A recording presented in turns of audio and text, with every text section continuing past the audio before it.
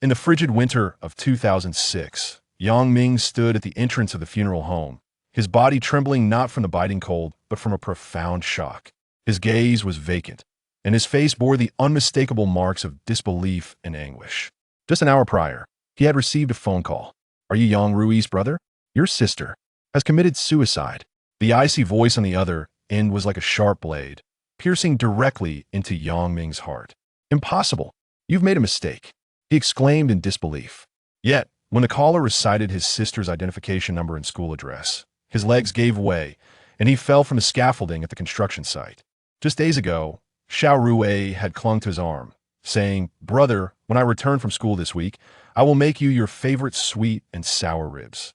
How could that understanding, kind-hearted sister, always with a smile, possibly take her own life? What had transpired in such a brief span? Yang Ming clenched his fists, his nails digging into his palms, yet he felt no pain. Only one voice echoed relentlessly in his mind. "Xiao Rui, tell me this isn't true. I beg you." As he approached the entrance to the morgue, his body stiffened. His clothes were tattered and stained with dirt and sweat. He attempted to wipe the grime from his hands, only to realize that every part of him was sullied. Taking a deep breath, he swallowed the bitterness rising in his throat and stumbled inside. The acrid scent of disinfectant nearly suffocated him, but he could not afford to be distracted. In the cold center of the room lay a body, draped in a white cloth, quietly awaiting recognition. Yang Ming's heart raced perilously close to stopping, and his legs felt as though they were encased in lead. He stood beside the corpse, trembling hands brushing against his trousers in a futile attempt to clean them. The stains remained, only serving to further tarnish his attire. Yet, he was indifferent, for his focus was solely on the white cloth before him. Drawing a deep breath, he extended his quaking hand and slowly lifted the covering. His breath quickened, and his hands trembled uncontrollably. On Xiao Rui's pallid skin were harrowing marks of injury. Notable binding marks marred her wrists and ankles, deep purple bruises stark against her delicate limbs. Additionally, there were several burn marks from cigarette butts scarring her arms, grotesque and horrifying. What happened here?" Yang Ming murmured, his voice rife with disbelief and torment. Cautiously, he continued to unveil the remaining cloth covering his sister, gasping sharply at the sight. Her abdomen bore several knife wounds. Though stitched, the ghastly traces remained unmistakably visible. Yang Ming abruptly spun around, his eyes ablaze with fury as he glared at the nearby staff member. "You tell me this is a damn suicide?" The staff member recoiled slightly, panic evident in their expression. This is the preliminary conclusion. We are also unclear about the specifics." Yang Ming rushed forward and seized the collar of the other person, his eyes ablaze with fury. "My sister is covered in injuries, and you dare to tell me it was suicide?" At that moment, an officer in uniform entered the room. "Please try to remain calm. According to the autopsy report, it indeed appears to be suicide. As for the injuries on her body," he hesitated for a moment before continuing, "they are clearly old wounds, sustained while she was engaging in relations with someone else." "That's absurd." Yang Ming clenched his teeth in anger. Xiao Rui was only 18, how could she possibly? He released the officer and turned to the man, his voice trembling with emotion. "My sister. She has obviously been abused. This cannot be suicide. Someone must have harmed her." The officer sighed, offering no further words. The mortuary was enveloped in an eerie silence, as if no one believed his claims.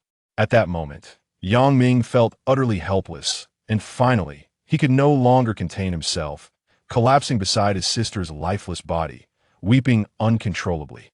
"Brother, you should be in university. Your exam results were better than mine. And you are so smart.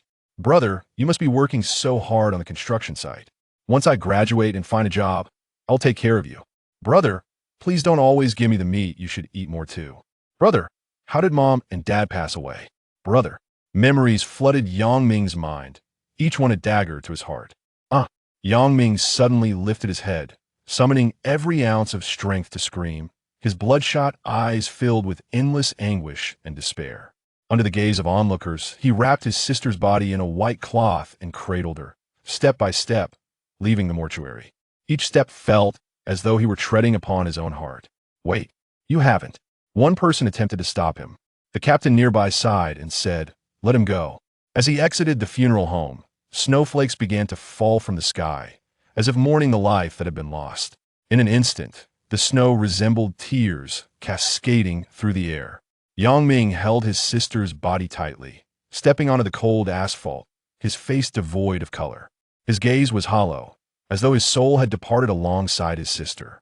Hey! A group of flamboyantly dressed thugs blocked his path. The leader, with bleached hair, glared menacingly. You must be Yang Rui's brother, right? Your sister borrowed money from us, and now that she's dead, how do you plan to repay this debt? Upon hearing their words, Yang Ming slowly raised his head, a flicker of confusion and pain crossing his features as he hoarsely asked, Xiao Rui borrowed money from you? Of course. The leader sneered. You think you can deny it? Let me remind you, your sister even took suggestive photos to borrow money from us. If you dare to refuse repayment, it'll plaster those photos all over her school, so everyone knows what kind of girl she was. At that moment, another thug glanced at the lifeless body Yang Ming was holding and lamented, What a pity. I offered her a night of my time in exchange for waived interest, but she refused. Now Luxia's gone. Curse it. Aren't you afraid of getting sick? The third thug interjected. Don't be fooled by this girl's innocent appearance behind her back. She's quite promiscuous. And how would you know? How could I not know? As they brazenly discussed, Yang Ming's expression grew increasingly grim. He fixed his gaze on the leader, the yellow-haired thug, and asked, enunciating each word with a fierce intensity, What did you just say? Each syllable seemed to be forced through clenched teeth. Are you deaf? I said. Before he could finish, Yang Ming suddenly slammed his forehead into the thug's nose. A piercing scream erupted as the yellow-haired thug crumpled to the ground, his nose crooked and blood gushing into his mouth. Damn it!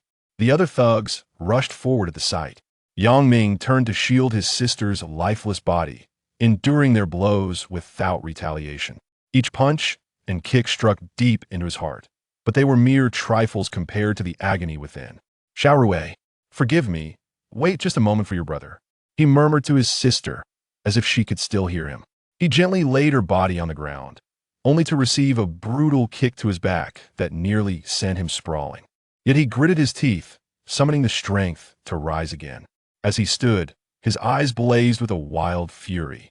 It was a blend of despair and rage, born from the void of having lost everything. In an instant, he seized the nearest thug with a vice-like grip. The strength honed from years of labor on construction sites surged forth. Before anyone could react, there was a sharp crack, and Yang Ming had violently snapped the thug's arm. The thug's wail sliced through the frigid air, while Yang Ming's eyes gleamed with a chilling light.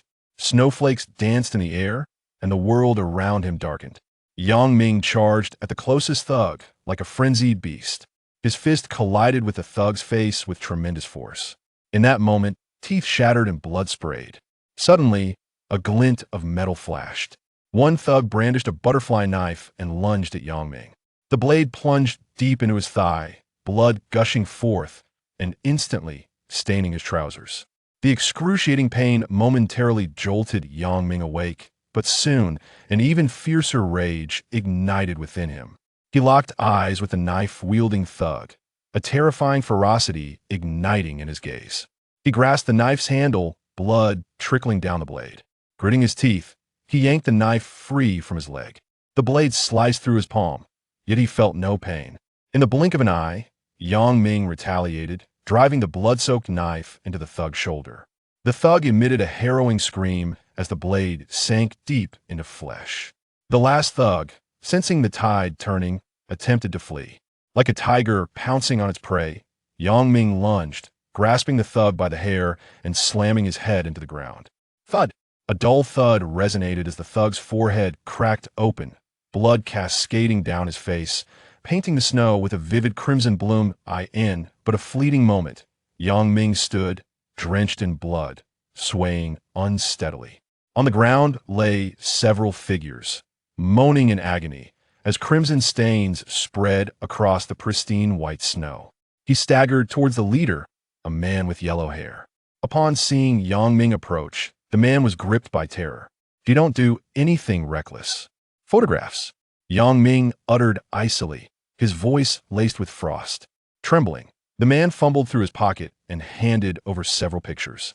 As Yang Ming's gaze fell upon the image of his sister, Xiao Rui, his heart twisted in anguish. Why? He murmured to himself, his teeth clenched, silent tears streaming down his cheeks. He could not bear to believe that his sister would take such drastic action. Surely she had her reasons. Regardless, Yang Ming vowed to uncover the truth, even at the cost of his own life. Xiao Rui, come home with me, with immense pain coursing through him. He lifted his sister's lifeless body, leaving a trail of blood as he staggered into the vast, desolate night, the snow still falling.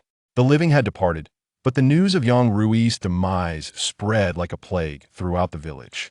Various rumors reached Yang Ming's ears, yet he steadfastly refused to accept that his sister had taken her own life. To uncover the truth, he contacted one of her classmates.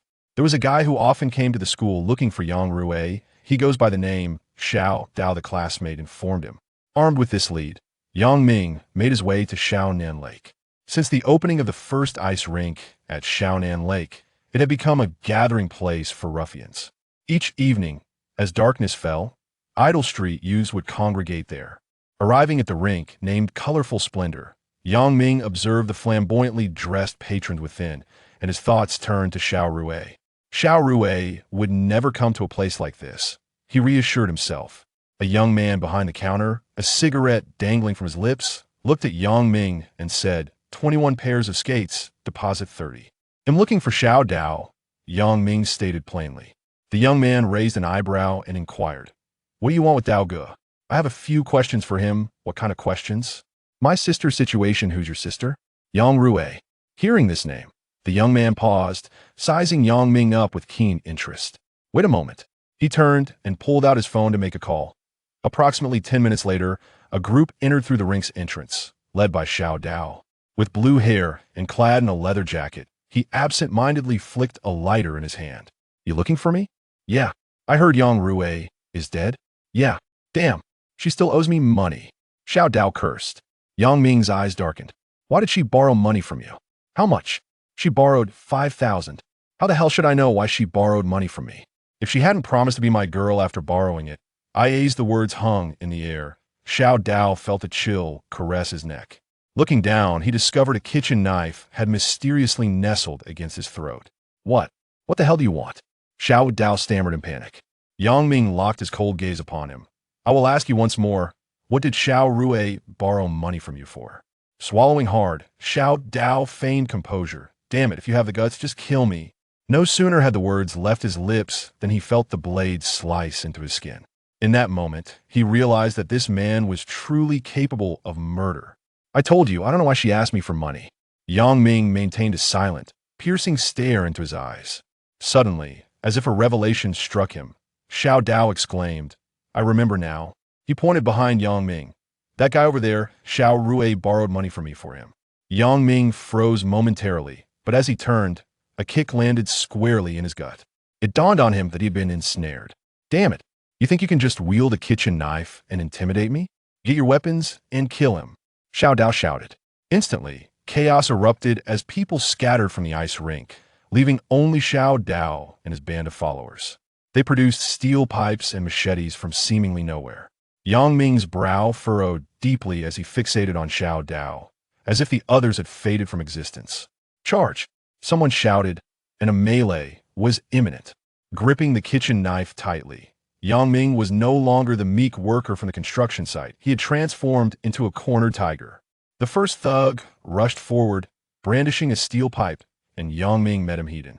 The pipe struck his shoulder with a resounding thud, yet he felt no pain. With a swift motion, the knife cleaved into the thug's arm. Ah! The thug shrieked in agony, retreating as blood gushed forth. Come on, those not afraid of death, join me. Yang Ming roared, his voice brimming with rage and sorrow. Two thugs wielding machetes lunged at him simultaneously. He dodged one strike, but the other landed on his shoulder. Yet, Yang Ming did not flinch. With a swift counter, he plunged the knife into the chest of one assailant. The blade sank deep, and the man collapsed to the ground. Damn, this bastard is fearless. Someone gasped. Seeing this, Xiao Dao panicked. Everyone charge. Kill him. 4 or 5 men surged forward, engulfing Yang Ming in a tide of bodies. He swung the knife wildly, retaliating with fervor, exchanging injury for injury. Amidst the flashing blades, blood sprayed, and cries of anguish echoed. Suddenly, Yang Ming felt a sharp pain in his waist. Someone had stabbed him from behind. Blood instantly soaked through his clothing, yet this only fueled his fighting spirit, driving him into a frenzy. Ah! Yang Ming unleashed a primal roar, pivoting violently, the knife slicing toward his assailant's shoulder. With a sickening crunch, the blade embedded deeply into flesh and bone, and the attacker crumpled to the ground, unable to rise again. Turning to face the knife wielder, a chilling malevolence glimmered in his eyes, sending shivers down the latter's spine. The kitchen knife in his hand was already stained with blood, droplets cascading to the ground. "You don't come any closer." The hand gripping the butterfly knife trembled uncontrollably. Yet, Yang Ming remained undeterred, advancing step by deliberate step. In his mind's eye, only the radiant smile of his sister remained, her voice echoing in his ears. "Brother, I will always heed your words. I will study diligently. I will make those who look down upon us regret their actions." Ah! Gritting his teeth, the knife wielder lunged forward with both hands raised, brandishing his weapon. However, before he could close the distance to Yang Ming, he was swiftly knocked to the ground by a powerful kick, the butterfly knife clattering to the floor with a sharp sound. Yang Ming mounted him, the kitchen knife once again poised at his throat. "Speak. How did my sister die?" The blade slowly pressed into flesh, a trickle of blood oozing forth.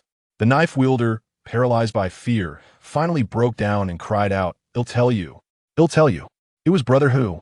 At the mention of that name, Yang Ming's pupils constricted sharply, the kitchen knife halting in midair. Chapter 3. Intent to kill. On November 7th, the beginning of winter, the sky was overcast and snowflakes fell silently.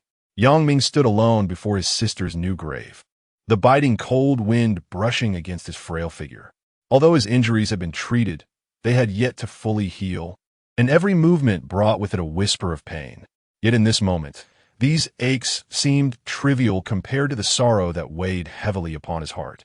Snowflakes settled upon the cold gravestone, quickly melting away, much like the fleeting life of his sister. "Xiao Rui," Yang Ming murmured, his voice hoarse. "Rest assured, brother will bring you justice. I will not allow your death to remain a mystery." He extended his scarred hand, gently caressing the gravestone. The warmth that once resided in his touch had been replaced by a bone-chilling cold. A glimmer of moisture filled Yang Ming's eyes, but he stubbornly refused to let the tears fall. He vowed to himself that from this moment forth, nothing would be worthy of his tears again. Silence enveloped the surroundings, interrupted only by the occasional wail of the northern wind, as if mourning alongside Yang Ming. The snowfall intensified, quickly accumulating a thin layer of white frost before the gravestone, seemingly sealing this sorrow eternally. Yang Ming stood there, motionless, resembling a statue within the cemetery. He retrieved a small porcelain bottle from his pocket, inside of which lay a paper crane. It was a gift from his sister for his 20th birthday earlier that year. With utmost care, he buried the porcelain bottle beneath the snow at the grave's foot, whispering, "Xiao Rui, once I uncover the truth, I will come to be with you." He then turned and departed, his silhouette gradually fading into the vast expanse of snow. The snow continued to fall silently from the sky, obscuring his footprints and concealing all joy and sorrow upon this land. Yet Yang Ming was resolute, prepared to traverse any perilous path ahead. In Jiangcheng, at the Nanyuan nightclub, "You are truly a worthless fool. A mere labor has laid waste to your establishment." Tiger kicked the small knife to the ground. "Boss, that guy is reckless." "Reckless?" Tiger scoffed. "I've encountered many who are reckless. What is he to me?" "Boss, I suspect that fellow might be sent by the Sankuan." The small knife cautiously replied. "Damn, I haven't settled the score from last time, and he dares to send someone after me." Tiger exclaimed. "Does he think I'm a sickly cat?" The small knife's eyes flickered. "Tiger, perhaps you should send A. June to deal with that guy? Do I need to use a sledgehammer to crack a nut? What if he comes to confront us? Am I afraid of him?" Tiger's expression was one of disdain. "If he dares to show up, I will make him regret ever stepping into this world." No sooner had he spoken than someone rushed into the private room. "Boss, it's bad." "What is it?" "Some guy, wielding a kitchen knife, has taken down several of our brothers downstairs. The customers have all fled." Upon hearing this, the small knife couldn't help but interject. "Boss, it's that guy. He really has come to kill us. Tiger's brow furrowed, a glint of coldness appearing in his eyes. Call Ajun over. I shall see for myself whether this man is human or demon. The crystal chandelier in the nightclub lobby stretched Yang Ming's shadow across the polished floor. He stood at the center, his right hand gripping a blood-stained kitchen knife. But this was no ordinary grip. The blade was bound tightly to his palm with duct tape, as though it had become an extension of his very flesh. Beneath the tattered sleeve of his left arm lay a layer of hardened steel plating. His clothes, ragged and caked with dust and dry blood, stood in stark contrast to the opulent decor of the nightclub. Yet at this moment, no one cared about his appearance. Every eye in the room was fixed upon the knife in his hand, and the bodies sprawled at his feet. Some clutched bleeding arms, others pressed hands to their stomachs, groaning in agony. Scarlet rivulets spread across the pristine marble, forming grotesque patterns. Yang Ming's gaze was icy, his expression unreadable. He scanned the room as though selecting his next target. The air was thick with the stench of fear and iron. The other patrons had retreated to the corners, unwilling to approach this madman. Where's Tiger? Silence. Only terrified glances darted between him and the blade. Yang Ming took a step forward. The knife gleamed coldly under the lights. I'll ask again, where is Tiger? Clap, clap, clap. Slow, mocking applause echoed from the staircase. A scarred, bald man descended with deliberate menace, each step radiating dominance. Since the day this place opened, no one has dared cause trouble on my turf. The bald man smirked. Kid, you've got some nerve. Yang Ming turned, brow furrowed. You're Tiger? Damn right I am. Yang Ming's voice trembled with suppressed fury. How did my sister die? Tiger frowned, momentarily thrown off. A lackey named Xiao Dao lunged forward. The hell is this? Who do you think you're talking to? Yang Ming ignored him, his burning gaze locked onto Tiger. One last time. Did you have anything to do with my sister's death? Before the words had fully left his lips, he raised the knife, its edge glinting like winter steel. Then, a shadow flickered before him. Pain exploded in his chest. Yang Ming was hurled backward as though struck by a cannon, crashing to the floor with a sickening thud.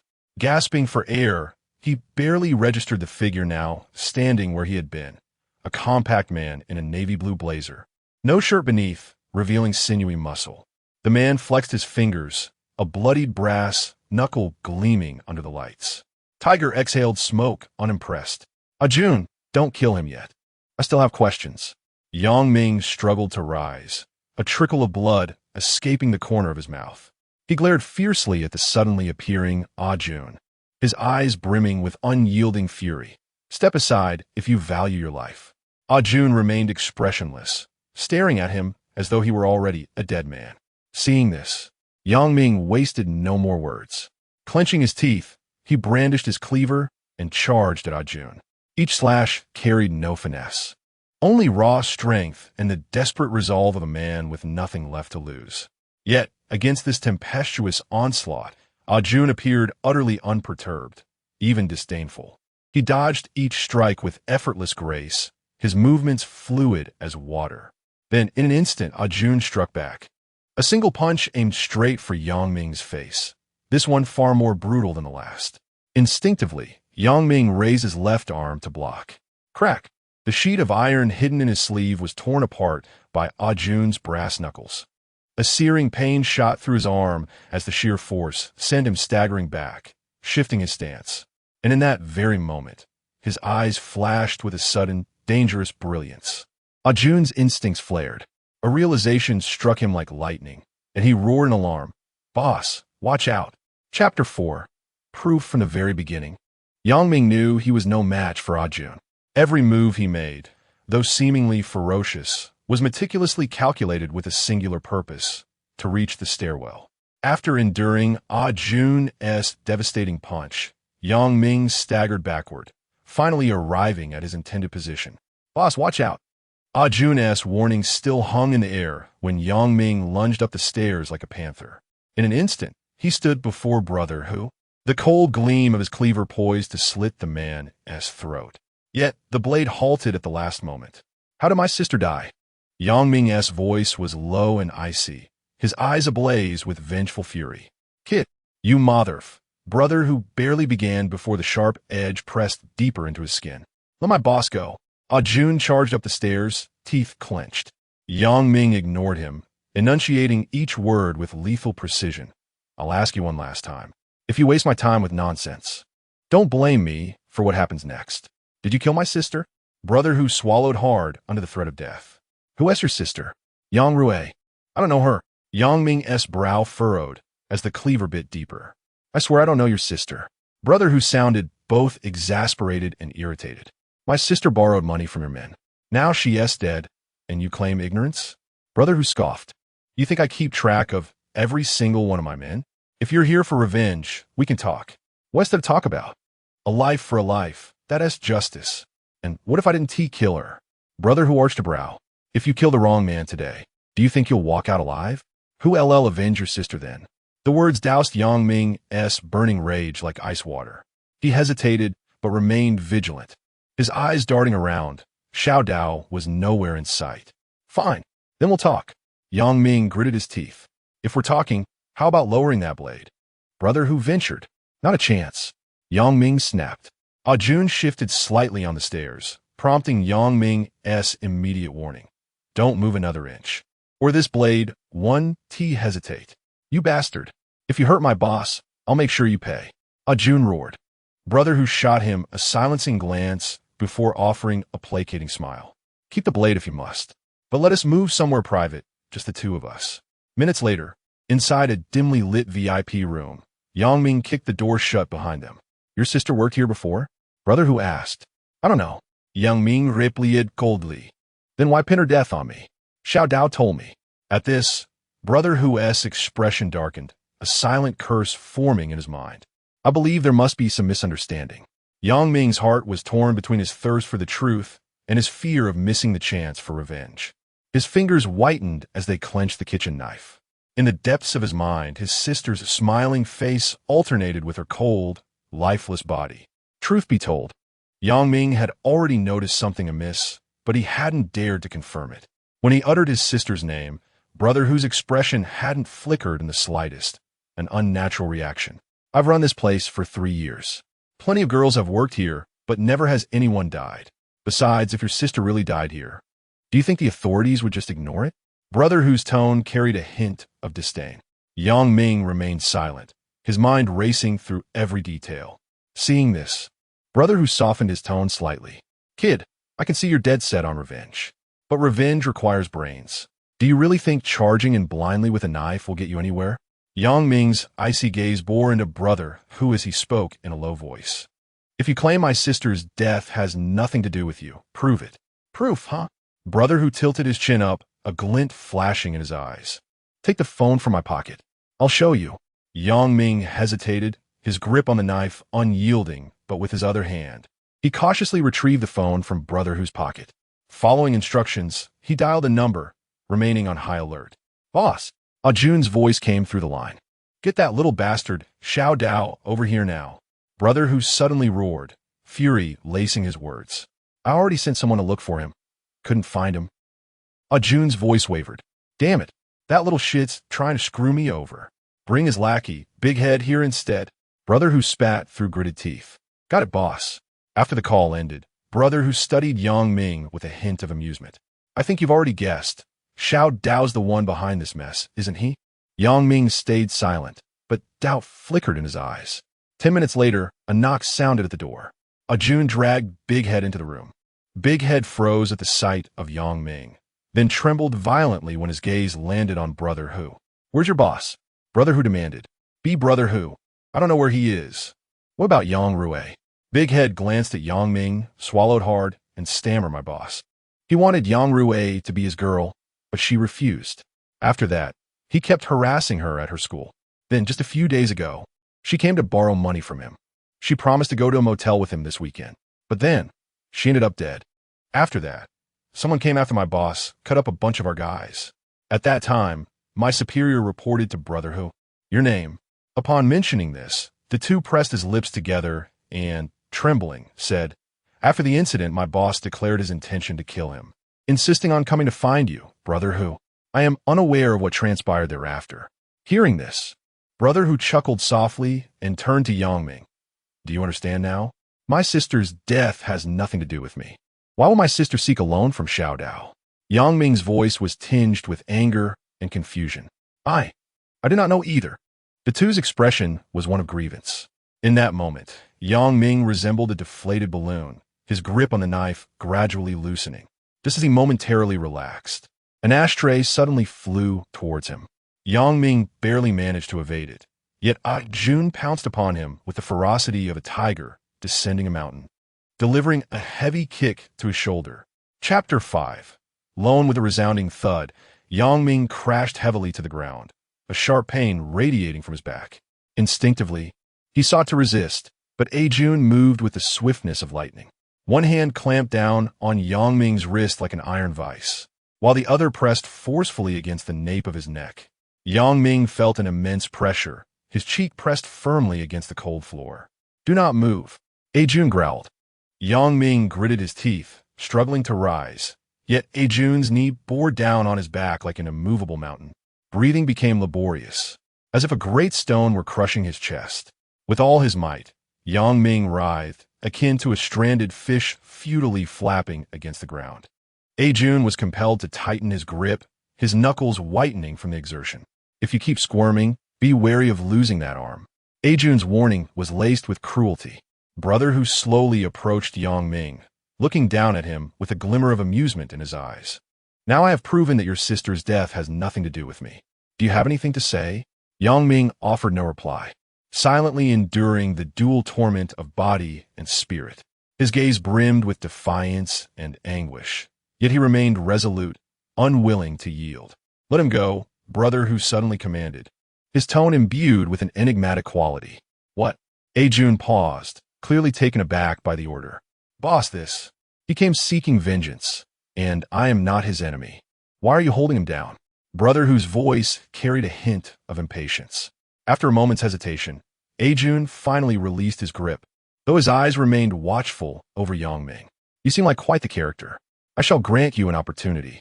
Yang Ming struggled to rise, the tape binding the kitchen knife to his hand having loosened somewhat, and he instinctively tightened his grip on the handle. Brother Hu continued, a glint of cunning flashing in his eyes. Do you wish to know who killed your sister? Yang Ming furrowed his brow, fixing his gaze upon him. I can help you find out, but you must promise me one thing.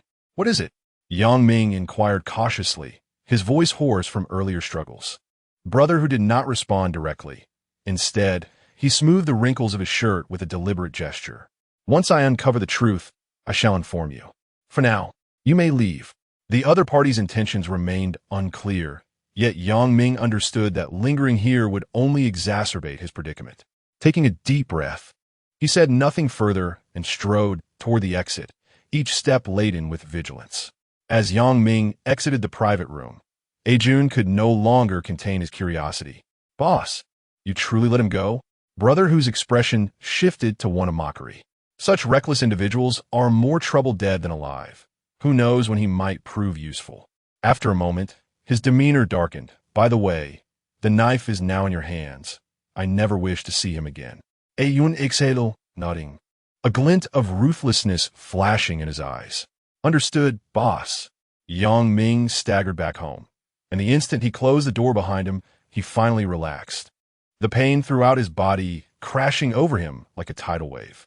He clenched his teeth and rummaged through the cabinet for hydrogen peroxide and gauze. Sitting on a crude wooden stool, Yang Ming began to tend to his wounds. Each contact of the hydrogen peroxide with his injury elicited a sharp sting. Yet this pain paled in comparison to the torment he felt within. He wrapped the bandages mechanically, his gaze vacant. Finally, he completed the last treatment. With trembling hands, he retrieved his sister's identification card from his pocket. The photograph of his sister came into view. It was a visage brimming with youth, her oval face adorned with a pair of bright, expressive eyes, glinting with a hint of mischief and innocence. Her nose was petite and pert, and the corners of her mouth turned slightly upward, revealing a radiant smile. His fingers gently caressed the photograph, as if yearning to touch her face. Shout, Rue, Yang Ming murmured, his voice choked with emotion. I am so sorry, brother failed to protect you. Memories surged forth like a tide. her playful laughter, the pout of her cheeks when she was angry, the furrow of her brow while studying, each detail vivid and alive as if she were right before him. Why? Why did you borrow that money? Why didn't you tell me? What had you truly endured? Shower away, wait for me. His gaze hardened. No matter the truth nor the cost, he would uncover it. As night deepened, Yang Ming remained seated, clutching his sister's identification card as though it were his sole hope and anchor. The moonlight streamed through the window, casting a cold, silvery glow upon his solitary figure. In the western suburbs of Jiancheng, nestled deep within a narrow alley, stood a dilapidated three-story building. This was the so-called Hongchong Credit Company. Though termed a company, it was, in truth, a den of usury. The exterior walls of the building were chipped and peeling, exposing the raw scars of red brick beneath. A crooked sign hung on the second floor, its faded letters spelling out Hongchong Credit. A heap of litter accumulated in front of the building, the putrid stench pungent even in winter. A few emaciated stray cats scavenged through the refuse, warily eyeing every passerby. The iron door on the first floor was tightly shut, plastered with yellowed advertisements promising quick loans without collateral. The walls beside the door were cluttered with assorted flyers, offering services such as locksmithing, plumbing, and even Viagra. The windows on the second floor were tightly sealed, heavy drapes blocking any prying eyes from outside. However, one window on the third floor stood ajar, emitting wisps of elusive smoke. At that moment, a man staggered to the door, clutching several steaming takeout boxes, a half-burnt cigarette dangling from his lips, smoke curling from his cracked lips. He trembled as he fumbled through his pocket for a set of keys, unlocking the door.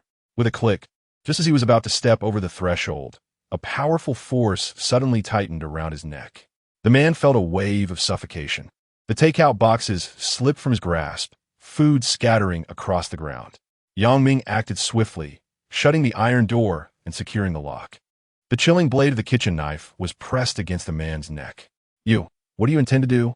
The man trembled, his Adam's apple anxiously bobbing beneath the unforgiving edge of the blade. Yang Ming remained silent, his gaze as cold and unyielding as ice. He merely lifted his chin slightly, a silent gesture commanding the other to ascend the staircase. Thus, the two figures, one in front and the other behind, moved slowly and deliberately toward the staircase. Chapter 6. The cause. Yang Ming held the trembling man tightly, advancing step by step towards the third floor. As he swung open the door, the scene within unfolded before his eyes. Three men were seated around a dilapidated square table, engulfed in swirling smoke as they engaged in a game of dodiju. Scattered playing cards littered the table, while cigarette butts lay strewn across the floor, the air thick with an acrid stench. Before the occupants of the room could fully comprehend the situation, Yang Ming swiftly struck the man he was holding, sending him crashing to the ground with a single blow. A scream pierced the air, and like a flash of lightning, Yang Ming surged forward. Having weathered several battles, his fighting prowess had evidently improved, his movements imbued with a chilling ferocity. In a matter of mere minutes, the other three men lay sprawled on the floor, groaning in agony. Yang Ming emerget virtually unschattet, his only telltale sign being his rapid breathing from the preceding skirmish. He seized the collar of the man with yellow hair, dragging him towards a hissing electric heater.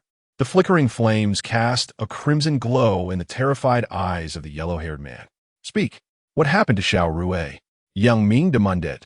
Before the man could utter a word, Yang Ming pressed his head against the heater.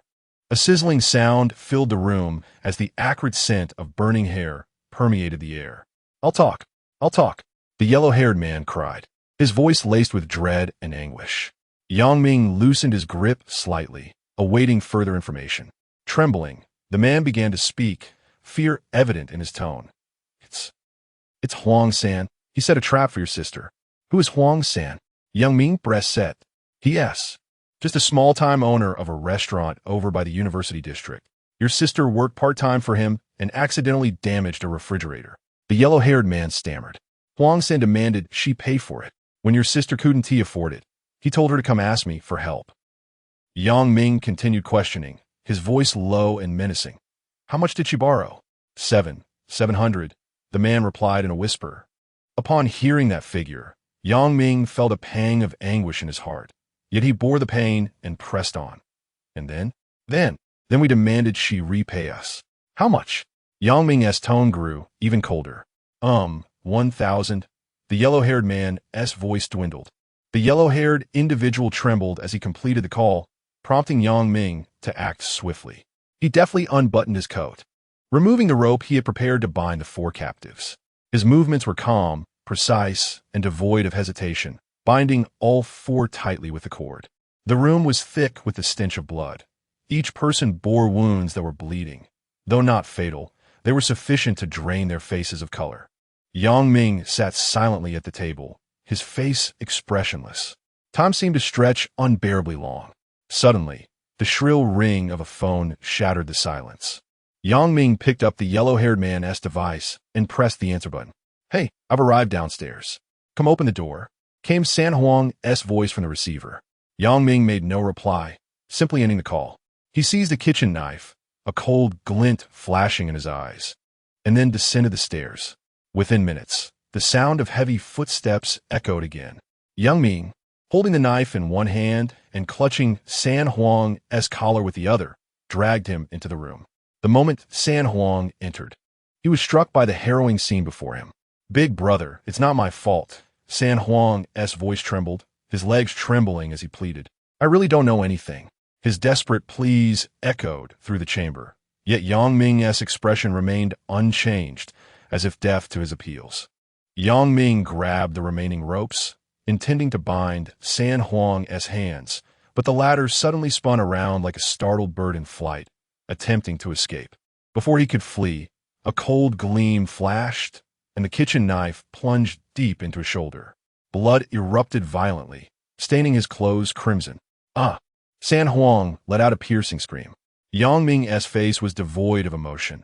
With a brutal kick, he sent San Huang sprawling to the ground. He advanced swiftly, grabbing his hair and mercilessly smashing his head against the floor. Bang! The dull impact left San Huang dazed and screaming in agony. "I have only one question now," Yang Ming said coldly. "You'd better answer honestly. If you dare to lie, I'll slaughter you." He took a deep breath, striving to steady his tumultuous emotions. "How did my sister Yang Rui die?" I don't know," San Huang stammered, trembling. Before he could finish, Yang Ming's hand, like a talon, gripped fiercely onto his wounded shoulder. San Huang howled in pain. "I really don't know," he whimpered. "She was working for me before, broke my refrigerator, and I told her to pay for it. She said she had no money and borrowed from Huang Mao. I truly don't know how she died." "It's not my fault," he wailed. Yang Ming was evidently dissatisfied with this response. His fingers, like steel bars, punctured into the torn wound. San Huang writhed on the ground, racked with pain, but Yang Ming refused to loosen his grip. His gaze was cold, as if confronting not a person, but a sacrificial beast destined for slaughter. "Chun-Li! Chun-Li!" San Huang suddenly screamed out a name. Yang Ming slowly released his hold. Chun-Li is her classmate. "You can go ask her," San Huang weakly suggested, his voice thick with pain and fear. Yang Ming rose, a rough outline forming in his mind. Xiaorui took a part-time job at a restaurant, only to fall victim to a scheme set by Huang San, which led her into the clutches of usurious loans. In an effort to spare herself further distress and to repay her debts, she sought help from Xiao Dao. Xiao Dao claimed that Xiaorui borrowed 5,000 yuan from him, clearly lying. The true cause of Xiaorui's demise remains an enigma. The thought of all that his sister endured pierced Yang Ming's heart, filling him with a tide of resentment. He loathed his own impotence, despised his weakness, and harbored a deep-seated hatred for this wretched world. In the dead of night, the cold wind howled. Before Yang Rui's gravestone, a thick layer of snow had accumulated, resembling a chilling shroud. The pale moonlight illuminated the gravestone, casting the words Yang Rui's tomb in stark relief, each stroke seemingly accusing the world of its injustice. Huang Mao and Huang San lay in the snow, their bodies trembling from the cold and their wounds. At that moment, they resembled 2 dying fish, futilely struggling in the snow. Yang Ming stood silently before the gravestone, a bloody kitchen knife in hand, leaving a trail of crimson punctures in the snow. "Xiaorui, your brother has come to see you. It is I who failed you, who cannot protect you. allowing you to endure so much. Fear not, for I shall not let any of those who have wronged you go unpunished. Everything you suffered, I will ensure they repay it tenfold, 100-fold. Chapter 7. The true culprit in the dead of night. At the entrance of a modest hotel in Jiangcheng, the flickering neon sign cast an ambiguous glow over the corner. A few dilapidated taxis lingered by the roadside, their drivers idly leaning against the vehicles, smoking. The glass door of the hotel creaked open, announcing the exit of a young girl, who stumbled out, her high heels clattering awkwardly on the uneven pavement. She appeared no older than 18 or 19, her heavily made-up face betraying a hint of exhaustion. Clad in a sequin camisole and a minuscule skirt that barely covered her thighs, her long, slender legs were exposed. She tugged at her skirt self-consciously, attempting to conceal more, but to little avail. Producing a cheap cigarette, she expertly lit it and took a deep drag, her gaze weary amidst the swirling smoke. At that moment, a battered scooter came to a halt before her, its headlights flickering. The man on the bike squinted, revealing a set of yellowed teeth as he grinned. "Hey, beautiful, how about $100? The girl cast him a disdainful glance, retorting, "You'd be better off saving that for your mother." $100? Do you really think I'm that cheap? Unfazed by her insult, the man grinned wider, his expression lecherous. "I'm quick, and besides, you have no customers, so why not have some fun? Get lost."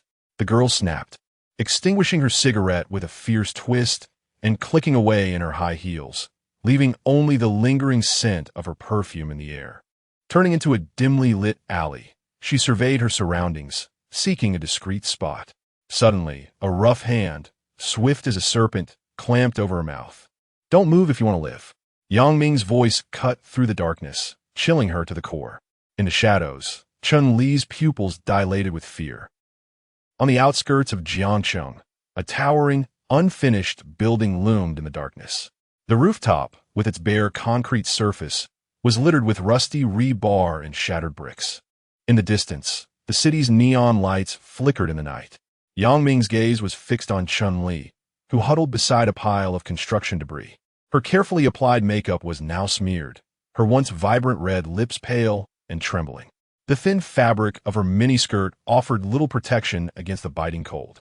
"I am Yang Rui's brother." Yang Ming's voice was low and determined. "I want to know how my sister died." Chun-Li trembled, tears welling in her eyes, presenting a pitiful sight. I don't know." Yang Ming inhaled deeply, a glint of murderous intent flashing in his eyes. "I have heard this line from many others these past few days. I do not wish to hear it from you again." Chun-Li bit her lip, her gaze darting, revealing her hesitation. Her silence seemed to extinguish Yang Ming's last vestige of patience. Suddenly, he seized Chun-Li, lifting her effortlessly. Her scream pierced the night. "What are you doing? Let me go. Help. There's a murder." Yang Ming remained indifferent, dragging her expressionlessly to the edge of the rooftop. The distant neon lights flickered in her terrified eyes, as if they were cold witnesses to the unfolding drama. In an instant, Yang Ming pushed half of her body over the rooftop. Chun-Li felt the void beneath her feet and let out a piercing scream. Ah! Fear finally shattered her defenses as she shrieked hysterically. "It was Sang Kuan. Your sister was killed by Sang Kuan." Yang Ming yanked Chun-Li back and tossed her to the ground like discarded trash. "Explain. If you dare lie to me, you know the consequences." Chun-Li, her face drained of color, trembled for several seconds before speaking. "A while ago, Yang Rui came to me. She asked to borrow money. We weren't close at school, barely even spoke. For a good student like her, to suddenly ask me for money was unexpected. I asked how much she needed, and she said 2,000. I didn't have that much, so I asked if she wanted to make quick cash. She asked how, and I asked if she was a virgin. If she could sell her first night, make thousands in one evening." At this point, Chun-Li stole a glance at Yang Ming, though in the darkness, she couldn't discern his expression. "Later, I took her my boss, Sang Kuan. He runs a high-end club on South Chong Street. That night, I handed Yang Rui over to him. What happened after, I don't know. 2 days later, Sang Kuan suddenly called me and told me Yang Rui was dead. When I heard, I was terrified. Sang Kuan warned me to keep quiet, said he'd handle it. After listening, Yang Ming's body trembled faintly as he suppressed the fury boiling inside him. His voice was low and dangerous. "That's all?"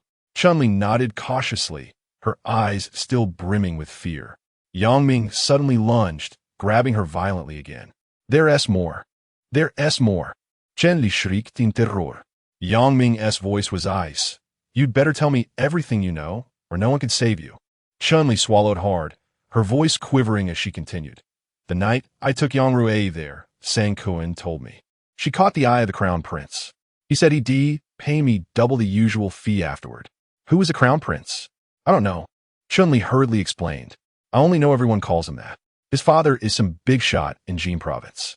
He was originally in the capital, but after causing trouble, he fled to Jiangsheng to lay low." She paused, then added, "Anyway, he has got serious connections. Sang Kuan grovels before him like a dog. I've only ever had one drink with him." Suddenly, Chun-Li seemed to remember something crucial. "Wait, I have a photo of him. It's on my phone." Yang Ming extended his hand. Chun-Li fumbled in her purse, pulled out her phone, tapped frantically, and handed it over. Yang Ming took the phone and stared at the blurry image on the screen. The photo, seemingly taken in a dimly lit private room, was shot from a low angle. In the frame, a young man of about 18 or 19 had his arm around a girl, wearing a reckless, arrogant smirk. Yang Ming studied the photo for a long moment before slipping the phone into his pocket. At that very moment, Chun-Li abruptly turned and sprinted away, screaming help. "Murder!" Yang Ming hesitated for a split second before giving chase. Just as he was about to catch up, an unexpected accident occurred. Her high heels slipped on the uneven pavement, causing her to lose balance and tumble forward violently. Thud! A dull impact echoed as Chun-Li crashed heavily onto the ground, instantly motionless. When Yang Ming reached her, the ghastly moonlight revealed a sight that made his blood run cold. Several rusted steel rods had mercilessly impaled her body, with blood gushing forth like a fountain, pooling into a grotesque crimson puddle on the ground. Chun-Li's eyes remained wide open, filled with agony and disbelief as life rapidly drained from them. Yang Ming stood frozen, overwhelmed by the sudden turn of events. After a moment's hesitation, he crouched down and emptied the contents of her handbag onto the pavement. Among the scattered cheap cosmetics, his fingers closed around a single card. Chapter 8, Utilizing the Platinum Club, inside the office. Sang Kuan languidly reclined in his office chair, his legs carelessly propped on the desk, as he incessantly dialed the same number on his mobile phone. "Damn it! Where the hell has that little wretch gone? How dare she not answer my call?" Sang Kuan cursed, his voice brimming with irritation. One of his subordinates stood nearby, cautiously inquiring, "Boss, should I send someone to look for her?" Sang Kuan waved his hand dismissively. "Look for what? The young master will be here shortly. Hurry and fetch a few girls from elsewhere." "Understood, boss," the subordinate replied respectfully. Suddenly, Sang Kuan seemed to recall something and asked, "By the way, I heard that Yang Rui's brother went to Shaonan Lake to disrupt the tiger's territory?" The subordinate nodded in confirmation. "Yes, indeed.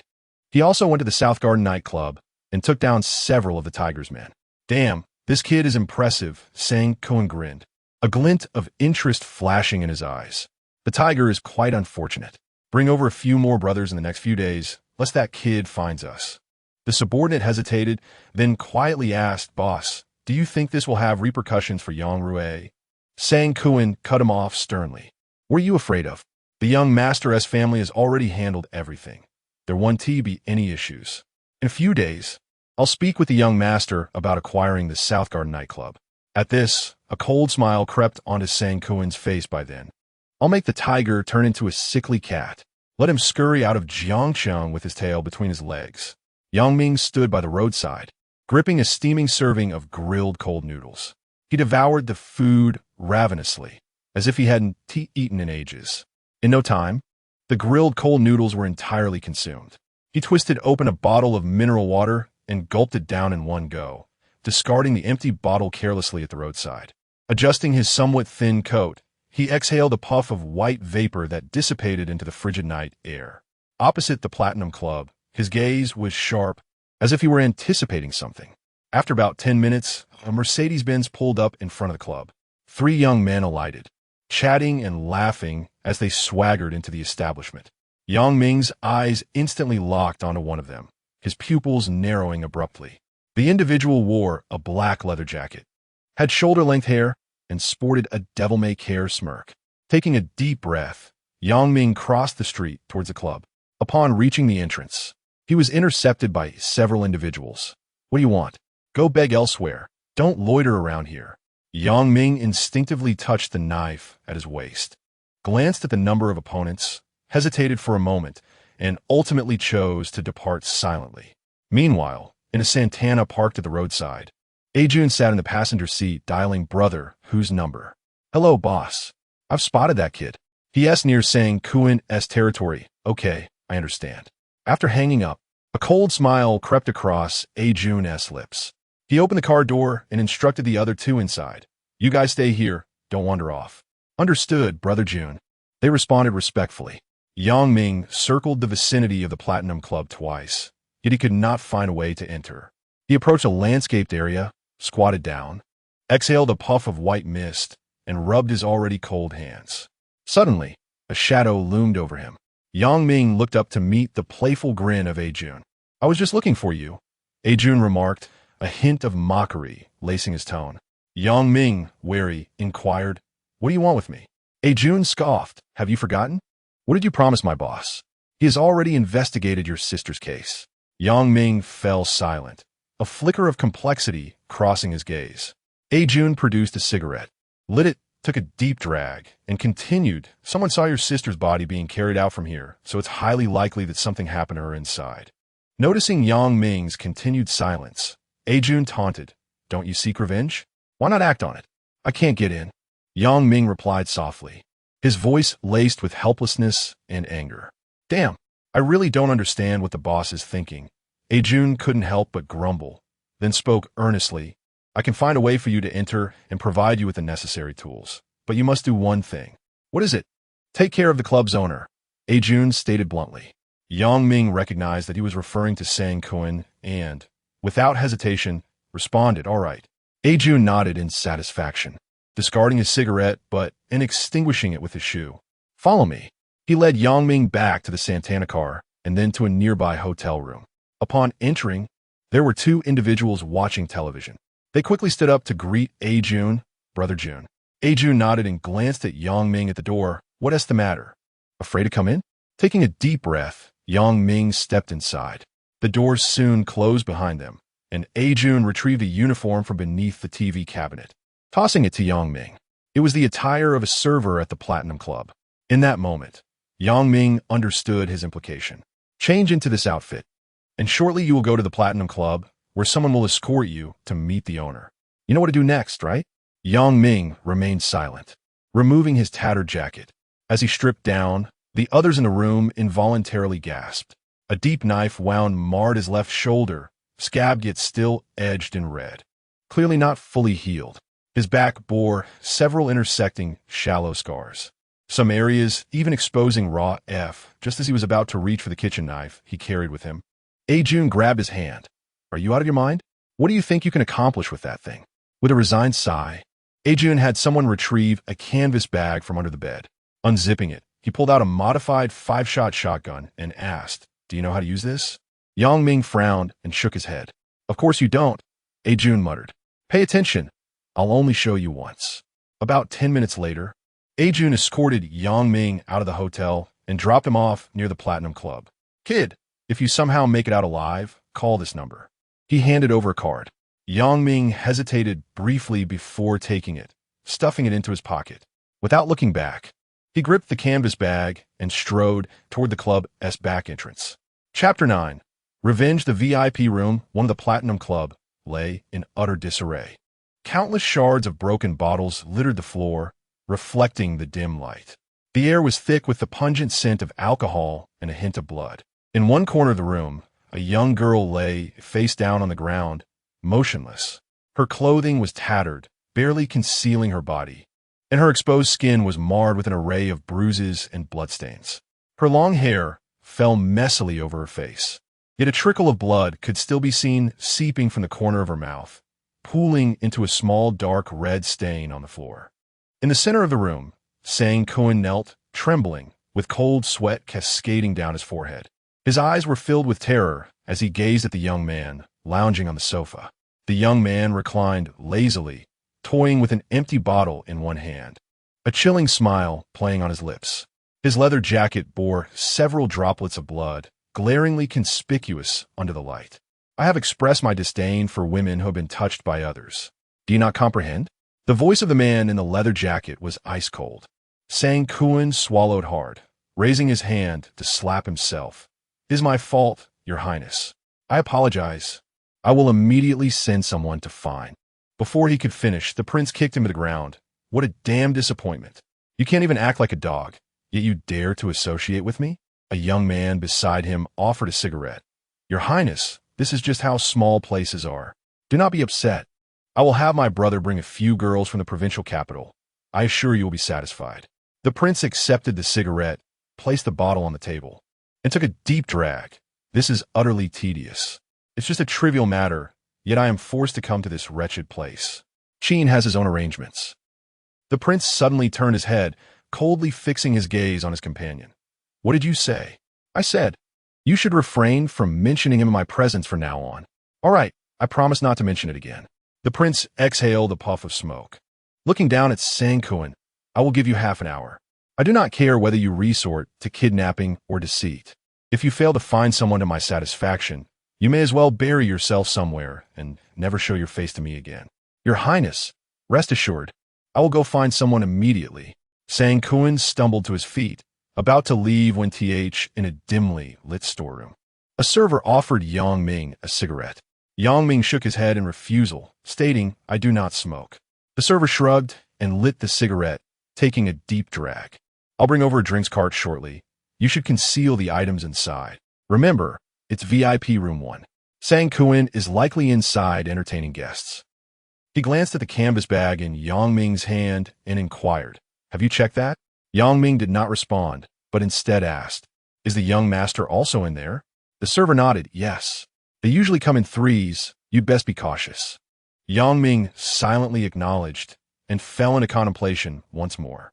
After finishing his cigarette, the server extinguished it, saying, remember, once the task is complete, do not use the safety passage.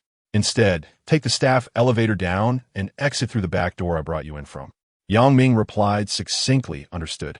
All right, wait for me here while I prepare a fruit platter in the kitchen. After the server departed, Yang Ming inhaled deeply and gazed up at the incandescent light above. Xiaorui, brother will avenge you soon.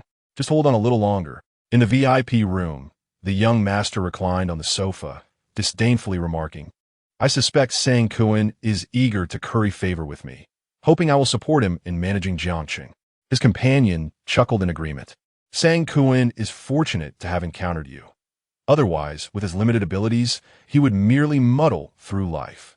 Indeed, the young master replied coolly, the most fearful thing for a dog is not knowing its master.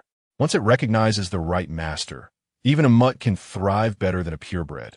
Just then, the door to the room creaked open, and Yang Ming wheeled in a drinks cart. The young master and his companions paid him no mind, continuing their banter. As the door closed, Yang Ming swiftly retrieved a shotgun from beneath the cart. What the? A startled exclamation erupted, but it was drowned out by the thunderous crack of gunfire. Bang, bang, bang, bang, bang. 5 bullets erupted in rapid succession. It was only when the shotgun emitted a series of dry clicks that Yang Ming ceased pulling the trigger. The 3 men sprawled across the sofa, drenched in blood, one with a grotesquely disfigured face. Yang Ming seized the collar of the one still clinging to life, demanding, who is the young master? The man, trembling with fear, pointed shakily at a figure clad in a leather crimson. Blood erupted forth, splattering across Yang Ming's face and attire. His gaze brimmed with a fervent ecstasy of vengeance, intertwined with profound anguish. Having completed his deed, he lingered not for a moment and departed from the private chamber. After Yang Ming's exit, the room lay in utter disarray. 3 figures lay sprawled upon the blood-stained sofa, while shards of glass and spent shells littered the floor. The air was thick with the pungent stench of blood and gunpowder. From the chamber speakers, a melody gently unfurled. The Manon song by Hua Zai, the best in the world. The vistas of life, akin to the surging tides of the sea, sometimes fierce, sometimes serene. Dear friend, take heed. Life's circumstances. Even beggars may rise to prominence. Do not blame the heavens, nor resent others. Fate, whether favorable or cruel, is but the journey of a lifetime. The pursuit of fame and fortune is endless, yet no wealth can purchase a truly good life. Chapter 10. Chaos as twilight descended, the biting wind howled, and delicate snowflakes cascaded from the heavens. The graveyard lay in profound silence, interrupted only by the rustling of wind through the branches. Yang Ming stood alone before Yang Rui's grave, his attire still stained with drying blood, which gradually transformed into a deep brown under the snow's embrace. The snowflakes settled upon his shoulders and hair, yet they could not quell the fervor burning within his heart. His gaze was a tapestry woven with pain, relief, and bewilderment, as though he had concluded a chapter of his life but remained uncertain of the path ahead. Gently, Yang Ming crouched down, his hand brushing against the cold gravestone, and he murmured softly, "Xiaorui, brother has avenged you. Those who harmed you have paid the price. I know it is not enough. I understand." His voice was hoarse, laced with exhaustion and a sense of release. Snowflakes continued to fall upon his face, melting into droplets, indistinguishable as tears or melted snow. As night deepened, the snowfall intensified, seemingly intent on burying all the world's malevolence. But could it truly conceal such darkness? Upon returning to his rented room, Yang Ming felt as though he were isolated from the world. He awaited the arrival of judgment, anticipating the decree of fate. Yet, as 2 days passed, the world remained tranquil, as if nothing had transpired. This eerie calmness left Yang Ming in a daze, almost leading him to doubt whether everything was merely a fleeting dream. If not for the wounds on his body, which served as constant reminders, he might have questioned his own memories. On the third day, Yang Ming realized he could no longer afford to wait idly. He was confronted with two choices: to end his own life or to surrender himself. However, before making a final decision, he felt compelled to address one more matter. The owner of the Platinum Club, Sankuan, arriving at a nearby convenience store. Yang Ming picked up a public telephone and dialed Ajun's number. The phone rang several times before it was answered. "It's me, Yang Ming," he spoke softly. After a brief silence, Ajun's voice erupted from the other end. "Yang Ming? Where the hell are you?" "I'm at home, what's the matter?" Yang Ming replied, perplexed. "Shit, you must." Ajun's voice was filled with disbelief. "You need to get to the toll station at the Jiangxing National Highway, right now." Yang Ming furrowed his brow, ready to inquire further, but the call was abruptly disconnected. After a moment's hesitation, he decided to return home first. He retrieved the concealed hunting rifle and secured a fruit knife at his waist before setting off. His heart was laden with questions and caution, uncertain of Ajun's urgency or what awaited him. Nevertheless, he understood that whatever lay ahead, he was ready to confront it. At the National Highway toll station, a black Santana was parked by the roadside. Inside, Ajun appeared pale, clearly having lost considerable blood. He lifted his shirt, revealing a bandage at his waist, which was seeping crimson. Lighting a cigarette, Ajun anxiously glanced at his phone. As he finished the smoke, Yang Ming emerged from the thicket beside the road. Ajun, upon seeing him, wore a grave expression. "Get in." Yang Ming took his place in the passenger seat as Ajun pressed the accelerator, veering onto a narrow path. Minutes later, the car halted in a desolate countryside. "You told me to deal with Sankuan. What the hell did you do instead?" Ajun turned and roared. "He was tea in the private room." Yang Ming replied calmly. "If he wasn't tea there, then why the fuck did you kill someone else?" "Those men were the ones who murdered my sister. Before you came to me, I'd already found out how she died." Ajun was so furious, he couldn't speak. Finally, he slammed the steering wheel. Damn it, damn it, damn it. Is the law enforcement team looking for me?" Yang Ming asked. "Law enforcement?" Ajun sneered. "If they were after you, you'd be lucky to have a whole corpse left. Do you even know who those people you killed were?" "Why should I care? They took my sister's life. A life for a life." Ajun took a deep drag of a cigarette. "Kid, let me tell you, unless the heavens intervene, you're as good as dead. Within 2 days at most. They'll find you, and then you'll wish you were dead." "Who are they? Who the hell else?" the most powerful man in Jin province. Qin Yi, the man who can move mountains with a single word. That was his only son you killed, you bastard. Now every underworld figure in Jin province is hunting you down. Because of you, the entire Jiangsheng is in chaos. Do you know how much you're worth now? 3 million. Just for a single lead on your whereabouts. Is that so? Yang Ming laughed bitterly. So the law enforcement isn't after me because of Qin Yi? What else? You killed his son. You think he'd let anyone else touch you? Jun fell silent for a moment. Kid, to be honest, before I came here, I thought about slitting your throat right then and there. Because of you, Sang Kuan is dead, and my boss's whole family. He sighed, deflating like a punctured balloon, his face twisted in anguish.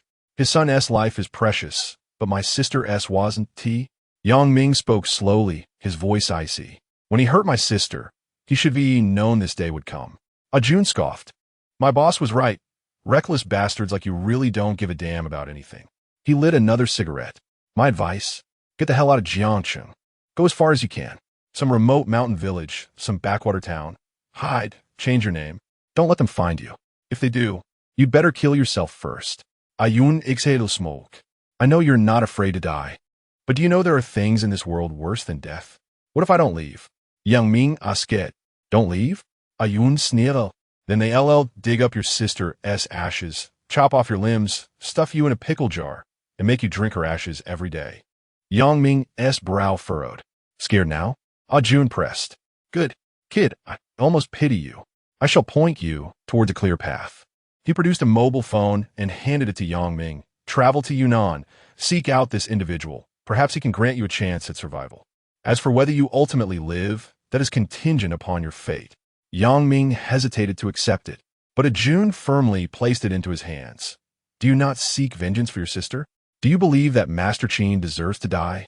This inquiry momentarily stunned Yang Ming, causing him to instinctively grasp the phone tightly. Jun gestured for him to exit the vehicle. In this lifetime, I can at least say I have done a good deed. After Yang Ming disembarked, he could not help but inquire, and what about you? Where are you headed? The vehicle gradually pulled away, leaving only Jun's voice to linger in the wind. I'm going to exact revenge for my boss. Chapter 11 Departure. The cold winds of November sliced against Yang Ming's face as he stood alone in the desolate cemetery, clutching his sister's urn tightly in his arms. Surrounding him was an eerie silence, broken only by the swaying of withered wild grasses in the breeze. He had not returned home to gather his belongings. To him, nothing held more significance than the ashes of his sister. Lowering his gaze to the urn, he gently caressed its edges. Xiaorui, we are leaving Jiangsheng. Drawing a deep breath, the frigid air pierced his lungs. Do not worry, I will carry you with me. Wherever we go, we shall remain together. With that, he cautiously placed the urn into the newly purchased backpack. As he zipped it up, his hands trembled slightly. Yang Ming cast one last glance at his sister's gravestone before turning to depart. At 10:20 p.m., Yang Ming hailed a taxi by the roadside. Driver. To the neighboring county, he stated succinctly. The driver shot him a glance. At this hour? It's rather expensive. Yang Ming, with a stoic expression, replied, I have an urgent matter. The driver shrugged, refraining from further inquiries, and started the engine.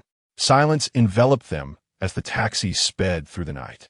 At 1:05 a.m., Yang Ming found himself at the long-distance bus station. In the biting wind, he tightened his coat and approached a bus ready to depart. We're leaving soon. Hurry up and board, the ticket seller yawned. Where to?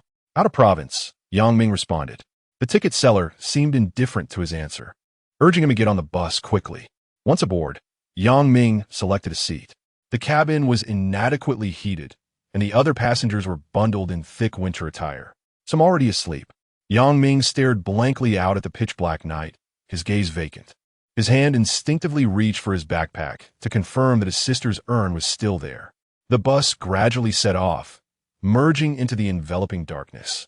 Yang Ming understood that from this moment onward, his life would never return to what it once was. The long-distance bus traversed the night for several hours. Leaning against his seat, Yang Ming's eyes fluttered half-closed, his consciousness hazy. The backpack pressed tightly against his chest, surrounded by the sounds of snoring passengers and the engine's rumble. Occasionally awake, he would drift into a light sleep. each awakening prompting a subconscious check of his backpack to ensure his sister's ashes remained secure. As dawn approached, the scenery outside whirled by in a blur. Suddenly, the bus executed a sharp brake, nearly causing Yang Ming to tumble from his seat. Damn it, the driver cursed, honking the horn repeatedly. Yang Ming glanced at his phone. It was 9:23 a.m. What is going on? A drowsy passenger inquired. The ticket seller stood up, scanning the cabin. There might be an issue ahead. I will check. Yang Ming tensed, his right hand instinctively brushing against the fruit knife at his waist, warily surveying his surroundings.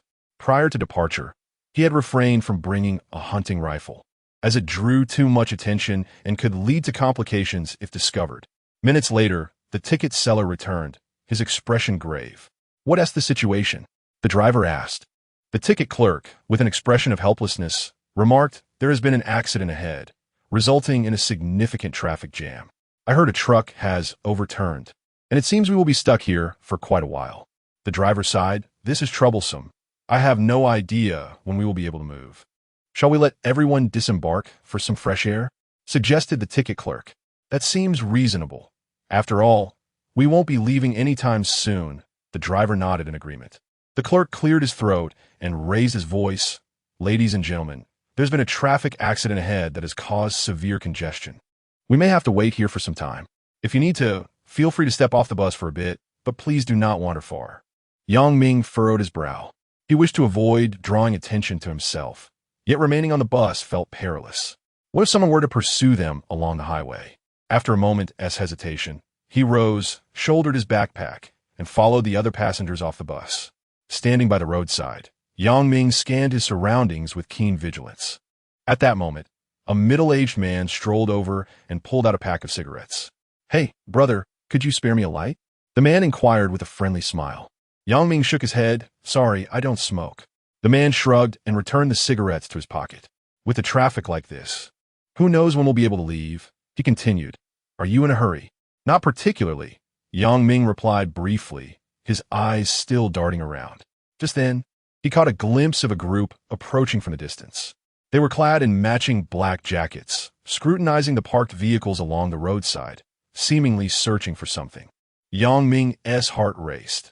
These individuals clearly posed a threat.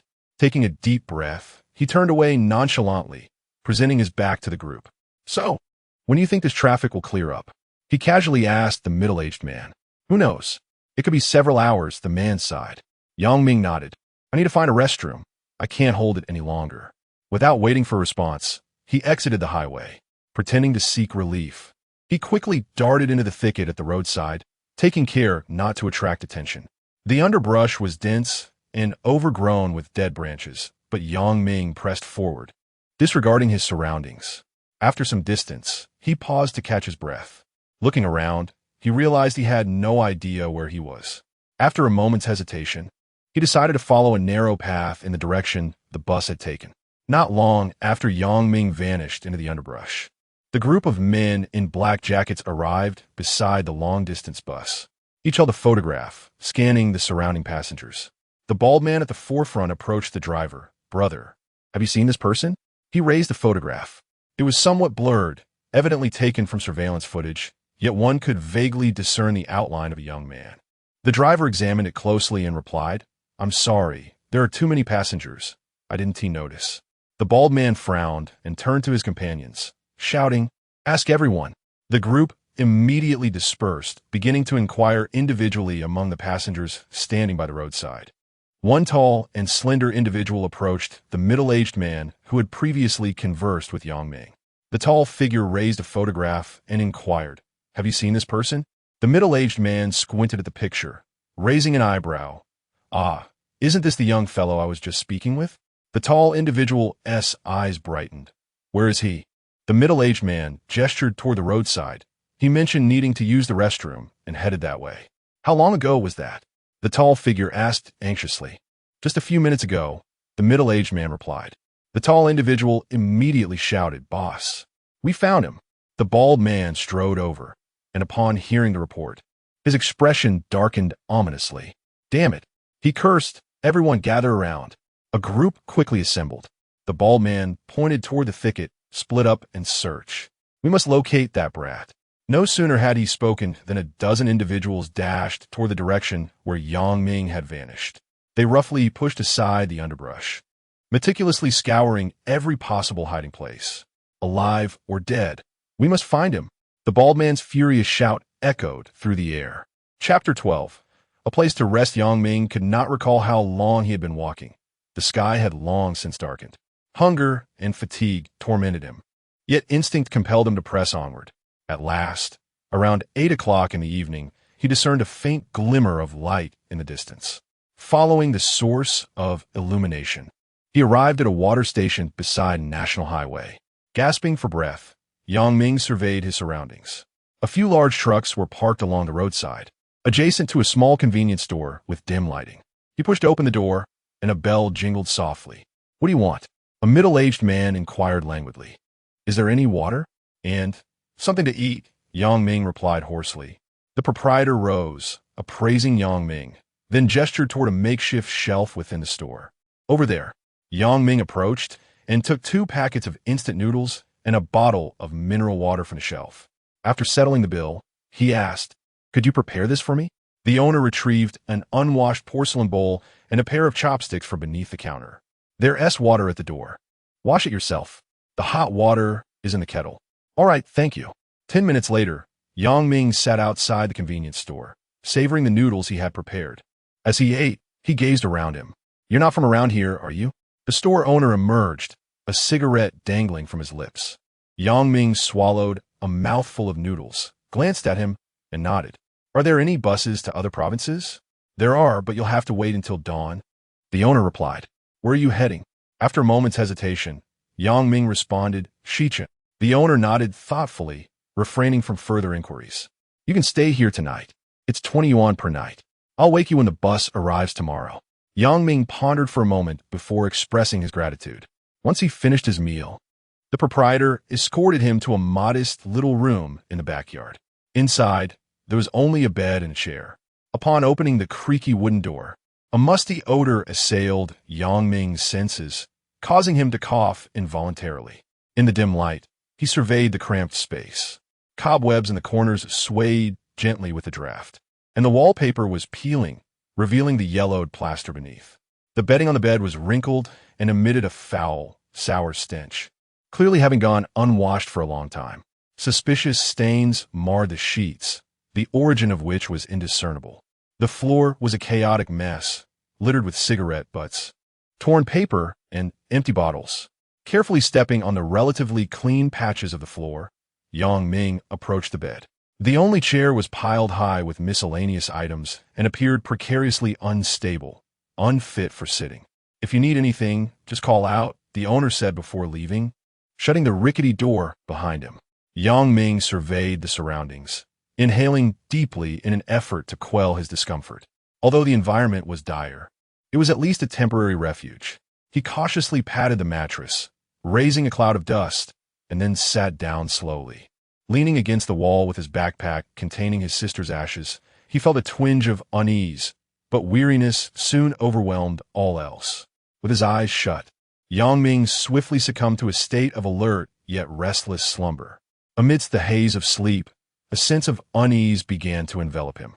He attempted to move, only to discover that his limbs were tightly bound by some unseen force. In an instant, his consciousness surged back to full awareness. Upon opening his eyes, Yang Ming beheld the shopkeeper and an unfamiliar man rummaging through his belongings within the room. His backpack had been roughly upended, its contents strewn across the floor. Yang Ming remained silent, observing the unfolding scene with a calm demeanor. "What, just this little money?" the stranger grumbled, clutching the mere 1,000 yuan that remained to Yang Ming. The shopkeeper scoffed. "I could tell he was a pauper just by the way he devoured that instant noodle earlier. What more do you expect to find?"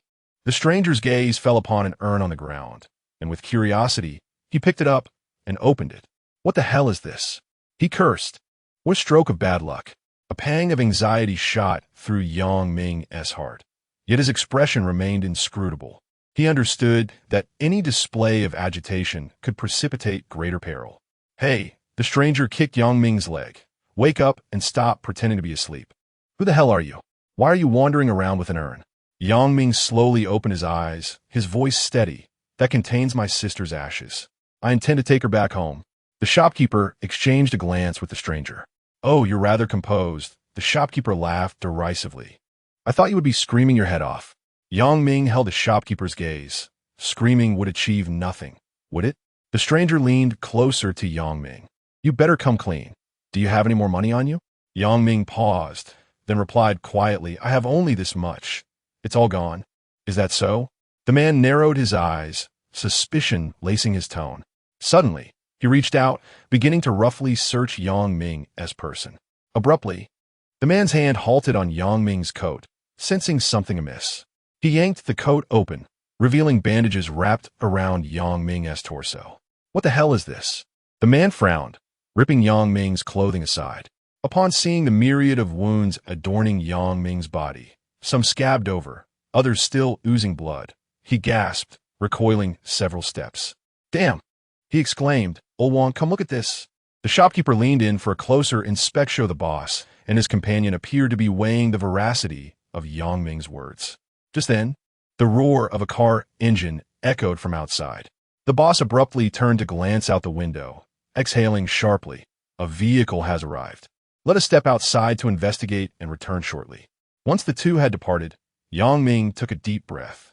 He held his breath, straining to listen intently to the sounds outside, ensuring that the two had wandered far enough away. Gritting his teeth, he tensed every muscle in his body. With a sudden surge of effort, he lifted his upper body, enduring the excruciating pain radiating from his abdominal wound, and managed to sit upright. Cold sweat trickled down his forehead, yet his gaze remained unwavering. Following this, Yang Ming stretched his bound hands downward as much as possible, bending his legs to bring his feet closer to his hips, gradually maneuvering his hands from beneath his feet. This endeavor was extraordinarily arduous, as he felt as though his shoulders might dislocate. At last, after a surge of intense pain, he successfully maneuvered his hands behind his back. Panting heavily, Yang Ming allowed himself a few seconds to steady his breath. Then, with utmost caution, he reached towards his waist and retrieved a fruit knife. Adjusting his position, Yang Ming commenced the task of severing the ropes, binding his wrists. 2 minutes later, the cords fell away, and he flexed his sore wrists before swiftly cutting the ropes around his ankles. Rising to his feet, Yang Ming experienced a wave of dizziness. Yet he compelled himself to remain alert. It was at this moment that footsteps approached from outside. Chapter 13. Reversal. Yang Ming held his breath, pressing himself against the doorframe. The fruit knife in his hand glimmered coldly, every muscle in his body taut with tension. Outside, footsteps echoed, drawing nearer. The sound of the door creaking open was particularly jarring in the stillness of the room. The moment a gap appeared in the doorway, Yang Ming sprang into action. As the door swung ajar, the man had yet to react before he felt a chill at his neck. Yang Ming's left hand gripped the man's shoulder tightly, while the blade of the fruit knife was poised steadily against his throat. Don't move. Yang Ming's voice was low and icy. The man froze on the spot, cold sweat trickling down his forehead. Brother, please don't do anything reckless. Yang Ming remained silent, merely pressing the knife's edge with a little more force. Slowly walk to the bed, he commanded. The man swallowed hard, cautiously inching toward the bed. His legs trembled slightly, each step taken with excruciating slowness. Kneel down, Yang Ming said coldly. The man complied, his knees hitting the floor with a heavy thud. Yang Ming swiftly grabbed the rope from the bed where he had been bound earlier. With deft movements, he bound a man's hands behind his back, securing the rope tightly. He then quickly bound the man's feet as well. Throughout the entire process, the knife remained steadfast against the man's throat. Brother, let us talk this over. The man attempted to placate, his voice tinged with desperation. We're just trying to make a living. I didn't mean to harm you, Yang Ming interrupted him sharply. Silence. After ensuring the ropes were sufficiently tight, Yang Ming stepped back, exhaling slowly.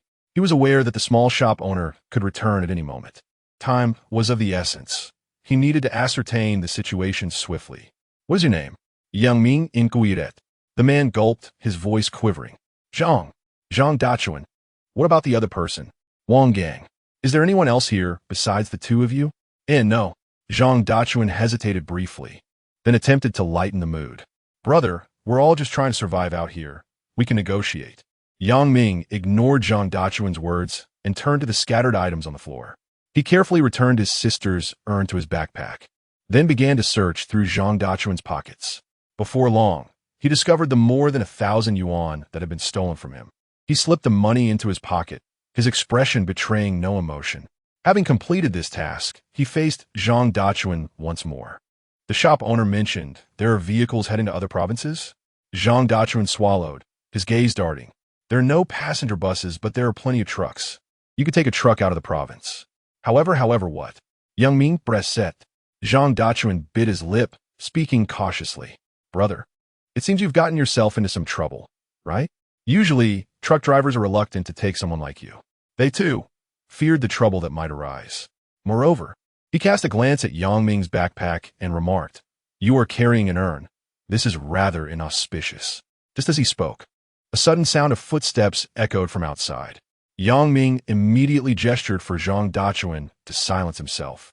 He swiftly moved to the door, straining his ears to discern the commotion outside. The footsteps grew increasingly closer, and at that moment, Zhang Dachuan suddenly shouted, Old Wang, run! Yang Ming furrowed his brow and shot a fierce glare at Zhang Dachuan. Without a moment's hesitation, he flung open the door and dashed out. Beneath the veil of night, the dim streetlights of the water station appeared particularly hazy amidst the fog.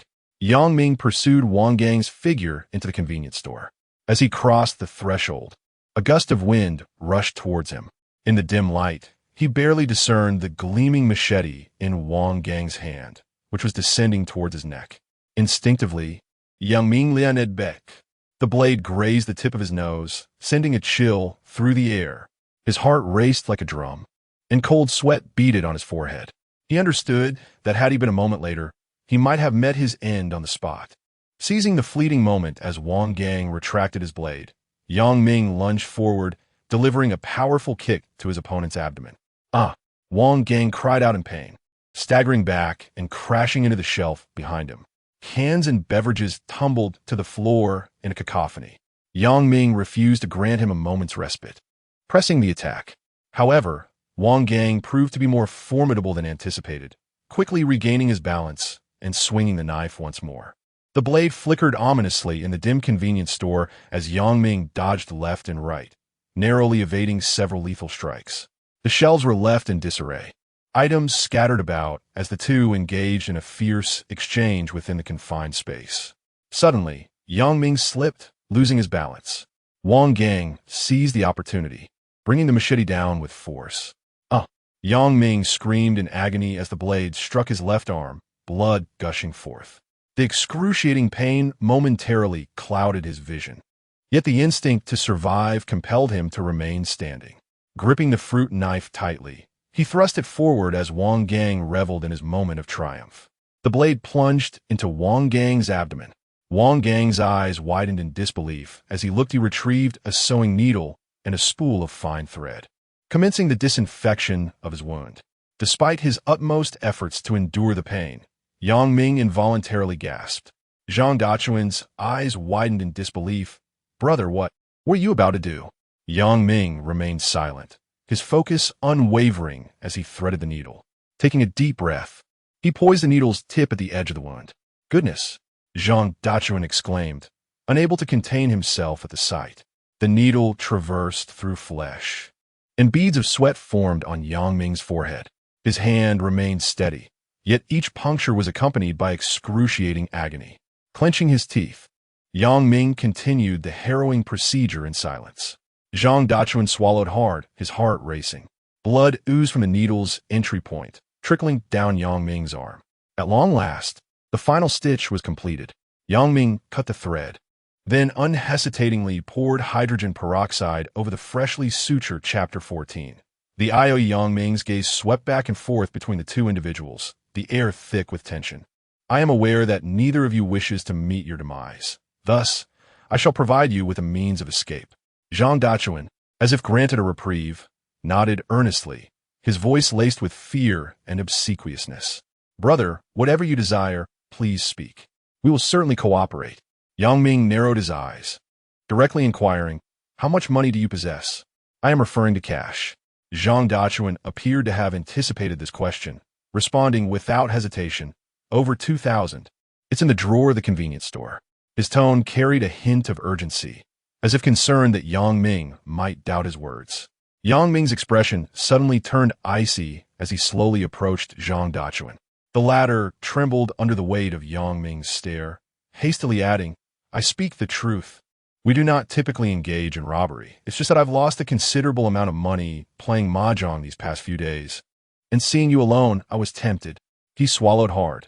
"If you do not believe me, you may call the police." Yang Ming scoffed coldly, his gaze shifting to Wang Gang, whose pale countenance revealed his distress. He understood that if this situation lingered, the latter might succumb to excessive blood loss. "Are you certain this is all?" Yang Ming queried frostily. "Indeed, that is all there is," Zhang Dachuan nearly pleaded. Yang Ming inhaled deeply, choosing not to elaborate further, and turned towards the convenience store. In the drawer, he indeed found a stack of cash. Without counting, he shoved the money into his backpack. After a brief moment of hesitation, Yang Ming retrieved paper and a pen, swiftly jotting down something. Upon returning to the small room, he untied the ropes binding Zhang Dachuan's hands and handed him the written note. Zhang Dachuan, perplexed, took the paper and upon closer inspection, realized it was an IOU. Yang Ming stated calmly, "This money shall be considered a loan from you to me. Should the opportunity arise in the future, I shall repay you in full, with interest." Zhang Dachuan froze momentarily, then forced a smile that was more mournful than any frown. "No, there is no need to repay. Everyone encounters difficulties at times. Consider this money as our way of offering an apology to you, brother." Yang Ming remained silent, gesturing towards Wang Gang. "Your friend requires immediate medical attention. If delayed, he may lose his life." With that, he picked up his backpack and departed. The frigid winter night loomed like an invisible beast, devouring all warmth in its gaping maw. Yang Ming tightened his coat, yet the biting cold wind mercilessly penetrated his garments, assailing his skin. He walked along the national highway, heading south, each step leaving a deep imprint in the snow. In the night, Yang Ming's breath crystallized into mist, only to be scattered by the icy gusts. His cheeks flushed crimson from the cold, and the wound on his shoulder throbbed faintly. Hours passed, and the eastern sky began to brighten. The faint morning light dispelled some darkness, yet the chill persisted unabated. Yang Ming halted, retrieving the biscuits he had taken from the convenience store. He hastily shoved one into his mouth, chewing it briefly before swallowing. After consuming the biscuit, Yang Ming surveyed his surroundings. After several hours of relentless walking, he found himself utterly exhausted and knew he must seek a place to rest momentarily. On the roadside, he stumbled upon a sparse grove of trees. Ensuring the area was deserted, Yang Ming ventured into the woods. Deep within, he discovered a relatively flat boulder, brushed off the snow that had accumulated on its surface, and leaned against it. The icy sensation permeated through his clothing, causing him to shiver involuntarily. Taking a deep breath, he gradually closed his eyes. The fierce battle of the previous night and the prolonged journey had left him fatigued, yet he dared not let his guard down entirely. Even in repose, one hand remained poised on a fruit knife at his waist. The cold was an ever-present specter, gnawing at his consciousness. He compelled himself to maintain a light slumber, occasionally opening his eyes to scan his surroundings. The rustling of branches swayed by the wind and the distant rumble of car engines kept his nerves taut. After approximately half an hour of rest, Yang Ming sensed the chill had seeped into his very bones. He realized that remaining inactive could render him immobile from the cold. Struggling to his feet, he stretched his stiff limbs before returning to the highway. Beneath the overcast sky, his breath formed puffs of mist in the frigid air. After walking for about an hour, he spotted a large truck parked askew by the roadside, evidently having broken down. Tightening his thin coat around him, he contemplated circumventing the vehicle when he noticed a person standing beside it, stamping his feet in a futile attempt to warm himself. The individual seemed to have noticed Yang Ming and approached him, rubbing his hands together and calling out, "Brother, could you lend a hand?" Yang Ming furrowed his brow, his right hand subtly reaching for the knife at his waist. Sensing Yang Ming's wariness, the man hastily explained, I've got a flat tire, and in this dreadful weather, I simply cannot change such a large tire alone. Yang Ming scrutinized him closely. Look, the driver gestured toward the truck. I have all the tools ready. I just need an extra pair of hands. Would you mind helping out? It's far too cold today. Yang Ming hesitated for a moment before nodding. All right. A look of relief washed over the driver's face. Thank you so much. I'm Lier, and how should I address you? Just call me Xiaoyang. Yang Ming replied succinctly. The two approached the truck and commenced the task of changing the tire. The biting wind howled around them, and the cold metal tools nearly numbed their fingers. Despite the pain in his shoulder intensifying in the cold, Yang Ming gritted his teeth and persevered.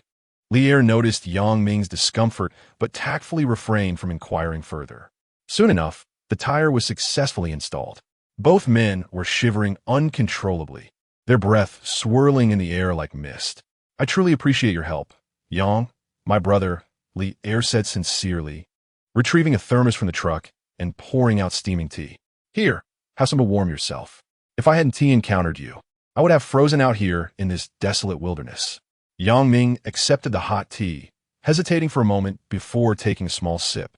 A wave of warmth coursed down his throat, significantly alleviating his chill. Lier then inquired, "Where are you headed? I can give you a ride." Yang Ming did not respond, but instead countered with a question. "What about you? Where are you headed?" "I'm going to Yuzhou province," Lier said, rubbing his hands that had turned red from the cold. Upon hearing this place name, a flicker of hope ignited within Yang Ming. Tentatively, he proposed, "I'm also bound for Yuzhou. Would you be so kind as to take me along? How much would it cost?"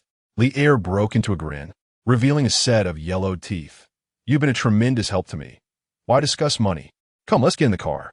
This dreadful weather will freeze us to the bone if we linger outside." Yang Ming hesitated for a moment, but the biting wind soon compelled him to make a decision. He climbed into the vehicle behind Lier and immediately felt a faint warmth enveloping him. As the engine roared to life, its rumble drowned out the howling wind. Gazing out at the desolate landscape retreating behind them, Yang Ming could not suppress his curiosity. "Are you driving alone?" Lier sighed. "Originally, I was with my brother, but he had to head to Xiqing for some business. I must go there soon to pick him up." He glanced at Yang Ming, intrigued, and inquired, "What brings you to wander the national highway alone?" Having anticipated this question, Yang Ming calmly replied, "My village is nearby." "Oh, what a coincidence!" Lier exclaimed with delight. "How fortunate it is to have met you. Otherwise, I would have no idea how long I would have to wait. This stretch of road is quite treacherous. You cannot imagine how disheartened I felt when I had a flat tire earlier." Seizing the moment, Yang Ming asked, "Why not take the highway?" "The highway?" Lier replied with a rueful smile, shaking his head. "Do you have any idea how much toll fees would cost for my vehicle? Rather than squander that money, it is more prudent to use the national road. Though it is a bit rougher, it allows for a better profit." As time passed, the warmth inside the car gradually dispelled the chill. Yang Ming felt a wave of drowsiness wash over him. The days of relentless travel and tension had left him utterly fatigued. He struggled to remain alert. Yet his eyelids began to betray him, growing heavy with sleep. Ultimately, exhaustion triumphed over vigilance. To the steady hum of the engine, Yang Ming slowly closed his eyes and succumbed to slumber. His hand remained tightly grasping the backpack that contained his sister's ashes, even in the depths of his dreams. Lier cast a glance at the sleeping Yang Ming, lost in thought. Silently, he lowered the volume of the radio, allowing this weary young man a moment of peace and rest. Chapter 15. The robbery. The vehicle entered Xiqing for a brief stop.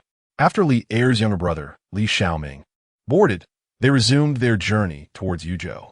The air inside the cabin was heavy with the scent of diesel and tobacco, while Yang Ming sat silently in the passenger seat. After more than 6 hours of bumpy travel, dusk had fallen, and the car was finally nearing the border of Jin province. As they rounded a sharp bend, Lier smiled and remarked, "We will soon be out of Jin province." Hearing this, Yang Ming turned to gaze at the swiftly passing dark scenery outside, a hint of confusion stirring within him. Throughout his life, he had never ventured far. His concerns for his sister and a lack of opportunity had always held him back. "Xiaoyang, what brings you to Yuzhou?" Lier casually inquired, focusing on the road. Yang Ming had prepared his response. To work. To work so far away? Li Er's tone conveyed a touch of curiosity. Yang Ming calmly explained, I have a relative there who has secured a project and is in need of workers, so I thought I would give it a try. I see. No wonder I noticed your strength. If it weren't for you, I wouldn't have managed to change the tire during the day. Li Er chuckled. Li Xiaoming, lounging in the back seat, seemed to have had enough rest and interjected, thanks to my brother meeting you, or else we would be in trouble. With that, he produced a pack of Hometown Mountain cigarettes and offered one to Yang Ming. Yang Ming politely declined. I don't smoke. In this day and age, you still find someone who doesn't smoke? Li Xiaoming laughed, lighting one for himself. The smoke swirling in the dimly lit cabin. Brother Yang, I've noticed you clutching that bag tightly. Is there something valuable inside? Yang Ming furrowed his brow slightly. At that moment, Li Er, who was driving, snapped irritably. Why are you asking so much? I'm just curious. I see him holding that bag so tightly. Realizing he may have overstepped, Li Xiaoming offered a sheepish smile. I meant no offense, just a casual question. After a moment's contemplation, Yang Ming replied, It's my sister. Seeing the puzzled expressions on the brothers' faces, he added, It's my sister's ashes. The cabin fell into a profound silence, broken only by the rumble of the engine. Brother Yang, you're going to work, and yet you bring along. Li Xiaoming's question trailed off as Li Er shot him a warning glare. If you don't want to be considered mute, then keep quiet and sleep, Li Er reprimanded, then turned to Yang Ming with an apologetic smile. A few minutes later, the vehicle exited Jin province. They had not encountered any checkpoints, and Yang Ming silently breathed a sigh of relief, speculating that those looking for him might assume he would choose to leave by bus, overlooking the national road. After all, long-distance buses typically did not travel on national highways. At 11 o'clock at night, the truck halted in front of a small restaurant. The Li brothers prepared to disembark for a meal before changing drivers. Xiao Yang, come down and grab a bite, Li Er invited. Yang Ming shook his head. I'm not hungry. You go ahead, I'll stay in the car. Li Er hesitated for a moment before smiling. All right, I'll bring you something back. After the two brothers alighted from the vehicle, Li Xiaoming could not restrain himself from tugging at Li Er, lowering his voice to inquire, Brother, what on earth does that person do? Why is he carrying an urn? Why are you asking so many questions? Li Er retorted irritably.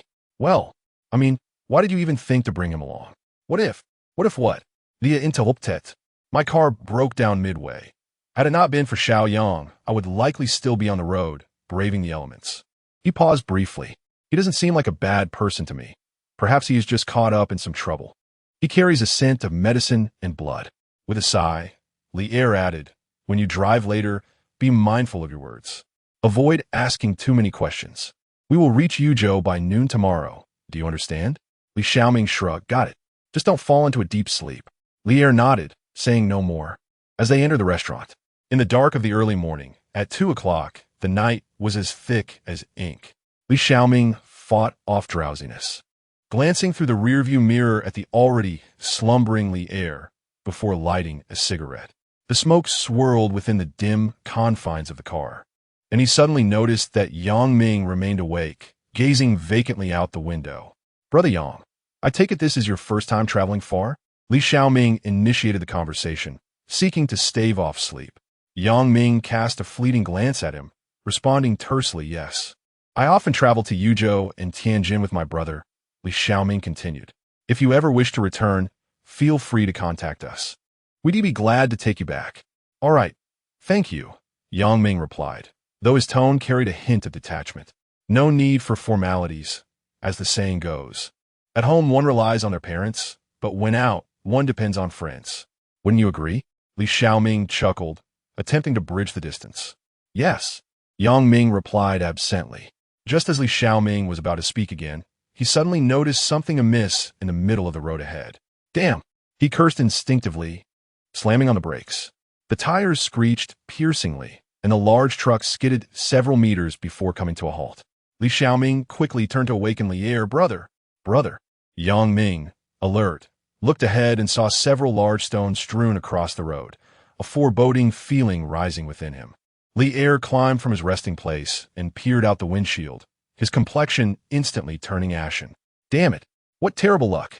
He cursed, swiftly retrieving a watermelon knife from beneath his seat. Yang Ming, unable to contain his curiosity, asked, What is happening? Li Er's expression was grave as he scanned the surroundings outside the vehicle. We encountered highway robbers. No sooner had he spoken than a thunderous crash echoed, as if a heavy object had struck the car door. Gritting his teeth, Li Xiaoming immediately, Li Er's voice rang out. If you have something to say, speak calmly. Do not resort to violence. What are you doing? Upon hearing his brother's agonized scream, Li Xiaoming's face instantly drained of color. Disregarding all else, he flung open the driver's door and leapt out. Damn it! Let go of my brother. Yang Ming cautiously peered out through the car window, discerning 5 or 6 shadowy figures beside the vehicle, each seemingly clutching some sort of weapon.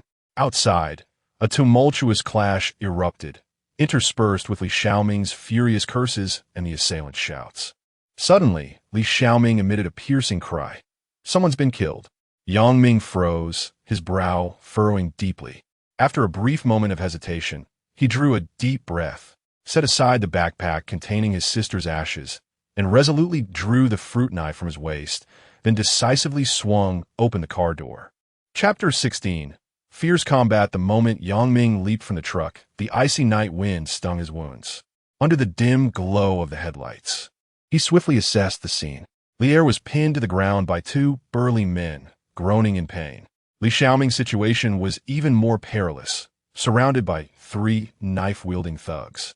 He was clearly overwhelmed. Without hesitation, Yang Ming tightened his grip on the fruit knife and charged toward Li Xiaoming. Hey! He shouted, drawing the attacker's attention.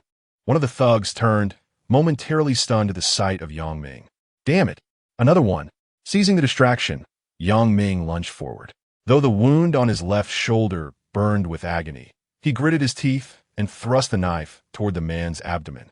The thug, caught off guard by Yang Ming's ferocity, stumbled back, but not before the blade sliced through his clothes. Bastard! He snarled, slashing back. Yang Ming barely dodged, his injured shoulder limiting his movement. A fresh cut opened on his right arm, blood trickling down, but he ignored the pain, pressing the attack. Seeing Yang Ming's arrival, Li Xiaoming's spirits lifted.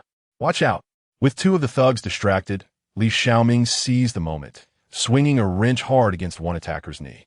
The man howled and collapsed. Meanwhile, Yang Ming caught sight of Li Er's struggle from the corner of his eye. In a flash of inspiration, he bent down, snatched a stone, and hurled it at one of the men restraining Li Er. Thwack! The rock struck the thug square in the forehead, forcing him to release his grip. Li Er twisted free, grabbed a fallen machete, and joined the fray. The tide of battle swiftly turned. Despite his injuries, Yang Ming's recent street fighting experience gave him the upper hand. He maneuvered skillfully, using the truck for cover and harassing the thugs to create openings for the Li brothers. Crunch! Li Xiaoming's wrench smashed into another attacker's back, sending him sprawling. Li Er, not to be outdone, swung his machete in a gleaming arc under the moonlight, driving 2 assailants back. Seizing the opportunity, Yang Ming closed in, delivering a brutal elbow strike to the last standing thug's throat. The man crumpled, clutching his neck in agony. The skirmish had erupted and ended in under 5 minutes, leaving all 6 attackers incapacitated. Breathing heavily, Yang Ming leaned against the truck, feeling fresh blood seep from his shoulder. Li Er surveyed the fallen men, then turned to Yang Ming with admiration. Xiaoyang, I had no idea you were this good. Li Xiaoming rushed over, exhilarated. Brother Yang, you're incredible. Without you, we'd have been done for tonight. Yang Ming managed a faint smile before his expression tightened again. We need to leave. Now. Nodding, Li Er called to his brother to clear the road of debris. Within moments, the 3 clambered back into the truck. The engine roared to life as they sped away from the scene. Slumped in his seat, Yang Ming trembled as he struggled to tend to his fresh wounds. His vision began to blur, consciousness gradually drifting away. At last, the accumulated exhaustion and pain finally overwhelmed his willpower, and he slipped into a hazy unconsciousness. Yang Ming's wounds were far more numerous than imagined, and the mental strain of the past few days had drained every ounce of his strength. To have endured until now had already far exceeded the limits of ordinary men. Seeing Yang Ming collapse, Li Er immediately sprang into action. With meticulous care, he cleared the makeshift bed in the back seat and lifted Yang Ming onto it. By the time he finished, sweat beaded his forehead, and his clothes were stained with Yang Ming's blood. Li Xiaoming, gripping the wheel with unwavering focus, watched the scene unfold through the rearview mirror. Brother, is he all right? He should be fine. The wounds aren't deep, Li Er replied, though a trace of uncertainty lingered in his voice. Then why did he? Li Xiaoming hesitated, leaving the question unfinished. Li Er sighed, probably just exhausted. Brother, what do you think his story is? Li Xiaoming couldn't help but ask in a hushed tone, a flicker of curiosity and awe in his eyes. You asked me, but who do I ask? Li Er retorted irritably, but judging by his injuries, he must have gotten himself into some serious trouble. Otherwise, he wouldn't be running around clutching an urn. We owe him our lives. Without him, we'd probably be done for, Li Xiaoming murmured, a shudder running through him as he recalled the earlier peril. Li Er remained silent, lighting a cigarette and taking a deep drag. The smoke curled through the cabin, as if condensing the unspoken thoughts weighing on his mind. As a man who spent his life on the road, Li Er had encountered nearly everything. He remembered once accidentally running over a chicken in a village, and the owner had forced him to pay over 5,000 yuan. This chicken laid eggs, and those eggs could hatch more chickens, and those chickens would grow up to lay more eggs. The word still echoed clearly in his memory. But an armed highway robbery? That was a first. He'd only ever heard stories from fellow drivers, which was why he kept a machete in the truck, just in case. Who knew it would actually come in handy today? Hours later, the eastern sky began to pale, the faint light of dawn dispelling the gloom of night. The truck rolled steadily into the outskirts of Zhengsheng, the desolate wilderness gradually giving way to orderly buildings along the roadside. Brother, we're in Zhengsheng, Li Xiaoming announced, weariness heavy in his voice after the long night's drive. Li Er nodded, turning to glance at Yang Ming, still unconscious. A shadow of concern flickered in his eyes. Yang Ming's face was deathly pale, his breathing shallow, his condition clearly more severe than they thought. Find a clinic first. We need to treat his wounds, Li Er said, urgency threading his tone. Got it. Just as Li Xiaoming turned the wheel around a bend, the sight ahead gave both brothers pause. Several vans were parked along the roadside, surrounded by a group of men stopping every passing vehicle. What is going on? Li Xiaoming asked. Li Er frowned, studying the scene. Doesn't he look like law enforcement? No uniforms, he muttered, an uneasy premonition stirring in his chest. A large truck approached slowly, and a man signaled them to stop. Li Xiaoming glanced at his brother, and upon receiving a nod, he gradually brought the vehicle to a halt. Li Er took a deep breath, rolled down the window, and leaned out. What is the matter? The man inquired, his sharp eyes scrutinizing the interior of the truck. Jin Province, Li Er replied truthfully. Wait a moment, the man said, turning briskly toward the van. 2 minutes later, he returned, holding a photograph. Have you seen this person? He asked, handing the picture to Li Er. Li Er took the photograph, and, upon a mere glance, was rendered speechless. The face captured in the image unmistakably belonged to Yang Ming. He stifled his astonishment, striving to maintain a composed expression. Have you seen him? The man pressed impatiently, his gaze becoming even more piercing. Chapter 17. Awakening Li remained composite, responding calmly. I have not seen him. The man narrowed his eyes, as if scrutinizing Li Er's expression. After a brief hesitation, he inquired, How many are there in your vehicle? 2, Li Er replied, attempting to feign nonchalance as he shifted the subject. Are you in plain clothes? Not at all, the man retorted coldly, his tone laced with impatience. All right, you may leave now. Li Er secretly sighed in relief, managing to force a smile as he turned to his bewildered brother, Li Xiaoming. What are you dawdling for? Drive. Oh, right. Li Xiaoming snapped back to reality, hastily engaging the gear and slowly departing from the checkpoint. As they traveled a distance, Li Xiaoming glanced into the rearview mirror, watching the figures of the men gradually fade from sight. Unable to contain his curiosity, he queried, Brother, has Brother Yang offended someone significant? He came from Jin Province, yet there's still those searching for him in Yu Province? Li Er refrained from directly addressing his brother's question, instead responding with calmness. Why are you asking so many questions? Quickly find a clinic. You stay behind to look after Xiao Yang. I will unload the cargo and then return to you. Li Xiaoming hesitated, caught between words, but ultimately nodded in agreement. The vehicle came to a halt on a secluded street in the Jinshui district.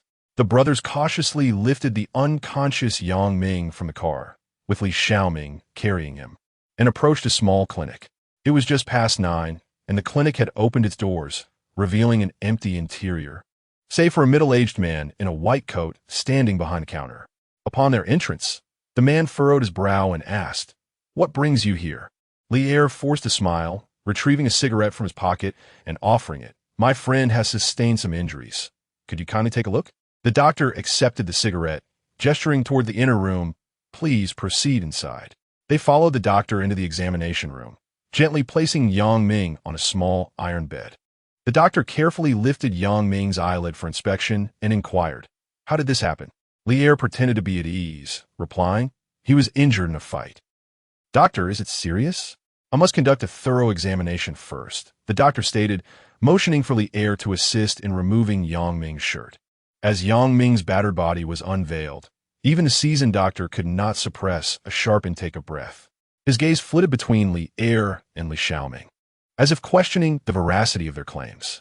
Noticing the doctor's skepticism, Li Er gritted his teeth and pulled out 500 yuan, handing it over. "Doctor, please help.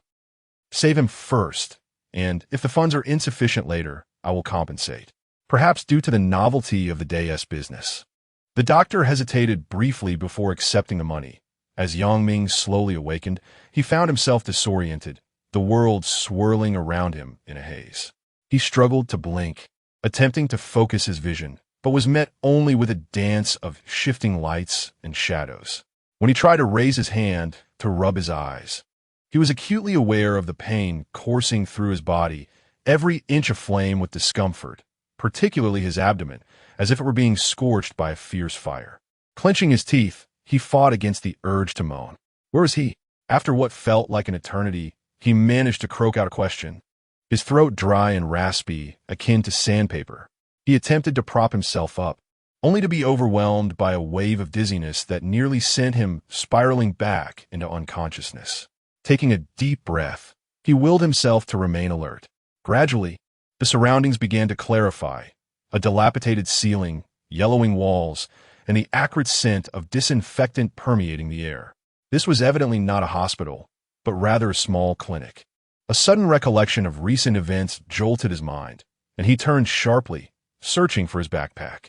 The movement tugged at his wounds, eliciting a sharp intake of breath.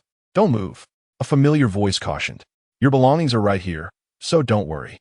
With great effort, Yang Ming shifted his gaze to see Li Xiaoming perched on a small stool beside his bed, his face etched with fatigue and concern.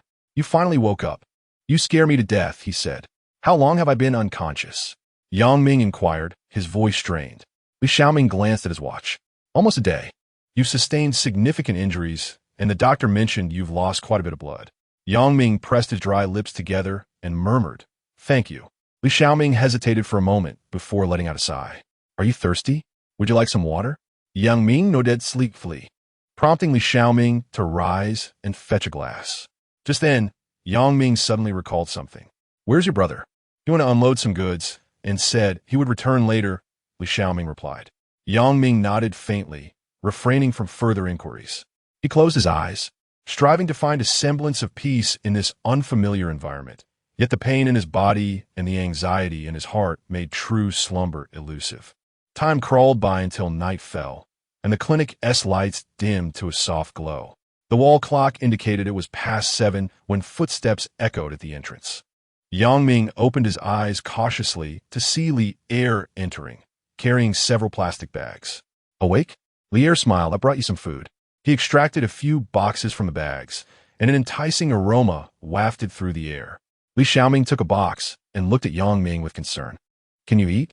Yang Ming mustered the strength to sit up slightly, shaking his head. "I can't eat." "You must eat something. If you can't manage solid food, at least have some soup," Li Er insisted. Li Xiaoming promptly opened one of the boxes, revealing steaming hot spicy soup. He carefully supported Yang Ming, allowing him to sip a few mouthfuls. After Yang Ming finished the soup, Li Er spoke again. "I just spoke with the doctor. Your injuries will require at least 1 or 2 months of recovery." He paused, seemingly weighing his words. "My hometown is in the countryside, rather remote. Since I need to return, Would you like to come with us? You can recuperate there. Yang Ming discerned some unspoken sentiments from his words. After a moment of contemplation, he replied, brotherly, thank you.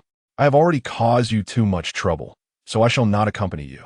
Lier wished to persuade him further, but upon witnessing Yang Ming's resolute gaze, he ultimately acquiesced to his decision, saying, very well then. I will leave you my phone number.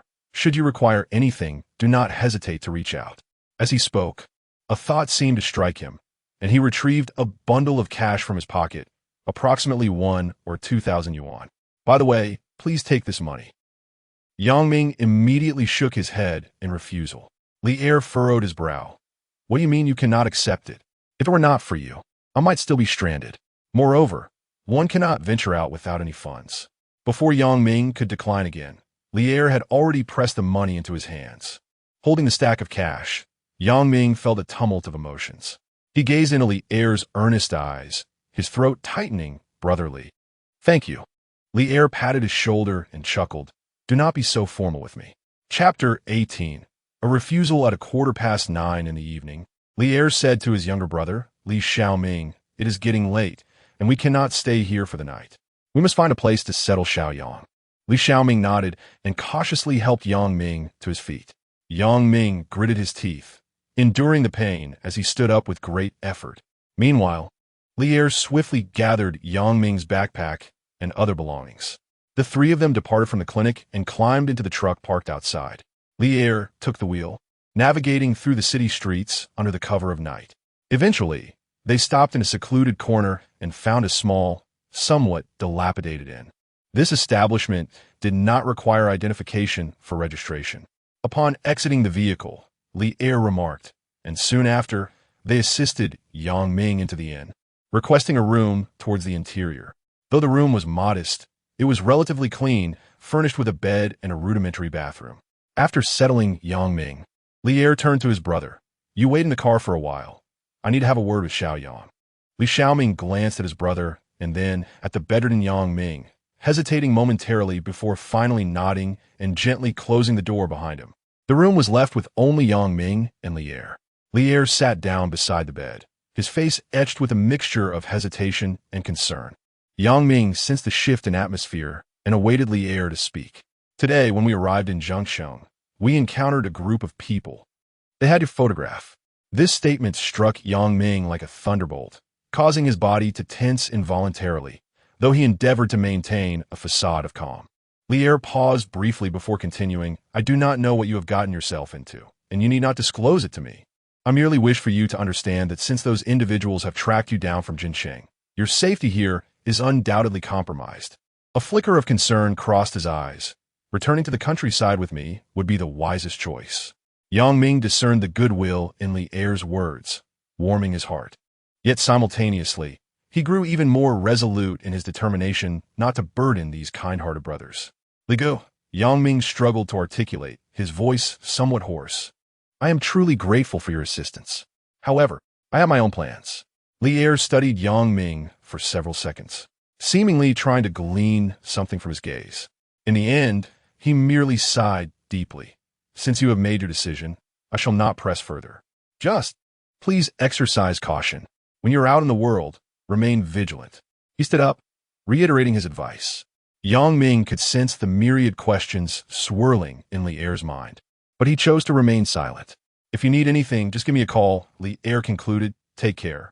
The sound of the door closing resonated with stark clarity in the silent room. Yang Ming reclined back onto the bed, feeling the aches radiating throughout his body. Yet he experienced an inexplicable sense of relief. He retrieved his sister's identification card from his backpack, gently caressing the photograph.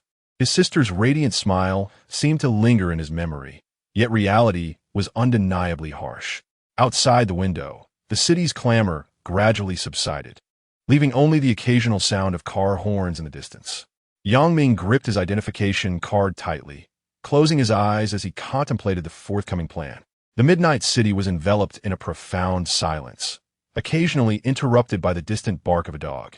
A van glided slowly down the desolate street. Boss, a gaunt man in the passenger seat turned to the leader in the back, inquiring, who is that kid in the photo? What crime has he committed that even the big boss himself is involved? The man, referred to as the boss, exhaled a puff of smoke and replied with a sardonic smile. Why bother with so many questions? As long as we locate him, there will be 3 million waiting. 3 million? The thin man gasped in astonishment, pondering the significance of the individual in the photograph. The boss did not respond, merely stating, "Why are you asking so much? Just drive." A few minutes later, the vehicle halted by the roadside. The clock now past 1 in the morning. 5 or 6 shadows disembarked, swiftly making their way toward Small Inn. This marked the 9th establishment they had sought that night, deliberately selecting those that did not require identification for registration. Upon pushing open the iron gate of the inn, the proprietor was found slumped over the counter in deep slumber. The leader, growing impatient, rapped on the counter, startling the owner awake. "Wow, what is it?" The owner mumbled, eyes half closed. The leader produced a photograph and slammed it down on the counter, demanding, "Does this person reside here?" The owner rubbed his eyes, initially annoyed, but his attention was drawn to a nearby thug idly playing with a sharp spring knife. The blade glimmered coldly in the dim light, and the thug's menacing gaze fixated on him. This sight jolted the owner into full awareness. He inhaled deeply, forcing himself to regain composure, and scrutinized the photograph closely. Suddenly, his eyes brightened as realization struck. I've seen this person. Room 3 on the 2nd floor. Upon hearing this, a flicker of excitement danced in the eyes of the group. The leader seized the owner by the collar, urging, "Lead the way quickly." Trembling, the owner grasped the keys and guided them forward. The group ascended the stairs swiftly, arriving at the door of room 3 at the end of the 2nd floor corridor. The leader gestured to his companions, who promptly fanned out to secure the surrounding areas. He turned to the owner and whispered, "Open the door." The owner, shaking, inserted the key into the lock and slowly turned it. A faint click echoed as the door creaked open, a cold wind seeping through the gap. The leader forcefully pushed the door wide, rushing inside. The dimly lit room was eerily quiet. The bedcovers lay in disarray, but the space was devoid of any occupant. "Where the hell is he?" the leader bellowed, his voice reverberating in the empty room. The owner quaked in fear, stammering, "I didn't see him leave." The leader shot a fierce glare at the owner before turning to his companions. "What are you all standing around for? Hurry downstairs and search the vicinity." At his command, the group sprang into action, hastily descending the stairs. The leader lingered in the vacant room, a glint of malevolence flickering in his eyes. He took a deep breath, calming his emotions, and then retrieved a mobile phone from the case attached to his waist. He swiftly dialed a number, and the call was promptly answered. "Brother, he has indeed come to you, Joe." There was a brief silence on the other end, followed by a low, resonant voice. "Continue the search. You must locate him at all costs." "Yes, brother," the leader replied respectfully. After hanging up, the leader's gaze turned even more menacing. He surveyed the empty room and muttered to himself, "Kid, you cannot run far." Chapter 19. Urban Warfare at 2 in the morning. The street lamps appeared hazy and distant amidst the fog. Yang Ming swiftly navigated through the narrow alley, occasionally glancing back to ensure no suspicious figures were in pursuit. His breath came in quick gasps, each step aggravating the wounds upon his body. Though the doctor's ministrations had significantly improved his condition, the toll of prolonged exertion still inflicted waves of dull pain. An hour prior, he had taken advantage of the innkeeper's momentary slumber to silently slip away from the unassuming hostel that required no identification. His rich life experiences had taught him that the very places that eschewed such formalities were often the most perilous, exposing individuals to unforeseen dangers. Upon reaching a corner, Yang Ming paused to lean against a weathered wall, catching his breath. The cold night breeze swept through, bringing a refreshing chill that sharpened his senses. He scanned the surroundings, seeking a temporary refuge. At the end of the alley, he discerned the faint glow of a convenience store's neon sign.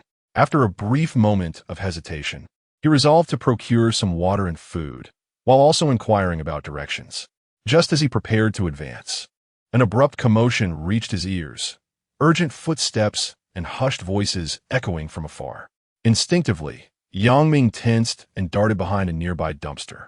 The footsteps drew nearer, and he held his breath, his hand instinctively reaching for the fruit knife at his waist. Damn it, where the hell did that kid go? A gruff voice muttered. Quit the chatter. Keep searching. The boss said if we don't find him this time, we're all finished, came another voice in response. Listening as the footsteps gradually receded, Yang Ming furrowed his brow in disbelief. He had not anticipated their swiftness, his departure barely moments prior.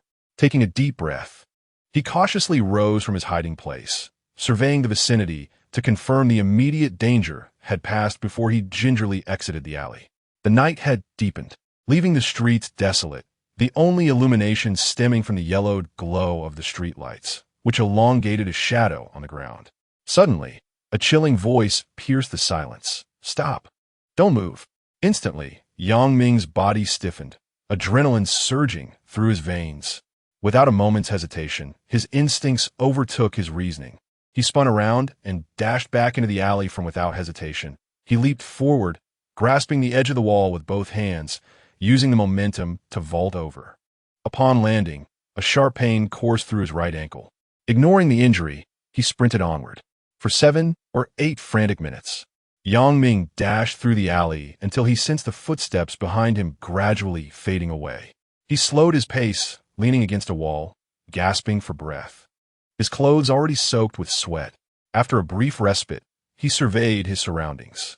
The air was permeated with a pungent mixture of scents, reminiscent of vegetables, fish, and refuse. Yang Ming realized he might be near a farmer's market. Just as he was about to head in that direction, the roar of an engine pierced the air. 2 blinding headlights illuminated him from both ends, enveloping him in their glaring radiance. His pupils constricted in shock as he beheld 2 vans barreling towards him, blocking his escape in an instant.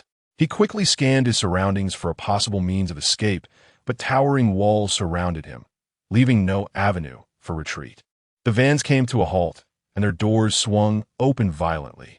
7 or 8 burly men leaped out, brandishing weapons. At the forefront stood a one-eyed man, his face marred by a vicious scar. Kid, don't run, the one-eyed man sneered. Just come with us willingly. Yang Ming remained silent, his mind racing as he assessed his chances of survival. Despite their numerical superiority, he knew he had no choice. After a brief hesitation, he suddenly drew a fruit knife from his waist. The one-eyed man was momentarily taken aback, then grinned maliciously. You've got guts. Get him alive.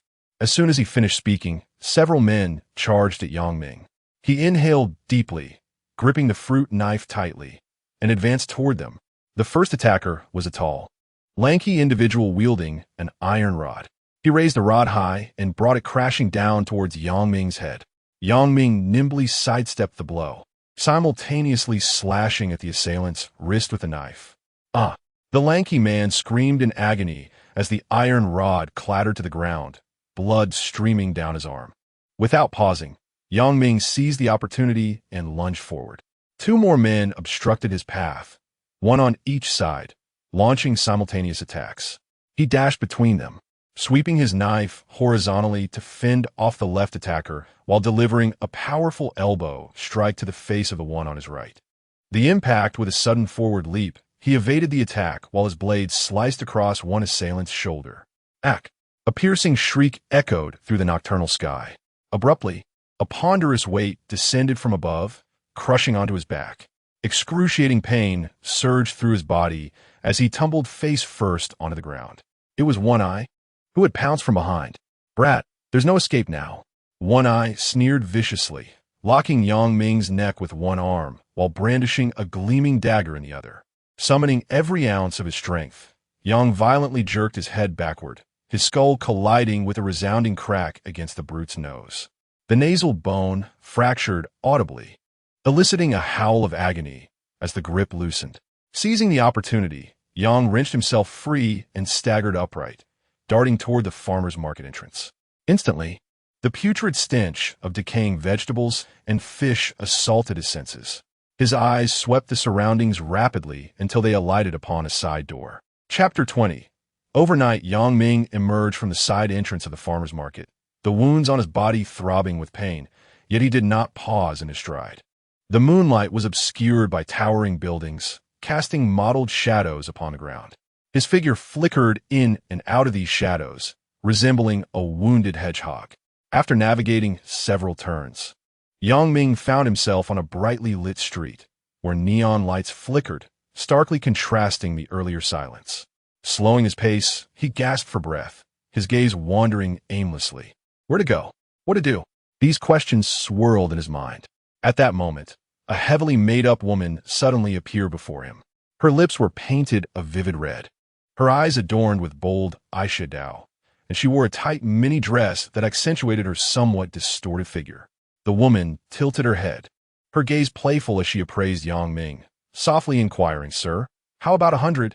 Yang Ming momentarily froze, staring at the woman for several seconds. After a brief hesitation, he imperceptibly nodded. The woman flashed a meaningful smile, linking her arm with his and leading him into a nearby alley. The alley was dimly lit as they twisted and turned, finally arriving at a dilapidated self-built house that appeared on the verge of collapse. The woman skillfully pushed open the creaking iron gate and guided Yang Ming to the second floor. She retrieved a key from her bosom and unlocked a door at the end of the corridor. The room was small, occupying less than 10 square meters, with a rickety wooden bed taking up most of the space. In a corner lay a heap of soiled clothing, and the air was thick with the scent of cheap perfume and something indefinable. Yang Ming stood at the threshold, surveying his surroundings, a tumult of emotions swirling within him. Slowly, he stepped inside and sat at the edge of the bed, which emitted a creaking sound. The woman gently closed the door and turned to face Yang Ming. Her gaze held a hint of seduction as her slender fingers began to unfasten the buttons of her garment. "Sir," she purred sweetly, "would you mind paying up front?" Yang Ming pressed his cracked lips together, his voice hoarse. "How much of the night?" The woman was taken aback, evidently unprepared for this inquiry. "For the night?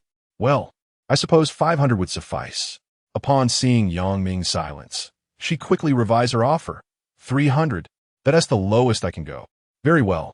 Yang Ming retrieved 3 crumpled bills from his pocket and handed them over. "Do you have any water?" "Water?" The woman accepted the money, somewhat perplexed. "Yes." "Drinking water," he clarified, his throat parched and aching. She examined the bills under the dim light, confirming their authenticity before breaking into a smile. "Yes, just a moment. I'll fetch some for you." She exited the room and soon returned with 2 bottles of mineral water. "Here you go, sir. Consider these 2 bottles a gift, no charge." Yang Ming remained silent as he accepted the bottles, twisting off the caps and tilting his head back to drink. The icy liquid coursed down his throat, as if bringing much-needed rain to a parched land. Quenching his thirst by draining the entire bottle of water, he felt vitality return to his body. At that moment, he noticed the woman had removed her top and was poised to continue. "I will not engage in that. I merely wish to rest here for one night and depart at dawn." The woman froze mid-action, staring at him in disbelief. "Not engage?" "Indeed," Yang Ming replied calmly with a nod. The woman furrowed her brow, seemingly struggling to comprehend this peculiar guest. After a moment's hesitation, she silently donned her clothes and settled into a corner of the room. An abrupt silence enveloped the space, filling the air with an inexplicable awkwardness. Leaning against the headboard, Yang Ming closed his eyes to gather his thoughts, while the woman sat restlessly in her corner, glancing at him from time to time. After what felt like 7 or 8 minutes, the woman rose, preparing to leave, when a voice emerged from Yang Ming's lips. "Where are you going?" "I'm going to the restroom." "Isn't there a basin over there?" Yang Ming opened his eyes and gestured toward a porcelain basin in the corner. The woman offered a sheepish smile. "Sir, have you gotten into some trouble?" Yang Ming remained silent. "If you're in trouble, I cannot allow you to stay here for the night. I've heard that even harboring a fugitive can lead to imprisonment. Rest assured, I am not a criminal. I have merely crossed paths with a few individuals who are now seeking me." "Who are they?" "I do not know, as I just arrived in Jung City today." Upon hearing this, the woman sighed in relief. "Ah, that explains why your accent seems different from ours. You are from Jin province, aren't you? Your accent resembles that of the people from there." Yang Ming chose not to respond to her inquiry and instead stated, "I will leave at first light and will not cause you any inconvenience." "Oh," she replied with a smile. "Do you smoke?" "No," he answered. The woman lit a cigarette for herself and began to smoke. After a moment of contemplation, Yang Ming inquired, Are there any vehicles from Zheng City to Xiang Province? She exhaled a puff of smoke and replied, only trains, though I believe they take over 10 hours. I have never been, so I am not entirely certain. Is the train station far from here? Not very far at all. You can take a motorcycle taxi, and it will only cost 3 yuan. Yang Ming nodded, choosing not to elaborate further. Sir, you came to me in the dead of night. It seems likely that you have offended someone of significance. Am I correct? Not receiving a reply from Yang Ming, she continued with a smile. I have a friend who plans to travel to Xiang Province soon. They have their own vehicle. Would you like to accompany them? Yang Ming pondered for a moment, scrutinizing the woman for several seconds before asking, what is their purpose for going to Xiang Province? Of course, they're going to conduct business. They deal in substantial ventures. The woman suddenly perked up, leaning in closer as she said, are you familiar with crude oil? Is highly lucrative. My friend claims they can earn tens of thousands in a month. Then why don't you pursue it? Yang Ming inquired. I would like to, but I lack the capital. Their basic membership requires an investment of 18,800. They say if you recommend 3 members, you can be promoted to supervisor. If each of those 3 recommends 3 more, you can continue to ascend. Ultimately, you wouldn't need to do anything. You could simply lie back and earn money. Upon this, the woman extinguished her cigarette and smiled. When I speak of earning money while reclining, I do not refer to my own situation, but rather to the genuine notion of being able to sleep soundly at home and still receive financial rewards. Yang Ming was not a novice freshly entering society. Having spent his earlier years supporting his sister and navigating the trials of life, he had encountered a myriad of experiences. Upon hearing her words, he surmised that her friend was likely involved in a pyramid scheme. A pyramid scheme? Suddenly, Yang Ming's eyes brightened as he pressed further. When do your friends plan to head to Xiang Province? I am not entirely certain about that, she replied, but if you wish to join them, I can inquire on your behalf. However, you must first become a member. Chapter 21. The manager early the next morning, Yang Ming opened his eyes to sunlight piercing through the gaps in the curtains. He rubbed his temples, feeling the persistent pain from his wounds. Warily scanning the surroundings to ensure that his backpack and his sister's urn were secure, he finally breathed a sigh of relief. Awake? Came the voice of a Yuan from the doorway. Leaning against the frame with a cigarette dangling from her lips, she asked, Boss, would you like one? Yang Ming shook his head, rising to adjust his clothing. Can we meet the friend you mentioned? A Yuan exhaled a puff of smoke. Don't be in such a hurry. Boss, let's have breakfast first. Yang Ming locked eyes with her. I'm pressed for time. A Yuan shrugged. All right. She extinguished her cigarette. Let us go, boss. As they exited the small inn, the sunlight forced Yang Ming to squint. The streets were bustling with traffic, and the shouts of vendors echoed in the air. Donning a cap, Yang Ming instinctively lowered the brim, surveying his surroundings. Boss, a Yuan suddenly leaned in with a grin. Why do you look like a thief? Yang Ming remained silent. A Yuan smirked. Honestly, you'll attract more attention like this. At the intersection, a Yuan hailed a motorcycle taxi. West City, 2 people, $5. Are you in? The driver hesitated for a moment before responding. All right. The motorcycle weaved through the streets, and Yang Ming's heart raced with each bump. Half an hour later, they arrived at a desolate suburb. In the distance stood a dilapidated factory, surrounded by overgrown weeds, faint voices echoing from within. This is the place? A Yuan exclaimed, leaping off the bike, her excitement palpable. Let us go, boss. Yang Ming nodded and followed her. At the factory entrance stood a burly man. Hey, Brother Zhang, a Yuan greeted cheerfully. I brought a new friend. The man, Brother Zhang, scrutinized Yang Ming, his gaze lingering on the backpack before stepping aside to let them pass. Crossing through the rusty iron gate, they were met with a wave of heat. The factory was teeming with people, at least dozens packed inside. At the front, a sharply dressed man stood on a makeshift wooden platform, passionately addressing the crowd. This is no ordinary copper mine, my brothers and sisters. This is our golden opportunity. The suited man gestured animatedly. What is the current market price for copper? 31,000 a ton. But let me tell you, next year it will at least double. Why? A mineral revolution is imminent. The crowd, invigorated, erupted into cheers. See that? A Yuan whispered, leaning closer. This is a big deal. Just pay 18,800 for equipment. Join as a member. and you can sit back and count your money." Yang Ming remained silent, redirecting his focus to the stage. The suited man vividly described the mining situation. "We have secured an exclusive mining agreement with the local authorities. We're just a final batch of equipment away. Who wants to make a fortune? Who wants to change their destiny? The opportunity is right before us." The audience erupted into cheers once more, with someone excitedly exclaiming, "I want to join." "Excellent." The man in the suit slapped the table. "This brother has discernment. Come, let us warmly welcome him." Applause thundered as the individual was ushered onto the stage. The suited man grasped his hand, exclaiming with fervor, "Brother, from this day forth, you shall be a member of New World Mining. Your future will be irrevocably transformed." Yang Ming remained indifferent to this familiar routine. Back in his middle school days, while living in the outskirts of Jiangsheng with his sister, he had witnessed a similar group engaged in such activities, albeit focused on daily necessities. "Boss, you seem rather disinterested?" a Yuan inquired, tilting her head. Yang Ming remained silent. The revelry on stage continued unabated. The suited man brandished a stack of so-called contracts, vociferously proclaiming, "Brothers and sisters, opportunities come but once. Miss it, and it is a loss forever. Who else wishes to join?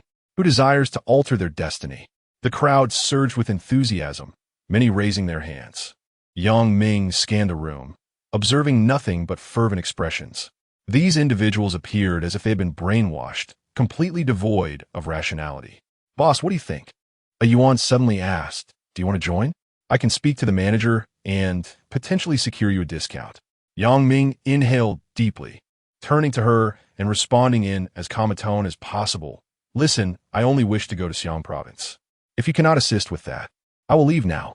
A Yuan gazed at the man on stage and said, "Don't be hasty. Look, that's Manager Wang. Once he finishes, I will take you to speak with him privately." An hour later, Yang Ming found himself in a modest office on the second floor of the factory. The room was permeated with the mingled scents of cheap cigarettes and mildew. Wrinkled geological survey maps adorned the walls, while the desk was cluttered with various documents and brochures. Yang Ming noticed several sheets filled with densely written names and corresponding numbers, likely indicating the number of participants and their contributions. "Manager Wang will be here shortly," a Yuan cheerfully remarked. "Boss, you must seize this opportunity." Before long, the office door swung open, and the suited man strode in with vigor. He removed his suit jacket, revealing a shirt dampened with sweat. "Apologies for the wait." He extended his hand toward Yang Ming, flashing what he believed to be a charming smile. "I am Wang Lisin, the regional manager of New World Mining." Yang Ming politely shook his hand. "Hello." Wang Lisin seated himself behind the desk and pulled out a pack of cigarettes from a drawer. "Care for one?" Yang Ming shook his head. Wang Lisin lit a cigarette. Inhaling deeply, "A Yuan has informed me that you are quite interested in our project." Yang Ming replied bluntly, "I simply wish to go to Xi'an province." Wang Lisin paused momentarily, then erupted into exaggerated laughter, a glimmer of shrewdness flashing in his eyes. "You want to go to the mine? Ah, how simple this is." He extracted a glossy brochure from the cluttered desk and slid it before Yang Ming, his voice laced with temptation. "Become a gold member, and you can immediately travel to the mineral resources of Xi'an province. We offer dedicated transportation, meals, and accommodation, all inclusive. Such treatment is simply a delight." Yang Ming took the brochure, feigning casualness as he swiftly contemplated a strategy.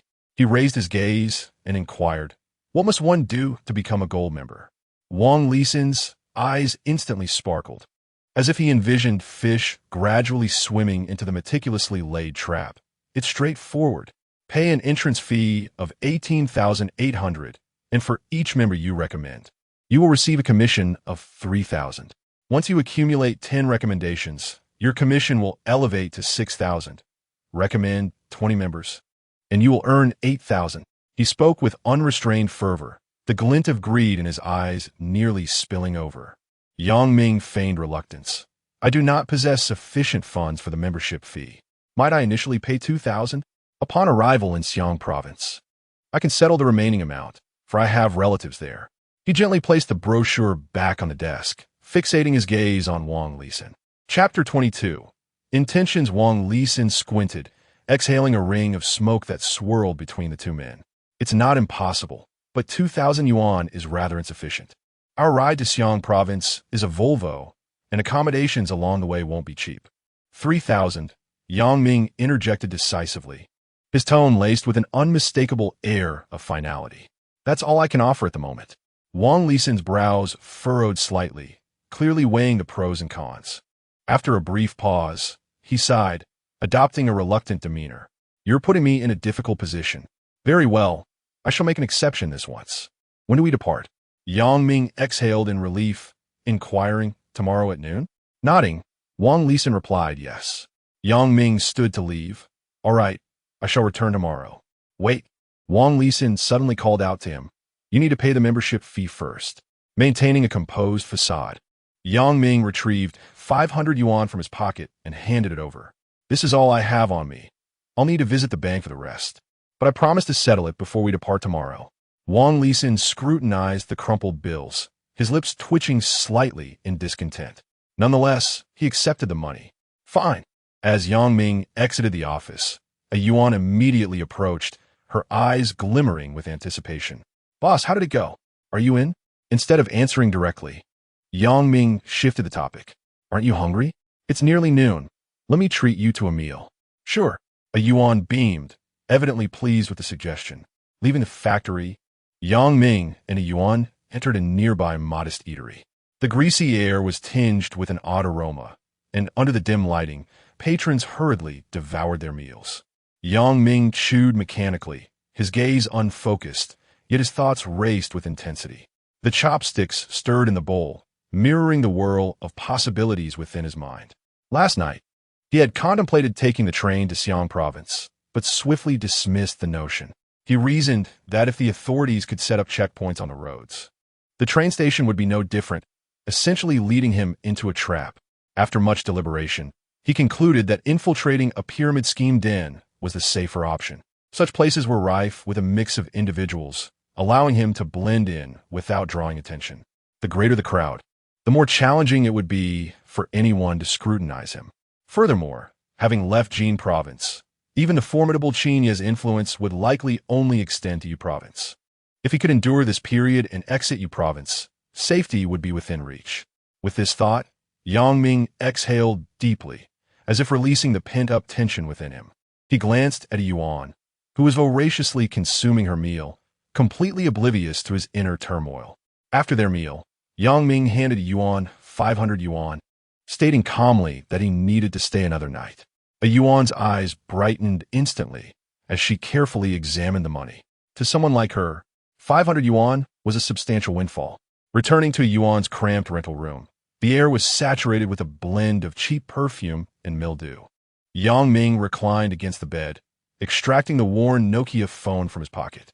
The scratches on the screen mirrored the wounds upon his heart, eternally unhealed. He scrolled through the messages, his gaze falling upon those once sent by his sister. Each message pierced his heart like a sharp blade. His fingers gently caressed the screen, as if stroking his sister's visage, forever preserved in the bloom of youth, now relegated solely to his memories. With his eyes closed, he inhaled deeply. The musty air assaulted his nostrils, yet it could not obscure the bitterness residing within. He understood that to fulfill his quest for vengeance, to allow his sister's spirit to rest in peace, he must forge ahead. Regardless of the thorns and obstacles that lay before him, he must endure with gritted teeth. Tomorrow would be pivotal. His hand instinctively reached for the fruit knife nestled in his pocket. He was determined to survive until the moment he could avenge his sister. Qin Yi, he silently repeated the name in his mind. The following noon, a yuan escorted Yang Ming to the embarkation point. Wang Lisan stood beside a dilapidated Volvo bus, a triumphant smile adorning his face. Surrounding him were a dozen excited men and women engaged in hushed conversations. Yang Ming cast a glance and approached. Hey, little brother, you've arrived, ready to embark on a new chapter of your life. Wang Lisan greeted him warmly, his enthusiasm palpable. Yang Ming forced a faint smile and nodded quietly. He retrieved the agreed sum of 3,000 from his pocket and handed it to Wang Lisan. Ah, excellent. Wang Lisan beamed. You truly are a man of your word. Let us board. We are about to set off. Yang Ming turned and spotted a Yuan standing a short distance away. He hesitated for a moment, but eventually walked over. "Take care," he said simply. A Yuan blinked, as if contemplating a response, but ultimately just nodded. "Boss, you too." Turning toward the bus, Yang Ming inhaled deeply. Once aboard, he chose a seat in the last row. The springs of the seat sagged, making it feel as though he might sink at any moment. He placed his backpack on his lap and gazed out the window. Soon, the engine roared to life, and Wang Lisin stood at the front of the bus, gripping the precarious handrail as he began his speech. "Brothers and sisters," his voice rose above the roar of the engine. "We are about to embark on a journey toward wealth. Soon in Xiang province, you will behold our mines, and I assure you, it will be an unforgettable experience." Yang Ming listened absently, his attention fixed on the rapidly retreating scenery outside. The vehicle had been traveling for nearly half an hour, yet Wang Lisin's oration persisted. The atmosphere in the bus grew increasingly animated, punctuated by cheers and applause. However, a sense of foreboding gnawed at Yang Ming suddenly. The bus slowed. Yang Ming looked up to discover they had arrived at a highway exit. Several off-road vehicles were parked by the roadside, and faint sounds of an argument could be heard. What was happening? Wang Lisin's voice remained calm, yet subtly rose in pitch. The driver replied nonchalantly. It could be a routine inspection. However, his fingers unconsciously tapped rhythmically on the steering wheel, the tempo slightly urgent. The passenger bus eventually halted by the roadside. As the roar of the engine faded, an eerie silence enveloped the cabin. Yang Ming took a deep breath, striving to appear as indifferent as the others. Nevertheless, his fingers instinctively grazed the fruit knife concealed at his waist, its cold touch offering him a semblance of reassurance. Lowering his head, he feigned disinterest in the scenery outside. Yet, his peripheral vision remained alert, scanning his surroundings. At that moment, a tall figure approached the bus. The door swung open with a click. A burly man stepped aboard, his movements seemingly casual, yet his gaze was as sharp as a blade, swiftly assessing every face within the vehicle. Yang Ming felt his heart race, yet he maintained an air of composure. He slightly turned to the side, pretending to organize his backpack, just as those keen eyes were about to land on him. Chapter 23. Cat's trick, isn't that Chinga? A sudden voice pierced the tranquility of the carriage, shattering the silence. The burly man's gaze snapped back like a drawn sword, his brow furrowed. "Wang Lisin, what are you doing here?" Wang Lisin's face instantly transformed, adorned with a sycophantic smile, as if he were a different person altogether. He rummaged through his pocket, producing a cigarette which he respectfully offered. "I'm just bringing a client to inspect some business." "How has business been for you lately, Chenggu?" "Not too bad." The man known as Chenggu accepted the cigarette and lit it with casual ease. He inhaled deeply, and amid the swirling smoke, retrieved a crumpled photograph from his jacket pocket. "Have you seen this person?"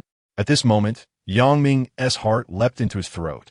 His hand instinctively moved toward the edge of the window, ready to break free at any moment. Wang Lisin took the photograph, scrutinizing it for several seconds before casually responding. "Never seen him." "What? Chenggu, are you looking for someone?" Yang Ming was momentarily taken aback by this question. His hand slowly retracted from the window, his mind swirling with confusion. Chenggu's brow deepened further, his tone laced with evident impatience. "Why are you asking so many questions?" "I'm just curious." Wang Lisin chuckled awkwardly, cautiously probing. "What has this person done?" "Mind your own business." Chenggu waved his hand dismissively. "All right, you may leave now. Don't delay my important matters." With that, he strode off the vehicle, as if every additional second spent was a waste of time. "It's all fine, everyone. Don't be tense." Wang Lisin turned to the passengers with a smile. "Let us continue our journey.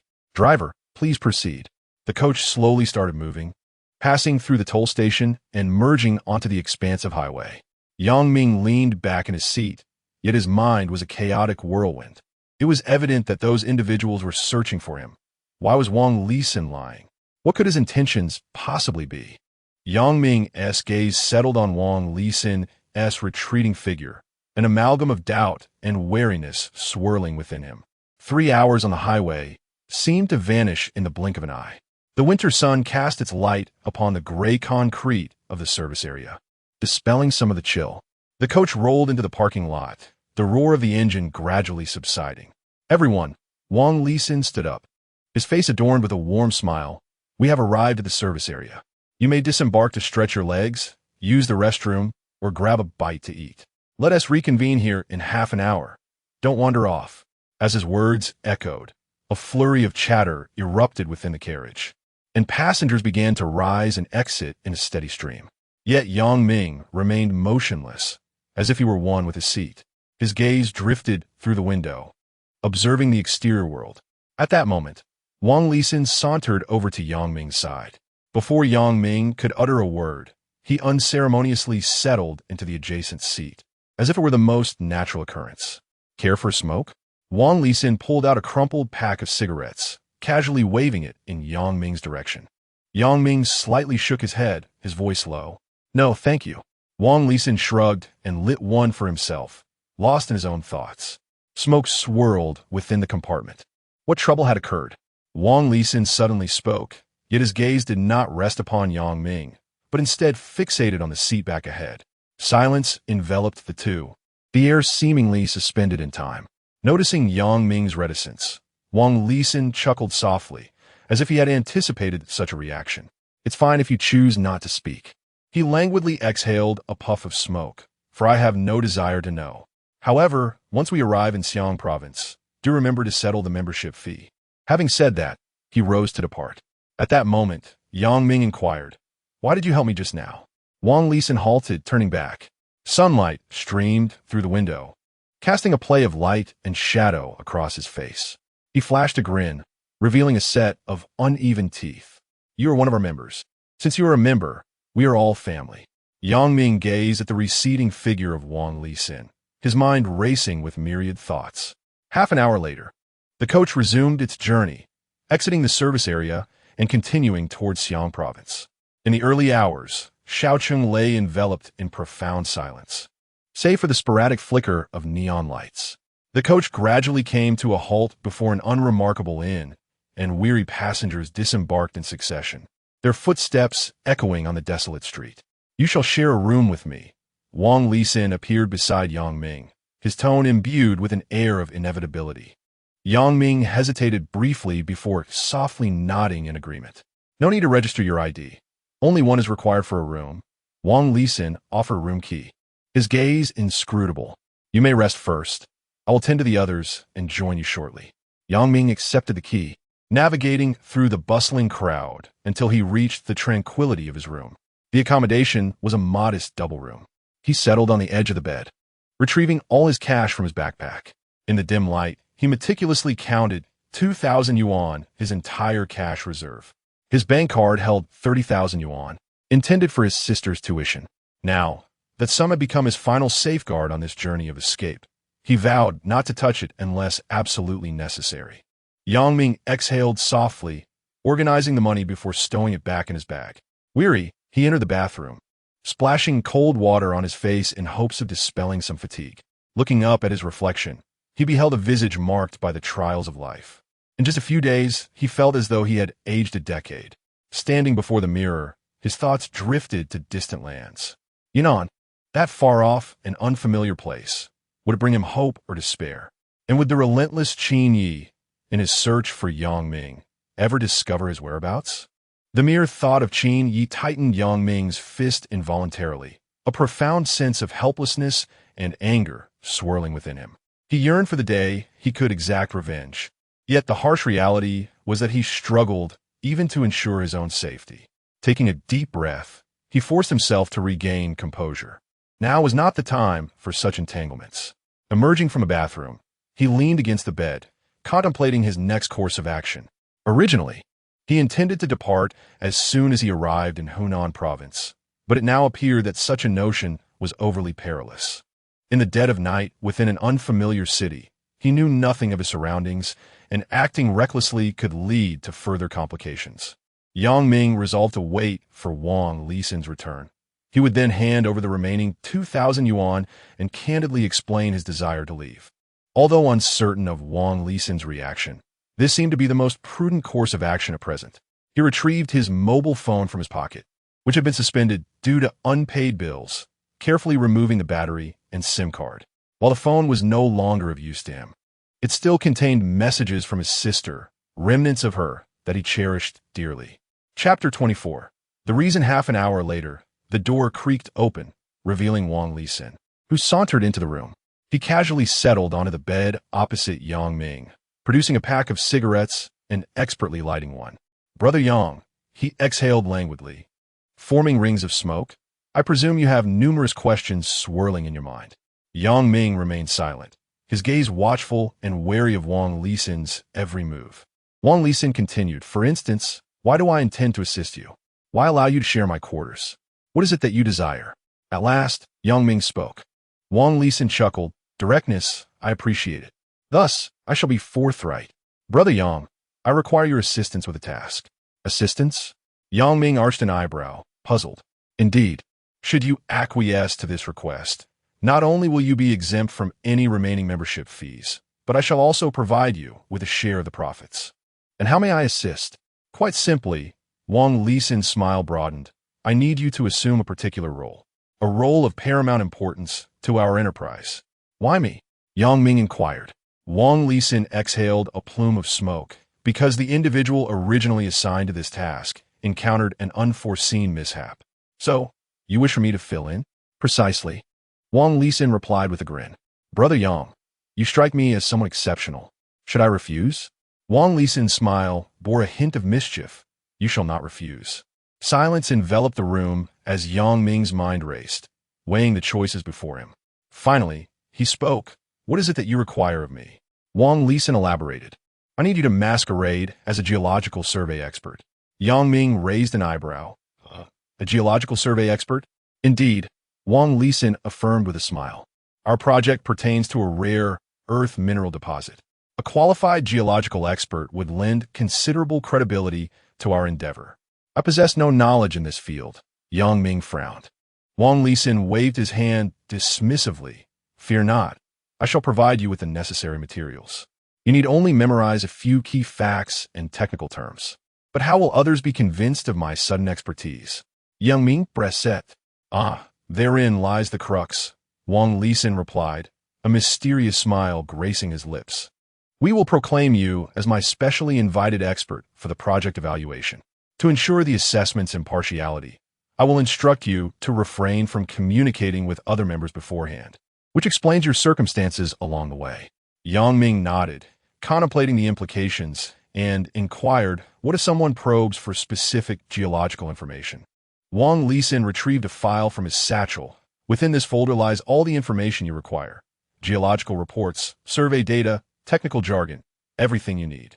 Familiarize yourself with it before the day after tomorrow." Yang Ming took the folder and opened it, discovering that it resembled more of a script than mere documentation, albeit one of rather rudimentary composition. Wang Lisin assured him, "When the time comes, simply adhere to the script, and I will handle the rest. As long as you follow our guidance, there shall be no complications." Yang Ming fell silent for a moment before inquiring, "What is your objective?" "To instill confidence in the members regarding the value of this project and to persuade them to invest substantial funds," Wang Lisin replied candidly. "Your expert opinion will be pivotal in convincing them." Yang Ming's brow furrowed even deeper. "What if I falter?" Wang Lisin's expression suddenly turned grave. "That would be detrimental for both of us. Therefore, my dear Yang, for our mutual benefit, it would be wise for you to perform exceptionally well in this endeavor." Taking a deep breath, Yang Ming posed one final question. "What will my compensation be?" A smile returned to Wang Lisin's face. "In addition to waiving your membership fee, I shall provide you with a bonus, no less than 5 figures. How does that sound? Tempting, isn't it?" The room fell into silence once more. After a moment of contemplation, Yang Ming slowly nodded, "All right." Wang Lisin stood, patting Yang Ming on the shoulder. "Rest well. Tomorrow you shall remain at the hotel to familiarize yourself with the materials. The day after, we will head to the mine. Remember, from this moment forth, you are our invited geological exploration expert." With that, he made his way to the door. Observing this, Yang Ming asked, "Where are you going?" "Of course, I'm returning to my room to sleep. I do not fancy sharing a room with another man." Wang Lisin chuckled. Before departing, he turned back to add, "By the way, If anyone inquires about your background, simply state that you hail from a prestigious university or research institute. I will prepare the appropriate credentials and documents. Good night, expert. As Wang Lisin exited Yang Ming's room, a self-satisfied smile graced his face, and he whistled cheerfully as he sauntered down the corridor toward another room. His gait exuded an air of unwavering confidence, as though everything was firmly under his control. Upon reaching his destination, Wang Lisin produced his room key, swiped it gently, and the lock clicked open. Stepping inside, he was greeted by a warm, humid atmosphere infused with a faint hint of perfume, evidently indicating someone had just finished bathing. He quietly closed the door behind him and traversed the foyer into the bedroom.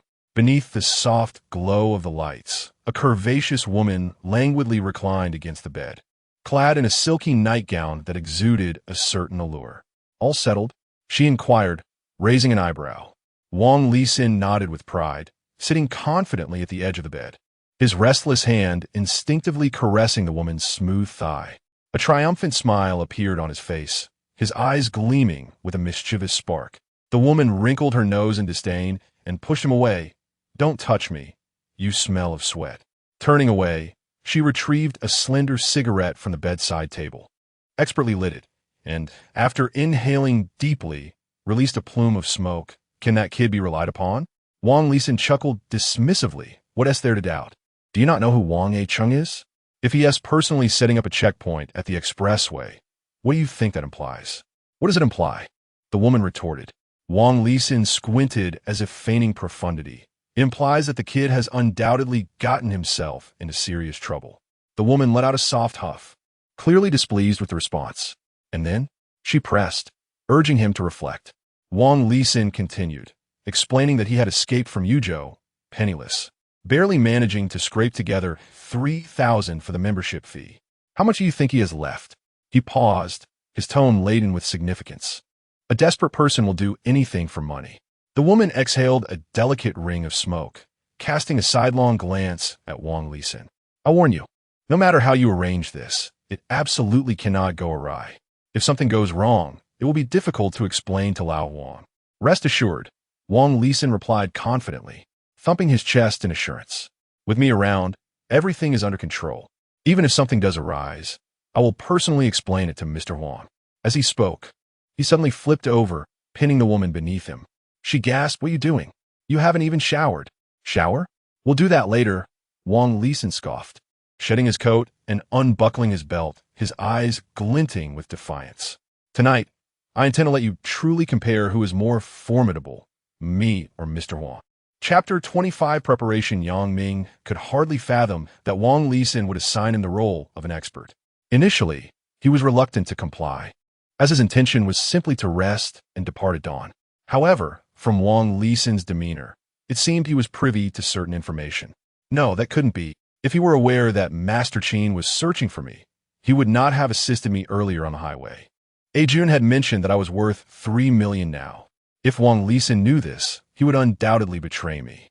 Contemplating this, Yang Ming approached the window, gazing at the desolate street outside. It appeared he was merely aware that I had attracted some trouble, though the specifics eluded him. Thus, he sought my assistance in impersonating a geological survey expert. Should I stay or leave at first light? After pondering for a considerable time, Yang Ming exhaled deeply and resolved to remain. It was not due to his covetousness for Wang Lisin's purported dividends, but rather he perceived an opportunity to ascertain the route from Xiang province to Yunnan over the next couple of days. Additionally, his injuries had yet to heal and required attention. Having made his decision, Yang Ming ceased further contemplation and returned to bed. The following morning, Wang Lisin knocked on Yang Ming's door. His slick, made-up face wore a sycophantic smile, a cigarette dangling from his lips. "Brother Yang, how did you sleep?" He exhaled a plume of smoke, squinting as he sized up Yang Ming. "I must take the members to A class shortly, so make haste in familiarizing yourself with the materials." Yang Ming nodded impassively, while internally devising how to utilize this time. Once Wang Lisin departed with his so-called members, Yang Ming sprang into action. He first visited a small clinic where the doctor re-wrapped his wounds. The physician's technique was as rough as peeling cabbage, causing Yang Ming to grimace in pain. "Be gentle," he couldn't help but exclaim. "Hey, Young man, if it doesn't hurt, it means I haven't properly disinfected it. The doctor chuckled, his hands becoming even more forceful. After tending to his injuries, Yang Ming hurried to a nearby market stall, purchasing 2 t-shirts and a pair of jeans. Clad in this new attire, he strolled around the train and bus stations, surveying the surroundings. Confirming the absence of suspicious individuals, he purchased 3 tickets to Yunnan for different dates at the train station. Upon returning to the hotel, Yang Ming began to delve into the stack of materials provided by Wang Lisin. After 2 hours, he had finally absorbed the information sufficiently. Just as he was preparing to take a brief respite, a series of knocks echoed at the door. Wang Lisin stood outside with a beaming smile, several takeout boxes in hand. "Brother Yang, look what I brought for you." As he spoke, he entered the room and placed the takeout boxes on the table. "The boss treated us earlier, and I thought it wouldn't do to neglect you, so I packed some delicacies." Yang Ming glanced at the greasy containers, but said nothing, picking up chopsticks and beginning to eat. Wang Lisin lit a cigarette, squinting as he scrutinized him. "So, have you comprehended the materials?" "Yes." Yang Ming responded with a grunt, continuing to focus on his meal. Wang Lisin exhaled a puff of smoke, announcing, "Tomorrow morning, we shall depart for the mine. Upon arrival, we will have a meal, and the boss will make an appearance. In the afternoon, the shareholders' meeting will commence, and it will be your moment to shine." He patted Yang Ming on the shoulder, reassuring him, "Do not be anxious, just rely on the information you have. Our colleagues will pose a few questions, and once you answer them, you will be fine." Yang Ming wiped his mouth, inquiring, "So, does this mean I will receive my bonus by tomorrow evening? How is that possible?" Wang Lisin burst into laughter. "The funds will only be deposited tomorrow. The finance department still needs to tally everything." Yang Ming furrowed his brow, asking, "When then can I expect the money?" "At the earliest, the day after tomorrow," Wang Lisin replied, squinting. "Why? Are you in dire need of money? Would you like me to lend you some in the meantime?" "Sure," Yang Ming replied without hesitation. Wang Lisin was momentarily taken aback, then awkwardly pulled out his wallet, counting out 500 yuan. "Take this for now. Let me know if you need more." Yang Ming snatched the money and stuffed it into his pocket, resuming his meal. Upon exiting the room, Wang Lisin could not help but mutter under his breath, "What a damn glutton." Initially, he intended to be courteous, but Yang Ming showed no signs of politeness.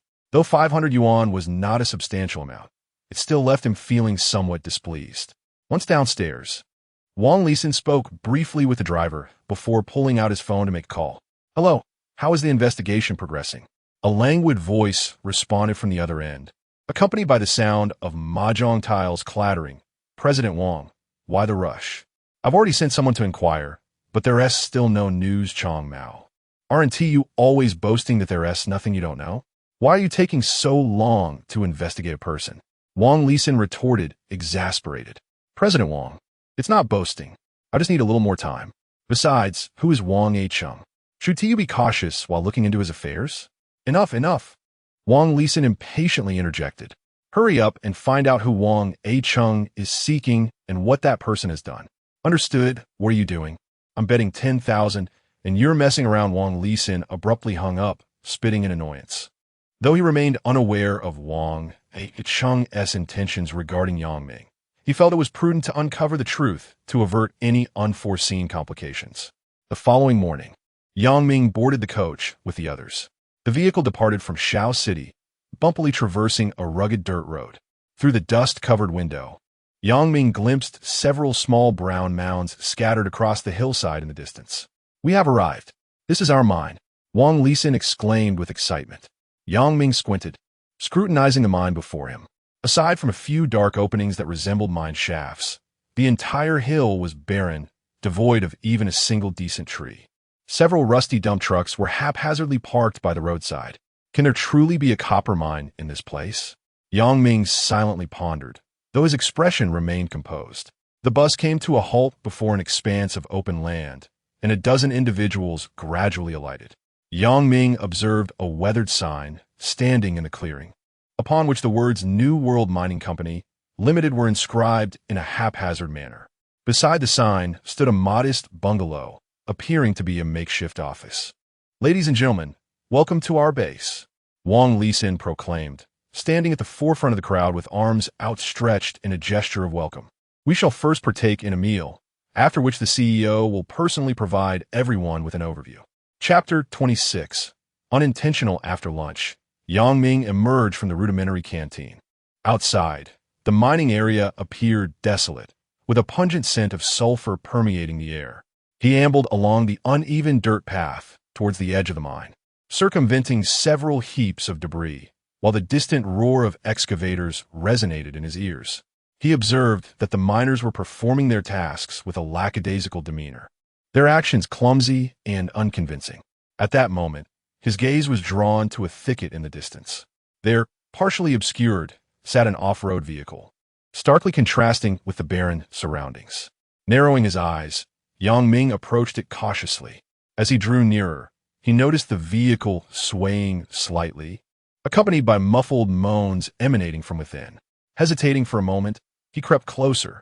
Suddenly, the window slid down, prompting Yang Ming to quickly crouch beside the wheel.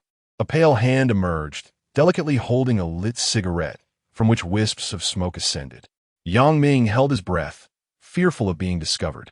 Soon, a conversation between a man and a woman floated from the vehicle. Accountantly, is everything arranged? The woman's languid voice broke the silence. Rest assured, the man replied in a deep tone. Once Wang Lisin completes the deposit, I will deliver the funds to Shao City Hotel tonight. Remember, it's room 308. Do not mistake it. The woman cautioned. Not a chance. I'll send my cousin. He won't make a mistake, the man assured her. That is good to hear. Let us ensure there are no slip-ups this time. If old Huang finds out, we'll be in deep trouble, she warned. You can rest easy, accountantly confidently stated. I've manipulated the accounts. Even if they investigate, they won't uncover anything.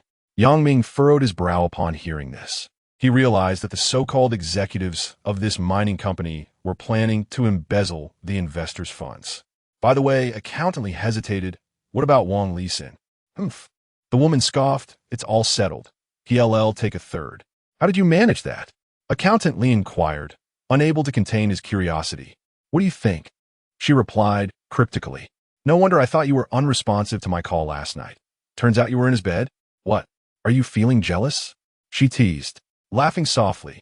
Accountant Lee remained silent, but soon the vehicle began to sway again. Seizing the opportunity, Yang Ming quietly slipped away, his mind racing.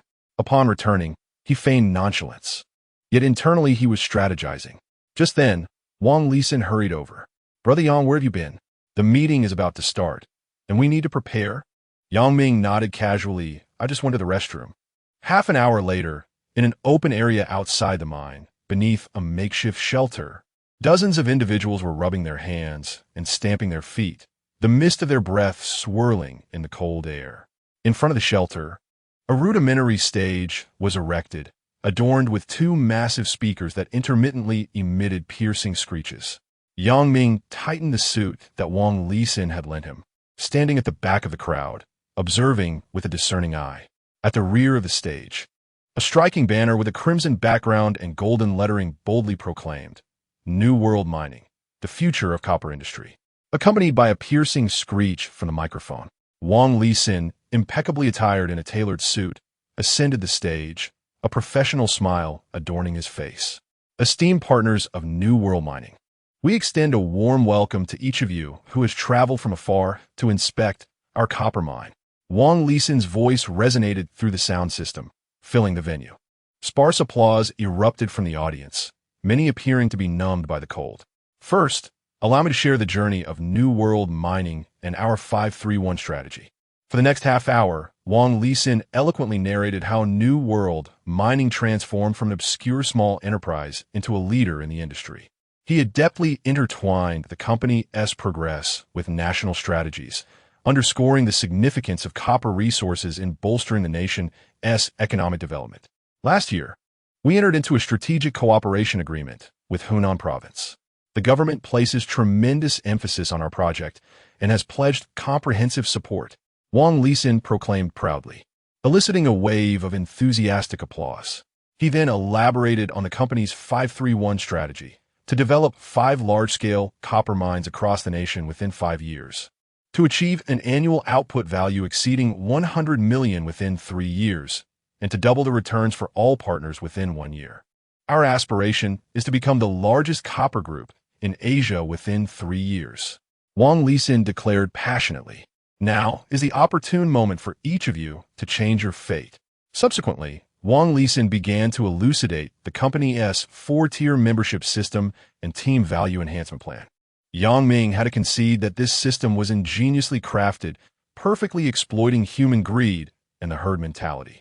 A platinum member could recoup an investment of $50,000 within 6 months. A diamond member, with an investment of $100,000, not only received higher dividends, but also enjoyed corporate management training.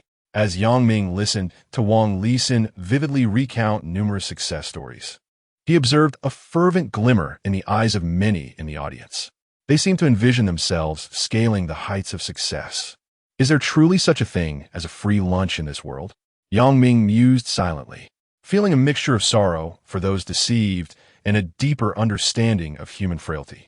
Just as Yang Ming pondered these thoughts, Wang Lisin's voice suddenly rose an octave. Today, we are immensely honored to welcome a distinguished guest. He is a professional geological expert and especially invited consultant from the Ministry of Natural Resources, Professor Yang. Yang Ming quickly adjusted his expression, adopting an air of genteel composure. He knew his moment to perform had arrived. Professor Yang, please enlighten us about the circumstances of our mining area. Wang Lisin gestured extravagantly. Taking a deep breath, Yang Ming stepped onto the stage, greeted by a rousing round of applause. Thank you, General Manager Wang, for the introduction. Yang Ming took the microphone, his voice steady and resonant. It is a privilege to be here today to analyze the prospects of New World mining for all of you. As he spoke, he retrieved a meticulously prepared stack of materials from his briefcase and began to articulate his thoughts with fervor. He commenced with a succinct overview of the current state of the global copper mining industry, subsequently steering the discussion towards the reserves of copper resources. Referring to the latest geological survey data, Yang Ming pointed to a complex geological map, stating that this mining area belongs to the porphyry copper deposit type, characterized by large or body sizes, lower grades, yet uniform distribution. Preliminary estimates suggest that the recoverable reserves here exceed at least 5 million tons. A collective gasp of astonishment resonated from the audience, swiftly followed by an even more fervent round of applause. Seizing the moment, Yang Ming cast a glance at Wang Lisin, who stood nearby, nodding in apparent approval. Yang Ming then proceeded to meticulously outline the mining plan for the area. The audience appeared utterly captivated by this series of profound and intricate professional insights, their faces adorned with admiration and trust. Thank you, Professor Yang, for your brilliant analysis. Wang Lisin exclaimed with great enthusiasm. I believe everyone now understands just how vast the prospects for our New World mining are. Now, let us extend a warm round of applause to welcome our chairman, Mr. Huang, to address us. With a thunderous ovation, a middle-aged man clad in a tailored suit ascended the stage. Chapter 27. Escape upon returning from the mining site to the hotel. Yang Ming retreated to the solitude of his room. Discarding the ill-fitting suit that had caused him discomfort, he adorned himself in a newly purchased cotton jacket and sweatpants. This attire allowed him to blend seamlessly with the crowd, rendering him inconspicuous. His gaze settled upon the train ticket on the bedside table, destined for Yunnan in the early hours. It was time to depart from this place of turmoil.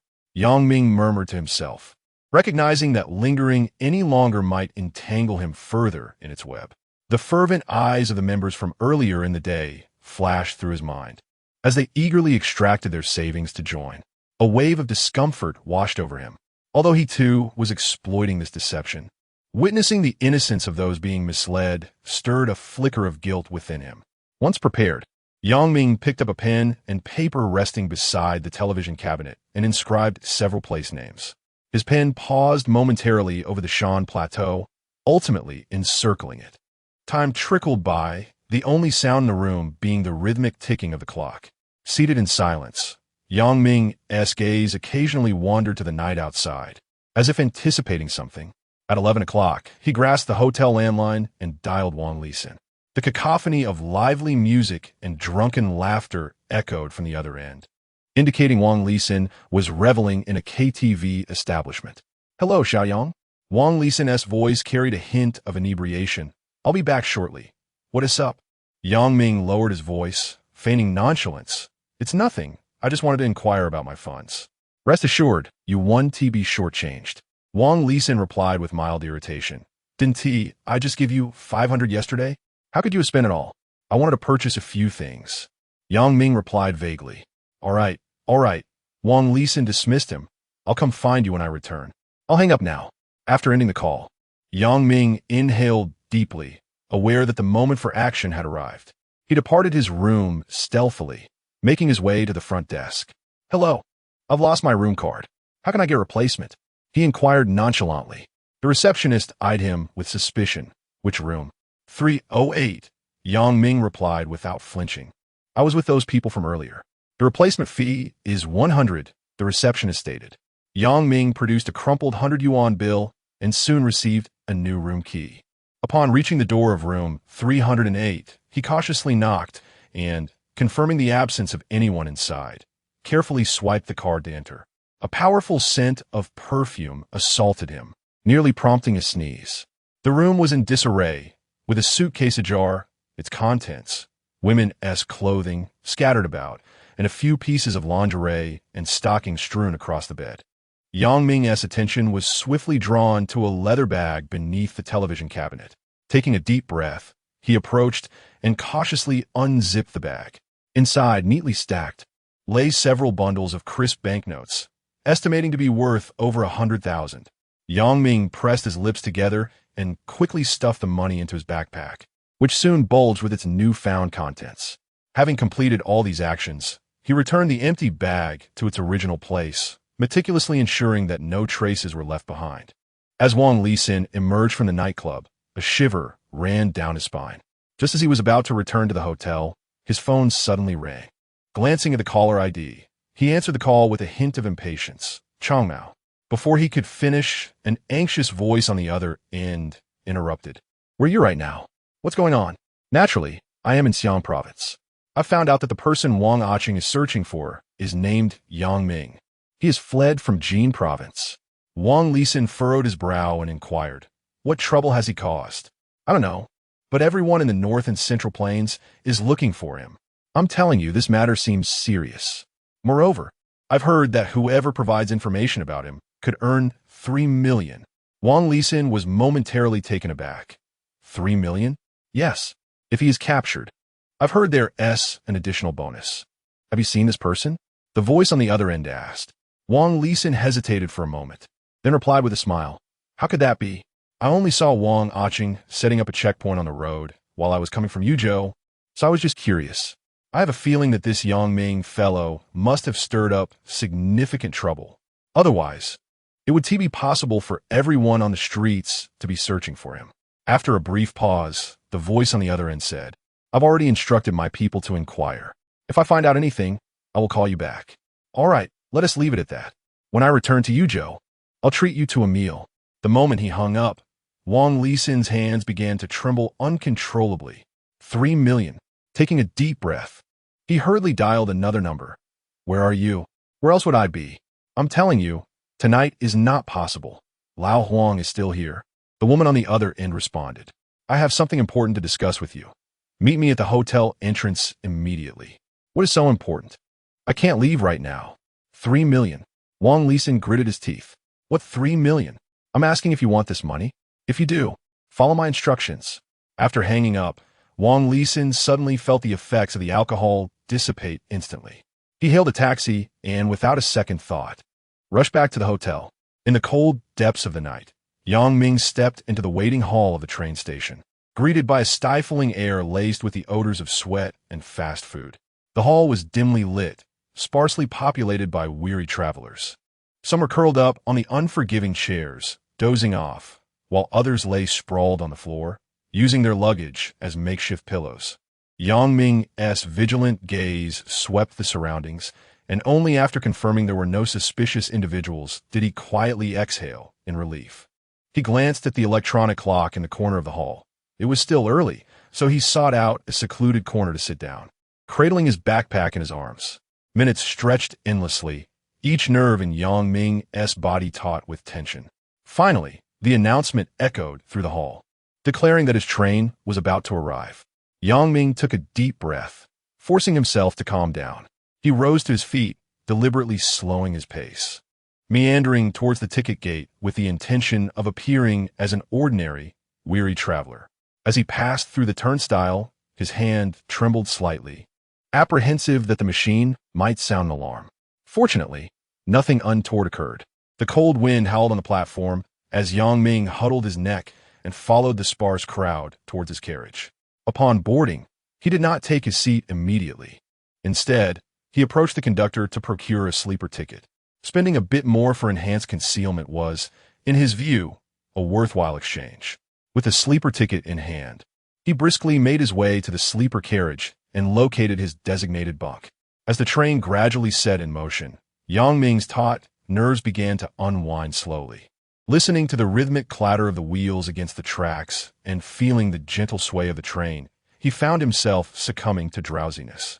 In a state of semi-consciousness, he drifted into a deep slumber. Chapter 28. Turmoil at the entrance of the Shao City Hotel. The woman standing before Wang Lisin furrowed her brow and inquired, "What do you mean by 3 million? That kid, the one I had impersonate as an expert. Now everyone in the North and Central Plains is searching for him." Wang Lisin replied, his agitation evident. And then, the woman seemed disinterested in the matter. "Whoever provides information about him will receive 3 million. Wang Lisin exclaimed, his excitement bubbling over. The woman paused, taken aback. "Are you serious? Why would I lie to you?" He retorted. "Then what are you standing there for? Hurry up and make the call," she urged. Wang Lisin shook his head. "We can't alert him. I intend to stabilize the situation first, then inform those in the field." "Mr. Wang, do you expect me to seduce him?" she said, a hint of annoyance in her voice. "I'll ask you this. Do you want that 3 million or not?" The woman hesitated, biting her lip, before finally declaring, "Fine. Once it's done, I want half." "Agreed," Wang Lisin grinned. After finalizing their arrangement, the pair approached the door to their room. Just before entering, Wang Lisin whispered, "I'll find an excuse to leave shortly. The rest is up to you." "Don't worry. There's no man I can't handle," she scoffed. Taking a deep breath, Wang Lisin used the room card to unlock the door. "Brother Yang, I'm back." Upon entering, he found the room empty and was momentarily taken aback. Where is he? He rushed to the bathroom to check, but found no trace of Yang Ming, not even his backpack. Soon, he spotted a piece of paper beside the television cabinet, covered with numerous place names, with Shan Yuan circled prominently. "Damn it, that kid has escaped." Wang Lisin couldn't help but curse. The two hurried downstairs to inquire at the front desk. "Oh, are you referring to the tall, slender guy?" "Yes, that's him. He said he lost his room card and requested a replacement for room 308. Upon hearing this, the woman froze.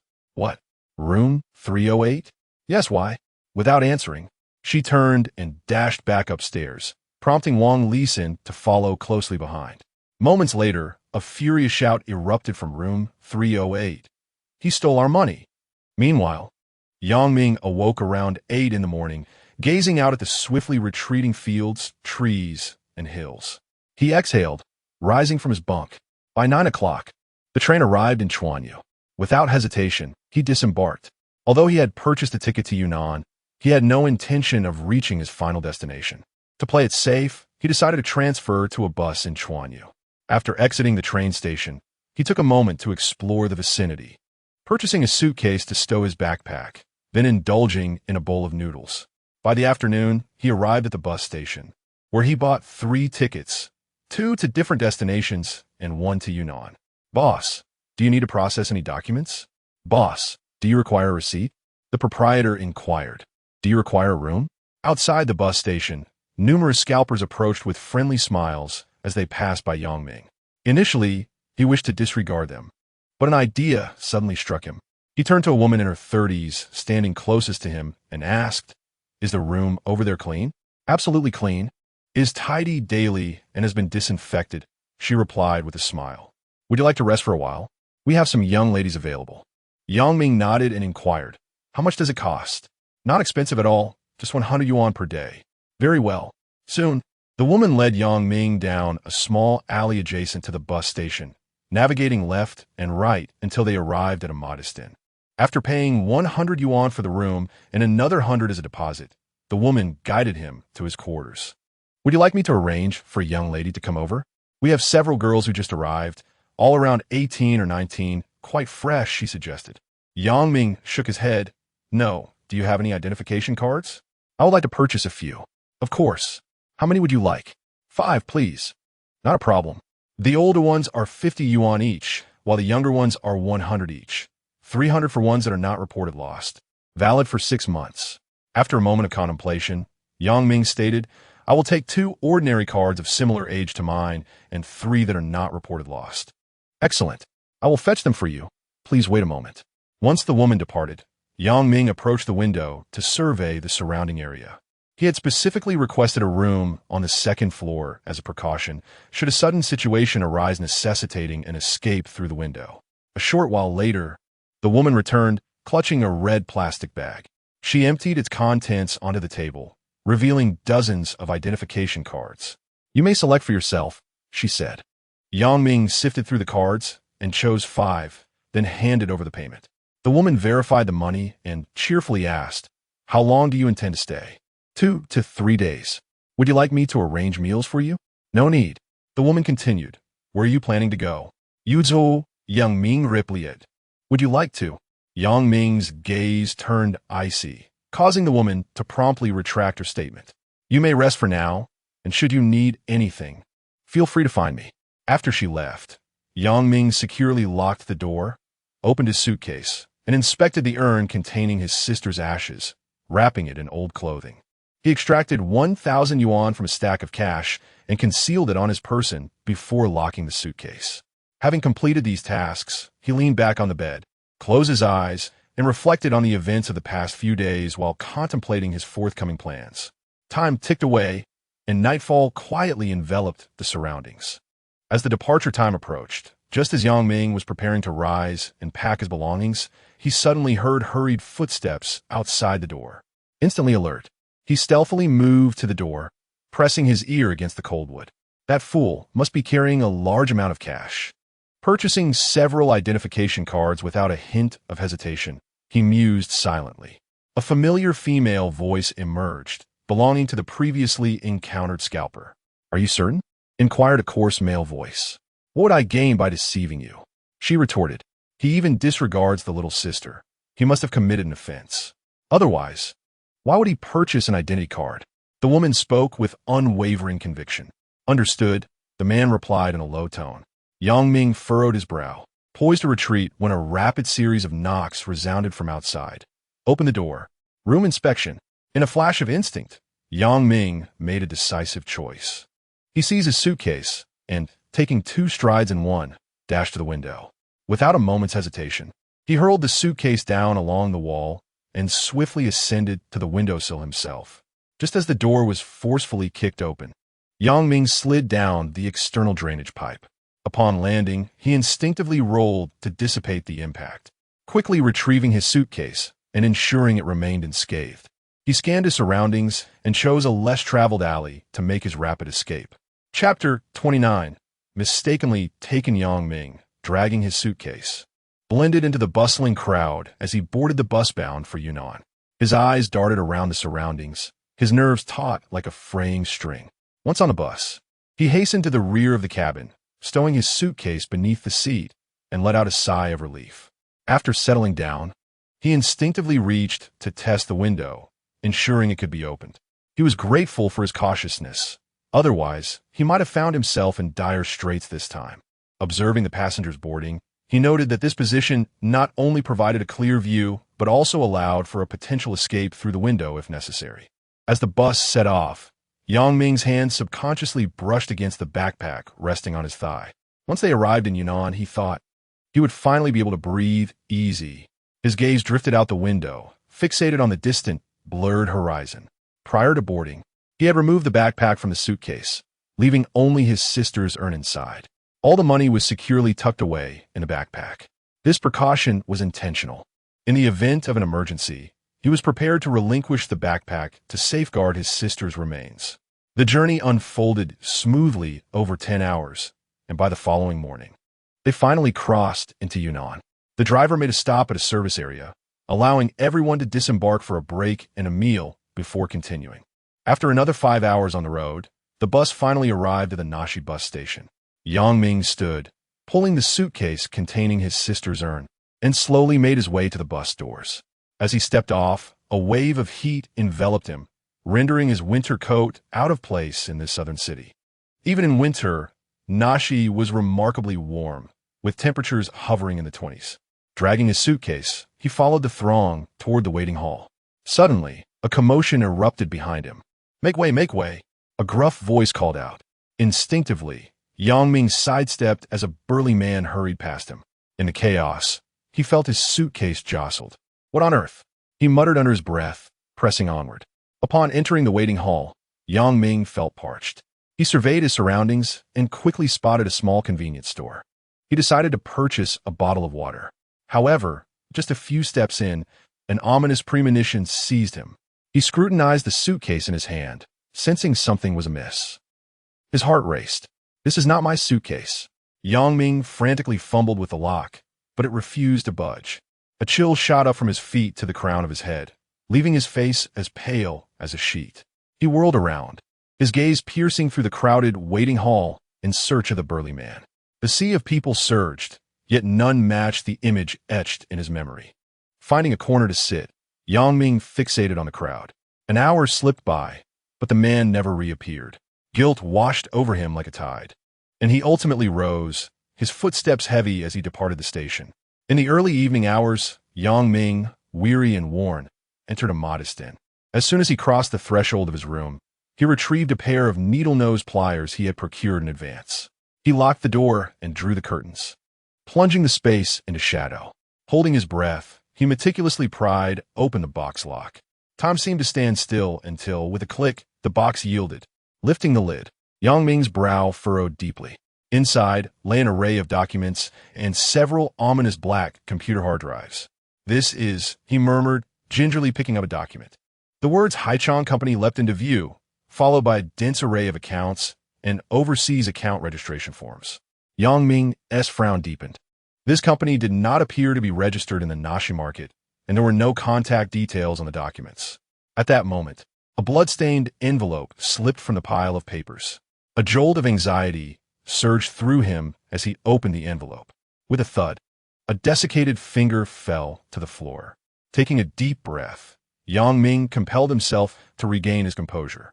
He carefully returned the finger to the envelope, closed the box, and collapsed into a chair, his mind racing. The contents of this box were undoubtedly significant. Yang Ming squinted. The person who had mistakenly taken this box was likely more desperate than he. Though he had arrived in Nashi, caution was still imperative.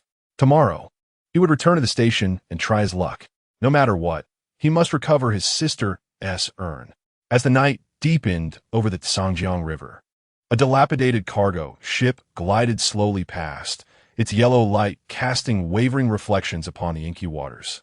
Inside the cabin, a dim bulb swayed gently with the motion of the ship, casting shifting shadows within the confined space.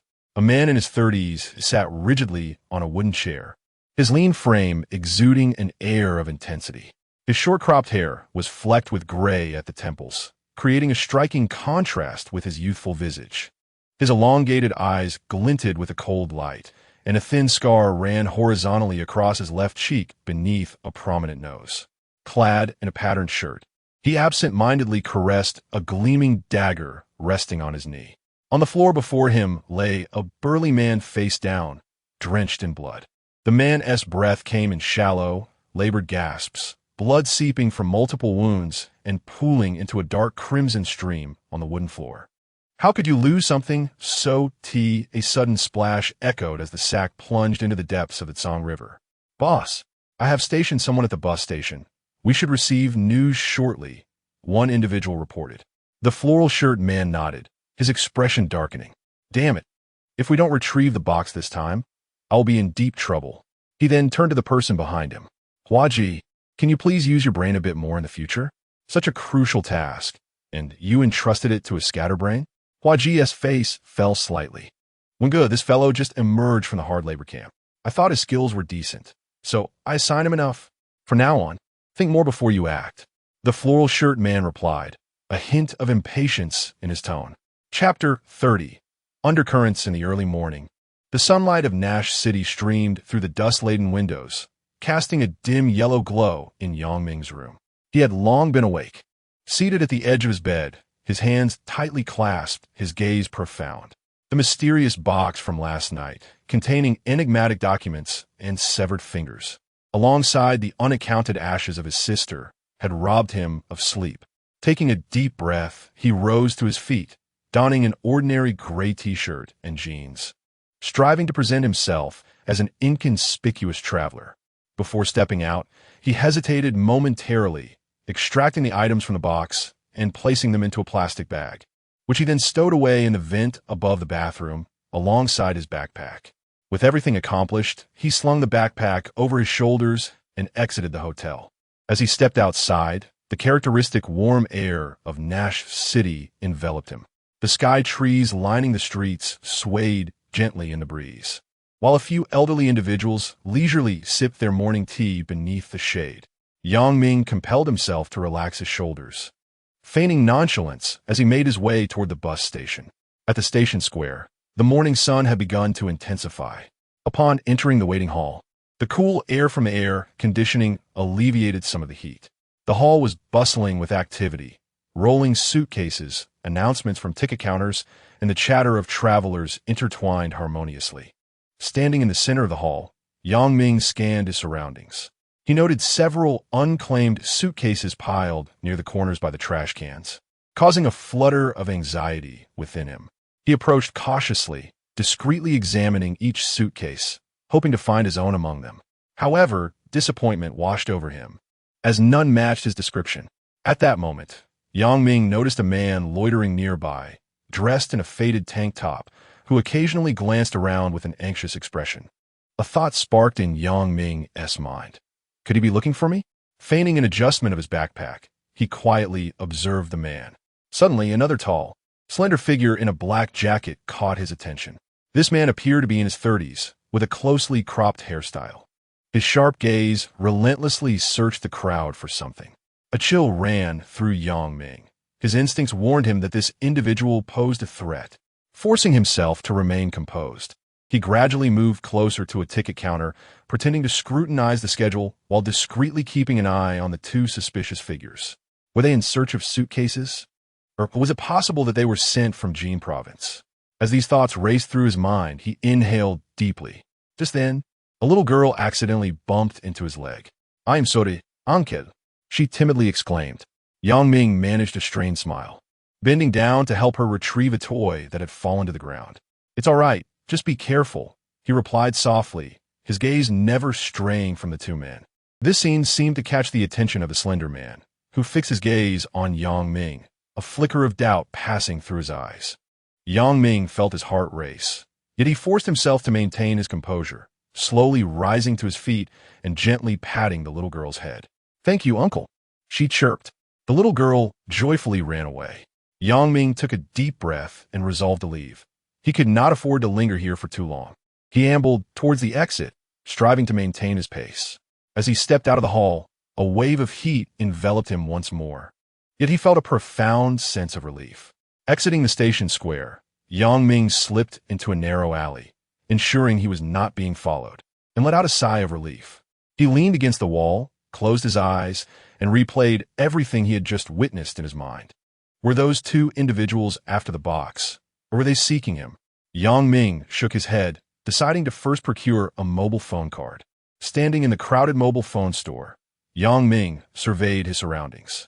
The shop was stifling and humid, filled with various ringtones and the clamor of customers. He addressed the proprietor behind the counter. "I would like an anonymous mobile phone card." The owner glanced at him, retrieved a card from the drawer, and said, 300. Yang Ming did not haggle and quickly paid. "Also, please provide a battery for my phone," he added, handing over the device. The owner inspected it, offered a new battery, and then produced a universal charger. "Would you like this as well?" Yang Ming nodded and paid for it. Upon leaving the shop, he dialed the number introduced by Ajun. A cold female voice responded, The number you have dialed is switched off. Yang Ming frowned and tried several more times, but to no avail. I will try again tonight. As noon approached, a protest arose from his stomach. He decided to find a place to satiate his hunger before contemplating his next steps. Wearing a hat to ensure he would not be easily recognized, he proceeded along the sidewalk. Suddenly, a figure rushed from the side, colliding forcefully with Yang Ming. The unexpected impact caused him to stagger several steps, nearly losing his balance. "Hey!" Yang Ming began to speak, but the person had already risen from the ground and fled. In that fleeting moment, he caught only a glimpse of a retreating silhouette. Suddenly, he felt a lightness in his pocket. His phone was gone. He quickly scanned the area and discovered his phone lying a few steps away, shattered. "Stop!" Yang Ming shouted in anger, picked up his phone, and gave chase. The figure had already darted into the alley ahead, and Yang Ming followed closely. The alley was dark and damp, with towering buildings obscuring the sunlight. Yang Ming's breath quickened, and sweat trickled down his cheek. The silhouette ahead flitted like a specter in the dim passage, yet the distance between them was gradually diminishing. At that moment, the alley took a sharp turn, and Yang Ming accelerated, turning the corner just in time to see the figure right before him. "Stop!" he roared, leaping towards the person's back. They both crashed onto the damp ground, stirring up a cloud of dust. Yang Ming firmly pinned the individual beneath him, their heavy breaths echoing in the narrow alley. However, the person showed no signs of surrender. Almost instantaneously, a glint of cold steel flashed before Yang Ming's eyes. Instinctively, he recoiled backward as a gleaming dagger grazed past his cheek, leaving a stinging sensation. Cursing under his breath, Yang Ming swiftly released his grip and rolled away to evade. Seizing the opportunity, the assailant scrambled to his feet, brandishing the dagger in wild slashes. Cold glints of steel flashed through the air as Yang Ming dodged relentlessly, sweat blurring his vision.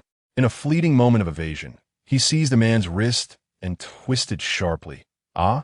The man cried out in pain, the dagger slipping from his grasp. Snatching the weapon, Yang Ming countered with a brutal elbow strike to the abdomen. The man doubled over, and in the next instant, a sweeping kick sent him crashing to the ground. Within a heartbeat, Yang Ming was atop him, the dagger pressed against his throat. "Don't move." The man panted heavily, a flicker of fear flashing in his eyes. Just as Yang Ming prepared to demand compensation for his shattered phone, hurried footsteps echoed from the alley's entrance. Alert! He glanced up, only to see a group of men clad in black shirts rushing toward them, their expressions icy, their hands concealing something ominous. Their silhouettes blotted out the sunlight, plunging the alley into deeper shadow. A sudden, inexplicable chill crept down Yang Ming's spine. Chapter 31. Capture. Yang Ming's muscles tensed as his piercing gaze swept over a group of men in black who had suddenly appeared at the alley's entrance. Moments later, the crowd parted, and a man in his 30s sauntered forward, as if leisurely strolling through his own backyard. Clad in a blue polo shirt, he held half a pineapple, its juices dripping down his chin. As he chewed on the fruit, his eyes sparkled with a cunning glint, assessing Yang Ming with a slyness akin to that of a fox. "Ah, looks like there's no escaping now." The man grinned, revealing a set of white teeth. With an air of bravado, he approached and planted his foot squarely on the face of the man in uniform lying on the ground. "You dare to come looking for trouble?" Seeing that this group was focused on the man below, Yang Ming let out an internal sigh of relief, slowly releasing his grip and rising, though he remained on guard. Two burly men rushed forward, dragging the fallen figure out of the alley like a lifeless dog. "Young lad, you've got some skills," the man in the polo remarked with a narrowed-eyed smile. "What is the story? Do you have a grudge against him?" With a thick accent, the man spoke, and Yang Ming managed to grasp the gist. "He broke my phone." "What kind of phone?" The man raised an eyebrow, curious. Yang Ming produced his battered Nokia 1100, which lay in disarray. The man glanced at it, a smirk dancing on his lips. "Just for this?" "Yes," Yang Ming replied tersely, his gaze unwavering. "Quite interesting indeed," the man mused, tossing aside the remaining pineapple, wiping his hands on his shirt, and extending his right hand. "Jubo." After a moment's hesitation, Yang Ming reciprocated the handshake. "Yang Ming, consider this a favor owed." I shall treat you to a fine meal another day," Zhu Bo declared before turning and vanishing into the alleyway. As he watched Zhu Bo's retreating figure, Yang Ming finally exhaled. Initially, he had feared the group had come seeking him. Although it turned out to be a false alarm, he understood the necessity of remaining vigilant in this unfamiliar city. After savoring the last bite of rice noodles, Yang Ming wiped his mouth and surveyed his surroundings. The establishment buzzed with activity, yet he couldn't shake the feeling of being watched. Shaking off the eerie sensation, he rose and hastily made his way towards the inn. Given the current circumstances, he dared not linger at the bus station. Were those two suspicious figures after him, or were they merely after the suitcase? Uncertainty gnawed at him. A comprehensive plan was imperative. While the formidable Mr. Qin was indeed a powerful figure, extending his reach into Yunnan would not be an easy feat yet. Yang Ming was unwilling to take any chances. Standing before the inn's door, he inhaled deeply, his fingers brushing against the doorknob. As soon as he touched the cold metal, a chill coursed up his spine. Every pore on his body stood on end, as if an invisible hand had tightened around his throat. Something was amiss. Yang Ming froze in place, his eyes fixated on the partially open door. He held his breath, slowly taking a step back. Suddenly, the door swung open with a resounding bang. Two hulking figures burst forth from within. Damn it! Without a second thought, Yang Ming turned and fled. However, just as he took 2 steps, he noticed 5 or 6 figures emerging from both ends of the corridor, encroaching upon him like a dark tide. Yang Ming gritted his teeth, cornered against the wall. On the banks of the Tsangjiang River, at the dilapidated stilt house, stood solitary. The heaps of sand and stones below glimmered like gold in the setting sun, accentuating the house's decrepit wooden structure. Inside the stilt house, thick smoke swirled. A burly man reclined in a bamboo chair, his flamboyant shirt stained with grease and dust. His rough hands clutched a water pipe, occasionally producing bubbling sounds. Exhaling a cloud of thick smoke, the man squinted towards the door. The sound of the Tsangjiang River mingled with the rumble of machinery at the sandpit, as if singing a rugged labor song. Suddenly, a creaking noise from the staircase shattered the eerie tranquility. Vian, a slender figure pushed open the rickety wooden door and slipped inside. This person, hunched and around 5 feet 7 inches tall, appeared frail. Yet his piercing eyes betrayed a fierce intensity. Sunwin did not raise his eyelids, but took another deep puff from the water pipe. "Did you find him?" "Voyez noted." "Yes, we found the person, but the item is not with him." "Not with him?" Sunwin sat up abruptly, his brow furrowed. "Yes," Huaji replied. "I gave him a beating, but that kid has a tough mouth and wouldn't say a word." "Damn it. Winggo, do you think that kid could be sent by Fengbin?" "Fengbin? He knows nothing." Sunwin spat. "This is our affair in Hanhai. Even if he had 10 times the courage, he wouldn't dare interfere." "Do you really think Minggu is a pushover? Then where did this kid come from?" Huaji asked, perplexed. Sunwin exhaled, standing up. "Take me to see him." "All right. Soon." The two emerged from the stilt house and arrived at a makeshift warehouse by the sandpit. At that moment, Yang Ming was tied up and thrown to the ground, covered in dust, with several bruises adorning his face. "What is your name?" Sunwin approached Yang Ming and crouched beside him. Yang Ming fixed his gaze on him, remaining silent. "Kid, I don't care who sent you. You better hand over the item, or you'll regret it." "What item?" Yang Ming inquired. "What do you mean, what item?" Yang Ming had already deduced that they were after the box from the beating he had endured. As for why he didn't speak directly, he was concerned about 2 things. First, whether do you believe I could very well cast you into the depths of the Song River right now. Yang Ming retorted fierce. Sunwin raised his hand, interrupting him. "Very well, what are your terms?" "Return my box to me." Yang Ming gritted his teeth. Sunwin stood up and glanced at Huaji. "Where is his box?" "It was discarded," Huaji replied nonchalantly. Upon hearing this, Yang Ming became exceedingly agitated, glaring menacingly at Huaji. "Where did you throw it? You dare to shout at me?" Huaji kicked out in response, then turned to Sunwin, stating, "Inside that box of his, there was an urn. I found it ominous, so I had it thrown away at the dump." At this revelation, Yang Ming, still on the ground, rolled over and sank his teeth into Huaji's calf. Chapter 32. The Return. Huaji never imagined that one day he would be bitten by someone, and have a chunk of flesh torn from his leg. Damn it. Let go. You bastard. No matter how hard Hua Ji kicked, Yang Ming refused to loosen his grip. Seeing this, the nearby lackeys rushed to intervene. It took tremendous effort to finally pry Yang Ming away. By then, Hua Ji's calf was drenched in blood, his pants torn where the fabric had been ripped off. Motherfucker, Hua Ji snarled, yanking a military dagger from his waist, ready to stab Yang Ming full of holes. What the hell are you doing? Sun Wen barked. Trying to rebel? Brother One.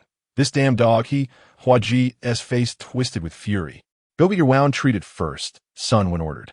Hua Ji hesitated, then gritted his teeth and limped out of the warehouse.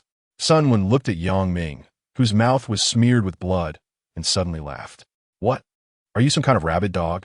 Yang Ming glared at him coldly, enunciating each word. If you want what you're after, find my suitcase first. Seeing his unyielding resolve, Sun Wen had no choice. Fine, I'll have someone retrieve it for you. But remember, once it's back, you tell me where to find what I want. Yang Ming remained silent. Without another word, Sun Wen turned and left. In truth, Hua Ji hadn't actually discarded Yang Ming's suitcase. He had lied on purpose. He just never expected that lie would cost him blood. You're a real idiot, Sun Wen said, watching Hua Ji sitting on a bamboo chair, his tone laced with exasperation. Why the hell did you provoke him? Hua Ji said nothing, dabbing alcohol on his wound. The sting made him grimace. Sun Wen sighed, shaking his head, then picked up the suitcase nearby. Opening it, he pulled out an urn. Noticing the photograph of a young girl on it, he frowned slightly and read the name aloud. Yang Rui? After placing the urn back, Sun Wen sat down, pulled out a pack of Yushi cigarettes, removed the filter, and lit it on a water pipe, taking a deep drag. Who do you think she is to him? He exhaled, smoke curling from his lips. Hua Ji shook his head, wrapping his wound with gauze. This kid isn't from around here. You can tell by his accent. Sun Wen mused. Willing to die for an urn. Interesting. Brother Wen, later I'll throw him in the water dungeon. Let's see how tough he really is.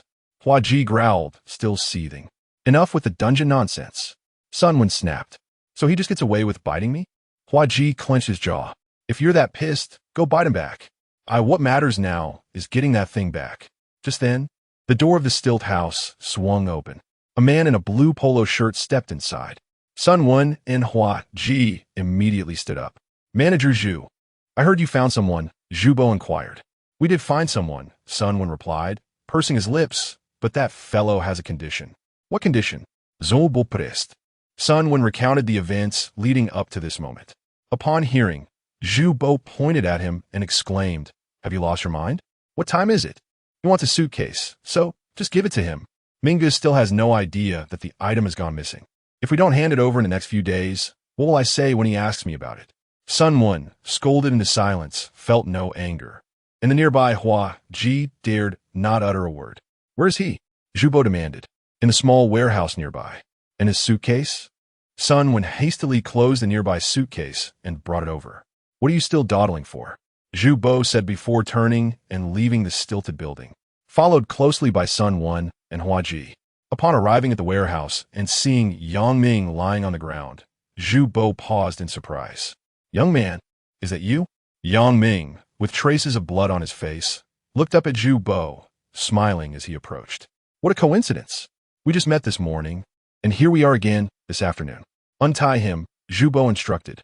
Soon, Sun Wen stepped forward and swiftly cut the ropes binding Yang Ming.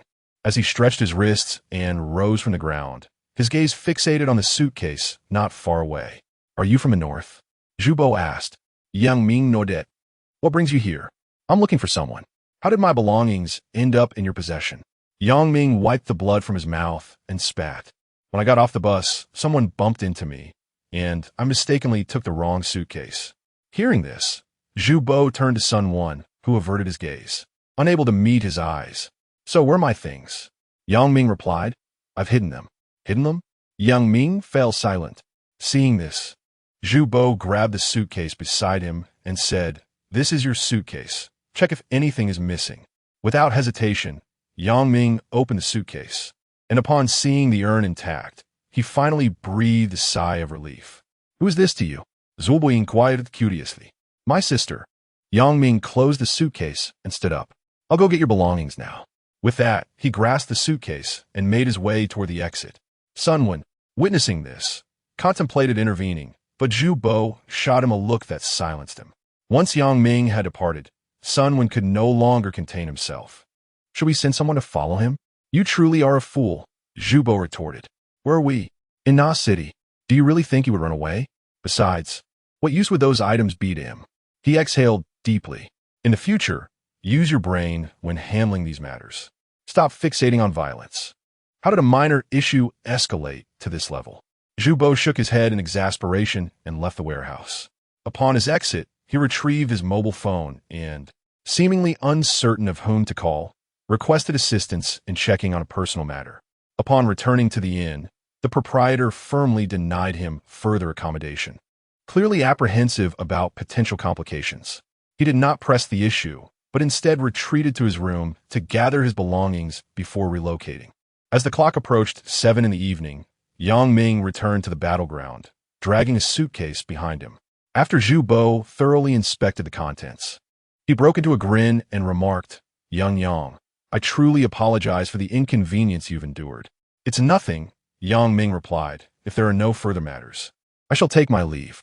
Wait a moment, Zhu Bo chuckled. You assisted me during the day, and I promise to treat you to a meal.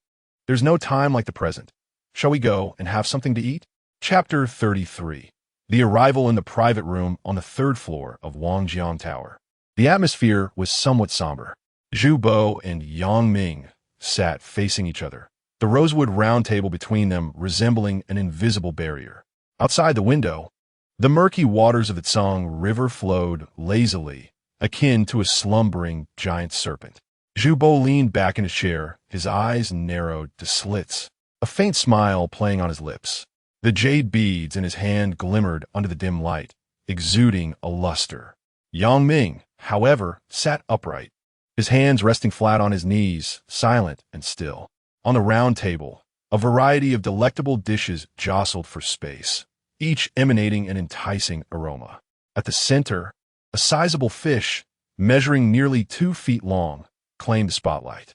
Its body displayed an eerie dark green hue, while its belly shimmered with silver. The fish's round eyes seemed to stare intently at the diners. Come, Brother Yang, sample this river monster. Zhu Bo finally broke the silence, gesturing towards the fish. It's a local specialty, absolutely exquisite. Yang Ming remained motionless, his gaze unwaveringly fixed on Zhu Bo's face. Zhu Bo, unperturbed, poured himself a glass of wine, gently swirling the liquid. I hear you came to Nash City in search of someone. Have you found them? Not yet. What is the name of the person you seek? I could assist in your inquiries. No need. Zhu Bo took a sip of his wine. I observed your skills when you helped me apprehend that individual during the day. You handled yourself rather well. What did you do before? I mixed cement at construction sites. Is that so? Zhu Bo mused, clearly skeptical of Yang Ming's words.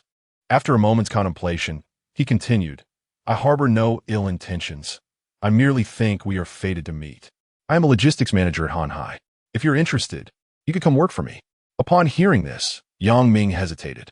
Having taken money from a pyramid scheme, he was not worried about his immediate livelihood. However, establishing himself in an unfamiliar city required more than just money. He needed connections. The number Jun had given him remained unreachable. Regardless, he had a plan for his future. Moreover, he did not wish to live his life like a rat, sneaking around in the shadows. He had sworn that one day he would return to Jin province to seek justice. I've committed a crime. Yang Ming finally spoke. Zhu Bo raised an eyebrow. What crime? I offended a powerful figure back home. He is searching for me everywhere. Zhu Bo chuckled. I thought it was something serious. Brother, this is Nash City. No matter how prominent an individual may be, once they arrive here, they must lay low, just like dragons and tigers. Do you know that by driving south for 3 hours, you could reach the Golden Triangle? I need not elaborate further. He added, I cannot promise much, but as long as you work for me, I will shield you from any trouble that comes your way. Furthermore, if that person dares to come here, I would not hesitate to deal with him. Do you believe me? Before the meal, Zhu Bo had discreetly inquired about Yang Ming through the law enforcement team, but had uncovered little information. With the knowledge that Yang Ming arrived in the city by a large bus, any suspicion of him being a wanted criminal is dispelled. As long as he is not a fugitive, Zhu Bo has nothing to fear. Although Yang Ming has never been involved in the underworld, he has encountered numerous individuals from that world throughout his life. Upon hearing Zhu Bo's remark, he hesitated for a moment, then raised his glass and stood up to drink it all in one go. Zhu Ge, I hope for your guidance in the future. Ha! No witties. We shall all be brothers from now on, Zhu Bo replied with a broad smile, then took out his phone to summon Sun Wen. When Sun Wen entered the private room and saw the smile on Zhu Bo's face, he had already begun to suspect something. Allow me to introduce. Zhu Bo said with a grin, this is Sun Wen, and this is Yang Ming. The two exchanged glances. Sun Wen hesitated for a moment before extending his hand. After their handshake, Zhu Bo invited them to sit down. From now on, Xiao Yang will be under your wing. Please arrange for him to start working at the Gannan warehouse. Of course, Manager Zhu. Sun Wen nodded in agreement. After a meal together, the three had grown somewhat familiar with one another. Although Yang Ming was not very talkative, he did not evoke any resentment from the other two. After satisfying their appetites, Yang Ming returned to his hotel that evening. The next morning, he deposited all the money he had into the bank. Around noon, Hua Ji arrived in a pickup truck to pick him up. Upon seeing each other, they exchanged intense stares. Had it not been for Sun Wen sitting in the passenger seat, a confrontation might have ensued. Xiao Yang, I'll first take you to the temple to place your sister's urn there. Afterward, we will head to the warehouse, Sun Wen stated. Yang Ming nodded without refusal. All right, thank you, Wen Ge. What is there to thank? From now on, we are all brothers. As the saying goes, one must fight to truly know each other. You and Hua Ji shouldn't act like enemies, Sun Wen remarked, casting a glance at Hua Ji. You better keep your mouth in check from now on and refrain from saying foolish things. And remember to look after Xiao Yang and Gannan, understood? Hua Ji pouted, feeling a twinge of pain in his left foot. Got it, Wen Ge. Soon, they arrived at a temple where Sun Wen located a monk. A monk is the term used for a male practitioner who has taken full ordination. In Na City, where Buddhist culture is prevalent, various monks and novices can frequently be seen on the streets. Traditionally, it is not customary to store urns in temples. Locals typically scatter ashes in rivers or bury them in forests, returning them to nature. However, due to Sun Wen's close relationship with the monk, permission was granted to place Yang Ming's sister's urn there. Once that was settled, the trio drove to Gannan. On the way, Sun Wen mentioned, that monk we just met is my childhood friend. We have shared a deep bond since we were young. So if you ever wish to visit your sister, just reach out to him. Yang Ming nodded. Thank you, Wen Ge. Hua Ji, seemingly struck by a thought, interjected. Wen Ge, is that guy the same one who used to be a big shot back in the day? Yes, it is indeed him. What? I thought he was dead. Hua Ji exclaimed, astonished. Sun Wen sighed, a wistful glimmer illuminating his gaze. After the events on Zhuangjin Road, he renounced the world. I could not fathom why once. I inquired, and he recounted that on that fateful night, he endured a harrowing 13 stab wounds.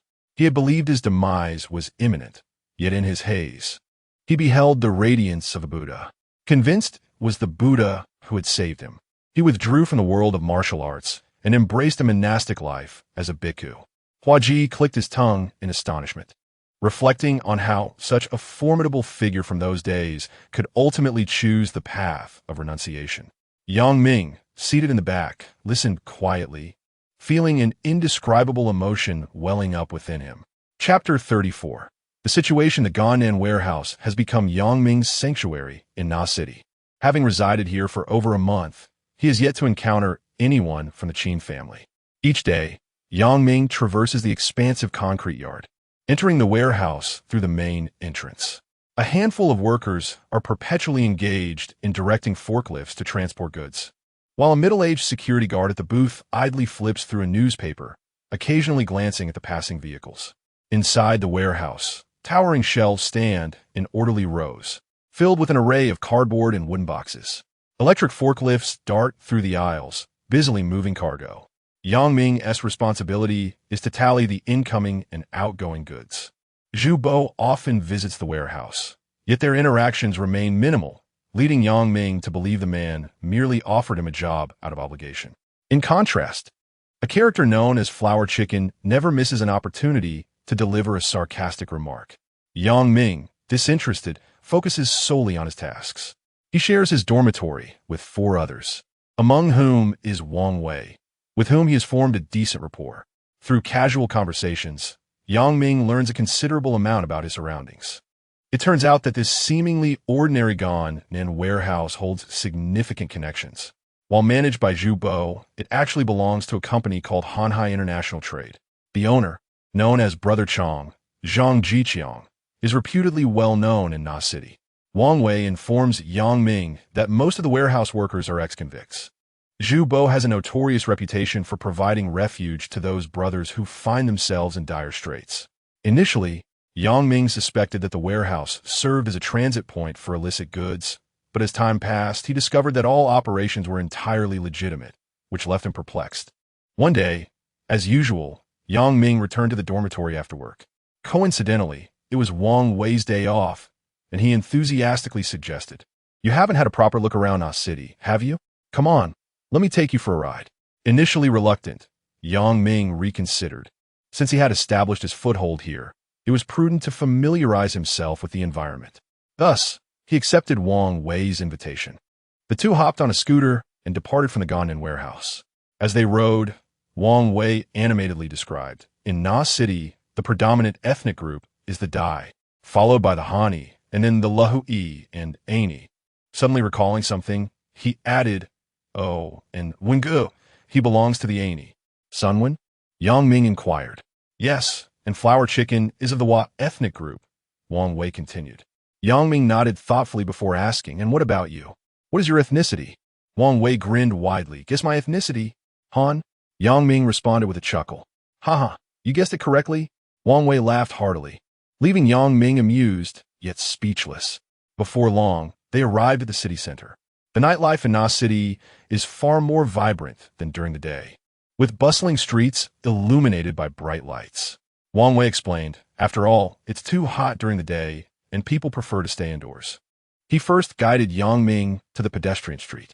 In this area, most establishments are dedicated to the sale of jade, showcasing a dazzling array of gemstones. Wang Wei quietly remarked to Yang Ming, "I must inform you, a significant portion of the stones in these places are counterfeit, primarily Burmese jade." Yang Ming, lacking knowledge about jade, inquired, "What is wrong with Burmese jade?" "The jade from Burma is mostly substandard, sold by weight," Wang Wei explained. After exploring the pedestrian street, Wang Wei cycled with Yang Ming to the Nashi Bridge. Upon parking their bikes and standing atop the bridge, they gazed down at the enchanting nightscape of the Tsang River. "Look over there," Wang Wei gestured below the bridge, where rows of tent-like structures came into view. "What are those?" Yang Ming asked, intrigued. "Beds," Wang Wei replied. "Beds? Really? Did you not notice the mosquito nets above?" Yang Ming was taken aback. "How are these beds placed here? Do people actually live here?" Wang Wei smiled mysteriously. "Come, let me show you." Soon, they descended from the bridge to the riverside. Upon arrival, Yang Ming was struck by the sheer number of people present. It was then he comprehended the nature of this place. Numerous young women stood beside beds draped with mosquito nets, soliciting customers, while some laborers bargained nearby. Additionally, Yang Ming observed clothes drying on racks next to some beds, colorful plastic covers clipped to the lines. Yang Ming blinked in surprise, and Wang Wei chuckled. Those could be washed and reused. It only costs 10 or 5 yuan to visit this place. So, many are reluctant to purchase plastic covers. I see many are quite young. Why would they choose to come here? Yang Ming couldn't help but ask.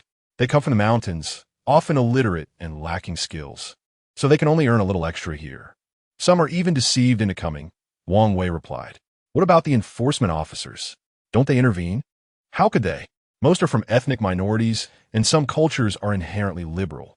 Such matters are quite normal for them.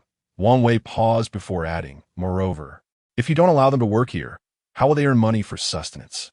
Yang Ming found it difficult to accept, yet he refrained from further discussion. As they continued along the dimly lit path, observing the swaying beds adorned with mosquito nets, an indescribable feeling welled up within Yang Ming. Nashi appeared to be far more complex than he had anticipated. By 9 o'clock, Yang Ming and Wang Wei returned to the warehouse. Upon arrival, they spotted Hua Ji standing beside a pickup truck. As soon as Hua Ji saw Yang Ming, he snorted, "Where the hell have you been?" Yang Ming, maintaining a stoic expression, replied, "Is there something you need?" "Wengu is looking for you," Hua Ji said with annoyance before climbing into the vehicle. Yang Ming dismounted from his motorcycle, hesitating briefly before opening the rear door of the pickup truck and climbing in. After a brief interval, the vehicle came to rest beside a fish pond, its surface shimmering under the moonlight. Several towering trees along the pond extend their gnarled branches, while bamboo pavilions, resembling small islands, are scattered gracefully atop the fish pond. Yang Ming followed the flower chicken along one of the bamboo walkways, where the bamboo underfoot creaked softly. They arrived at the largest bamboo pavilion, and Flower Chicken pushed open the squeaky bamboo door, gesturing for Yang Ming to enter. As he stepped inside, a robust aroma of tobacco enveloped him. The dim light within the room caused Yang Ming to squint. After a moment of adjustment, he discerned Sun Wen lounging in a bamboo chair, lazily smoking a water pipe. The smoke curling from the pipe added an ethereal haze to the entire space. Sun Wen inhaled deeply and then exhaled a column of smoke before lifting his gaze towards the newly arrived Yang Ming. "You're here?" Sun Wen's voice was low and raspy. "Have a seat." Yang Ming surveyed his surroundings. The interior of the bamboo pavilion was spacious, adorned with peculiar masks and decorations that appeared to be artifacts of an ethnic minority. A large bamboo table dominated the center of the room, cluttered with various bottles of liquor and ashtrays. Flower Chicken had already seated himself at the side, taking up a bottle of beer from the table. Yang Ming settled into the chair opposite Sun Wen, awaiting his words. Chapter 35. The choice within the hazy confines of the bamboo loft. Sun Wen set down his water pipe, his gaze piercing as it fixed upon Yang Ming. In the dim light, Yang Ming could acutely sense the scrutiny in Sun Wen's eyes. "You've been here for about a month now, haven't you?"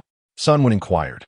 Yang Ming nodded sleekly, affirming with a soft Leaning back in his bamboo chair, which creaked softly under his weight, Sun Wen began to articulate his thoughts. At this juncture, you are presented with two choices. The first is to dutifully work in the warehouse. The second is to assist the company in its endeavors.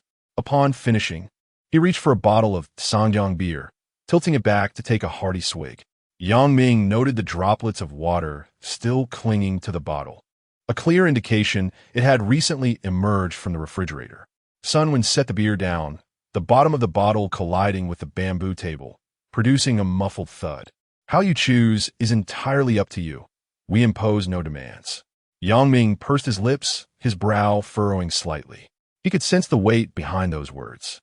After a moment's hesitation, he queried, "What does it mean to assist the company?"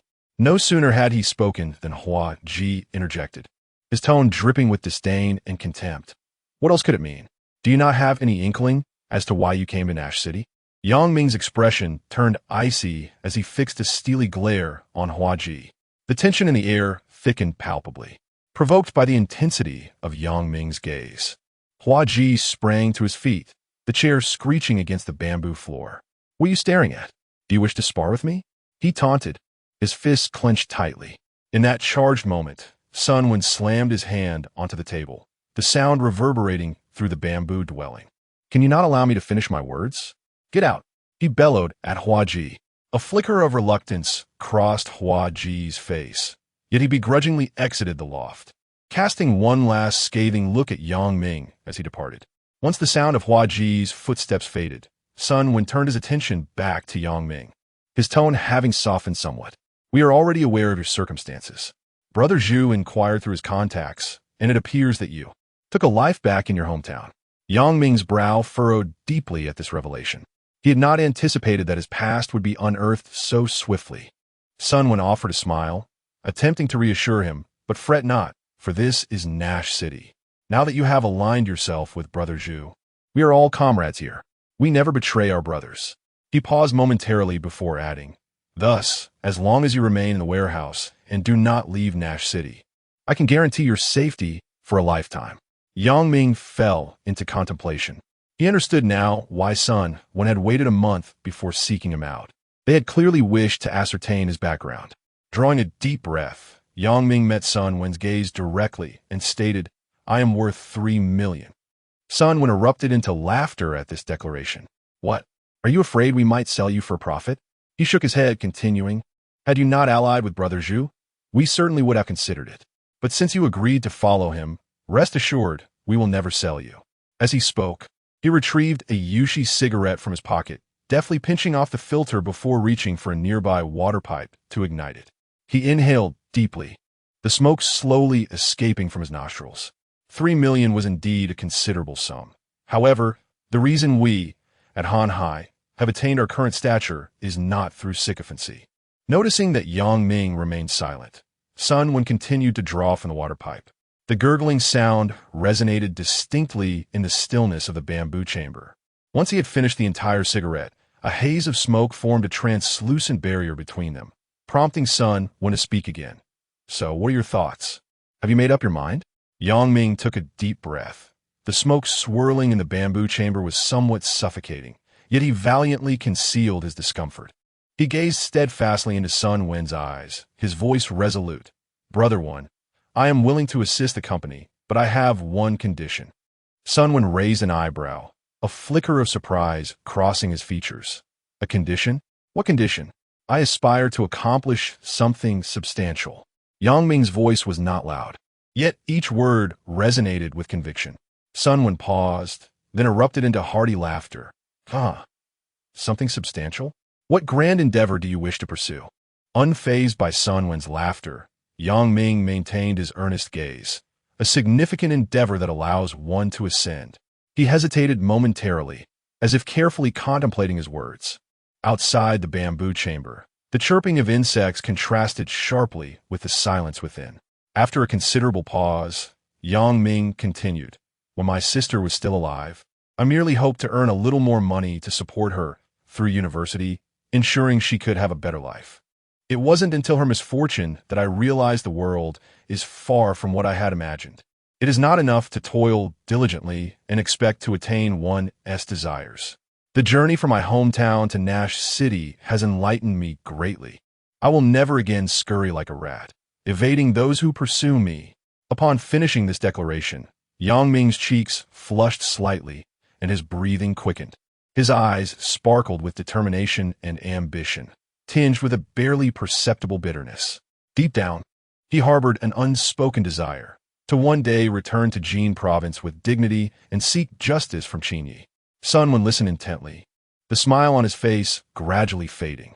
He scrutinized Yang Ming, his gaze imbued with contemplation and assessment. "Since you wish to contribute to the company, regardless of whether the tasks are grand or trivial, you must fulfill whatever the company requires. Do you understand?" Yang Ming remained silent. Observing this, Sun Wen sighed. "I ventured into this world at 17 and have encountered many reckless individuals. Not one of them has met a favorable end. Do you know why?" Without waiting for Yang Ming's response, he continued, "Because they fail to recognize their own limitations, believing themselves to be exceptionally capable. I do not intend to discourage you. I merely wish for you to comprehend that aspiring for greatness requires not only courage and tenacity, but also the wisdom to gauge the circumstances." Sun Wen rose, pacing within the confined space of the bamboo chamber. "Many aspire to achieve greatness. Take those brothers at the Gonin warehouse. Do you think they are content to remain mere laborers? Do they not yearn for prominence? Do they not wish to rise?" He halted his steps, locking eyes with Yang Ming. "But do you understand," he said, "that in this world there aren't countless grand endeavors awaiting our pursuit?" At this point, Sun Wen's tone shifted to one of somber authority. "Opportunities are not bestowed upon us by others. They must be fiercely seized by oneself. You have only just arrived in Na City, and many circumstances remain unclear to you. Therefore, rather than dwelling on trivial matters, if you aspire to achieve greatness, you must first master the minutiae. If you cannot excel in the small tasks, how can you hope to tackle the monumental ones?" Sensing that he had made his point, Sun Wen returned to his bamboo chair. "I am presenting you with an opportunity now. Whether you can grasp it hinges solely on your determination." At this, Yang Ming suddenly lifted his head, invigorated by the words. Chapter 36, Examination. Hua Ji sat in the driver's seat, his gaze occasionally darting towards Yang Ming in the passenger seat. His disdain for Yang Ming did not stem from the incident of being bitten, but rather from the other man's pronounced northern accent. In Hua Ji's view, A northerner like Yang Ming was ill-suited to navigate the roads of Nashido. The moment he spoke, that foreign accent gave Hua Ji a headache, not to mention that Yang Ming could hardly comprehend the local dialect. However, what irked him even more was the fact that this northerner had somehow gained the favor of Zhu Bo. Zhu Bo was the leader of Sun Wen, who had extended a helping hand when Sun Wen found himself at a dead end. This kindness had always been etched in Sun Wen's memory. Coupled with Zhu Bo's generosity over the years, Sun Wen always complied with Zhu Bo's directives. Hua Ji gritted his teeth, contemplating how someone he detested had garnered the admiration of the boss's boss. No matter how displeased he felt, he could only stifle his anger. The air inside the car was somewhat oppressive. Hua Ji took a deep breath and decided to shatter the silence. He lit a cigarette, feigning nonchalance, and asked, "What do you use to kill people back in your hometown?" Yang Ming merely cast a fleeting glance at him, remaining silent. This dismissive attitude further inflamed Hua Ji's fury. "I'm talking to you. Are you mute?" Hua Ji raised his voice. Yang Ming continued to maintain his silence, eyes fixed ahead, as if he had not heard Hua Ji's words. Seething with rage, Hua Ji was about to unleash a torrent of curses when suddenly, a flash of cold steel glinted. A fruit knife was pressed against Hua Ji's carotid artery. Yang Ming's voice was icy and penetrating. "I advise you to watch your mouth." Hua Ji forced himself to appear calm, a disdainful smirk curling his lips. "Go ahead, stab me if you dare." No sooner had the words left his mouth than he felt a sharp sting at his neck. Warm droplets of blood slowly oozed out, and he glared at Yang Ming, the atmosphere between them plunging to an icy low. At that tense moment, Hua Ji's phone suddenly rang. The sound cut through the silence of the car like a knife. Hua Ji inhaled deeply, exhaling a cloud of smoke, utterly indifferent to the blade at his throat. He reached for his phone and answered, "Got it. All right. Don't worry, Wenge, I definitely won't." "Okay." Once the call ended, Hua Ji licked his dry lips. Wenge said they will arrive in 10 minutes. Upon hearing this, Yang Ming's brows furrowed slightly.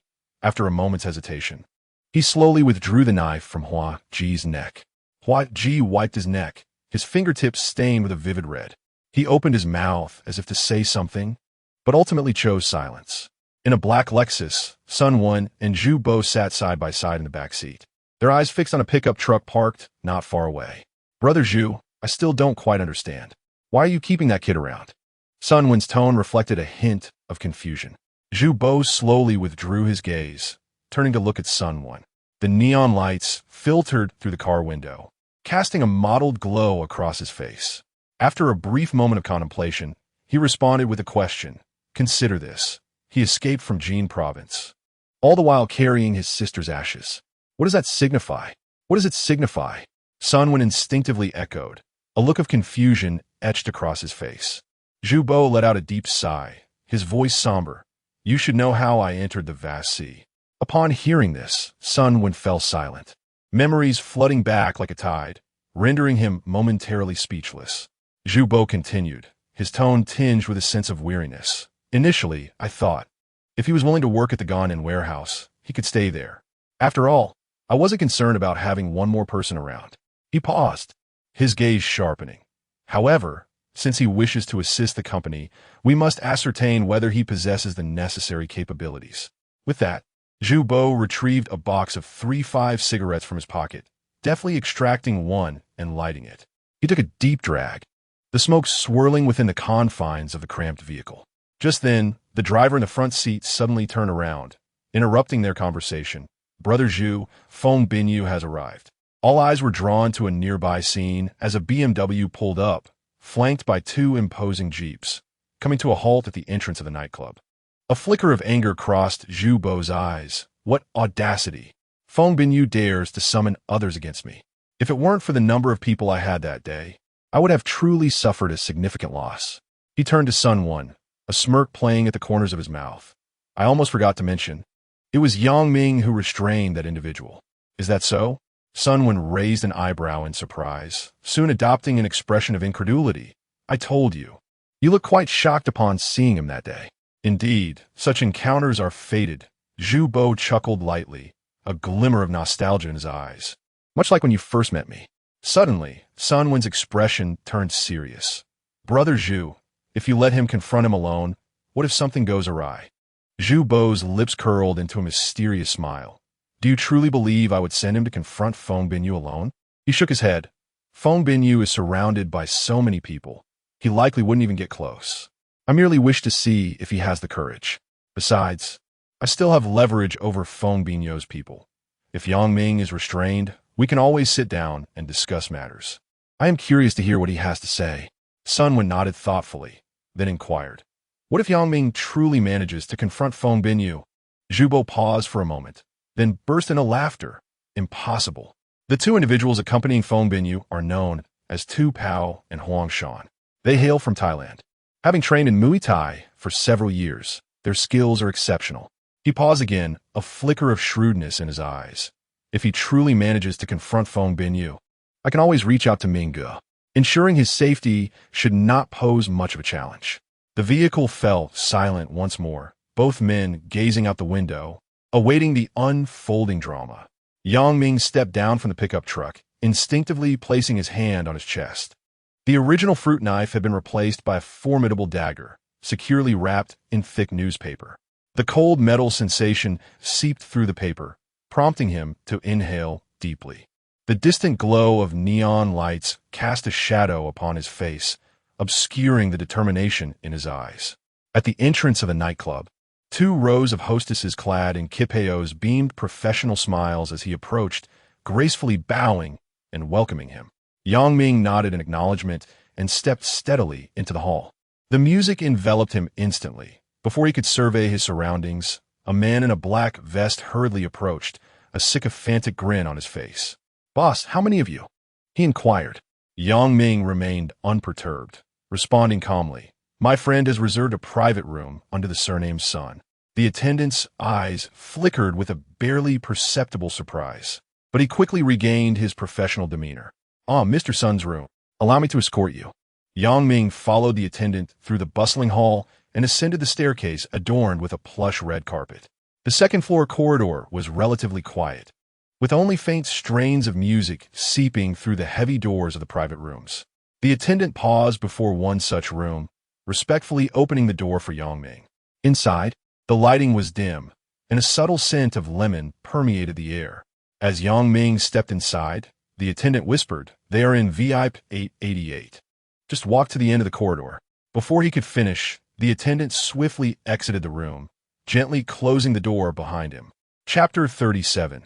Taking action, Yang Ming approached the corner with cautious footsteps, pressing his back against the wall as he slowly peered around. At the entrance of VIP 888, several men leaned against the wall, their laughter and low conversations mingling with the swirling smoke. Observing this, Yang Ming quickly withdrew and began to ponder.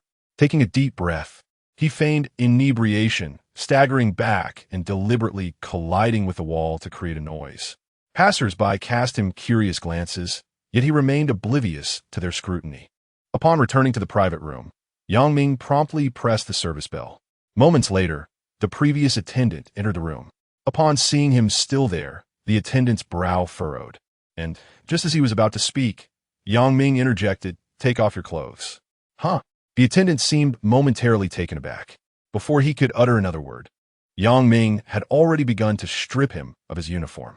A few minutes later, clad in a service outfit, Yang Ming pushed open the door to the private room. Just in time, a waiter pushing a beverage cart passed by. "Where are you taking this?" Yang Ming inquired nonchalantly, his voice imbued with just the right touch of fatigue.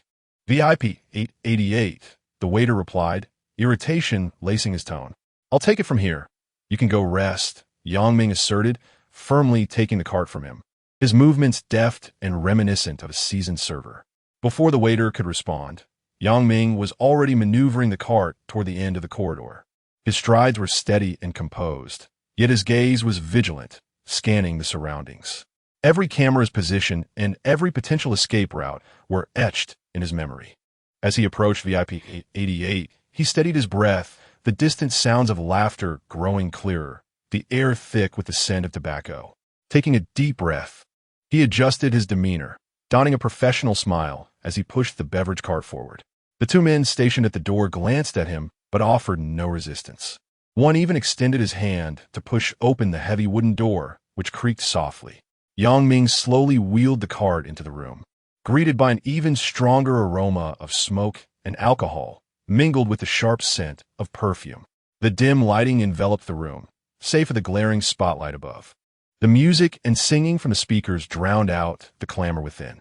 Yang Ming swiftly surveyed the room, absorbing the scene. 3 men and 5 scantily clad women occupied the space. In the center, a middle-aged man with a buzz cut lounged on a leather sofa, flanked by 2 young women in miniskirts, who occasionally fed him fruit. This was Yang Ming's target for the evening, Feng Bin. On a nearby sofa, a burly man sat, grasping a bottle of beer. At the far end of the room, a tall, slender man appeared to be dozing off, seemingly indifferent to the surrounding noise. In the center of the room, a heavily made-up woman held a microphone, swaying to the music as she sang loudly. "I finally see. All dreams are blossoming." Yang Ming approached the coffee table beside the sofa and began to arrange the drinks meticulously. His movements appeared casual, yet every subtle gesture was meticulously calculating the distance to his target. Feng Bin seemed utterly indifferent to the newly arrived waiter, continuing to flirt with the woman beside him. At that moment, a woman clad in a form-fitting dress took notice of Yang Ming. Tilting her head, her eyes glazed with inebriation, she inquired, "Hey there, are you new? I haven't seen you before." Yang Ming offered a polite smile and nodded gently. He continued to arrange the drinks, yet his heartbeat raced uncontrollably. The rigid dagger at his waist served as a stark reminder of the true purpose of his visit. The sounds of music, laughter, and clinking glasses intertwined, concealing every one of Yang Ming's movements within the cacophony. His fingers brushed lightly against his waist, confirming the dagger's position. The moment had arrived. He silently counted down in his mind. 3, 2, 1. In an instant, Yang Ming abruptly drew the dagger from his waist.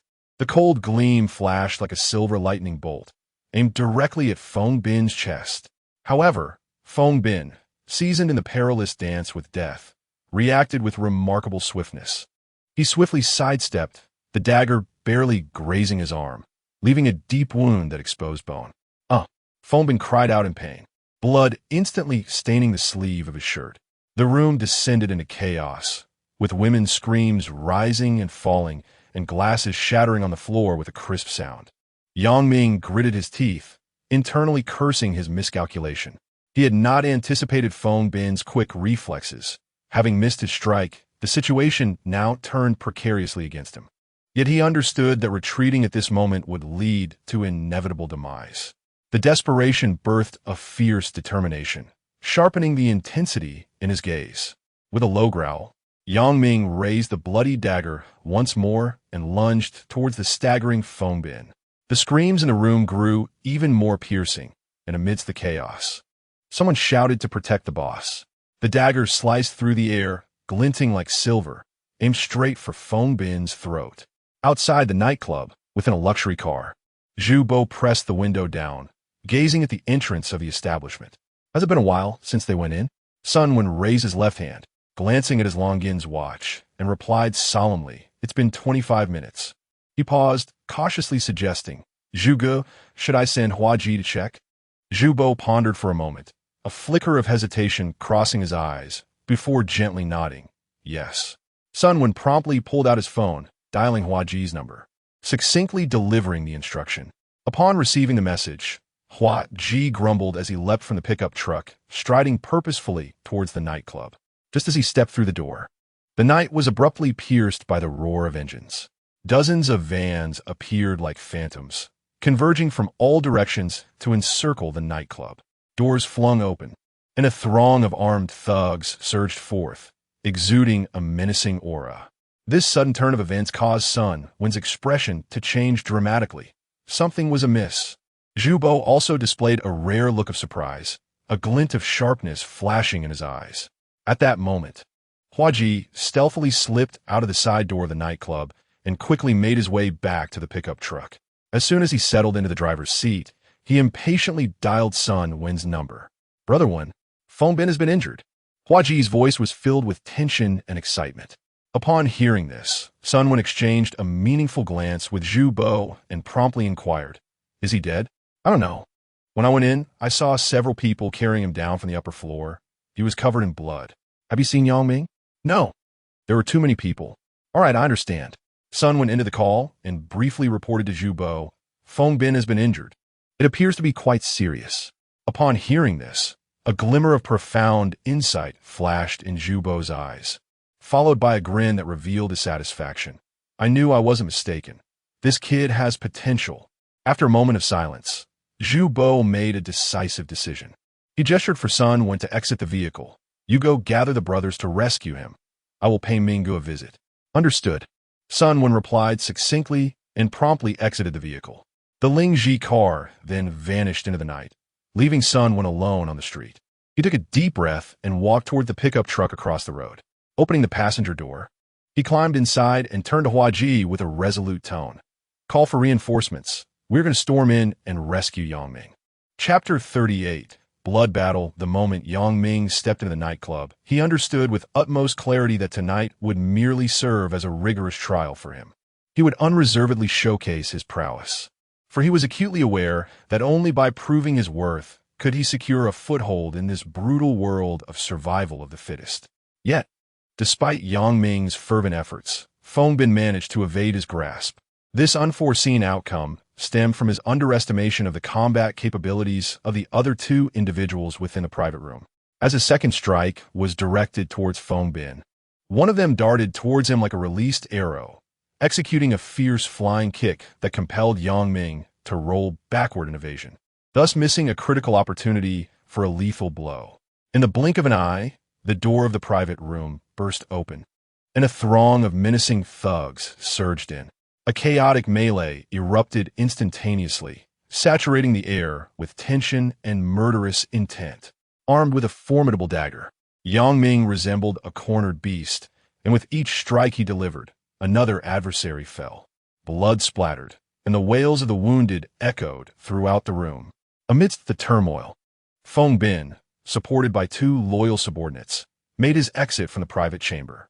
As they departed, a flicker of disdain flashed in their eyes, as if they were convinced of Yang Ming's inevitable demise, deeming it unnecessary to intervene personally. As the battle raged on, the atmosphere within the room transformed entirely. The pungent scent of blood overpowered the previously lingering aromas of alcohol and perfume, with 4 or 5 moaning casualties sprawled haphazardly on the floor. Although Yang Ming deliberately avoided targeting vital areas, the might of his dagger was sufficient to render those struck incapable of further combat. Currently, he stood upon the corner sofa, his chest heaving violently as he gasped for breath. His body was drenched in blood, a gruesome mixture of sweat and blood cascading down his sharply defined face. From this elevated vantage point, he surveyed the incoming foes, his gaze devoid of fear, instead glinting with icy resolve.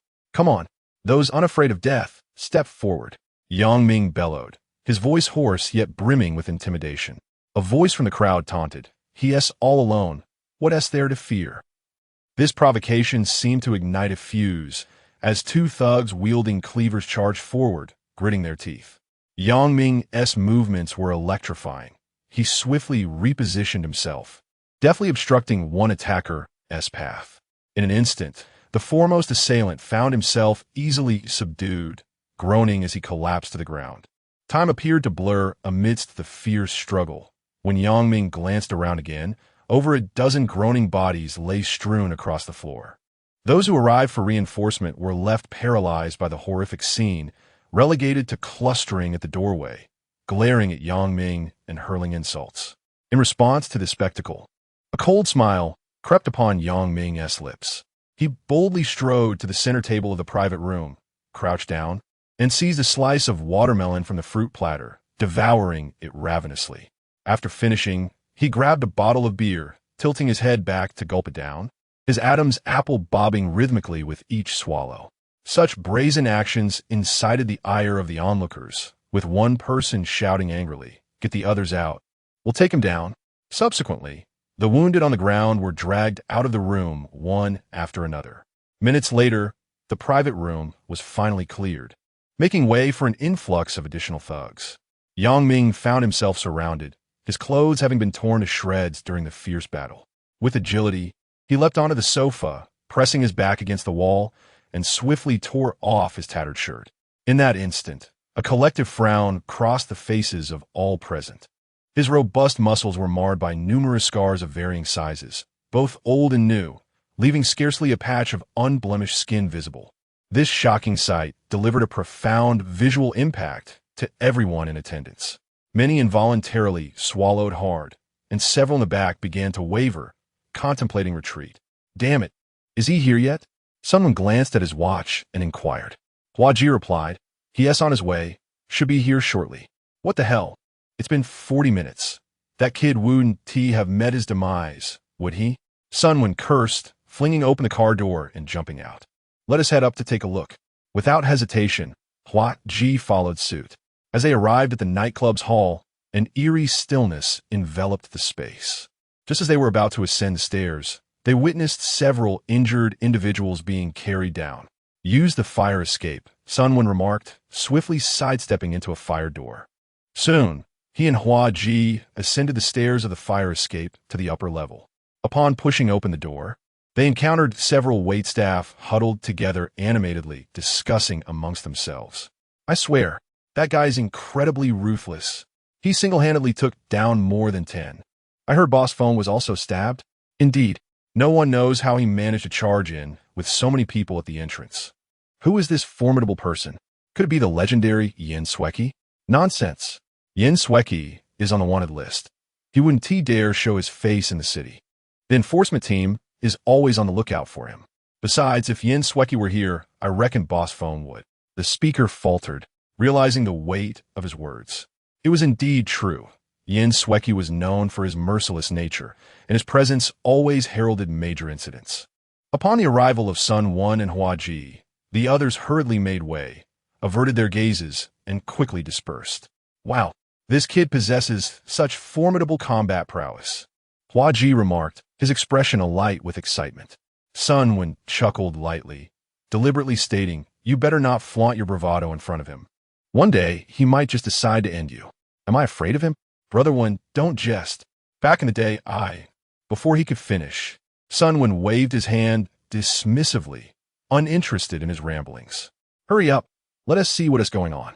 The two approached the VIP 888 private room with utmost caution.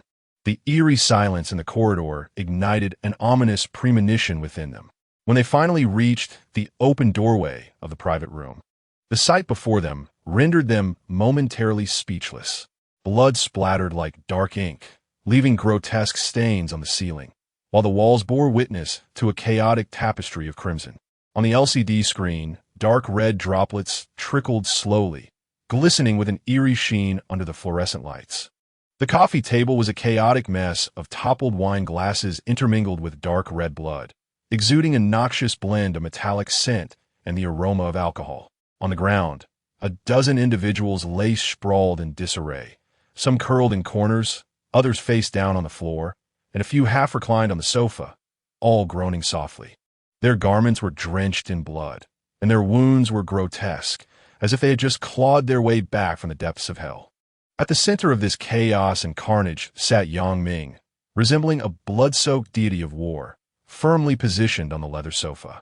Every inch of his being was stained with crimson. His once recognizable trousers had transformed into tattered rags of dark red, clinging to his legs.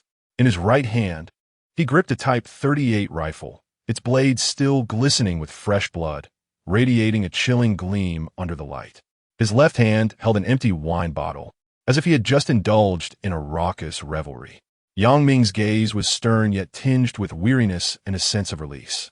His breathing was steady, his chest rising and falling rhythmically, embodying a tranquility that comes only after confronting death. The sole element of discord amidst this gruesome tableau was the background music that continued to play. The echoes of Beyond Who Accompanies Me in My Adventures lingered in the air. In the front lies that direction, who accompanies me in my escapades. There are no signs along the way. If I proceed, it leads to a narrow alley. Chasing dreams is like courting danger, who will share my madness. Only the tenacious will persist, for tomorrow's path may yet be more bewildering. Chapter 39. value at 10:15 in the evening. On the outskirts of Nash City, a self-built villa stood silently. Zhu Bo's Lexus glided to a stop before the entrance, and, as the headlights extinguished, the surroundings fell into a profound silence once more. He inhaled deeply, as though bracing himself for the impending conversation, and then swiftly approached the villa's front door. Two burly bodyguards at the entrance exchanged a glance of surprise upon seeing Zhu Bo. One of them spoke up. "Manager Zhu, what brings you here at such a late hour?"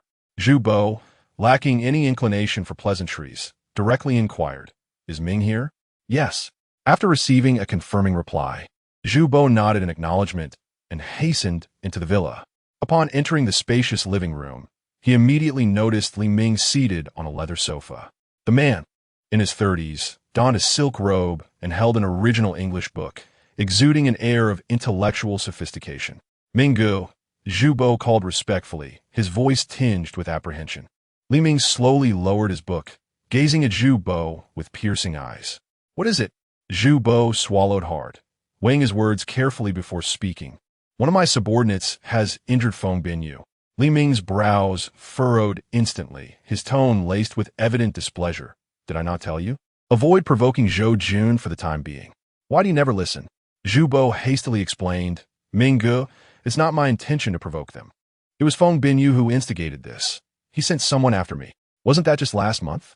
Li Ming interrupted, his tone growing more severe. "How long has it been since then? Why are you suddenly thinking of revenge?"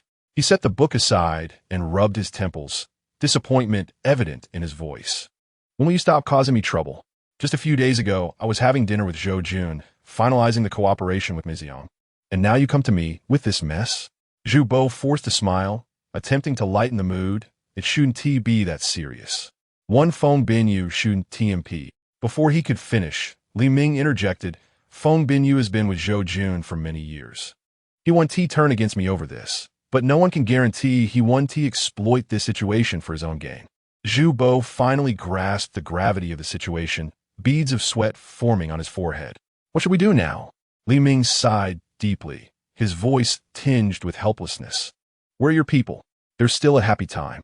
Zhu Bo replied cautiously. "Feng Binyu has already been sent to the hospital. He should be fine." "So you came to me hoping I would call Zhou Jun to rescue your people?" Li Ming's tone dripped with sarcasm. Zhou Bo chuckled awkwardly. "I've already asked Sun Wen to send someone over." Upon hearing this, Li Ming could no longer contain his anger. "Nonsense. What are you thinking? Tell your people to disperse immediately."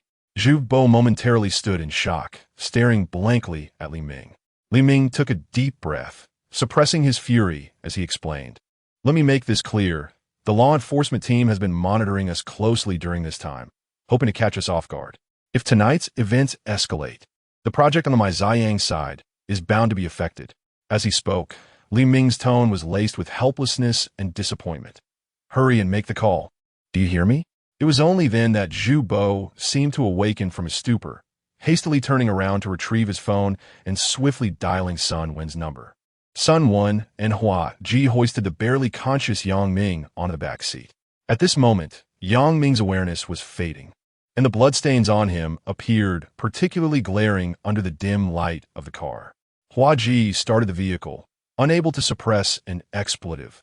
"Damn, this kid is really ruthless." His voice was tinged with both amazement and a barely perceptible fear. Sun Wen cast a sidelong glance at Hua Ji, a smirk playing at the corners of his mouth. "What's the matter? Are you afraid?"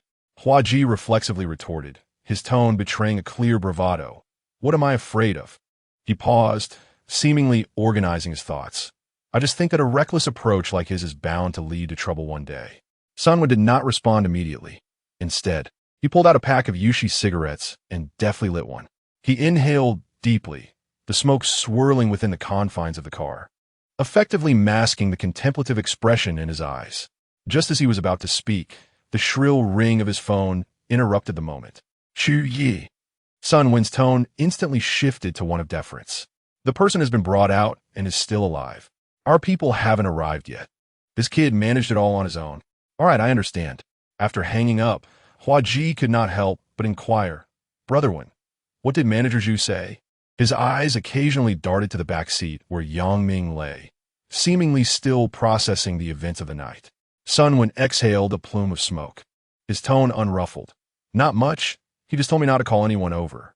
His eyes narrowed slightly, revealing a glimmer of insight. I sensed that he must have been scolded by Ming Ge. Hua Ji was perplexed. Sun Wen clarified. On the phone, Zhu Ji's voice sounded off. His words hinted at a keen awareness of the upper echelon's power struggles. Hua Ji's expression abruptly shifted to one of tension. Then what do we do? Ming Ge won't. Sun Wen interrupted him. Why are you panicking? Even if Ming Ge seeks trouble, he wouldn't target us. If the sky falls, there's still a tall figure to hold it up. As he spoke, he glanced at the unconscious Yang Ming in the back seat, a meaningful smile gracing his lips, suggesting that another figure would soon emerge in the realm of Na City Dao. News of Feng Bin's assassination attempt spread like wildfire across Na City Dao. As time progressed, the details of the incident became increasingly embellished, taking on a mythical quality. Consequently, Yang Ming acquired a resounding moniker, the God of War in the box. However, he remained blissfully unaware of his rising fame. On the night of the incident, he was discreetly taken by Sun Wen and Hua Ji to a Dai village in the countryside of Na City to recuperate. After a week of rest, Yang Ming's injuries gradually healed, allowing him to finally get out of bed. However, the slow pace of rural life and its cultural customs left him feeling quite out of place. What perplexed him the most was the unabashed manner in which the Dai women bathed beside the faucet in front of their homes. Initially, Yang Ming found himself at a loss, awkwardly averting his gaze. It was only later that he came to understand that this was a traditional custom of the locals. In the eyes of the Dai people, water symbolizes purity and sanctity, embodying the belief that human nature is inherently good and innocent. During his convalescence, Sun Wen visited Yang Ming almost every couple of days. Their relationship gradually grew more familiar. Even Hua Ji, who had previously harbored reservations about Yang Ming, exhibited a noticeable shift in demeanor. He no longer spoke as indiscreetly as before, infusing his words with a newfound respect. Although this transformation was subtle, Yang Ming was acutely aware of it. He did not display any sense of triumph or disdain. He understood well that in this brutal world governed by the law of the jungle, respect cannot merely be acquired through words. It is only through demonstrating strength that one can establish a foothold in such a merciless society. He proved his worth through his actions. Chapter 40 Fame. A month had passed since the events at the nightclub. In a secluded little restaurant, Yang Ming, Sun Wen, and Hua Ji gathered around a square table. The table was laden with local delicacies, and the air was thick with rich aromas and a hint of smoke. Yang Ming raised his glass, took a delicate sip, and inquired, "Brother Wen, what exactly lies between Feng Binyu and Manager Zhu?" At this, Sun Wen slowly set down his chopsticks. He retrieved a pack of Yushi cigarettes from his pocket, deftly extracting one, while also reaching for a nearby water pipe. He pinched off the cigarette's filter, igniting it, and inhaling deeply, the smoke swirling around him. "It's a long story," he exhaled, his gaze becoming contemplative. Feng Binyu is associated with Zhou Jun. Zhou Jun is a notorious figure in the underworld of Nash, owning nearly half of the entertainment venues here. He took another deep drag from the water pipe and continued. "A few months ago, a relative of Feng Binyu acquired a batch of frozen meat, transported through our Hanhai logistics. Upon arrival at the Gannon warehouse, the counterpart failed to collect it. Fearing spoilage, Manager Zhu rented a cold storage facility to preserve the meat." Yang Ming listened intently, nodding occasionally. Someone went on, "That storage lasted for 3 months. When the counterpart finally came to claim the meat, they refused to pay the storage fees. In a fit of rage, Manager Zhu disposed of all the meat into the Sangjiang River. I thought that would be the end of it, but unexpectedly, the counterpart approached Feng Binyu. Feng Binyu met with Manager Zhu, demanding compensation, approximately 100,000 yuan for the meat." Sun Wen elaborated. Yang Ming interjected, "Did Manager Zhu refuse to pay?" Sun Wen chuckled softly, retorting, "If you were in his shoes, would you compensate? We are all in this world. If we bow down, how will we stand in Nash?" At this point, Hua Ji chimed in. "Later, that scoundrel Feng Binyu blocked the trucks at the Gannon warehouse and even assaulted the driver.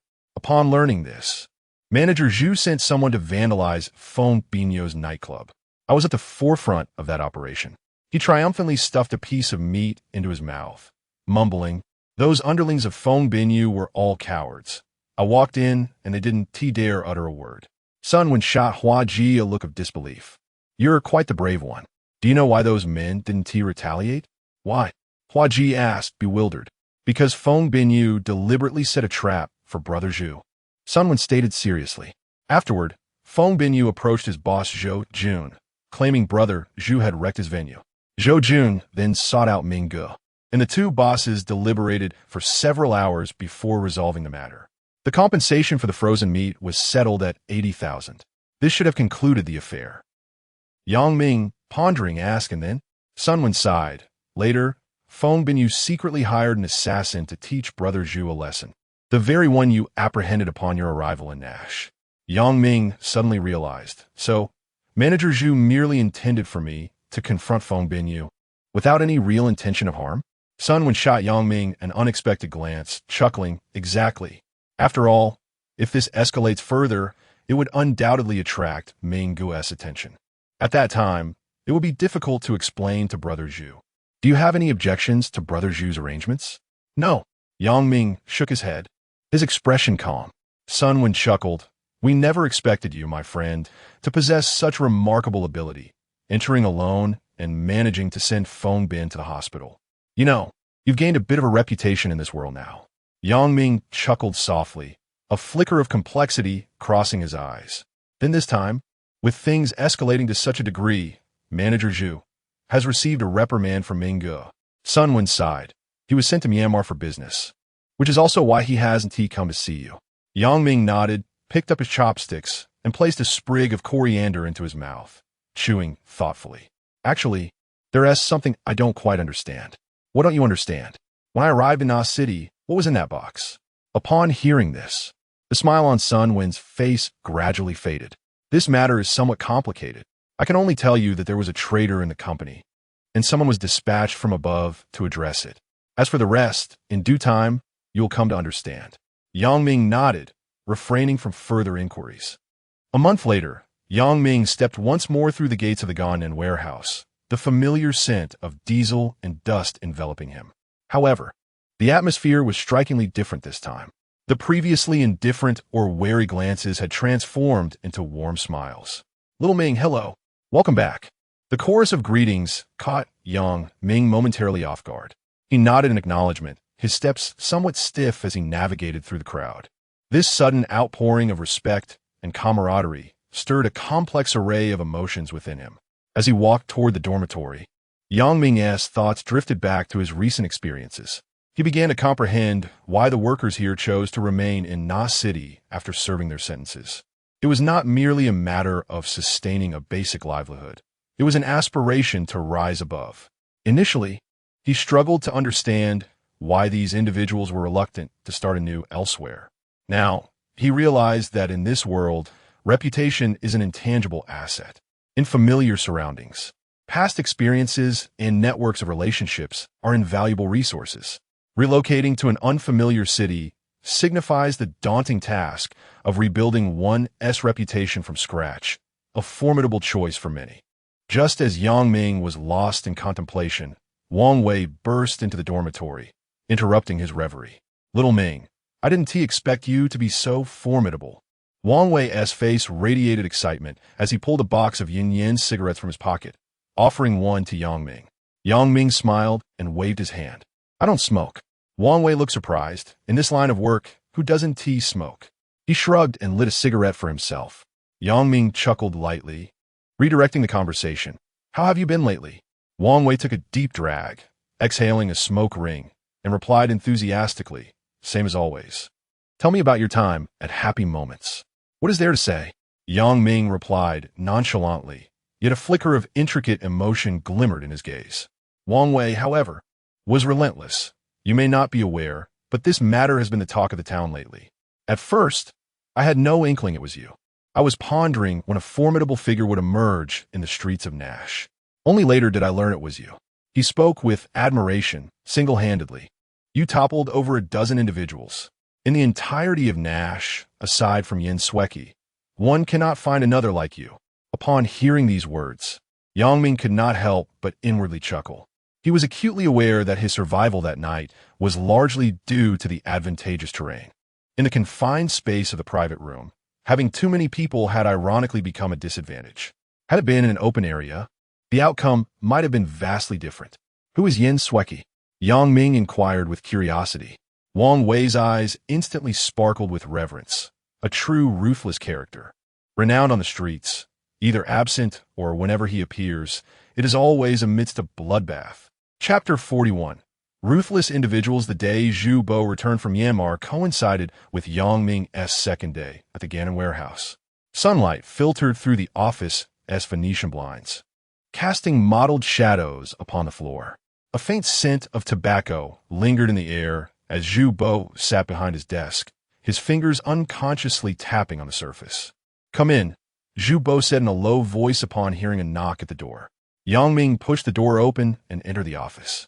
He was clad in a slightly faded t-shirt and jeans, a stark contrast to Zhu Bo's tailored suit. Zhu Bo scrutinized Yang Ming before retrieving a leather envelope from his drawer, casually tossing it onto the desk. "Take this money for now. Let me know when you've used it all up," he instructed. Yang Ming stepped closer and picked up the envelope. Through the semi-transparent paper, he discerned a thick stack of cash, estimating it to be around 5,000 or 6,000. He hesitated momentarily, then placed the envelope back on the desk.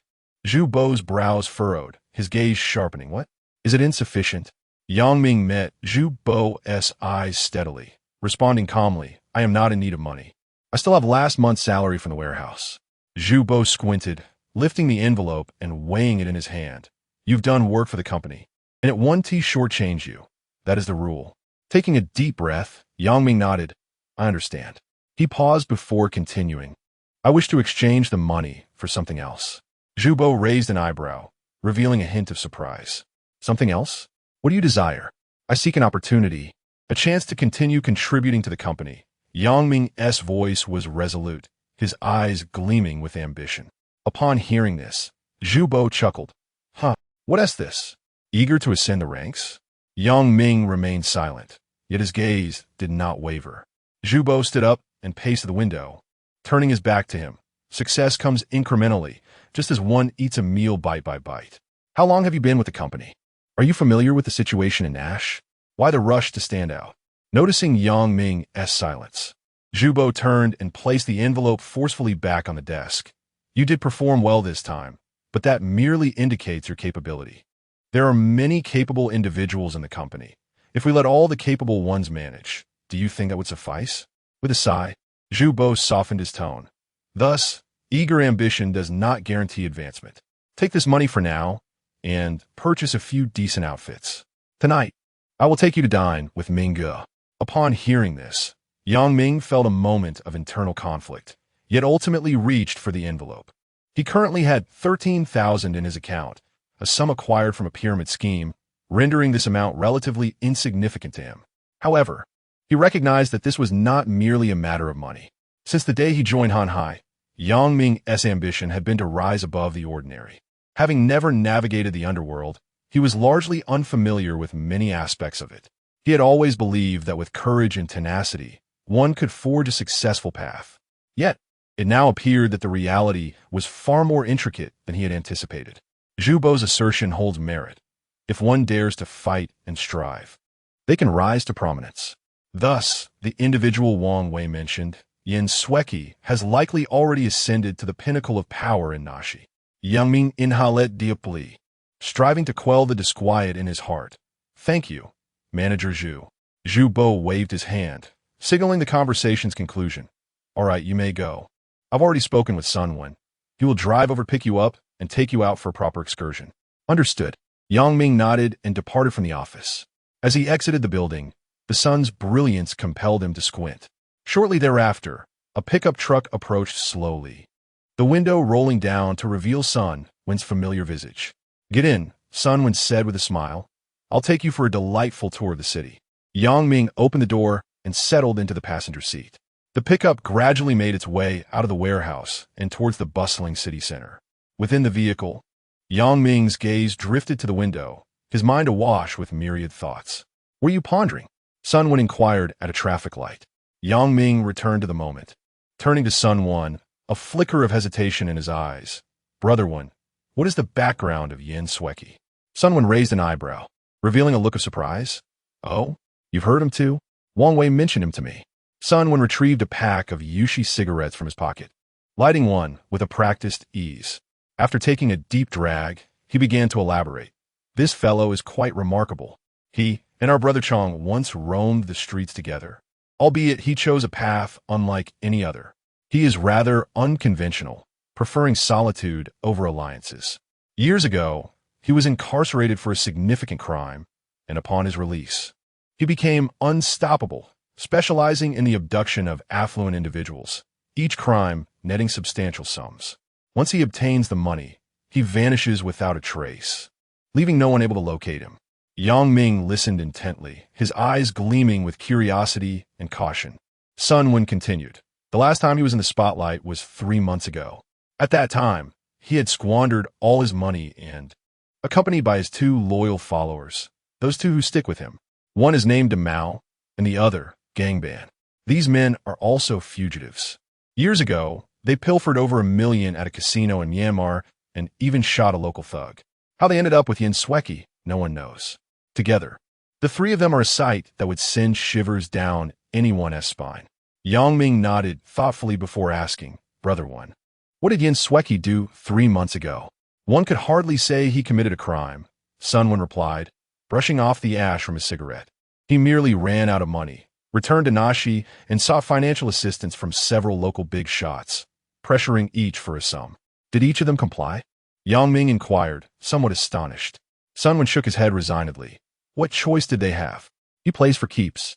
And the local big shots are all family men with responsibilities. None wished to provoke him. It is said that Zhou Jun provided the largest sum, over 500,000, while Brother Chong contributed around 200,000. Yin Sweki has a vice, Sun Wen continued. He has an insatiable penchant for gambling. Whenever he comes into money, he heads straight to the tables. He is a frequent visitor at the 2 Mountain Casino in Vietnam and the New Lisboa in Ouching. Yang Ming furrowed his brow. So every time he finds himself short on funds, he turns to the brothers in the underworld? Isn't that, well, not every time. Sun Wen interrupted him. Over the years, he has only done so perhaps 3 or 4 times. He dares not offend anyone too severely. If he pushes those brothers too hard, they might retaliate with catastrophic consequences, leaving him no better off. Sun Wen continued. After all, the dynamics of the underworld in the city change annually. This year, you may be the boss, but next year, it could be someone else. Who can predict such occurrences? Only a select few can maintain their position steadfastly. Like Chang'e, Yang Ming inquired tentatively. Sun Wen nodded with a smile, a glimmer of admiration flickering in his eyes. After a moment of contemplation, Yang Ming pressed further. But 3 months ago, when he sought financial assistance from the brothers, it wasn't a significant matter. Why? Before he could finish, Sun Wen's expression turned grave. Because one of the newly risen brothers was unwilling to lend him money, and, as a consequence, his entire family was dealt with by Yin Sweki and his associates. Upon hearing this, Yang Ming felt a jolt run through him, his brow knitting tightly. He opened his mouth, poised to speak, yet found himself at a loss for words. At that moment, the traffic light turned green, and the vehicles behind them began to honk. Sun Wen extinguished his cigarette, started the car, and slowly merged into the flow of traffic. Chapter 42. Ming Sun Wen accompanied Yang Ming to a mall, where they procured several respectable outfits. Clad in his new attire, Yang Ming appeared notably more spirited than before. The brand-new, deep blue suit accentuated his upright physique, while his bronze skin radiated a vibrant health under the soft lighting. Yang Ming stood at approximately 1.78 meters, not particularly tall, yet his musculature was well-proportioned, devoid of any excess fat. His gaze was sharp, complemented by a prominent nose and a resolute mouth, exuding an air of formidable presence. Sun Wen nodded in satisfaction, a glimmer of admiration flashing in his eyes. Not bad at all. If you ever decide to leave the streets, you could always depend on Lao Ba for support. He jested, his tone laced with playful sarcasm. Yang Ming, perplexed, inquired Lao Ba, leaning against the fitting room doorway. Sun Wen whispered an explanation.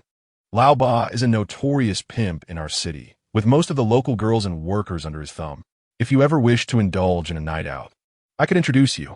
He raised an eyebrow, adding, those who dabble in such trades hold the least status in our circles. Regardless of how extensive their business may be, they are often looked down upon.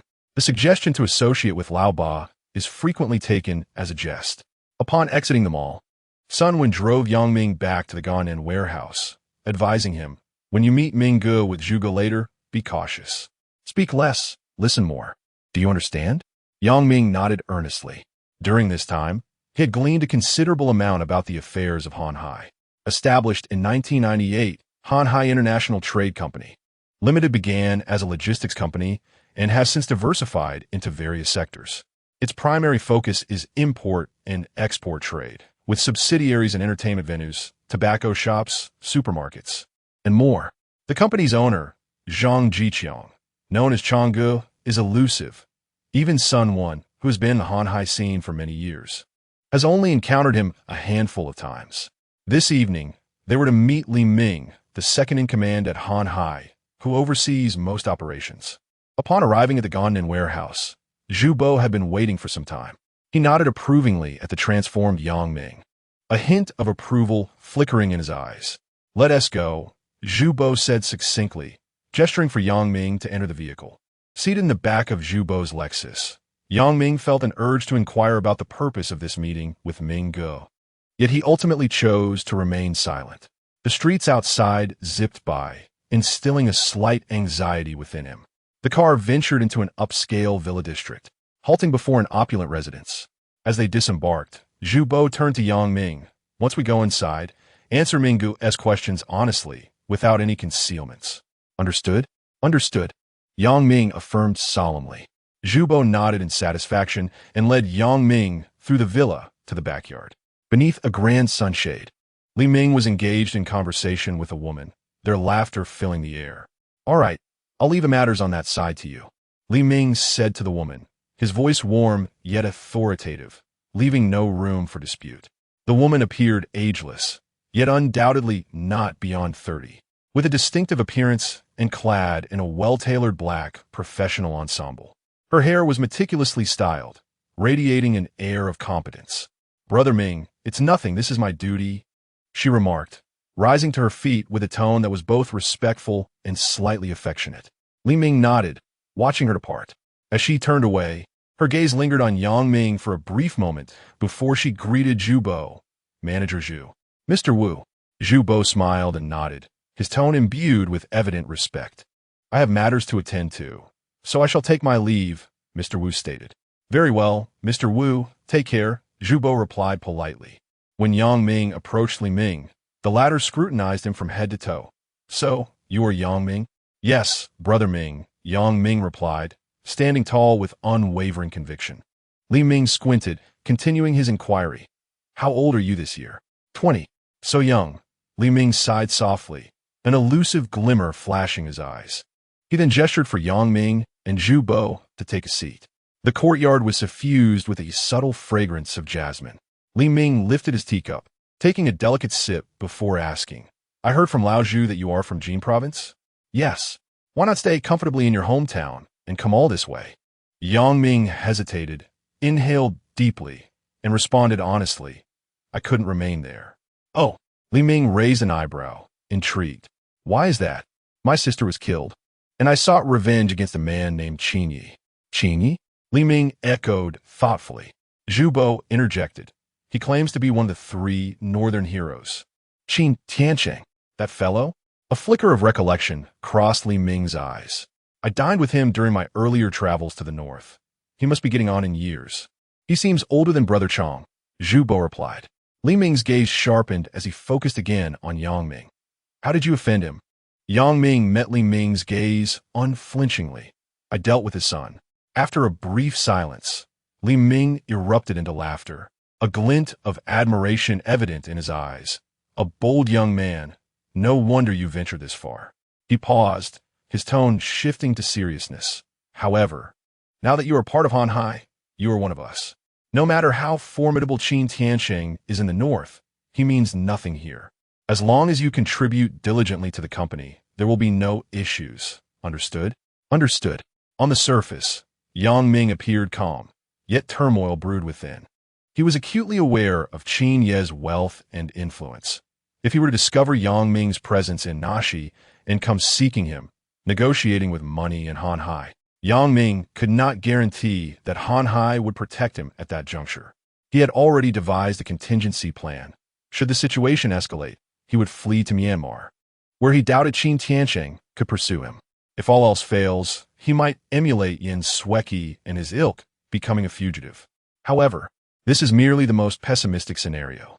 In truth, if Qin Tiansheng were to discover his presence in Na City, it is likely he would not come personally. At most, he would send an assassin. In the underworld, the greatest taboo is overreach. Should Qin Tiansheng extend his influence this way, the repercussions would not be limited to mere financial loss. It would be tantamount to slapping the faces of the local leaders in Na City. Today, he may eliminate one individual, but tomorrow he could very well encroach upon their territory. Thus, even if Qin Tiansheng were aware of Yang Ming's presence here, he would not dare to act openly. Similarly, Han Hai would not betray Yang Ming. There are numerous individuals like him within the company who live on the edge. Their loyalty stems from the pursuit of protection. If a company cannot safeguard its own, word of such betrayal would spread, and no one would dare to align themselves with you. Eventually, without external threats, one would find it impossible to survive in the underworld. Chapter 43. Surge Li Ming set down his teacup, his gaze sweeping over Zhu Bo and Yang Ming. The purpose of summoning you both today is primarily to address the matter from last time. Zhu Bo furrowed his brow, a hint of unease in his voice. Brother Ming, is Feng Binyu still causing trouble over there?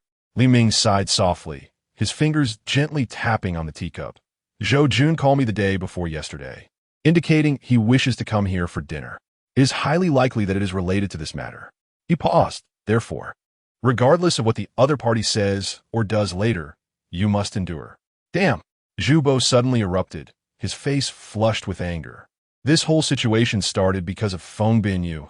Li Ming raised his hand, interrupting Zhu Bo with an undeniable authority in his tone. How many times have I told you? We are in a critical period. Do not dwell on trivial matters. Zhu Bo clenched his fists, his knuckles turning white, his voice filled with resentment. But Brother Ming, must we allow Feng Binyu to continue to trample over us? Li Ming's gaze softened slightly, his tone carrying a note of consolation. Once the situation with Meizhang is settled, you may address it as you see fit. However, that time is not now, do you understand? Zhu Bo let out a deep sigh, his shoulders slumping slightly. All right, I understand, Brother Ming. Li Ming rose from his seat, strolling over to Zhu Bo's side, patting his shoulder. You ought to temper your temperament. You earn a considerable sum each year. Is it worth risking everything over that 80,000? Zhu Bo met his gaze, resolute. Brother Ming, you must understand that this is not merely about money. Li Ming locked eyes with Zhu Bo, his tone turning serious. Enough, heed my words, this ends here. His voice carried an unmistakable command as he turned and walked toward the living room. Zhu Bo took a deep breath, directing his gaze toward the silent Yang Ming. Did you hear that? No matter what happens later, we must endure. Yang Ming silently nodded, saying little. In the villa's dining room, a large round table occupied the central position. Soft lighting bathed the tabletop, reflecting the exquisite tableware and a delightful array of dishes. The enticing aroma of braised fish, steamed pork ribs, and pan-seared steak mingled with various fresh vegetables. A bottle of unopened Flying Fairy Mitai stood quietly at the table's center. Li Ming sat at the head of the table, his expression calm. Zhu Bo and Yang Ming stood behind him like two statues, their faces impassive. At 6:15, the dining room door swung open, and two figures stepped inside. Leading the way was Zhou Jun, a man in his 30s, tall and clad in a well-tailored dark gray suit, his steps steady and powerful. Beneath his thick brows and large eyes lay a prominent nose, with thin lips pressed tightly together, revealing a hint of sharpness. Following closely was Feng Binyu, appearing considerably smaller in comparison. Brother Ming, Zhou Jun exclaimed warmly upon entering, his face alight with a smile. It's been a few days, and you look increasingly well. Li Ming rose, extending a hand in greeting. Brother Jun is here. Please take a seat. Meanwhile, Feng Binyu cast a cold glance at Yang Ming and Zhu Bo, his eyes brimming with animosity. Li Ming gestured for everyone to take their seats. Zhou Jun settled down to Li Ming's right, while Feng Binyu occupied the space beside Zhou Jun. Zhu Bo and Yang Ming took their places to Li Ming's left. As soon as they sat down, Zhou Jun's gaze fell upon Yang Ming. A smirk played on his lips, laced with a hint of amusement, as he turned to Feng Binyu and inquired, "Is this the one who stabbed you last time?" Feng Binyu nodded, a trace of resentment in his tone. "Yes, boss." Zhou Jun chuckled, glancing at Li Ming. Brother Ming's subordinates are indeed formidable characters. Li Ming smiled silently, merely nodding in acknowledgement. Zhou Jun lifted his teacup, taking a delicate sip, before abruptly shifting the topic. "Brother Ming, I have been in Na City for many years, and the brothers on the street tend to give me some respect." He then pivoted the conversation. "My brother was recently stabbed, and now the streets are buzzing with talk that Zhou Jun is no longer competent." Li Ming smiled serenely. "Rumors are merely whispers. Why concern yourself?" Zhou Jun set his teacup down, his gaze sharpening. "Brother Ming is unconcerned because the Hanhai family is vast and prosperous. As for me, I am quite troubled." As he spoke, his eyes bore into Yang Ming like daggers. Yang Ming stood his ground, locking eyes with his opponent. Their gazes clashed in the air, sparks seemingly flying between them. The atmosphere in the dining hall grew tense, with only the rhythmic sound of Li Ming's fingers tapping on the table echoing. Tap, tap, tap. Suddenly, Feng Binyu leapt to his feet, the chair scraping against the floor with a jarring sound. He pointed at Yang Ming, his voice seething with fury. "Brother Ming, this brat not only stabbed me, but also injured many of my brothers. I cannot swallow this grievance." Li Ming remained composed, his gaze shifting between Feng Binyu and Zhou Jun. After a moment, he spoke slowly, his voice deep and calm. "What do you wish to do?" Feng Binyu clenched his fists, gritting his teeth as he declared, "Blood for blood." "Damn! Say that again." At that moment, Zhu Bo also sprang to his feet, pointing at Feng Binyu. "Have you forgotten who brought the hitmen after me?" "Zhu Bo, one can eat a meal with disorder, but one mustn't speak recklessly. When did I send hitmen after you? You bastard." Just as the two were embroiled in a heated argument, Li Ming's voice rang out, "Enough." Instantly, both men swallowed their words. The atmosphere in the dining hall became palpably tense. Yang Ming, however, maintained his composure, his gaze unwavering from Feng Binyu. Li Ming suddenly laughed, an enigmatic quality in his mirth. He whispered a few words to a subordinate beside him. That person quickly departed and soon returned, brandishing a military dagger. Li Ming took the dagger, twirled it in his hand for a moment, and then abruptly tossed it to the ground. The sharp metallic clink resonated harshly in the stillness of the dining hall. "Since you cannot bear it," Li Ming's gaze fixed on Feng Binyu, "then stab him back." Feng Binyu stood frozen, his eyes flitting between the dagger on the ground and Li Ming. Zhou Jun's expression grew serious, clearly taken aback by Li Ming's unexpected move. "What's wrong?" Li Ming scoffed. "Weren't you quite assertive just a moment ago? Why the hesitation now?" Feng Binyu felt beads of sweat forming on his forehead as he instinctively glanced at Zhou Jun, seeking guidance. Zhou Jun maintained a stoic demeanor, a faint smile lingering on his lips. The atmosphere in the dining hall had plummeted to an icy silence. Torn between options, Feng Binyu's veins were visibly tense on his forehead. He understood that making a move on Li Ming's territory would be akin to courting disaster. Li Ming slowly rose to his feet and approached Feng Binyu. "What's the matter? Afraid? You were so arrogant just now." Zhou Jun quickly interjected, "Brother Ming, please don't be angry. My younger brother tends to be impulsive and speaks without thinking." He turned to Feng Binyu, admonishing him sternly, "Apologize to Brother Ming at once." With gritted teeth and a fluctuating expression, Feng Binyu ultimately succumbed to Zhou Jun's threatening gaze. He lowered his head, speaking in a subdued tone, "I'm sorry, Brother Ming. I was too rash." Chapter 44. Taking action, Li Ming let out a cold snort and sat back down. The atmosphere in the dining hall remained tense, akin to a powder keg ready to explode. Zhou Jun's expression gradually softened, a faint smile playing at the corners of his mouth. He raised his glass, his tone casual. "Brother Ming, we have known each other for quite some time. What happened today is not insurmountable. His gaze shifted between Li Ming and Yang Ming. How about this? Let this young brother apologize to my brother, and we shall consider this matter as though it never occurred. What do you think? Li Ming narrowed his eyes, acutely perceiving the underlying implication in Zhou Jun's words. He understood his counterpart all too well. If Yang Ming were to apologize today, it would signify his own submission. As the second in command of Han Hai, every action he took resonated beyond his individual self. Just as Li Ming pondered his response, the sound of a chair scraping against the floor shattered the silence. All eyes turned towards the source of the noise.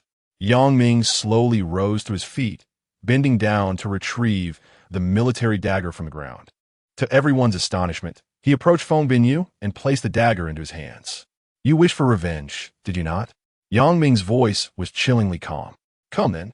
With that, he seized Feng Binyu's hand that held the dagger and abruptly plunged the blade into his own abdomen. Blood instantly soaked through his shirt. Is this sufficient? Yang Ming fixed his gaze on Feng Binyu, his voice hoarse from the pain, yet resolute. The dining hall fell into a deathly silence. Feng Binyu stood frozen, his hands stained with Yang Ming's blood, momentarily at a loss for what to do.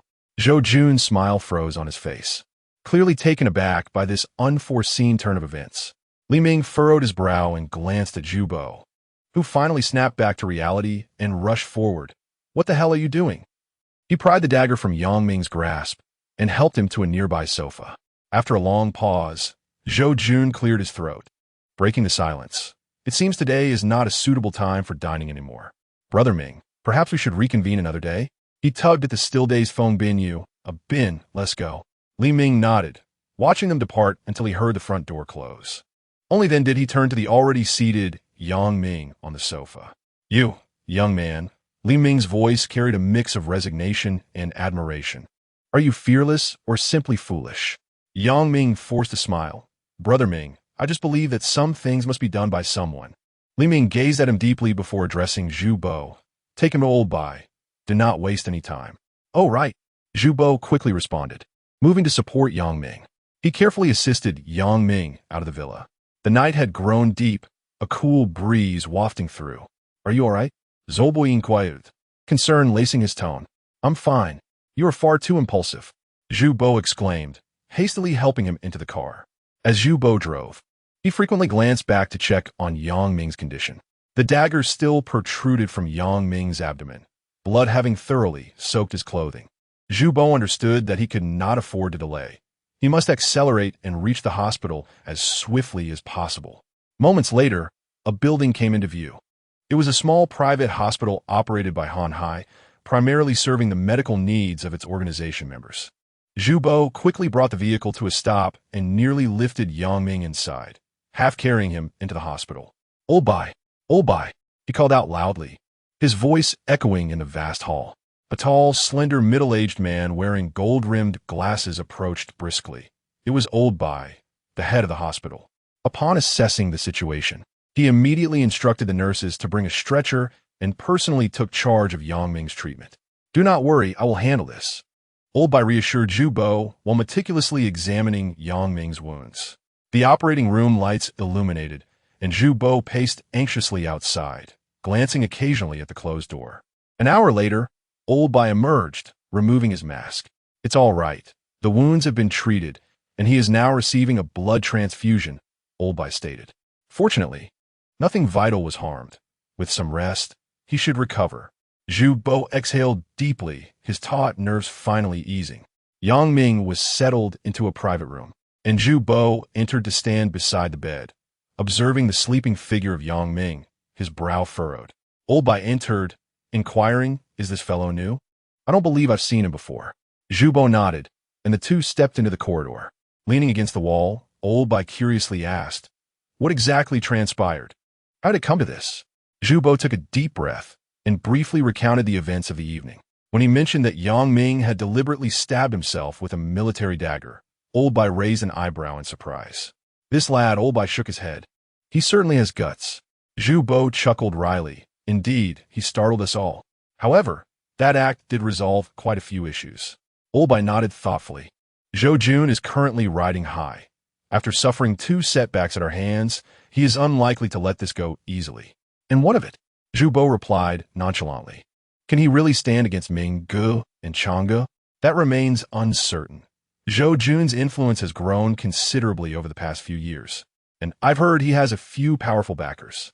Rest assured, no matter how formidable Zhou Jun may be, he cannot dominate Nashi.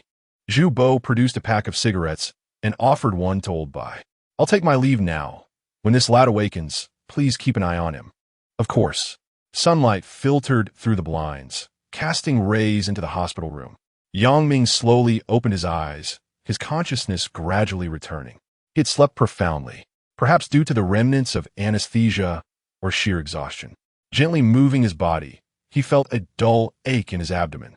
Yet for one accustomed to pain, this discomfort was hardly significant. His thoughts drifted back to the previous night, and an involuntary bitter smile crept onto his lips. At that moment, he had keenly sensed the unspoken rivalry between Zhou Jun and Li Ming, two figures of considerable stature, neither willing to yield. And the cost of this stalemate would likely fall upon him. Rather than passively enduring blows, it is far better to take the initiative. Yang Ming pondered. His decision not only provided an avenue for the two elder brothers to retreat gracefully, but perhaps, more importantly, it might earn him the appreciation of Li Ming. Of course, these were merely his own wishes, and whether events would unfold as he envisioned remained uncertain. Yang Ming took a deep breath and gradually sat up in bed, leaning against the headboard. Just then, the door to the hospital room swung open, and Sun Wen and Hua Ji entered. Sun Wen carried several takeout boxes and a bag of apples, his face reflecting genuine concern. Do you have a penchant for self-punishment? Sun Wen placed the items on the bedside table, his tone tinged with teasing, yet unable to mask the worry in his eyes. Yang Ming chuckled softly and inquired, Brother Wen, what brings you here? Sun Wen settled into a chair beside him. Of course, I came to bring you some food. Early this morning, Brother Zhu called me, saying you were injured and asked me to come check on you. As he spoke, he pulled out a cigarette and turned to Hua Ji, saying, Go outside and find me a water pipe. Hua Ji looked troubled. Brother Wen, where would I find a water pipe here? There's none. Can't you just go buy one outside? Sun Wen raised an eyebrow, his voice laced with impatience. Hua Ji shrugged helplessly and turned to Yang Ming. I brought you sour bamboo shoots with chicken. It's in the box. Eat it while it's hot. Yang Ming nodded in gratitude. Thank you. After Hua Ji left, the room fell into a momentary silence. Sun Wen gazed deeply at Yang Ming, as if contemplating something significant. Chapter 45. Dissipation in the hospital room. Sun Wen took a deep breath, a flicker of inexplicable emotion flashing in his eyes. This incident, I must admit, bears a portion of my responsibility. He pulled out a cigarette, lit it, and inhaled deeply, the smoke swirling languidly in the air. Yang Ming shook his head. Brother Wen, this is not your fault. Sun Wen smiled, a glimmer of profound meaning in his gaze. The reason I had you deal with Feng Binyu was not only to test your courage, but also to impart him a lesson. He paused momentarily. From the very first moment I laid eyes on you, I recognized the fierce tenacity that emanated from you. That night, I had an inkling that Feng Binyu would inevitably encounter trouble. However, I never anticipated your formidable resolve. Yang Ming offered a silent smile. Sun Wen suddenly shifted the topic. Do you know how Brother Zhu entered the company? Yang Ming shook his head, curiosity evident in his eyes. Sun Wen inhaled deeply, exhaling slowly. In fact, Brother Zhu's journey bears some resemblance to yours. His voice grew somber as he recounted.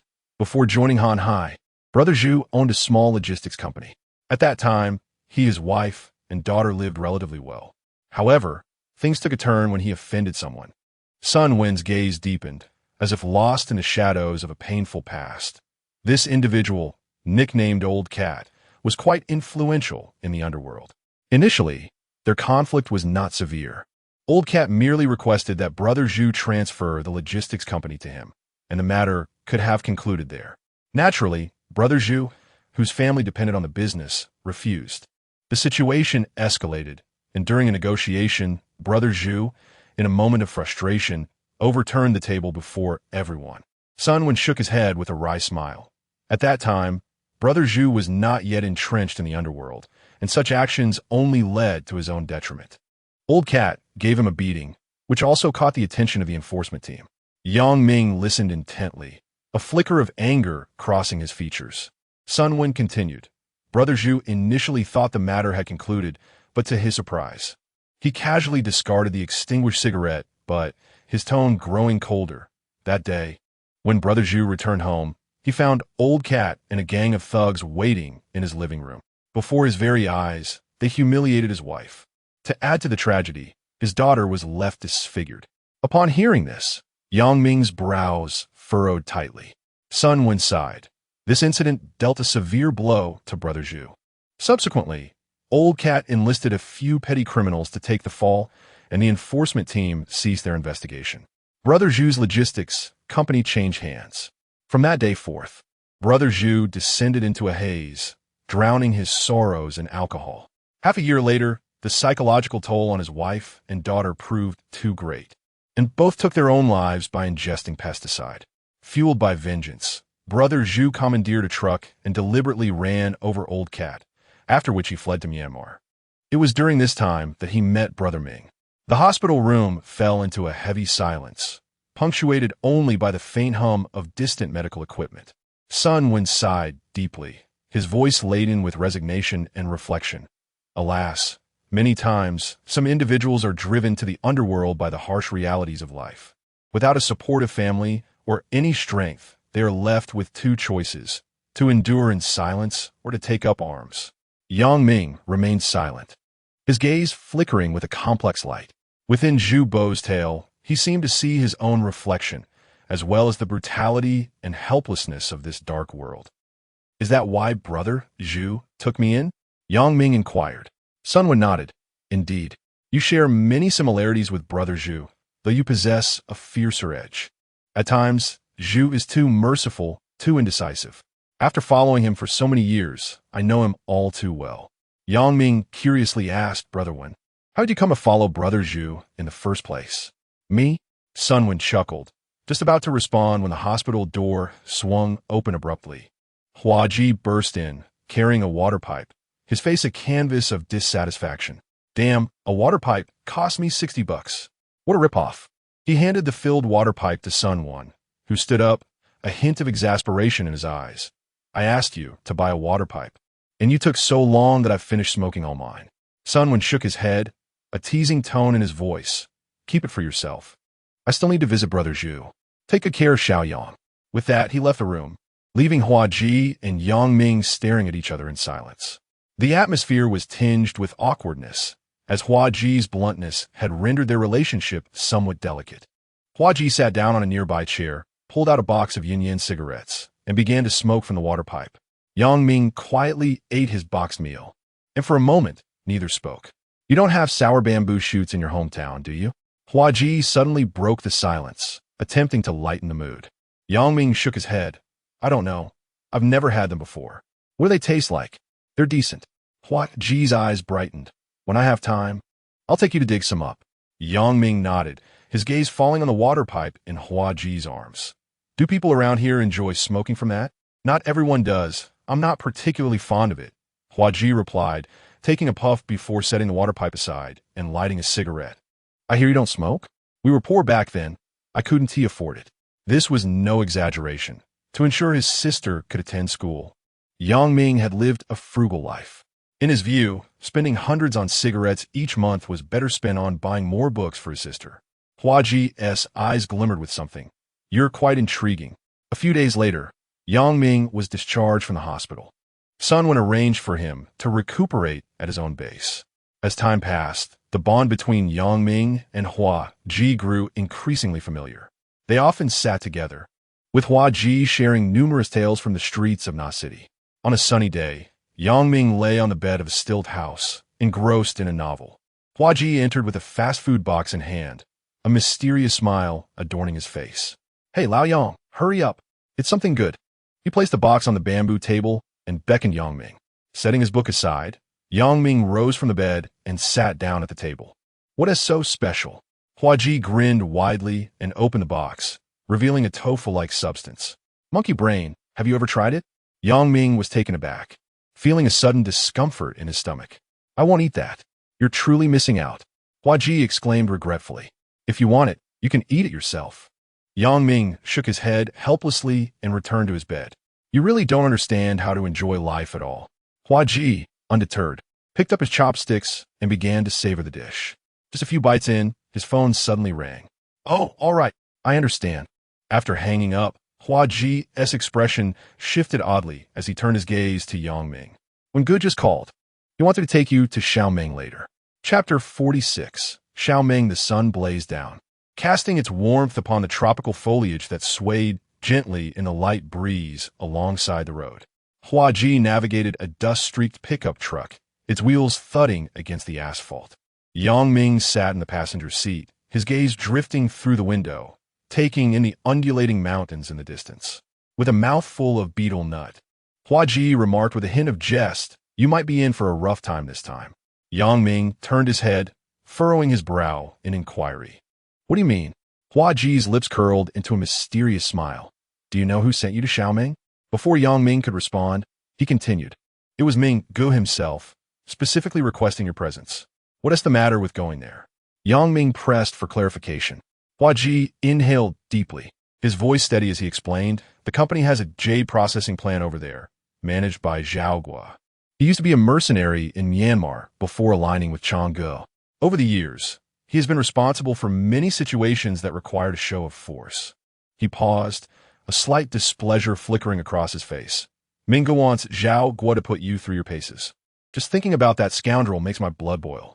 I spent some time there myself, and he treated us like we were nothing. Eventually, I couldn't take it anymore and returned. If you find it unbearable, just give me a call, and I'll come and fetch you. Yang Ming chuckled lightly. We'll see. The pickup truck gradually veered off the main road, turning onto a dusty path. As the vehicle jostled along, Yang Ming felt a twinge of pain from his abdominal wound, though he masked his discomfort. We VE arrived. Hua Ji's voice shattered the silence, prompting Yang Ming to look up. In the distance, a cluster of buildings began to emerge. The jade factory was nestled within a dense tropical jungle, its tall walls serving as a natural barrier, isolating the facility from the outside world. The walls were a deep gray, adorned with climbing vines. As the truck approached, Yang Ming noticed the glimmering surveillance cameras and sharp barbed wire atop the perimeter. Flanking the grand entrance, several burly guards stood armed, their vigilant eyes scanning the surroundings. Passing through the imposing gates, the main structure of the factory came into view. It was a 4-story gray concrete edifice, square and dignified, with few windows that lent an air of enclosure and mystery. The weathered exterior hinted at the passage of time. Scattered around the factory were several smaller buildings, likely warehouses or dormitories for the staff. The open space was cluttered with raw stones of various sizes, and a few heavy trucks idled nearby, awaiting transport. A unique aroma permeated the air, a blend of earth, machine oil, and some mineral scent. Hua Ji parked the vehicle in a rudimentary lot, turned off the engine, and said to Yang Ming, "We're here, get out." Taking a deep breath, Yang Ming opened the door.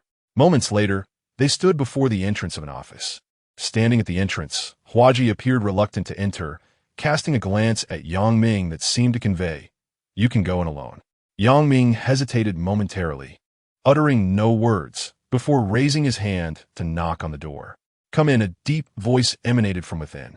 Yang Ming pushed the door open and stepped into the modest office, barely spanning 20 square meters. The room was sparsely furnished, and his gaze swiftly landed on the man seated behind the desk. He was a man in his 30s, exuding an aura of danger.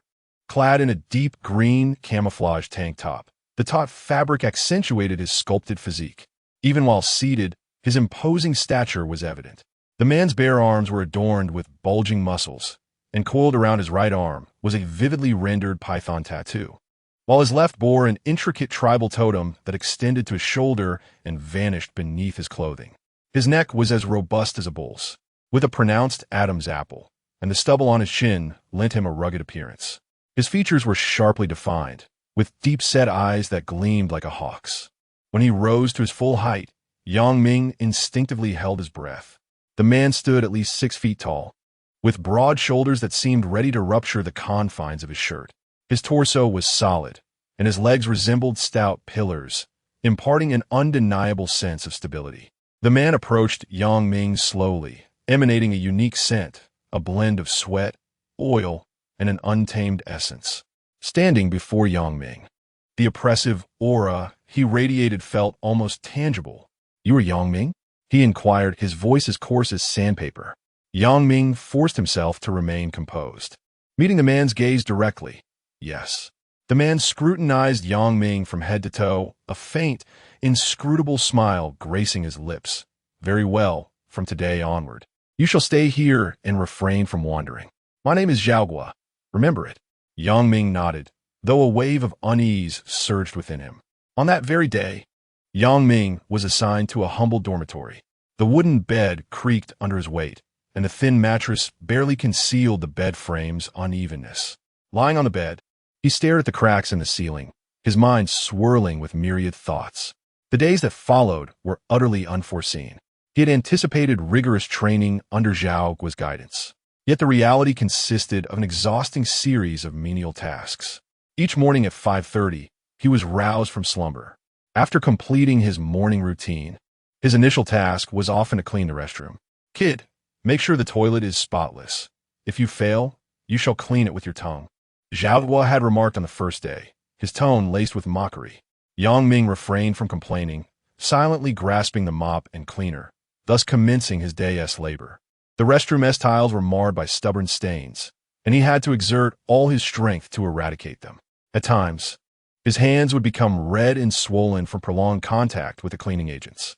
Upon completing his restroom duties, Yang Ming would transition to the office building, diligently attending to tasks such as window washing, sweeping the floor, and organizing documents, approaching each responsibility with meticulous care. Occasionally, he would encounter Zhao Guo in the corridor, the latter always scrutinizing him in silence, his gaze imbued with an elusive significance. At times, Yang Ming was tasked with accompanying the kitchen staff for procurement. Thus, over the span of more than a week, Yang Ming's abdominal wound gradually formed a scab, and the pain began to wane. Each night, he would quietly inspect his injury, contemplating his future. On one particular morning, just as dawn broke, Yang Ming rose as usual to wash and prepare for the day. As he opened the dormitory door, ready to embark on his daily tasks, a familiar figure emerged from the shadows. Zhao Guo leaned against the wall, a cigarette dangling from his lips, slowly exhaling a plume of smoke. "Follow me," he instructed. Without hesitation, Yang Ming trailed Zhao Guo through the main structure of the factory, arriving at the rear yard. It was his first visit to this place. The factory's rear yard was an expansive area, encircled by towering walls. The ground was composed of hard-packed earth, intermittently adorned with patches of concrete.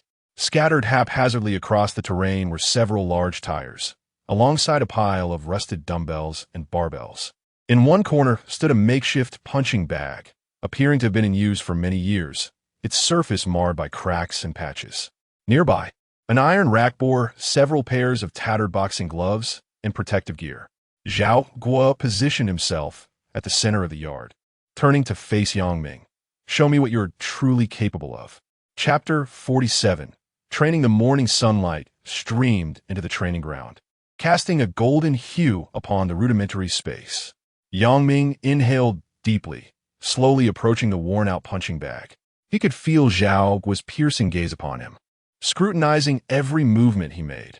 Coming to a halt before the bag, Yang Ming clenched his fists, his muscles taut with anticipation. Under Zhao Guo's watchful eyes, he unleashed a powerful punch. Bang!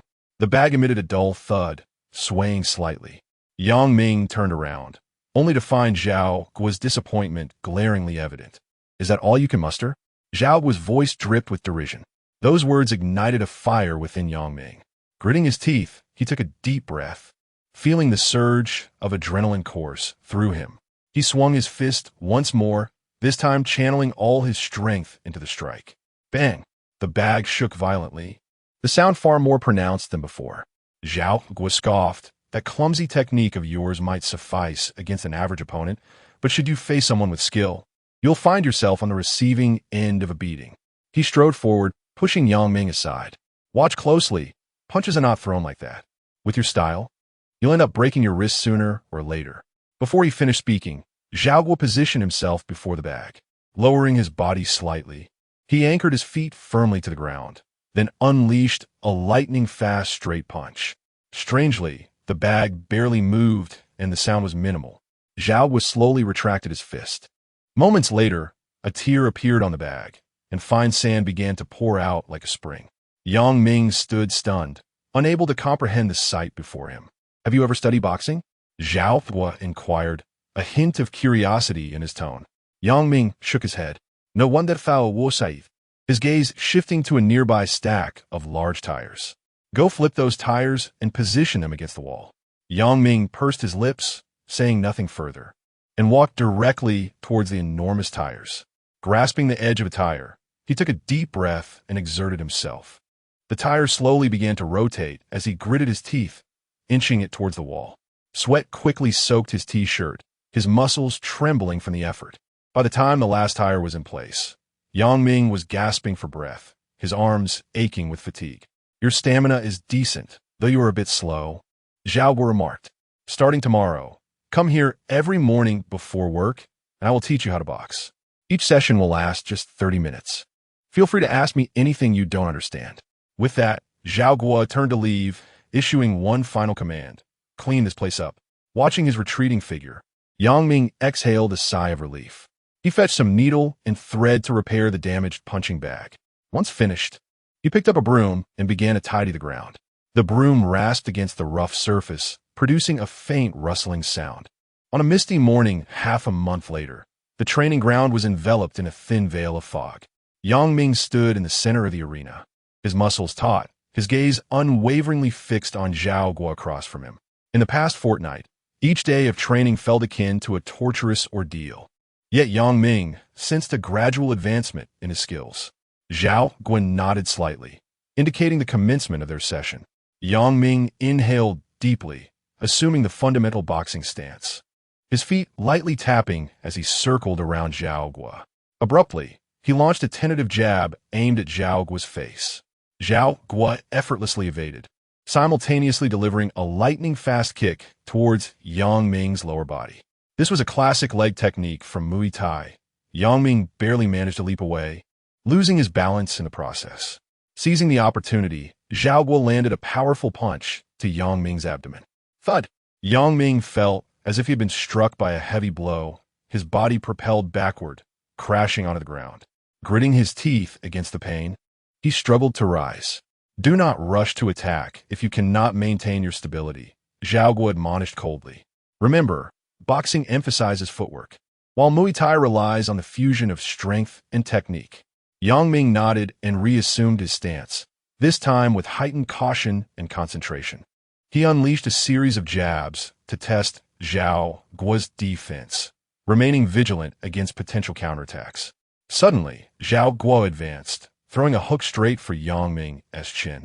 Yang Ming leaned back just in time to avoid this lethal strike, yet Zhao Guo's knee strike was already upon him. Bang! Yang Ming was once again knocked down, blood seeping from the corner of his mouth. He bore the pain and stood up once more. "Well done," Zhao Guo acknowledged, albeit with a hint of impatience. "But it is still insufficient." Again, for the ensuing 10 minutes, Yang Ming was repeatedly knocked down, only to rise again each time. His body was covered in bruises, and the blood at his lip became increasingly pronounced. Yet, with each fall, he persisted, his fighting spirit unwavering.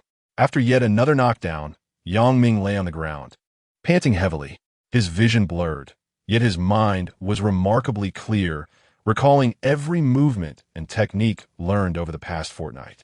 "Get up!" Zhao Guo's voice rang out. "Stop pretending to be dead." Clenching his jaw, Yang Ming slowly rose. This time his gaze had transformed. He adjusted his breathing and adopted a novel stance, a unique amalgamation of boxing and Muay Thai. Zhao Guo raised an eyebrow, a hint of approval gracing his features. Yang Ming suddenly launched an offensive, delivering a left jab to Zhao Guo's face, followed closely by a right punch to his abdomen. Zhao Guo blocked both strikes, but Yang Ming swiftly changed tactics, raising his right leg high for a whip kick aimed at Zhao Guo's head. Zhao Guo tilted back just in time to evade the fierce blow, a flicker of surprise in his eyes, soon replaced by a smile of satisfaction. "Well done, kid." Zhao Guo halted his movements, It seems these past weeks have not been in vain. Yang Ming, panting heavily and feeling the aches throughout his body, was nonetheless suffused with a sense of accomplishment. Remember, Zhao Guo remarked while flexing his wrist, the integration of boxing and Muay Thai is not merely a combination of techniques, but a fusion of mindsets. To wield them flexibly is to gain the upper hand in combat. Yang Ming inhaled deeply, sweat trickling down his cheek. Thank you. Zhao Guo chuckled lightly. It is too early to express gratitude. From this day forth, you shall no longer be burdened with the task of cleaning. Before Yang Ming could fully relish this unexpected reprieve, he beheld Zhao Guo slowly withdrawing a uniquely crafted knife from his waist. It was an M9 bayonet, its blade gleaming with a chilling radiance. Zhao Guo extended the hilt towards Yang Ming. Take it. Yang Ming hesitated for a fleeting moment before accepting the knife. The weight of the blade instilled a tinge of unease within him, prompting him to glance up at Zhao Guo, his eyes brimming with inquiries. A fist, no matter how formidable, is merely a fist. When confronted with a knife, even the mightiest hands are rendered ineffectual. Zhao Guo's gaze was piercing, locking onto Yang Ming's eyes. You intend to stab me with that? Yang Ming's brow furrowed deeply. Noticing Yang Ming's uncertainty, Zhao Guo's expression shifted to one of disdain. What? Do you believe you can injure me? Taking a deep breath, Yang Ming tightened his grip on the hilt. Suddenly, he lunged forward. The knife's tip aimed directly at Zhao Guo's chest. However, before the blade could graze Zhao Guo's garment, Yang Ming felt a searing pain in his wrist. With an astonishing speed and strength, Zhao Guo seized his wrist, and with a deft twist, the M9 bayonet was swiftly relinquished from Yang Ming's grasp. Before Yang Ming could comprehend the turn of events, the cold edge of the blade was already pressed against his throat. Chapter 48. Return. Another fortnight has passed. On this morning, Yang Ming stood before a scarred wooden post, gripping a sharp dagger. The post was densely inscribed with annotations of human anatomy, acupoints, blood vessels, meridians. Each mark represented a critical vulnerability. Yang Ming held his breath, his gaze sharpening. The dagger became an extension of his body, gliding swiftly and precisely over the post. The sound of puncturing echoed, each thrust striking the designated point with unerring accuracy. Zhao Guo stood nearby, arms crossed, intently observing every movement of Yang Ming. At this moment, Yang Ming's hands bore an array of scabs, the result of his relentless training with the blade. Stop! Zhao Guo suddenly commanded. Yang Ming immediately sheathed his dagger and turned to face him, sweat trickling down his cheeks, his breath slightly labored. Zhao Guo advanced slowly, drawing his M9 knife from his waist. Come, let's spar. Yang Ming nodded, assuming a combat stance. The instant their eyes met, Zhao Guo launched the first attack, aiming directly for Yang Ming's throat. Yang Ming swiftly retreated, simultaneously sweeping his dagger to fend off Zhao Guo. The two exchanged blows, the glint of blades flashing, the clash of metal resounding continuously. Yang Ming's progress was evident. His movements were more fluid and his reaction swifter. Several perilous thrusts were deftly evaded. However, Zhao Guo's prowess was formidable. After several minutes of fierce combat, Yang Ming gradually found himself at a disadvantage. In a violent clash, his dagger unexpectedly shattered, severed by Zhao Guo's M9. Not good. Zhao Guo shook his head, his tone stern, yet a flicker of satisfaction gleamed in his eyes.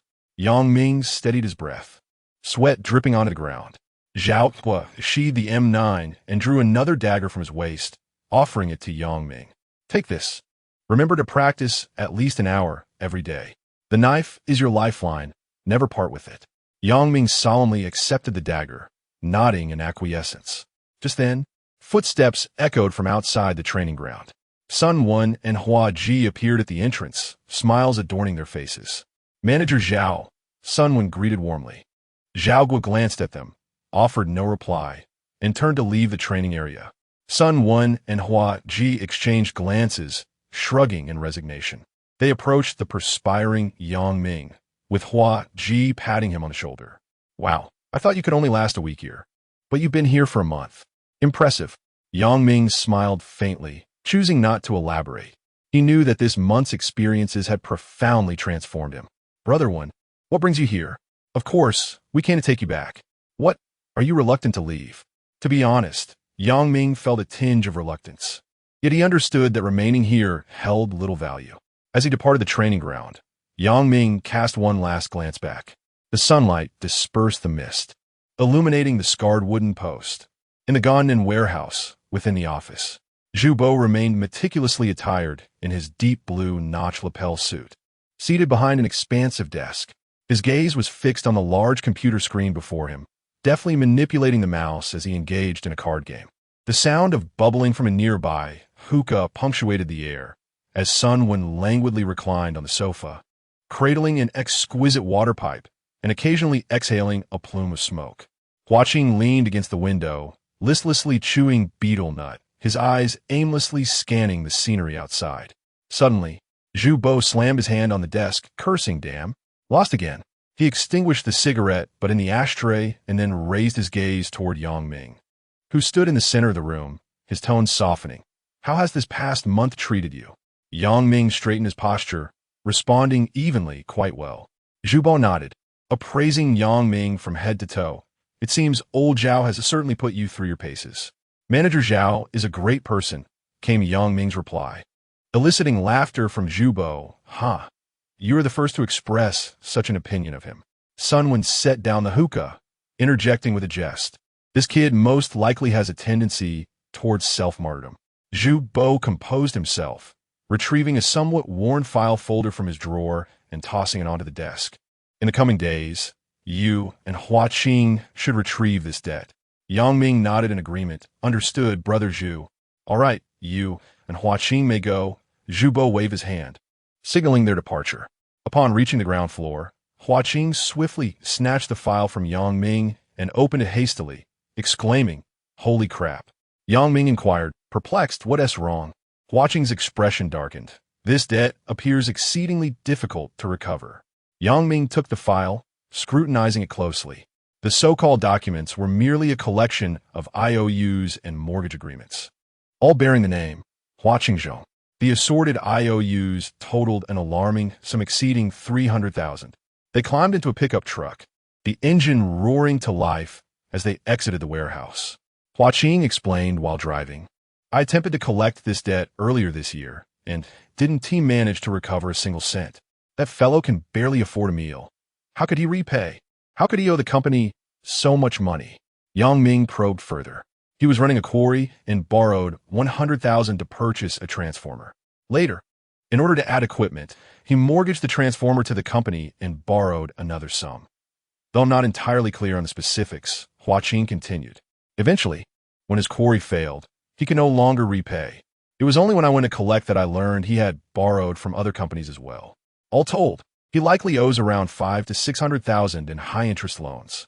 Yang Ming nodded thoughtfully and then asked, "So where do we go now?"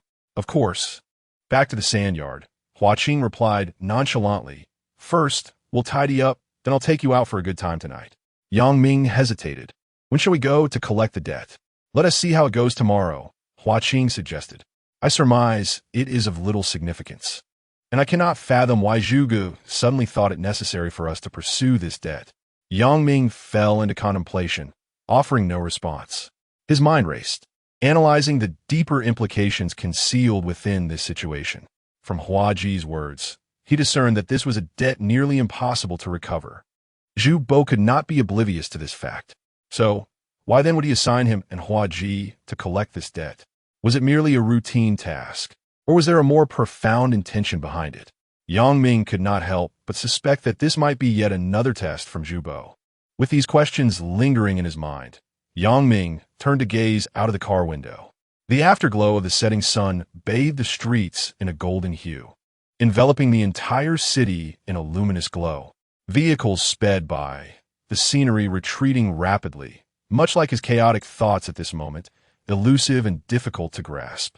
Chapter 49. Outing in the evening at the Sangxi battleground. Yang Ming had just changed into a casual outfit when the door swung open. Hua Ji strode in, holding a shoebox, his face adorned with a cheerful smile. "A few days ago, I went to buy shoes and picked up a pair for you as well. You wear size 41, right?" As he spoke, Hua Ji opened the shoebox to reveal a pair of gleaming lace-up leather shoes. Yang Ming glanced at the shoes he was being offered, hesitating slightly. I don't often wear leather shoes. Hua Ji chuckled as he sat beside the bed, a teasing tone in his voice. Well, from today onward, you must change that habit. Why is that? Yang Ming inquired. Hua Ji picked up one of the leather shoes, a glint of mischief in his eyes. Pointed leather shoes are great for a quick getaway. They could deliver a fierce kick too, in a critical moment. If you aim at your opponent's vulnerable spot, I guarantee they will lose their fighting spirit instantly. Yang Ming pondered this, nodding thoughtfully. He recalled how Sun Wen, despite his seemingly disheveled appearance, always favored such shoes, and suddenly everything clicked into place. All right, just tell me how much they cost, and I'll pay you back, Yang Ming said, beginning to slip on the new shoes. Hua Ji waved his hand dismissively, retrieving a beetle nut from his pocket and popping it into his mouth. We brothers don't need to worry about such trifles. Remember my words, from now on, if I have $1, you'll have 50 cents. Hearing this, a wave of warmth surged through Yang Ming. Throughout his life, he had never had many friends. On one hand, forming friendships often required expenditure, which he was reluctant to part with. On the other, his modest means made him less appealing to others. This was the first time he had ever heard someone speak to him in such a manner, though uncertain of the sincerity behind those words. The warmth he felt was undeniably genuine. As night descended, Hua Ji led Yang Ming to a bustling night market. Colorful neon lights illuminated the throngs of people, and the air was rich with the aromas of various delicacies. Accents from all corners of the country intertwined, creating the unique character of this tourist city. They settled at a large food stall, where Hua Ji ordered several local specialties that Yang Ming had never heard of: mango chicken feet, lemongrass grilled fish, and pineapple purple rice. Each dish opened Yang Ming's eyes, tantalizing his taste buds with unprecedented sensations. After their meal, Hua Ji took Yang Ming to a lavish nightclub. Upon entering, numerous patrons greeted Hua Ji warmly, calling him Brother Ji. The owner is well acquainted with Brother Wen, so we often come here to drink, Hua Ji said as he draped an arm over Yang Ming's shoulder and lowered his voice. Shall I arrange for a couple of ladies for you? Yang Ming shook his head. No need. However, Hua Ji persisted. What do you mean? It's our first time out drinking together. If I don't set you up nicely when Brother Wen asks, he'll think I'm still at odds with you. Before Yang Ming could refuse again, Hua Ji had already pulled him into a luxurious private room. Not long after, a chubby man, around 1.60 meters, entered, his face beaming with smiles. Brother Hua, how long has it been since you last visited? Have you forgotten about me? The man exclaimed in a heavy dialect. Hua Ji responded with a smile. Beige, what are you talking about? No matter what I forget, I will never forget you. He turned to Yang Ming and waved. Beige. Let me introduce my brother Yang Ming to you. This is Beige, the owner here. Yang Ming extended his hand politely, saying hello, Beige. Lao Ba shook his hand enthusiastically, replying, Brother Yang, right? You must come here often and feel free to reach out to me for anything you need. Hua Ji chuckled. Beige, you must ensure my brother is well taken care of tonight. Of course. Recently, I just got a few girls, and one of them is particularly enticing. I'll have her come over to keep Brother Yang company shortly, Lao Ba remarked, raising an eyebrow, his tone filled with pride. Yang Ming intended to decline, but seeing the eager expressions on Hua Ji and Lao Ba's faces, he ultimately remained silent. Before long, Lao Ba sent a few girls over. One of them was specifically arranged for Yang Ming. She appeared to be in her early 20s, possessing an exquisite oval face, bright and expressive eyes, and eyebrows that gently arched like distant mountains. Her nose was elegantly high, and her lips were full and cherry-like. Her hair was sleek and black, cascading down to her waist, shimmering softly under the lights. Dressed in a simple floral dress, she stood out distinctly among the crowd. Following Lao Ba's arrangement, she sat beside Yang Ming, took 2 wine glasses, and poured some drinks. Hello, boss. My name is Mo. What do you go by? Yang Ming, he replied, clinking glasses with her. Before long, Lao Ba departed, while Hua Ji embraced 2 girls nearby, engaging in lively conversation. Young Zong, I can tell from your accent that you aren't a local? Mo inquired with a smile. Yes, Yang Ming nodded, offering no further elaboration. Are you here to conduct business? Yes. Throughout his life, Yang Ming had only experienced one romance, which occurred in his first year of high school. However, that relationship ended unhappily due to the intervention of his partner's parents. He had little interaction with the opposite sex since then. Mo was not only beautiful, but also had a melodious voice, speaking softly. Yet, her Mandarin was not very standard, carrying a hint of a Sichuan Chongqing accent. I heard Beige mention that you just arrived here. Yang Ming asket. Beige is pulling your leg. Mo laughed. I've been here for several years.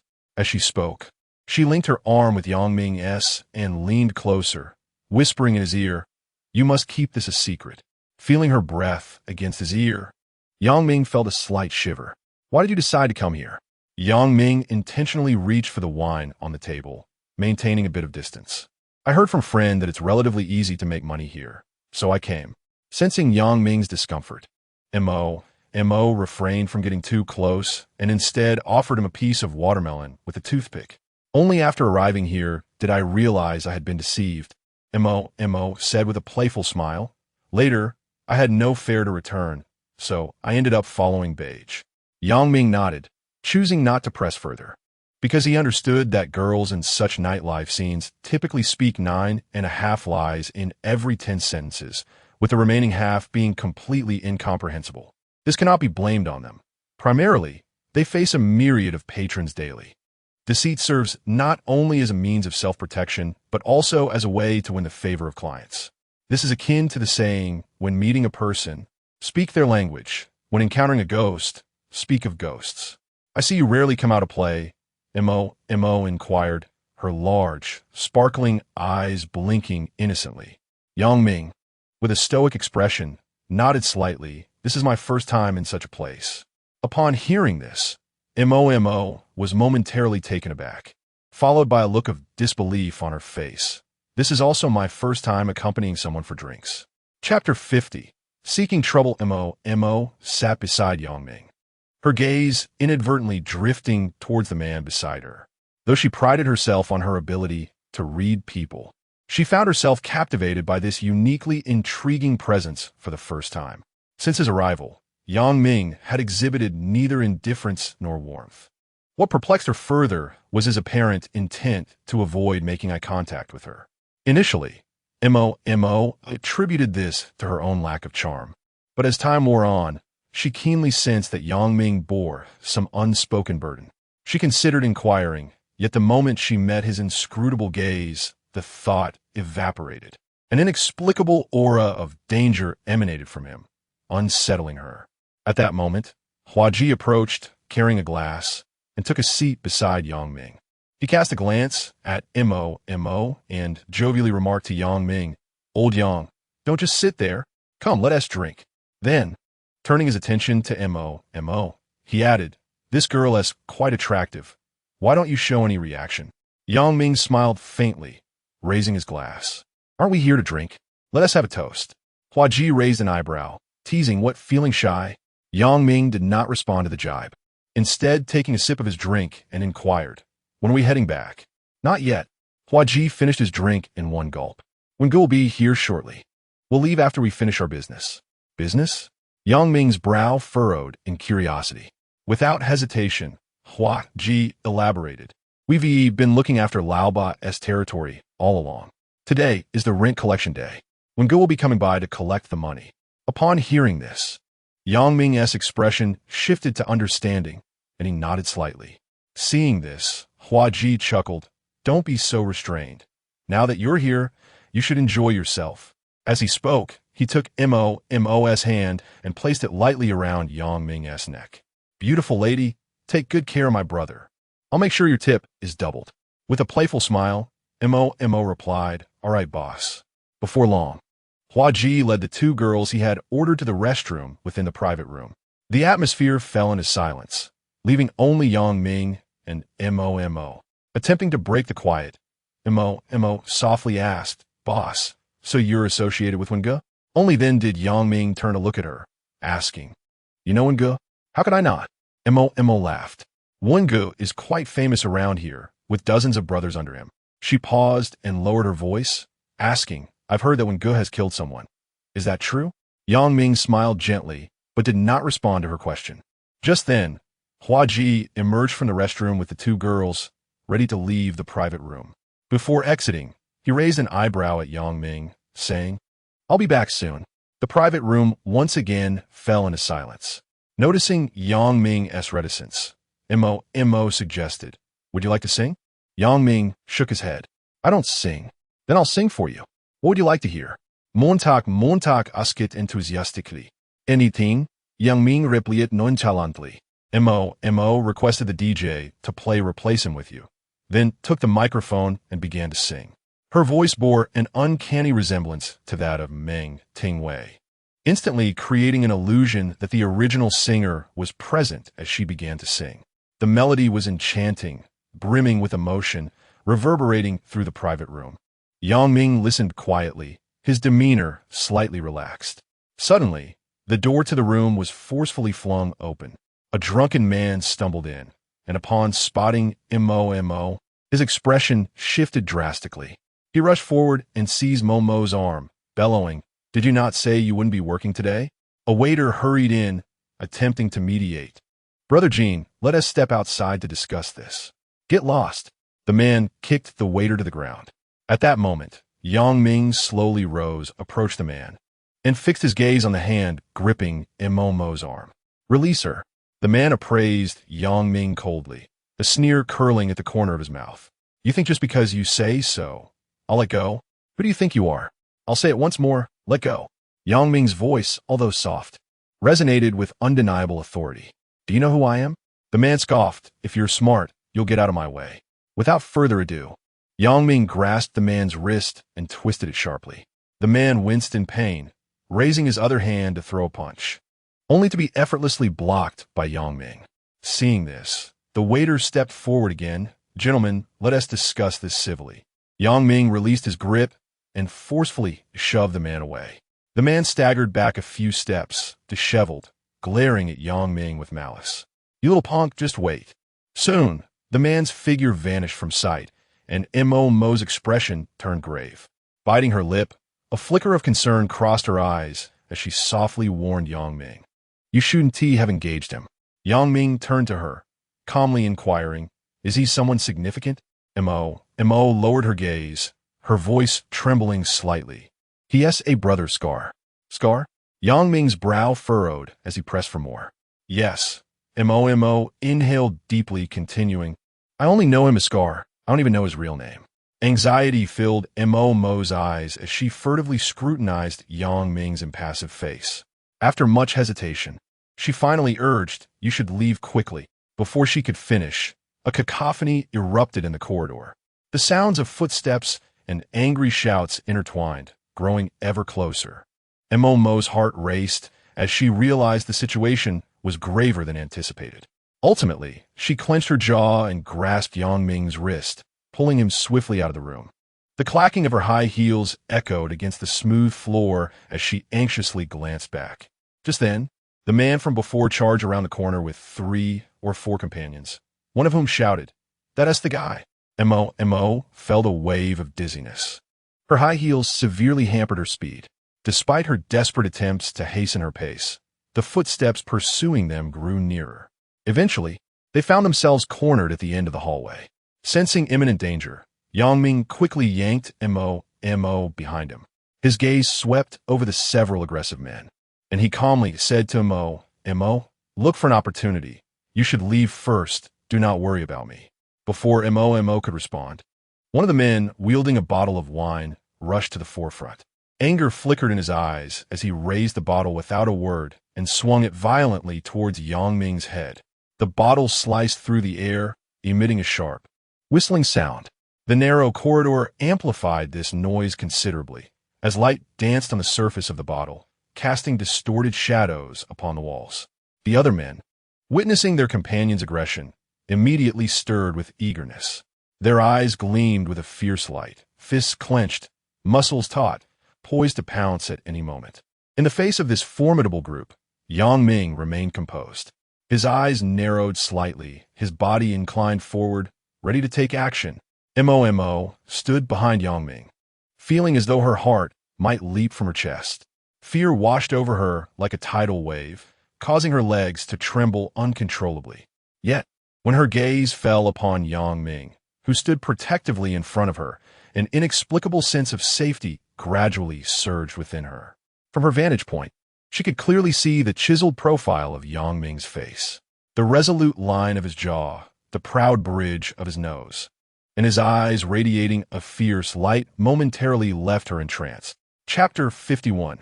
Intrigue. As Hua Ji exited another private room, he adjusted his waistband, tidying his attire.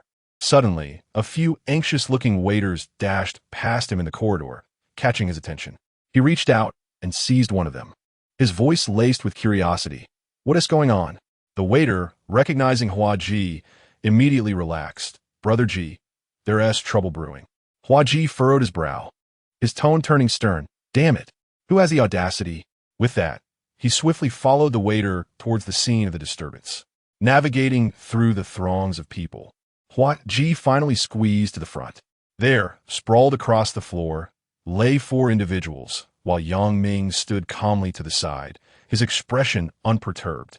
Hua Ji quickly approached Yang Ming, inquiring, "What happened?" Yang Ming replied coolly, "They initiated the conflict." Hua Ji bent down, scrutinizing the individuals on the ground. Abruptly, he raised his foot and delivered a forceful kick to one man's abdomen. Cursing, "Damn you, do you wish to die?" The man curled up in agony, emitting pitiful wails. Hua Ji continued to interrogate, "Which gang are you associated with?" "I heard from Mo that his brother is Scar," Yang Ming replied. As soon as the words left his lips, Mo, who had been lurking in the background, timidly stepped forward, murmuring in agreement. "Yes." Hua Ji was momentarily taken aback before bursting into laughter. "Haha, old Yang, you're quite something." Yang Ming was momentarily thrown off by this sudden outburst of laughter. Once Hua Ji had his fill of mirth, he explained, "Scar is under Zhou Jun. The person you previously stabbed, Feng Bin, is also part of Zhou Jun." This revelation stirred a commotion among the onlookers. Someone suddenly exclaimed, "Is he the one who previously took on Feng Bin's room?" Gasps echoed through the crowd, and whispers surged. Hua Ji threw an arm around Yang Ming's shoulder, turning his icy gaze towards Mo. "These individuals are your doing, aren't they?" Mo fell silent, lowering her head in shame. Without further ado, Hua Ji delivered a sharp slap across her face. The sound echoed, leaving a vivid red imprint on her fair cheek. Hua Ji warned sternly, "Remember, he is my brother. If you ever cause him trouble again, I will end you." Yang Ming observed the scene, wanting to interject, but ultimately refrained. He understood that Hua Ji genuinely considered him a comrade, while Mo had only known him for a few hours. He could not allow a woman to undermine Hua Ji's authority. His earlier defense of Mo stemmed primarily from her fear of the situation escalating, as she had clung to him in a panic. At that moment, a booming voice cut through the tension. "What the hell are you all doing here? Aren't you supposed to be working?" Old Ba emerged from the crowd, casting a discontented glance around. Upon noticing the individual sprawled on the floor, he turned to Hua Ji, offering a resigned smile. "Boss Hua, could you refrain from causing a ruckus here? I still need to conduct business." Hua Ji replied dismissively, "Beige, how is it that you claim we are causing trouble here? It is those scoundrels who are bothering my brother." Lao Ba sighed. "Winch will be here shortly. You two go to my office while I sort this out." Hua Ji nodded, embracing Yang Ming as they left the scene without further comment. Meanwhile, at the entrance of the nightclub, a figure, visibly anxious, hurriedly emerged. He glanced around to ensure no one was watching before pulling out his phone to dial a number. "Boss, we have a situation." Inside the smoky mahjong room, the clattering of tiles echoed incessantly. Under the dim yellow light, Feng Bin angrily pushed the tiles away and, in frustration, lit a cigarette. "Damn it, every single round, you draw your winning tile. What is the point of playing? You might as well go home and draw to your heart's content." Across from him, the scarred man wore a smile that appeared rather menacing due to the grotesque scar marring his face. "What is the matter? Can't you handle a little loss?" Feng Bin took a deep drag from his cigarette, leaned back in his chair, and exhaled a cloud of smoke, his expression one of deep discontent. "I've been cursed with bad luck lately. I was just taken advantage of by that scoundrel Zhu Bo, and I recently lost a bad debt. Yesterday, Brother Zhou berated me mercilessly. It's truly uncanny." Intrigued, the scarred man inquired, I heard that Brother Zhou took you to find Li Ming. Didn't you give that little brat a taste of steel? Mentioning this piqued Feng Bin's interest, and he boastfully exclaimed, if it hadn't been for Brother Zhou stopping me that night, I would have summoned my men to deal with Li Ming directly. The scar man, unimpressed, bluntly retorted, can you not boast for once? If you claimed you dealt with Zhu Bo, I might believe you. But Li Ming, you wouldn't dare. Feng Bin, feeling defiant, challenged. What's there to fear? Isn't he just a dog raised by Zhang Jiqiang? He loved to show off all day long. Enough, I can't stand you bragging. The scarred man waved his hand, preparing to shuffle the tiles when suddenly his phone rang. He answered the call, his expression turning grave. A few moments later, he responded tersely, are you certain? All right, I understand. Hanging up, the scarred man's countenance darkened. Feng Bin, unable to contain his curiosity, pressed, what's wrong? Taking a deep breath, the scarred man slowly replied, damn it, what I feared has come to pass. A brother of mine was assaulted over at Lao Ba's place. He paused, adding, it was the same kid who stabbed you. Damn it. Feng Bin slammed the table, a glimmer of hatred flashing in his eyes. It must be Zhu Bo behind this. The scarred man shook his head. No, it's said to be over a woman. Feng Bin's eyes darted, and he tentatively asked, so what do you plan to do? Do what? The scarred man sighed helplessly. Feng Bin grew agitated. Are you just going to let go? In a hushed tone, the scarred man explained, what else can I do? Brother Zhou warned me just a few days ago not to provoke Han Hai during this time. Upon hearing these words, Feng Bin felt an immediate deflation, indignantly exclaiming, damn it, when have we ever endured such humiliation? Scar, attempting to placate him, replied enough. You are well aware of the situation with Meiziang. Brother Zhou is aiming for something significant and has no need to engage in reckless antics at this juncture. Feng Bin let out a cold snort, a glint of ferocity flashing in his eyes. Damn it, once the matters of Meiziang are settled, I will be the first to eliminate Zhu Bo. Scar interjected with a sneer, rest assured when the time comes, I will assist you in finding a few outsiders for the job. Upon hearing this, Feng Bin raised an eyebrow, revealing a hint of cunning. And who will cover the expenses? Damn you. Scar retorted, you truly are a miser. How about we split it 50-50? Ha ha ha. Feng Bin burst into laughter. All right, it's a deal. Chapter 52. The origin emerging from the old 8 nightclub, Sun 1, accompanied by Hua Ji and Yang Ming, made their way to a late-night snack stall.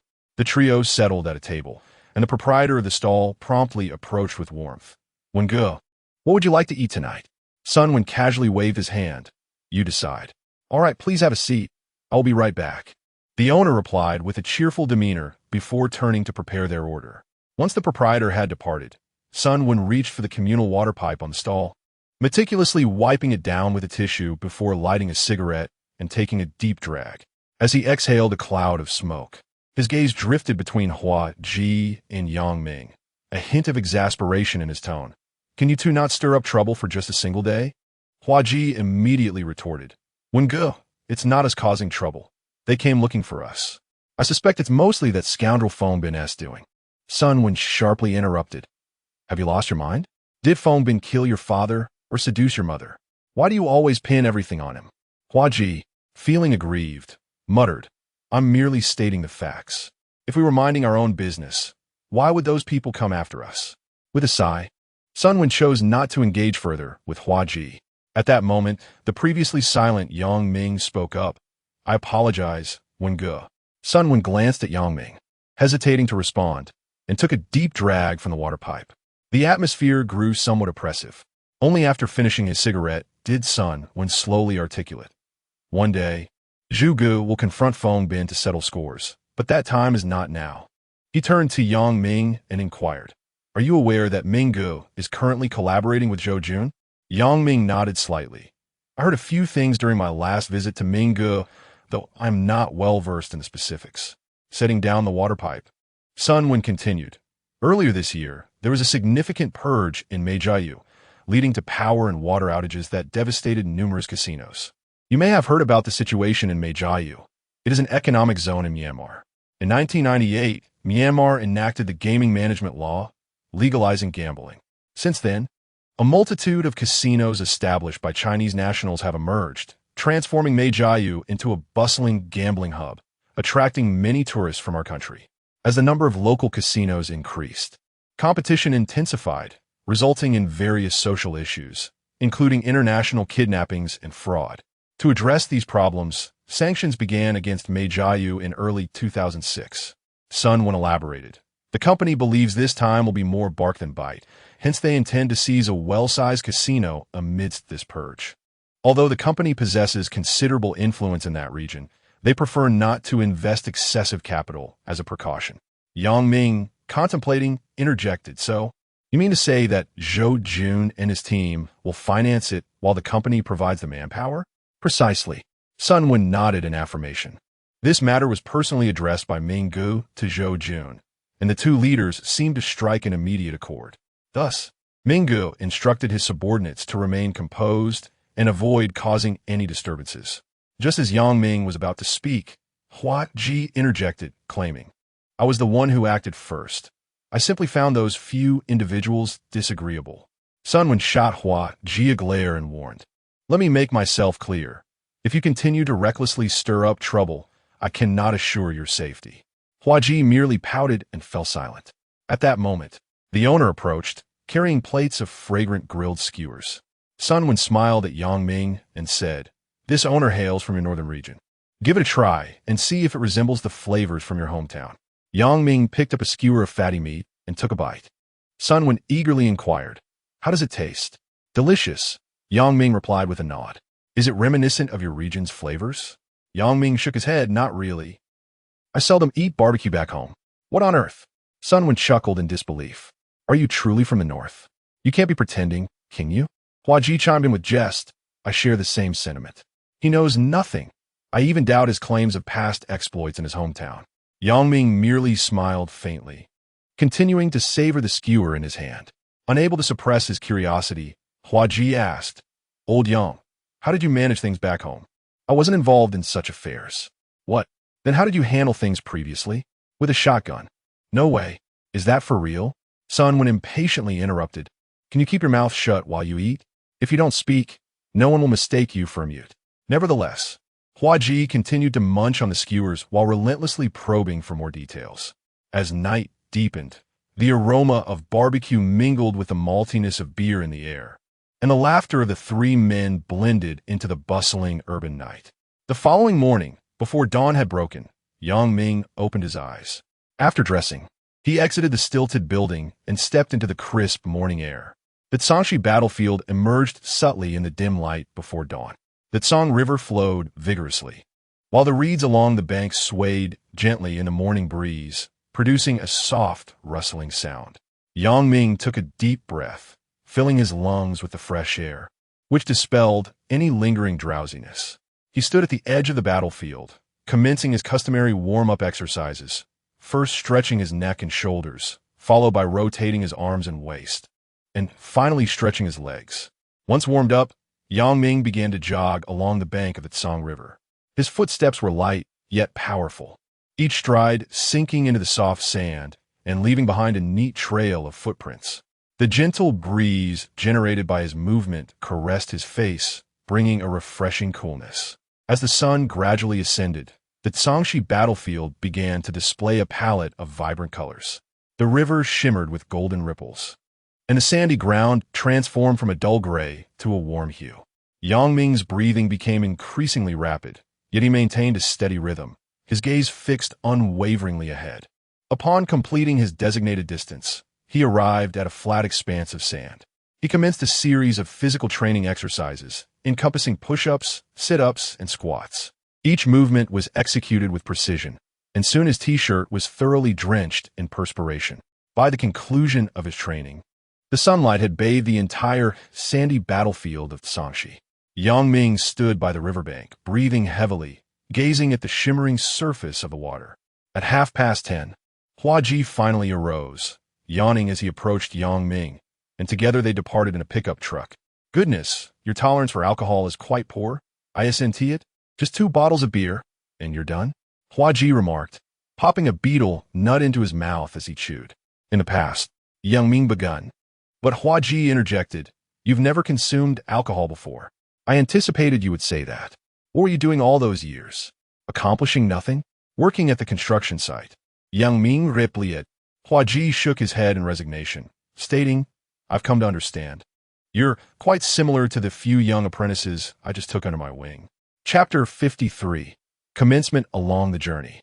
Hua Ji and Yang Ming elucidated the circumstances surrounding the practice of lending on the streets. Typically, individuals who resort to high-interest loans are those who cannot secure funds through legitimate channels. Among them are often either hopeless gamblers or drug addicts. Consequently, the company tailors its lending practices to suit different clientele.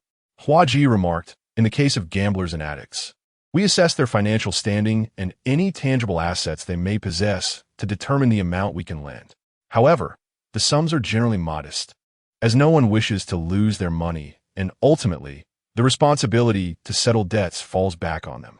For business persons, the amounts tend to be larger, given that their enterprises are tangible and cannot simply vanish.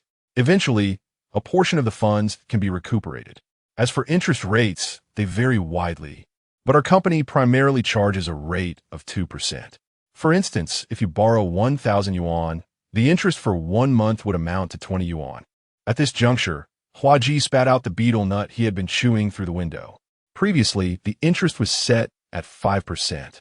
But in the past 2 years, Brother Ming altered the regulations, citing legal stipulations that restrict private lending to an annual interest rate not exceeding 24%.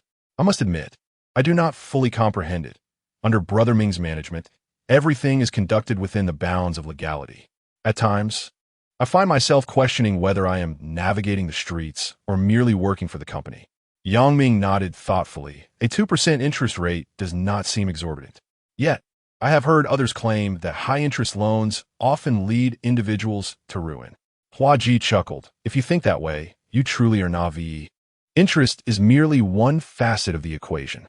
If lenders relied solely on interest for sustenance, the streets would be devoid of lending activity. Allow me to illustrate. If you approach me for a loan of 100,000 yuan, you would be required to sign a promissory note for 200,000.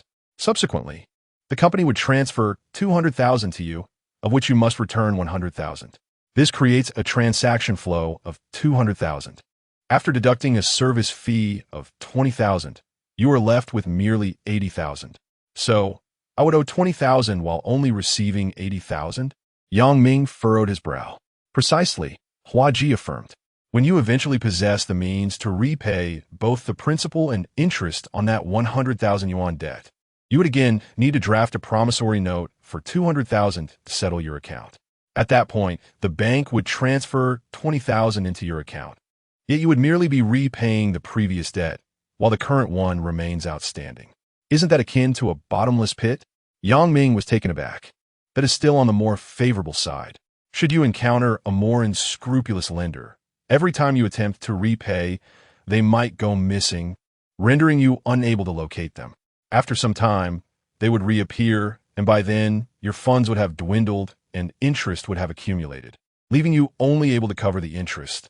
Over the course of a year or so, under favorable circumstances, from a loan of 100,000 yuan, I could extract 70 to 80,000 or even over 100,000 from you. Yang Ming exhaled deeply, momentarily at a loss for words. Of course, it also depends on the situation. After all, lending is a means to an end, not an endeavor aimed at driving borrowers to despair, Hua Ji continued. In this instance, Brother Zhu has instructed us to collect this particular debt, and the company has already waived a portion of the interest, only requiring the repayment of the principal. Ultimately, that individual is indeed in a dire predicament. Pressing further would likely lead to a grave outcome. Since we are at an impasse, it seems unlikely that we can make any progress, Yang Ming inquired. Ah, you fail to comprehend, Hua Ji retorted. People always keep a card up their sleeve. They will not fully commit until the very end. He added, however, I suspect that Hua Qingzhong is in a precarious situation. We have exhausted all possible methods. There is simply no profit to be extracted from this individual. Nevertheless, consider it an opportunity for practical experience. The pickup truck gradually rolled into a dilapidated neighborhood, finally halting before a weathered apartment building. As the vibrations of the vehicle ceased, Hua Ji and Yang Ming disembarked, greeted by a musty atmosphere. Hua Ji's keen gaze swept the surroundings, landing on a few scooters parked nearby, and a faint smile graced his lips. It appears some are more eager than us. As they entered the corridor and ascended to the fourth floor, a pungent scent of paint assaulted their senses, causing Yang Ming to frown involuntarily. Continuing their ascent, they were met with alarming crimson letters emblazoned on the wall. Repay your debts. The menacing script stood out starkly against the grimy backdrop, sending a chill down their spines. Arriving at the door of Unit 501, they discerned the faint sound of a woman sobbing from within the partially ajar security door. Hua Ji pushed the door open, leading Yang Ming inside. The cramped space was overtaken by a group of ruffians, brazenly occupying the area. Some lounged on the sofa, shoes still on, while others stared vacantly at the television or rummaged through drawers in search of valuables. In the center of the room, a haggard middle-aged man knelt on the floor, his face marred with bruises, clearly the recent recipient of a lesson. Beside him stood a woman in her 30s, tears streaming down her face. Yet she dared not make a sound. "Oh, Brother Ji," exclaimed a bespectacled thug, springing up from the sofa to greet them warmly, producing a cigarette from his pocket and offering it to Hua Ji. Hua Ji accepted the cigarette, a smile flickering across his face. "I thought it was someone significant. Turns out it's just Four Eyes." He gestured towards Yang Ming. "This is my brother, Yang Ming." Four Eyes' eyes lit up. "So you are the illustrious Xiao Mingge? It's a pleasure to finally meet you." He quickly offered a cigarette to Yang Ming as well. Although Yang Ming did not smoke, he accepted it nonetheless. "Come on, Mouse. Haven't you been clamoring to meet the god of the box? Hurry up." Four Eyes shouted towards a corner. A scrawny thug scurried over, starry-eyed as he gazed upon Yang Ming. "Xiao Mingge, I'm your fan." Yang Ming found himself at a loss, unsure how to respond to this adoring display. Noticing the awkwardness, Hua Ji swiftly redirected the conversation. "You two arrived quite early. Have you managed to collect any money?" Four Eyes shook his head with a sigh. "Not a single cent. If it weren't for my boss sending me, I wouldn't bother coming to this place at all." Hua Ji chuckled. "It seems we are in the same boat. I was summoned here as well." With that, he approached Hua Chengzhong, who remained on his knees, and his tone turned frosty. "Old Hua, dragging this out is not a viable solution." Hua Chengzhong trembled all over, his hands pressed together as he repeatedly bowed his head, pleading, "Brother Ji, grant me a few more days. I assure you I will repay the money soon. Time, indeed, is abundant. Yet, you have consistently requested more days, and several months have slipped by unnoticed, have they not? Brother Ji, this is the last time. Grant me 7 days. No, 10 days, and I will certainly repay all that I owe." Hua Qingzhong's voice quivered, his eyes brimming with earnest supplication. Suddenly, a flicker of amusement crossed Brother Ji's face. "How about I grant you an entire month?" Hua Qingzhong was momentarily taken aback, but before he could revel in the prospect, Brother Ji's expression darkened ominously. "Damn it, I see you truly are ungrateful for kindness." At that moment, Four-Eyed intervened, casting a glance at Hua Qingzhong's wife. "Old Hua, how about this? Let your wife work for me. She can earn 100 or 80 a day. In 5 or 6 years, she might just manage to repay the debt." Four-Eye's suggestion sent a wave of panic through Hua Qingzhong, and his wife trembled involuntarily. "This time I speak the truth. Grant me 10 more days, and I will surely repay all of you." Hua Qingzhong's voice was tinged with despair. Just then, a voice suddenly pierced the atmosphere from the doorway. "Well, this is quite lively, isn't it?" Chapter 54. The escape. Hearing the noise, Yang Ming turned around to see a man in a floral shirt striding in, flanked by 2 alert henchmen. The already cramped room immediately felt suffocating. Upon recognizing the visitor, Hua Qingzhong's face turned ashen, a flicker of unmistakable fear crossing his eyes. Well, Brother Biao has arrived too?" Hua Ji grinned, his tone laced with a hint of mockery. The man known as Brother Biao pulled out a pack of Hongna cigarettes, chuckling as he shook his head. "What brings you all here today?" He deftly extracted 2 cigarettes, offering one to Hua Ji and the other to Si Yin. "You've caught wind of the situation too?" Brother Biao squinted, inquiring. Hua Ji wore a puzzled expression. "What situation? What other situation could there be?" Brother Biao shot a glance at Hua Qingzhong, who was kneeling on the floor. I heard that this scoundrel is planning to sell his house. So how's that going? Damn. I wondered why my boss suddenly sent us to collect debts. Turns out there's more to it. Huaji lit his cigarette and turned to glare at Cian. You really should have given me a heads up. Cian awkwardly chuckled. I thought you already knew. Knew what?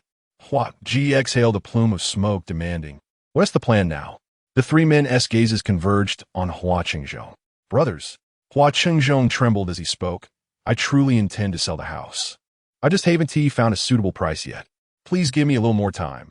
Once I sell the house, I will certainly repay the debts. Brother Biao snorted derisively. Repay? Do you think I haven't sent anyone to inquire? This decrepit house is worth at most 400,000, and you still owe over 200,000 to the bank. How much do you think will be left for us?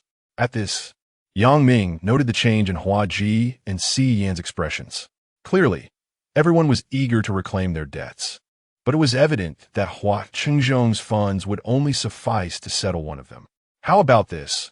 I will divide the money equally among you, brothers. Hua Qingzhong's words were cut short as Si Yan kicked him, sending him sprawling to the ground. You bastard. Divided equally? The first loan was for my brother. Hua Qingzhong fell, and his wife, terrified, knelt beside him. Si Yan, what do you mean by that? Brother Biao interjected with a cold laugh. According to your reasoning, if he sells the house, the money should all go to you? Brother Biao, that is not fair. Si Yan retorted. We must adhere to the order of precedence, right? Precedence my foot. This scoundrel borrowed money from me first. Brother Biao was unyielding. Shall I fetch the IOU for you to see? Brother Biao, that is rather ungracious of you. Si Yan's smile faded. Are you saying you don't care about our survival? Clearly, you were the one who brought up the order of precedence first. Brother Biao shot back coldly. No sooner had he spoken than Si Yan's henchmen encircled them, the atmosphere thick with tension. Brothers, what are you two up to? Hua Ji flicked the ash from his cigarette. The money hasn't even materialized yet. And you're already ready to brawl? In my view, it will be better this way. Hua Ji discarded the cigarette but on the ground and extinguished it. Let us wait until he sells the house, and then we can have a proper discussion. Hua Ji, you should be aware of my relationship with Sunwen. Lao Biao asserted, you need not involve yourself in this matter. Once I secure the funds, I will speak to Sunwen myself. Heh, Sunwen is beneath you? Cian interjected disdainfully. He is now with Han Hai. Who do you think you are? Do you truly consider yourself a big brother? Damn it, Lao Biao shouted angrily, on the verge of resorting to violence. Just at that critical moment, someone suddenly shouted, Damn it, Hua Qingzhong is escaping through the window. Upon hearing this, the crowd surged towards the balcony. They saw Hua Qingzhong trembling as he climbed the drainpipe, already reaching the second floor. Go chase him, Xian commanded, and his subordinates immediately dashed out of the room. Lao Biao, seeing this, followed suit without a second thought. Hua Ji was about to join them when he was abruptly pulled back by Yang Ming. What are you doing? Hua Ji asked, puzzled. Yang Ming gestured with his chin towards Hua Qingzhong's wife, who remained in the room, further confounding Hua Ji. Yang Ming approached the woman, his tone gentle. Be brother. The woman stammered, still trembling. Yang Ming offered a reassuring smile. Sister-in-law, do not be afraid. We are not with those people you encountered earlier. I merely wish to ask you a few questions. What questions? She managed to ask. I heard that Brother Hua previously operated a quarry. Why did he stop? Hua Ji did not comprehend Yang Ming's intentions, but refrained from interrupting, choosing instead to sit on a nearby chair and pour himself a glass of water. Hua Qingzhong's wife seemed to recall something, her emotions suddenly surging as tears streamed down her face. We did indeed run a quarry, and all the paperwork was in order. Yet, we had barely opened for a month when trouble came knocking. They claimed our blasting permits were not compliant and demanded fines. Lao Hua had to resort to high-interest loans to pay the fines, and just after settling them, an incident occurred during blasting that resulted in a worker losing a leg. We barely managed to gather the compensation money. She continued sobbing. Due to the incident, we were forced to halt operations at the quarry. For the past 6 months, our family has had no income. Yang Ming nodded thoughtfully. So, you mean someone is deliberately targeting you? The woman hesitated, casting a timid glance at him. Sister-in-law, it's all right. I want to speak recklessly, Yang Ming reassured her. Jiangbei Quarry. The woman whispered those words. So, are you truly considering selling your house? Yang Ming inquired again. She sniffled. Yes, but many people are aware of our situation, and they're pressing the price down significantly. Did Brother Huang mention where you should go to find him when he fled? Yang Ming continued questioning. The woman paused, her gaze evasive, falling into silence. Sister-in-law, let me speak frankly, Yang Ming said earnestly. You see your family's current situation. Even if you sell the house, do you truly believe it will resolve your problems? He paused for a moment and then said, I do have a means to assist you. However, I hope you will allow me to speak with Brother Hua. The woman remained indecisive. Rest assured, sister-in-law, Yang Ming said earnestly, I assure you, I will not lay a finger on Brother Hua. I merely wish to converse with him privately. Perhaps moved by Yang Ming's words, or for some other reason. Hua Qing's wife ultimately took a deep breath and revealed the destination of her husband. Chapter 55. The surprise attack emerging from the residential building. Hua Ji could not help but wrap his arm around Yang Ming's shoulder, exclaiming, You clever lad. Did you manage to extract that information with just a few words? Yang Ming smiled silently, gesturing for Hua Ji to get into the vehicle for further discussion. Soon, the pickup truck rolled out of the community. Once inside the truck, Hua Ji inquired, When we locate Hua Qingzhong, what are your plans for retrieving the debt?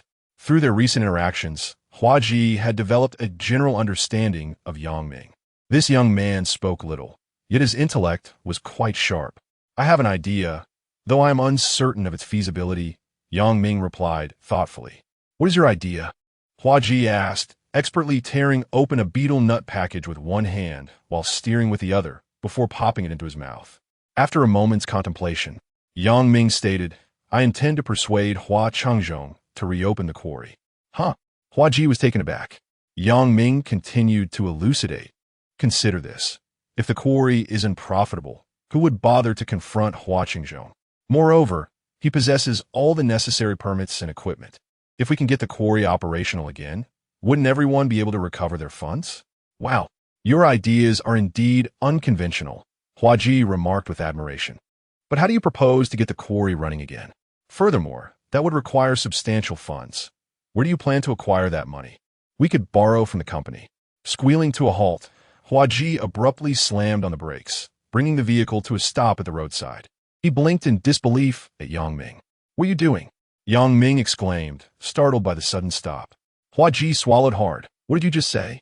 You want to borrow money from the company for Hua Qingzhong to revitalize the quarry? Yang Ming nodded. Are you out of your mind? Hua Ji exclaimed. I believe it is worth a try, Yang Ming responded. Think about it. With our Han Hai backing Hua Qingzhong, who would dare to interfere with his quarry? Once it is fully operational again, we can not only recover the debts, but also acquire shares in the quarry. It's a win-win situation. Voix scoffed. I suspect you have a soft spot for Hua Qingzhong. Let me remind you, if this fails, you'll find yourself in a predicament too. Yang Ming replied, I do feel some sympathy, but I won't entangle myself in trouble. Moreover, I will certainly consult Brother Wen first to gauge his opinion. If he agrees, he could persuade the company. If not, we will not incur significant losses. Hua Ji asked, What do you plan to discuss with Hua Qingzhong? I wish to thoroughly understand the specifics of the quarry situation before considering whether to present this proposal to Brother Wen. Damn, it's truly a waste of your talents to be out here, Hua Ji teased. You should be accompanying Ming Ge in business dealings. Yang Ming chuckled, choosing not to respond. As the vehicle resumed its journey, they crossed an intersection, and Hua Ji realized he had run out of cigarettes. He pulled over to the roadside, exited the vehicle, and headed to a convenience store to purchase some. A few minutes later, he returned, panting and excited, flinging open the car door to slide into the driver's seat. You won't believe who I just saw. Seeing his exuberance, Yang Ming inquired, Who? Feng Bin. In the alleyway, Hua Ji remarked that a certain individual had brought only one companion, leaving him puzzled about their intentions. Hearing this, Yang Ming furrowed his brow and inquired, What do you intend to do? Hua Ji raised an eyebrow, revealing a sinister grin. Old Yang, do you dare to join me in teaching that scoundrel a lesson? Now, Yang Ming retorted, Of course, this territory is not his domain, and he has brought but a single accomplice. We can ambush him and flee, ensuring no one is the wiser. Yang Ming pondered for a moment. Are you certain he has only one companion? Absolutely. Hua Ji was eager. So what do you say? Despite lacking any animosity towards Feng Bin, Yang Ming could not deny the underlying tension. He was well aware that Feng would not let the matter rest. For the time being, both sides' leaders had quelled the dispute, but once the dust settled regarding Mizyang, a fierce confrontation was inevitable. Very well, Yang Ming conceded. I will go alone. You wait in the car. Once I've dealt with him, we shall drive away. What are you saying? We should go together. In case anything goes awry, it is prudent to have backup, Hua Ji insisted. All right then. Let us first procure 2 masks from the convenience store before Yang Ming could finish. Hua Ji produced 2 pairs of stockings from his pocket. I bought these while getting cigarettes earlier. They are far more reliable than masks. With that, Hua Ji retrieved a steel pipe and a cleaver from the back seat, handing the pipe to Yang Ming. Swiftly, they exited the vehicle and slipped into a narrow alley. After a few turns, they arrived at a building materials market. They spotted Feng Bin exiting a wallpaper shop with a subordinate, both engaged in lively conversation. Hua Ji signaled to Yang Ming and donned the stockings over his head. Without hesitation, Yang Ming followed suit. In an instant, they charged towards Feng Bin. Brother Bin, let's south-check that place later, the subordinate began, only to be interrupted by Yang Ming's steel pipe crashing on a Feng Bin's head. Stunned, Feng Bin collapsed to the ground. Hua Ji wasted no time. With a swift motion of his cleaver, he dispatched Feng's companion. A seasoned individual in the underworld, Hua Ji exercised restraint, ensuring no vital harm was inflicted. Yang Ming, having undergone a transformation, mirrored this level of control. Those who linger in such circles for long tend to be judicious in their actions, fearing the reckless newcomers whose heavy-handedness can lead to dire consequences. In a mere 5 minutes, the duo vanished like a breeze, discarding their stockings into a trash bin before slipping into a pickup truck and speeding away. By heavens, that was exhilarating, Hua Ji exclaimed. Let us see how that scoundrel remains so arrogant. Yang Ming, relieved, thought to himself, what a stroke of ill fortune for him. Old Yang, you must keep this under wraps, Hua Ji cautioned. If Brother One finds out, we will both be in dire straits. Do you truly believe me to be a fool? Ha ha! The flamboyant rooster laughed heartily. Your blow just now was quite impressive. Good grief. You stunned that scoundrel in an instant. Your strike was commendable as well. The two engaged in mutual flattery for a moment, and the atmosphere within the vehicle transformed into one of remarkable ease. It seemed as if they had merely accomplished a trivial task moments prior. Chapter 56. Speculation. Not long after Yang Ming and his companions departed, several vehicles arrived at the construction materials market. A throng of individuals, armed with various implements, hastily proceeded to the scene of the incident. Feng Bin was assisted by his subordinates into a car, a towel pressed against his still bleeding head. Damn it, I better not catch them. When I do, I will skin them alive. Bro, should we head to the clinic first? Inquired Tu Pao, seated in the passenger seat. Feng Bin nodded slightly. Call Huangshan and have him withdraw the man. After all, this is Jiang Feng's territory. If he questions Jungu about it later, I will have no explanation. Tu Pao responded affirmatively. Understood. The BMW exited the construction market, en route to the clinic. Along the way, Tu Pao asked, Bro, what do you think is behind this? To dare act against me on Jiang Feng's turf. There's only one person. Who? Isong. Feng Bin took a deep breath and elaborated. He had a subordinate named Si Yin, whose girlfriend worked as a hostess at Joyful Moments. I had a few encounters with her. Later, Hisong came to me seeking reparation, and I compensated him with 20,000 yuan. At that time, Hisong was quite displeased. Hisong is a brother of Jiang Feng, and if it truly was him who orchestrated this, he could easily have Junge confront Jiang Feng. Before Tu Pao could finish his thought, Feng Bin interrupted. What nonsense! Not long ago, Junge took me to seek out Li Ming. Damn it, now he has to back me up again. What will Junge think? Damn, I have truly been unlucky lately. As he spoke, he flipped the towel on his head and pressed it against the wound again. In the coming days, find a few unfamiliar faces and keep an eye on Hisong's gaming room. See if there's an opportunity to deal with that bastard. All right, Tu Pao nodded. Make sure to find some sharp-witted ones. Rest assured, bro. If possible, break that bastard's legs. Understood. Hua Ji drove onto the national highway of Na City, passing through a border checkpoint before arriving at a small town named Jinjiang. Why are there so many border checkpoints in Na City? Yang Ming casually inquired. What do you think? Hua Ji raised an eyebrow. 80% of the nation's drugs exit from this area. After a pause, he added, rest assured, we at Hanhai never dabble in such matters. Changge has made it expressly clear. Anyone who engages with drugs is to be expelled from Hanhai. Why is that? Hua Ji spat beetle nut out of the car window. Changge had a younger brother who used to be in drug enforcement. He was eventually killed by drug traffickers. I heard his body was dismembered. Mingge has also stated that for Hanhai to thrive long-term, we must avoid such dealings. Yang Ming nodded thoughtfully and inquired. So, the company's income primarily relies on logistics and foreign trade exports?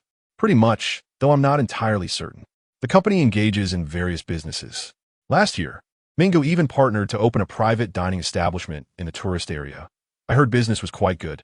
I visited once during the opening. A few minutes later, the vehicle entered a village. After stopping in front of a self-built house, Hua Ji and Yang Ming alighted. The iron gate of the self-built house was tightly shut, and Yang Ming raised his hand to knock, but there was no response from within. Hua Ji smiled and said, do you believe it? No matter how long you knock here, it will be futile.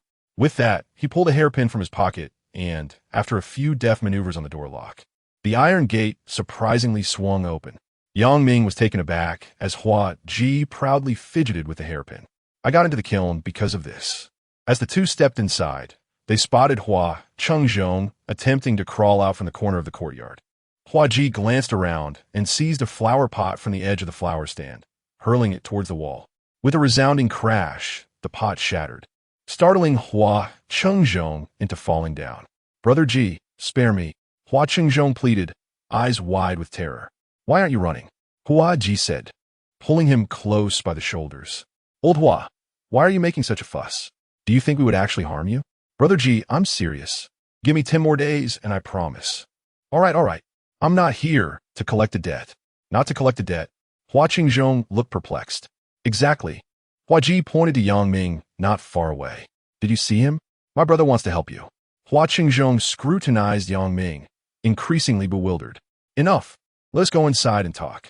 Soon, the three entered the house. This dwelling appeared to be Hua Chengzhong's ancestral home, almost devoid of furniture, bare and desolate. At the rear, there was an altar with two black and white photographs, presumably of Hua Chengzhong's parents. The incense burner emitted a fragrant smoke, suggesting the incense had only recently been lit. The trio settled around an octagonal table. Hua Ji pulled out a pack of cigarettes, offering one to Hua Chengzhong before lighting one for himself. Brother Hua, Yang Ming began thoughtfully, I've gathered some information about your quarry from your sister-in-law. We've come to see if we can help you reopen it. Reopen it? Yang Ming nodded. We at Hanhai will finance it, and you can repay your debts then. Hua Qingzhong still seemed bewildered, primarily due to his disbelief in such a fortunate offer. Of course, before that, you need to tell me about the current state of your quarry. Additionally, if we do provide funding, we will certainly require a significant stake in it. Yang Ming continued. To Hua Chengzhong, the quarry had lost all its value. Though it still housed some equipment, it was hardly worth anything, given that he had originally purchased second-hand items. Realizing Yang Ming was sincere, he pursed his lips and said, the land permit for the quarry was arranged by my wife's family, located in their village. The blasting permits are all in order, but to reopen it, I would need to buy a transformer. The crusher also requires maintenance, and I do need to hire a transportation team. For long-term operation, it's best to have our own fleet. Yang Ming nodded, inquiring. What is the transformer for? How much does it cost? Transformers are primarily utilized to provide a stable power supply for various equipment in quarries. A small transformer rated at 100A may cost around 100,000 yuan. What on earth makes transformers so expensive? Hua Ji interjected in disbelief. Yang Ming gestured for Hua Chengzhong to continue. The existing jaw crusher incurs maintenance costs of over 10,000 yuan. As for the fleet, it is advisable to acquire large dump trucks, with 5 vehicles sufficient initially, and further additions can be evaluated later. Hua Qingzhong stated cautiously. Yang Ming inquired, how much does that dump truck cost? Over 200,000 yuan, came the reply. What the hell? This is outrageous. Hua Ji exclaimed, rising in exasperation. You could consider buying second-hand. They're more affordable, Hua Qingzhong quickly suggested. If absolutely necessary, We could collaborate with the fleet and charge a transportation fee for each load. Chapter 57 Proposal Upon exiting Hua Qingzhang's residence and entering the vehicle, Huaji promptly inquired, "It seems that this matter cannot be accomplished. I suggest you abandon the thought. Once Hua Qingzhang sells the property, we may recover a fraction, and at least we could take a small commission to report back." The benefits obtained from debt collection are referred to as extracting oil, though typically only the elder brother can partake in this. The head oil, however, is a reward distributed to the brothers who have facilitated the task. For instance, if Hua Qingzhang's debt can indeed be recovered, Sunwen would be entitled to extract oil, generally amounting to 10%. Meanwhile, Yang Ming and Huaji would receive a modest share of head oil, the specifics of which would depend on the total amount recovered.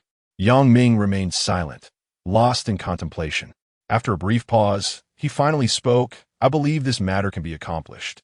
Huaji furrowed his brow. "Accomplished? How so? Where would the funds come from? Please do not suggest borrowing from the company. I do not mean to discourage you, but how long have you been with the company? Would they lend you such a considerable sum?" Yang Ming replied, "In truth, it does not require a substantial amount.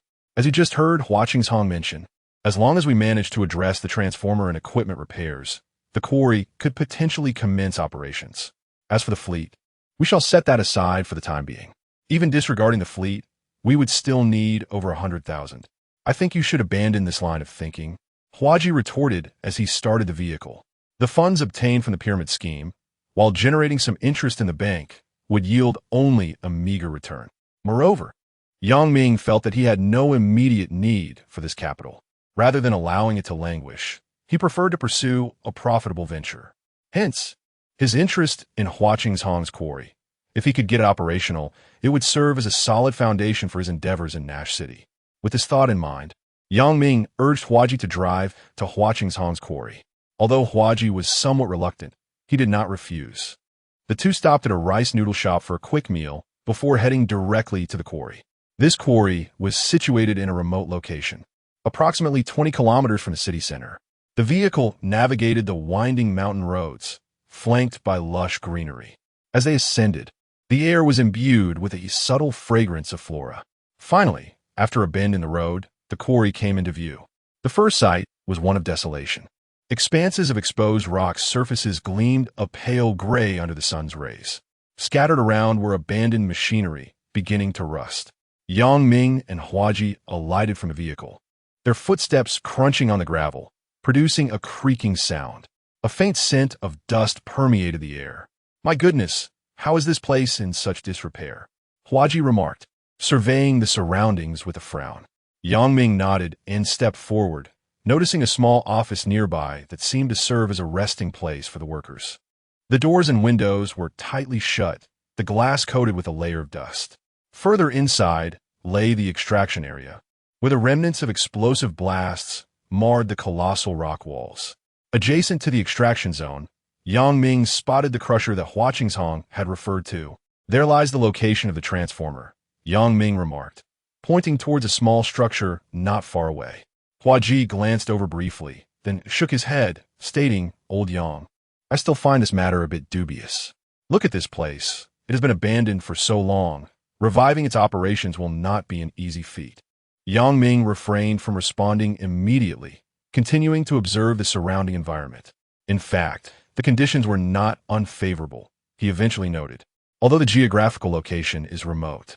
Transportation is not an issue. The equipment, albeit somewhat antiquated, could still be functional with some repairs. Most importantly, the reserves of stone here appear to be quite substantial. Huaji listened, shaking his head in resignation.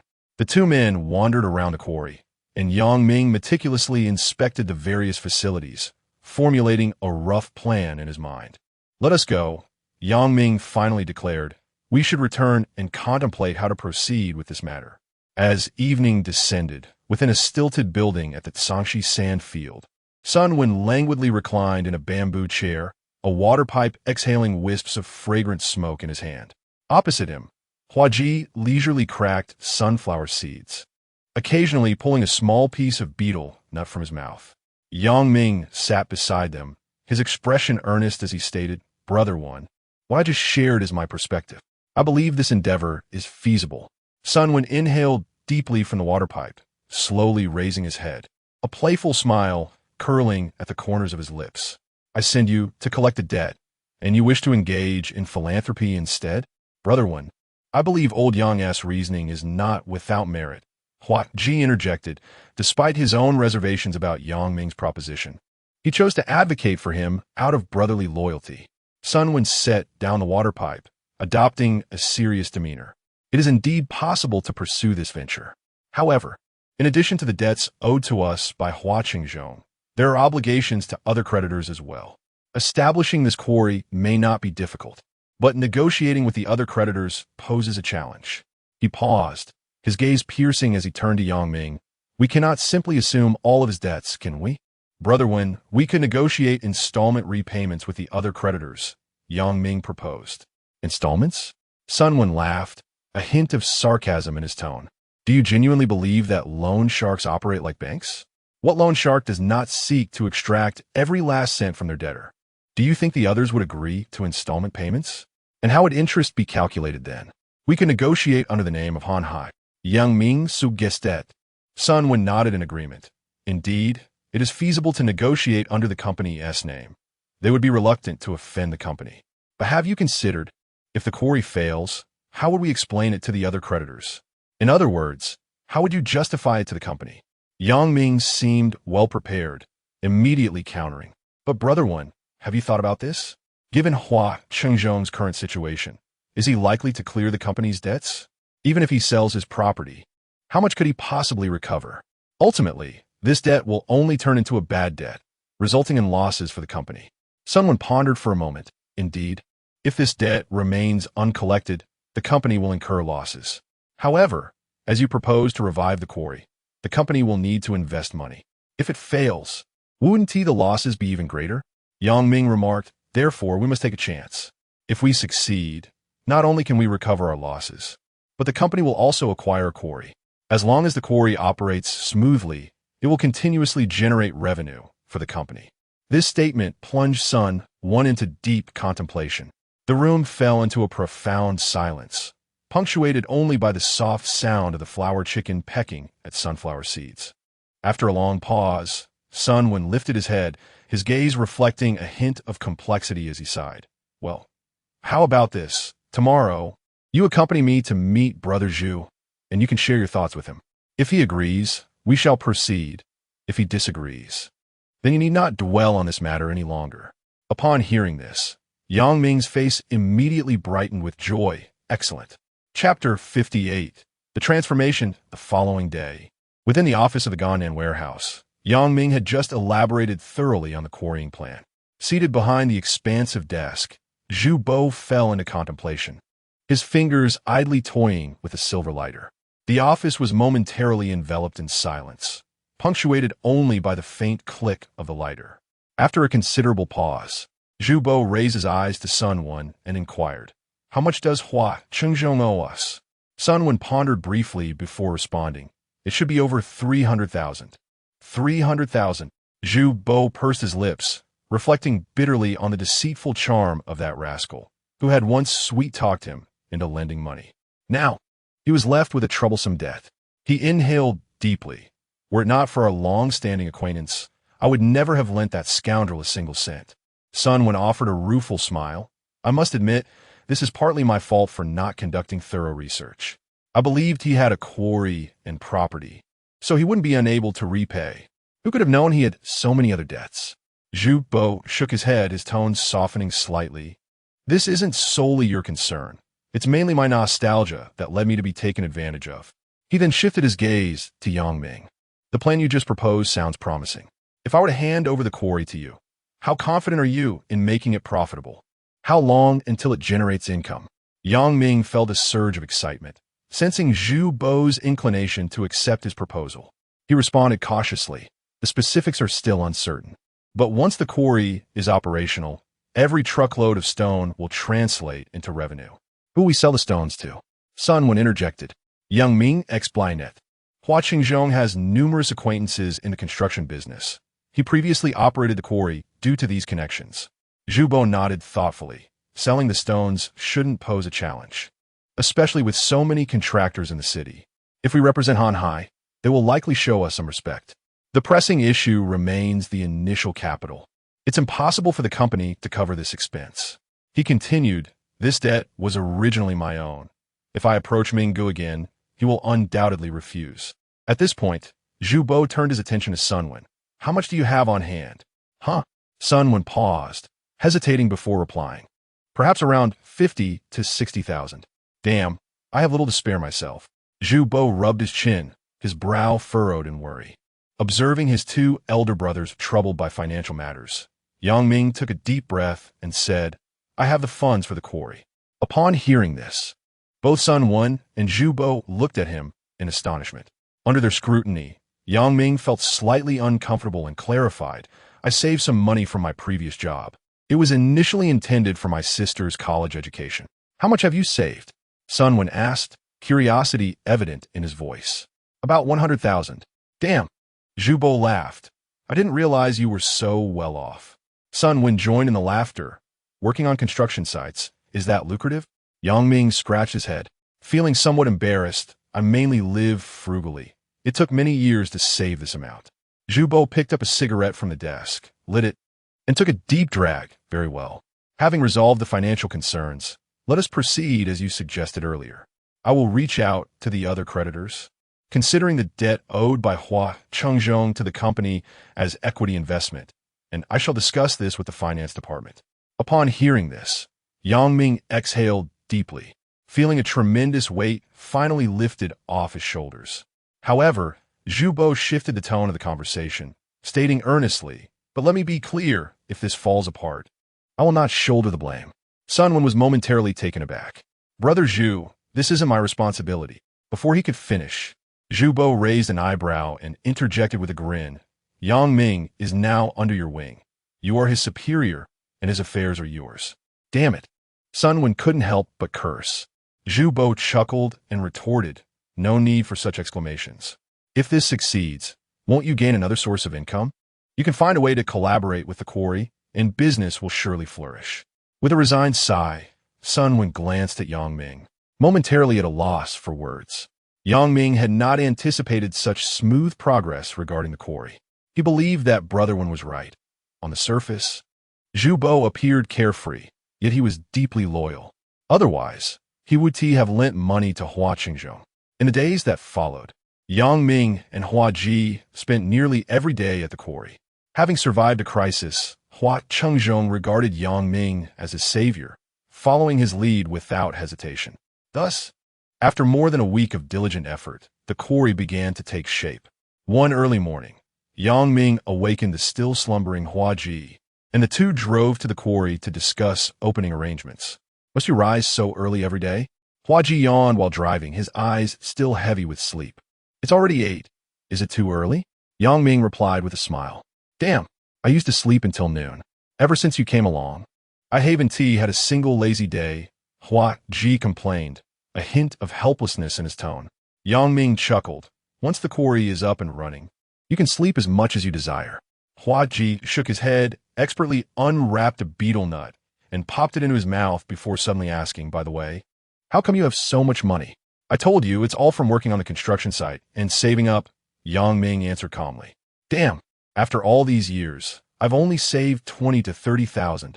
Hua Ji retorted, a touch of indignation in his voice. Then why don't you mention how much you spent? Yang Ming shot back. I heard you spent several thousand on drinks for a woman at old 8S place last night. At this, Hua Ji's eyes brightened, and his voice brimmed with excitement. Let me tell you, that girl is truly stunning. You should have seen her. She was incredibly beautiful. The moment I laid eyes on her, I felt something indescribable reminiscent of my class monitor in school. Every time I saw her, my heart raced. Are you sure you haven't developed feelings for her? Yang Ming teased lightly. I'm not certain, but she certainly feels different from other women. Hua Ji admitted, his tone laced with a sense of yearning. Upon witnessing the infatuated expression on his face, Yang Ming found himself in a state of amused bewilderment. You are well aware of the nature of the women associated with old age. Do not allow yourself to become too deeply ensnared, he cautioned. What sort of talk is that? Protested Hua Ji, somewhat discontented. When I seek companionship, I never concern myself with what a woman does for a living. Moreover, do you truly believe that respectable women would associate with individuals like us, who navigate the underworld? As he spoke, his tone unexpectedly shifted to one of somber reflection, as if he were lost in memories. Before I entered the depths of hardship, there was a girl who worked in a clothing store. Every time I visited her, her parents would chastise her severely. You cannot fathom the extent of her suffering.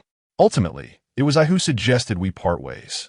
Hua Ji's voice dwindled to a whisper, almost becoming a soliloquy. It was during that time that I came to a profound realization. If one wishes to attract a virtuous woman, they must rise to the stature of figures like Zhu Ge and Ming Ge. If you remain merely a subordinate, no one will regard you with esteem. The vehicle fell into an unexpected silence, the only sound being the roar of the engine. Chapter 59.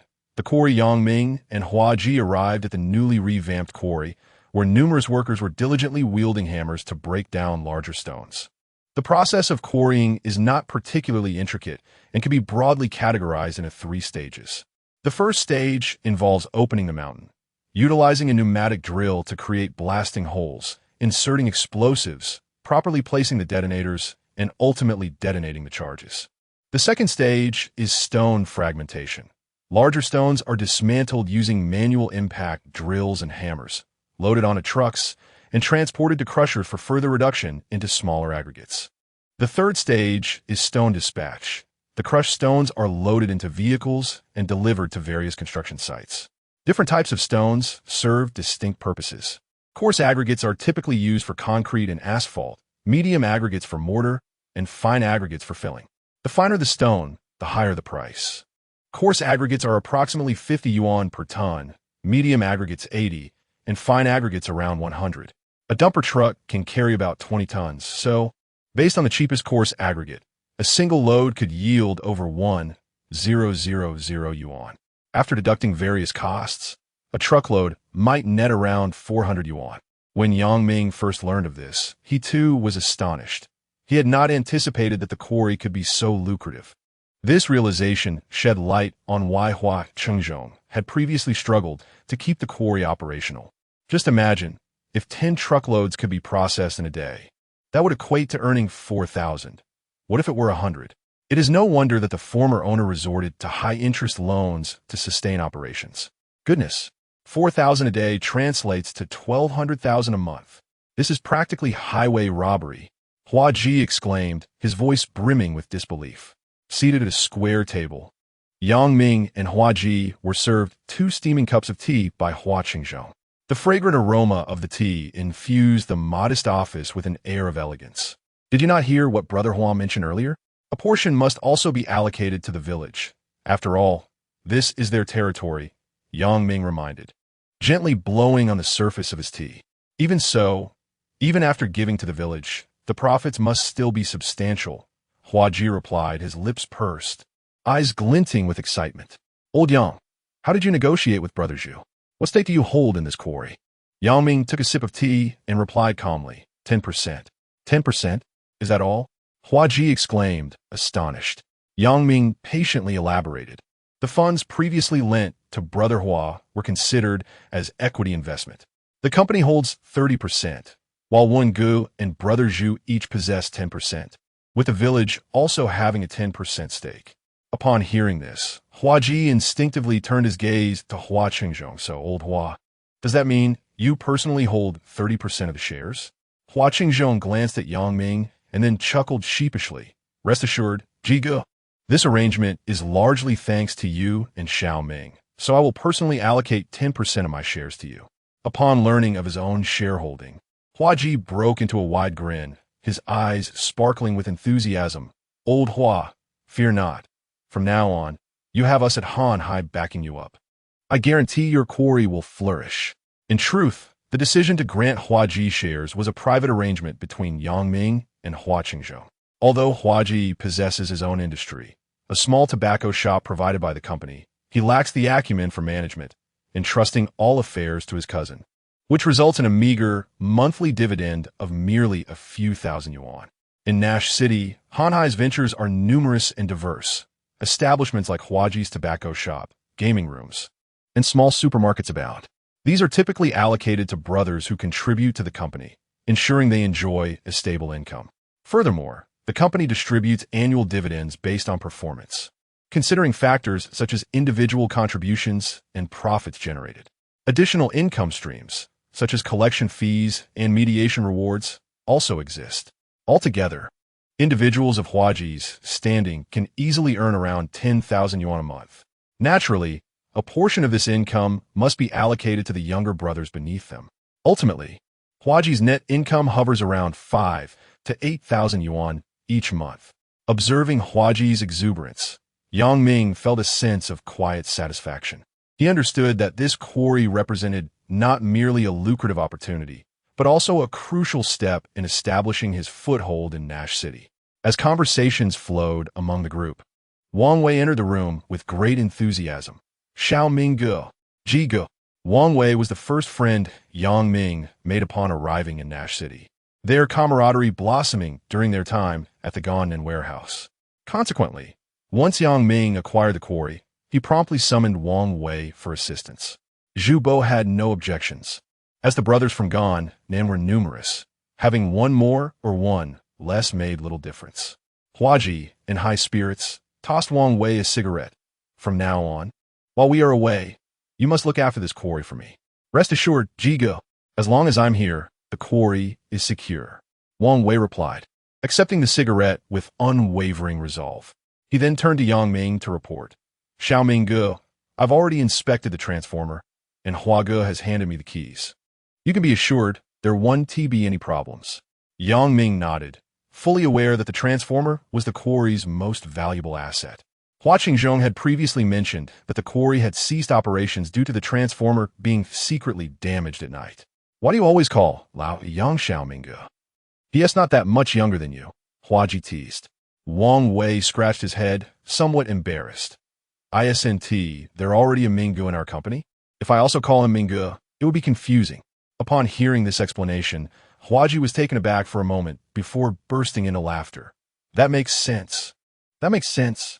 After spending an afternoon at the quarry, the group finalized the opening date for the day after tomorrow.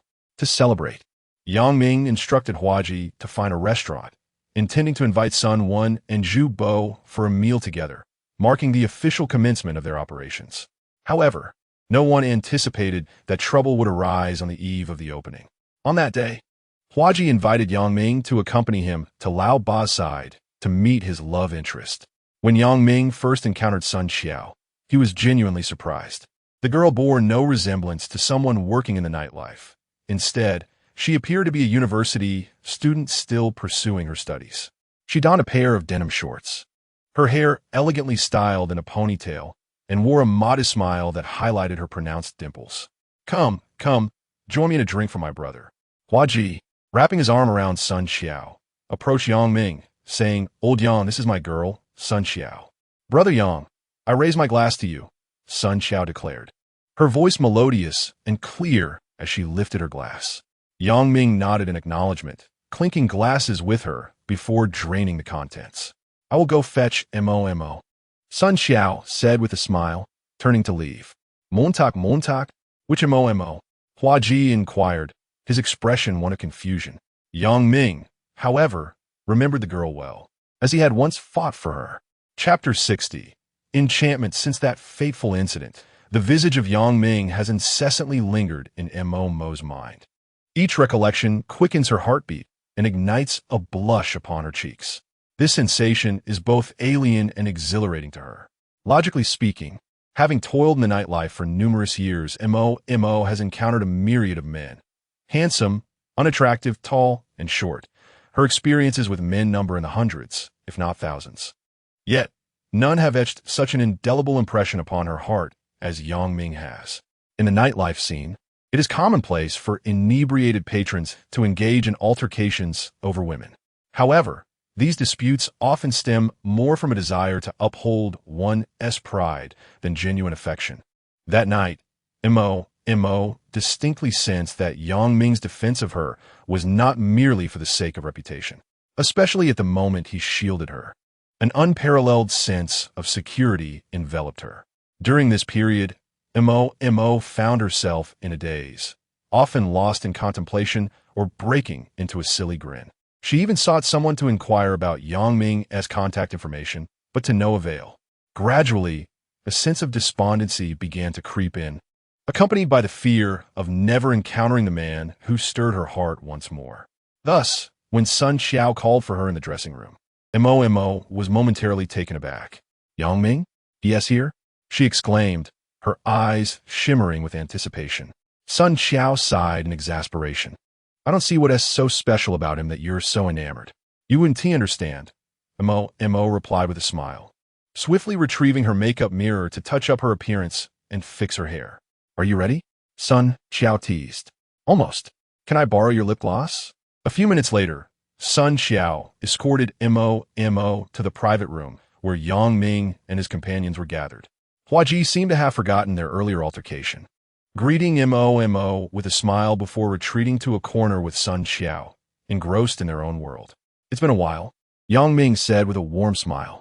Mo felt her face grow ever warmer. The typically loquacious woman found herself at a loss for words. Indeed it has. I've been quite busy, she managed to respond. Yang Ming casually remarked, handing her half a glass of wine, and they clinked their glasses together. What have you been busy with?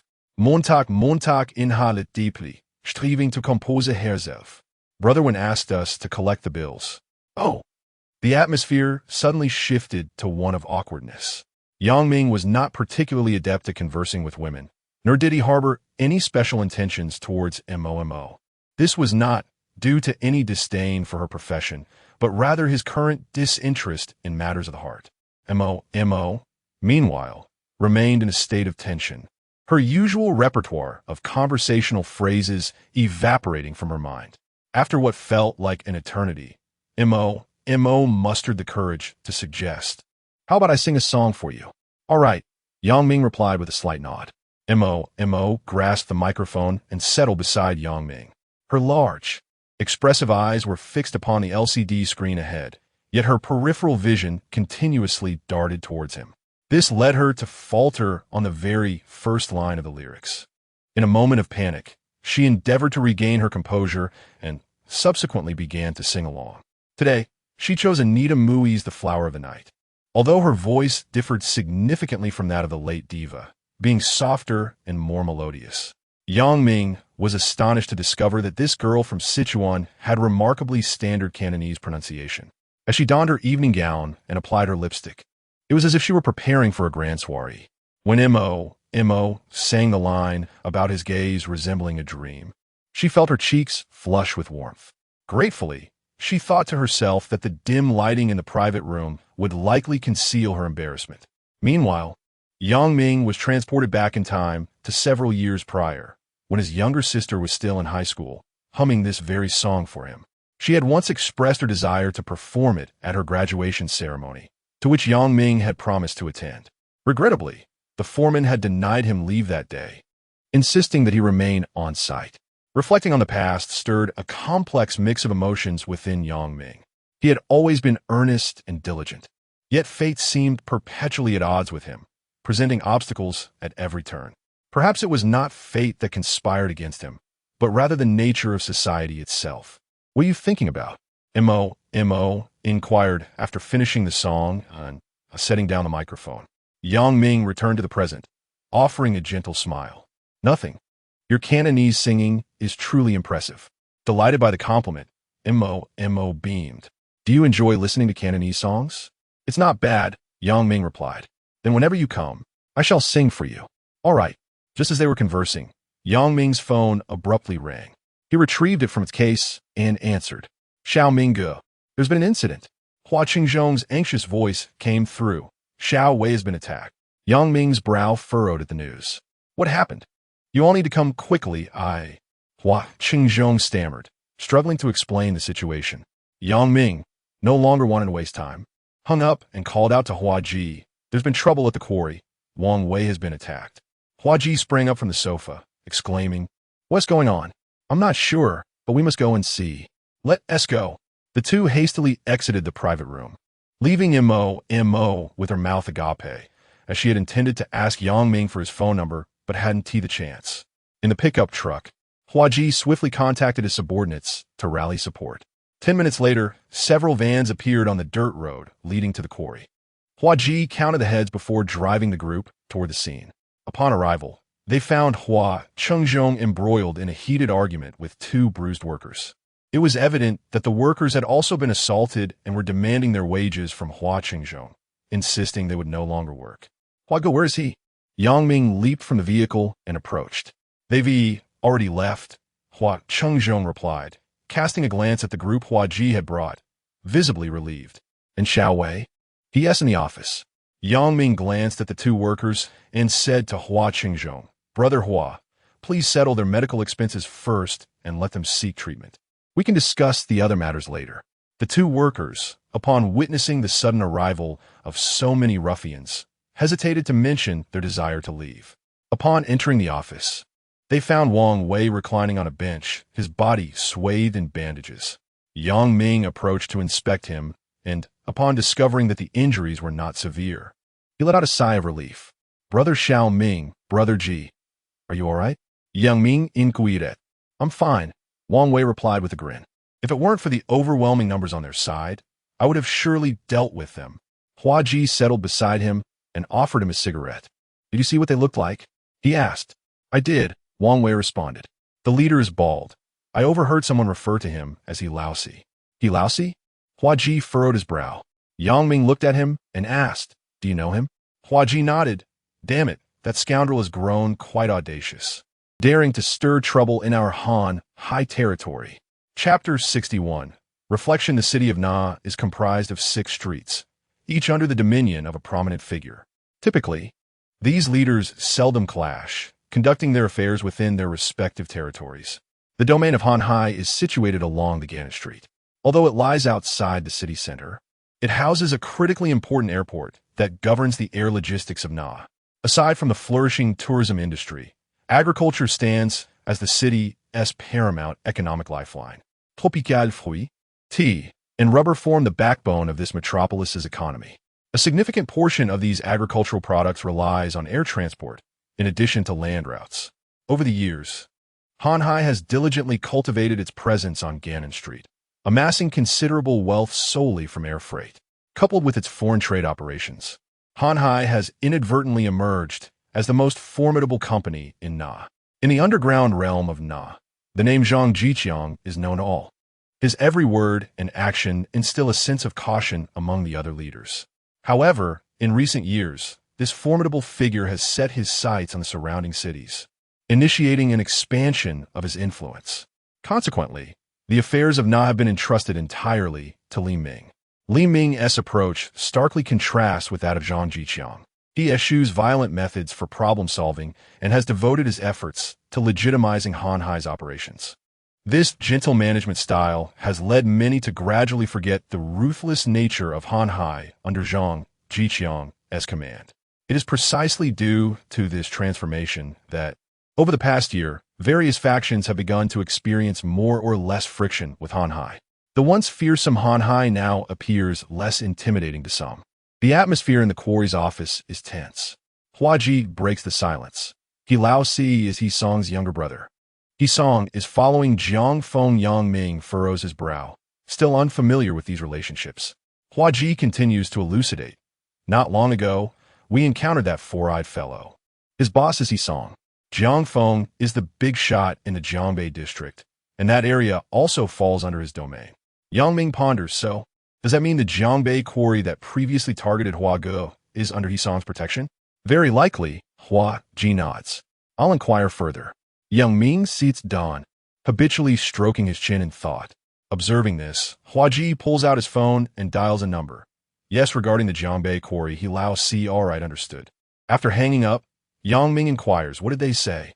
He Lao Si has shares in the Jiangbei quarry, Hua Ji replies succinctly. Yang Ming turns to Wang Wei. Before they took action, did you inform them that this quarry is a company investment? I did. Wang Wei grits his teeth.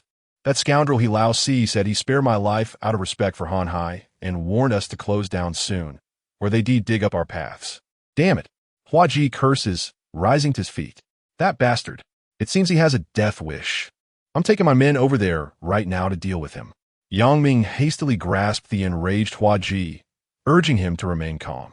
Calm down, Hua Ji retorted fiercely. Those bastards are riding on our heads.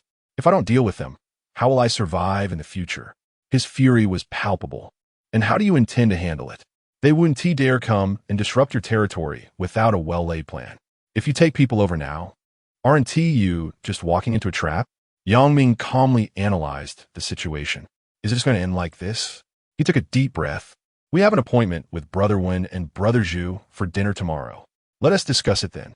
Hua Ji hesitated, ultimately exhaling a frustrated sigh as he sank back into his chair, retrieving a beetle nut to chew on. After calming Hua Ji, Yang Ming exited the office and sought out Hua Qingzhong. He pulled a pack of Yunnan cigarettes from his pocket, offered one to Hua, but refrained from lighting one himself. During this period, Yang Ming always carried cigarettes and a lighter, yet never smoked. Brother Xiao Ming, what should we do now? Hua Qingzhong inquired after lighting his cigarette and taking a deep drag. Yang Ming smiled faintly, patting his shoulder. It's all right, Brother Hua. This matter will eventually be resolved. Tomorrow, I've arranged to dine with Brother Wen and Brother Zhu. You could discuss this with them then. Observing Hua Qingzhong's hesitance, Yang Ming continued. It's not convenient for me to bring it up, considering you are now the Quarry's manager. Don't worry, we're all on the same side now. Just tell them the truth. After pondering for a moment, Hua Qingzhong nodded in agreement. All right. Later, Yang Ming and Hua Ji drove Wang Wei to Canning Hospital. This four-story establishment, founded by Zhang Jiqiang during his early struggles, had lost its former splendor and now primarily served the local residents. The scent of disinfectant permeated the corridors, while the cold glow of fluorescent lights illuminated the pristine white walls. After ensuring Wang Wei was settled, the two returned to their pickup truck. Yang Ming rolled down the window, allowing the cool night breeze to alleviate some of the tense atmosphere. He turned to Hua Ji with a resolute tone. Tomorrow, don't mention tonight's incident. Let Hua Qingzhong take the lead. Hua Ji furrowed his brow, puzzled. Why? Yang Ming inhaled deeply and explained slowly. Consider this. Hua Qingzhong is now the official head of the quarry. It's more appropriate for him to report directly to Brother Wen and Brother Zhu, which also demonstrates our trust in him.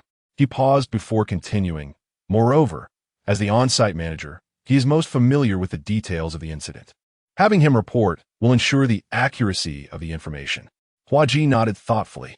Besides, didn't Hua Qingzhong and Brother Zhu know each other for quite some time? It would be better for him to speak.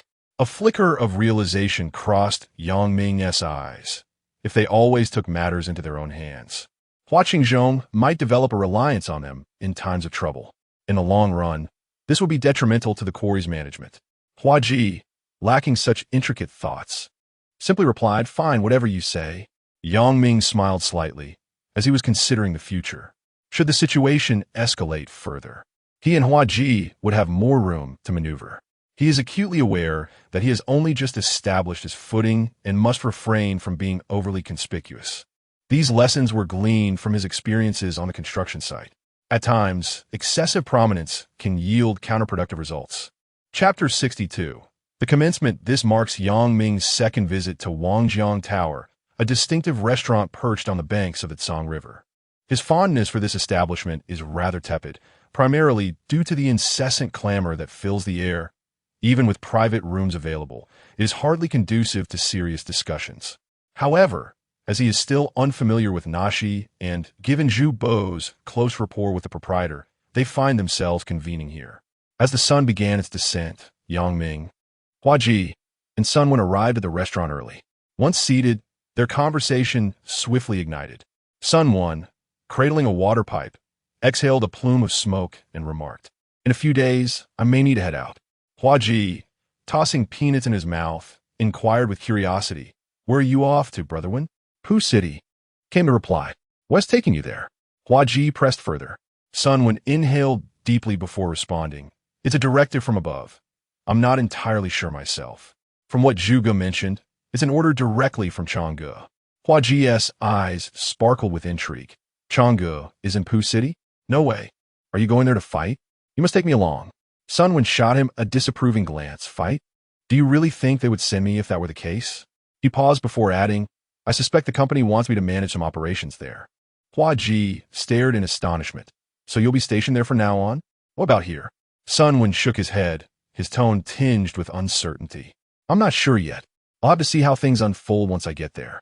Yang Ming sat quietly alongside them, absorbing their dialogue. He remains somewhat oblivious to the intricacies of the company's affairs. He is aware that Zhang Jiqiang has been expanding into neighboring cities over the past 2 years. Yet the specifics elude him. Nonetheless, a suspicion lingers in his mind. If Zhang Jiqiang is personally involved, it is highly likely that he is employing various assertive tactics. Hanhai is the sole company bold enough to act in such a manner, reflecting Zhang Jiqiang's ambitious aspirations. Yang Ming recalled a previous occasion when Sun Wen, under the influence of alcohol, had confided that Zhang Jiqiang harbored hopes of becoming the dominant figure in the 3 southwestern provinces before turning 40. Although such ambitions may seem far-fetched, Yang Ming felt there might be some truth to them. Before long, the door to the private room swung open, and Hua Chengzhong entered, carrying 2 bottles of matai. After exchanging greetings with everyone, Zhu Bo followed closely behind. Observing this, Yang Ming rose to instruct the waiter to serve the dishes. Once the food was laid out, Hua Chengzhong stood to pour wine for everyone. The rich aroma of the liquor filled the air, and the atmosphere grew increasingly convivial.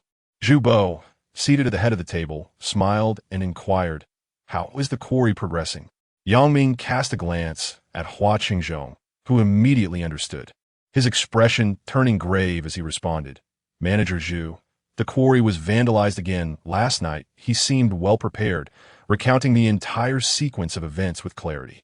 As Zhu Bo listened, his brow furrowed, his gaze drifting momentarily towards Sun Wen. Just as Hua Chengzhong finished his account, Sun Wen interjected, "Do we know who is responsible?" Hua Ji was about to respond, but Yang Ming discreetly nudged him under the table. Hua Chengzhong cast a glance at Yang Ming, noticing his impassive demeanor, and remarked, "It must be the Jiangbei quarry." "The Jiangbei quarry?" Zhu Bo furrowed his brow. Sun Wen pondered for a moment. "Is it the people from Jiangfeng?" Hua Chengzhong added, "I only know that the leader on their side is called He Laosi." "He Laosi? Isn't he the brother of Yi Song?" Sun Wen mused, realizing that Jiangfeng was indeed behind the Jiangbei quarry. "Damn it!" Zhu Bo exclaimed angrily. "That lunatic Jiangfeng no longer regards us with any respect." "Zhu Ge, I'll make a call to He Song to discuss this," Sun Wen proposed. "Discuss what?" Zhu Bo erupted, his fury palpable. "Ever since Chang'e left, they all seem to think they can disregard us at Hanhai. Gather the men now. If they dare to disrupt our operations, we'll retaliate." Sun Wen hesitated for a moment, a flicker of uncertainty in his eyes, yet he nodded in agreement. "All right." Yang Ming felt a sense of surprise. The situation had unfolded beyond his expectations. He had anticipated that Zhu Bo would opt for negotiation, sitting down to discuss matters and ultimately reaching a resolution. After all, he had invested a substantial amount in the quarry and wished to avoid any unforeseen complications. However, he had underestimated the approach of those in the underworld. As a novice in this realm, he still had much to learn. Yang Ming wished to dissuade Zhu Bo, but the words caught in his throat. Noticing Sun Wen's hesitation, he felt that, as a subordinate, it was not the right moment for him to speak up. "Brother Wen, you need not involve yourself. I'll lead the charge." Hua Ji could no longer contain himself, volunteering eagerly. Sun Wen glanced at Hua Ji, then at Yang Ming. "Very well. Bring along a Mao and the others, and gather more men just in case." He paused, then added, "Make it swift and decisive." "Understood."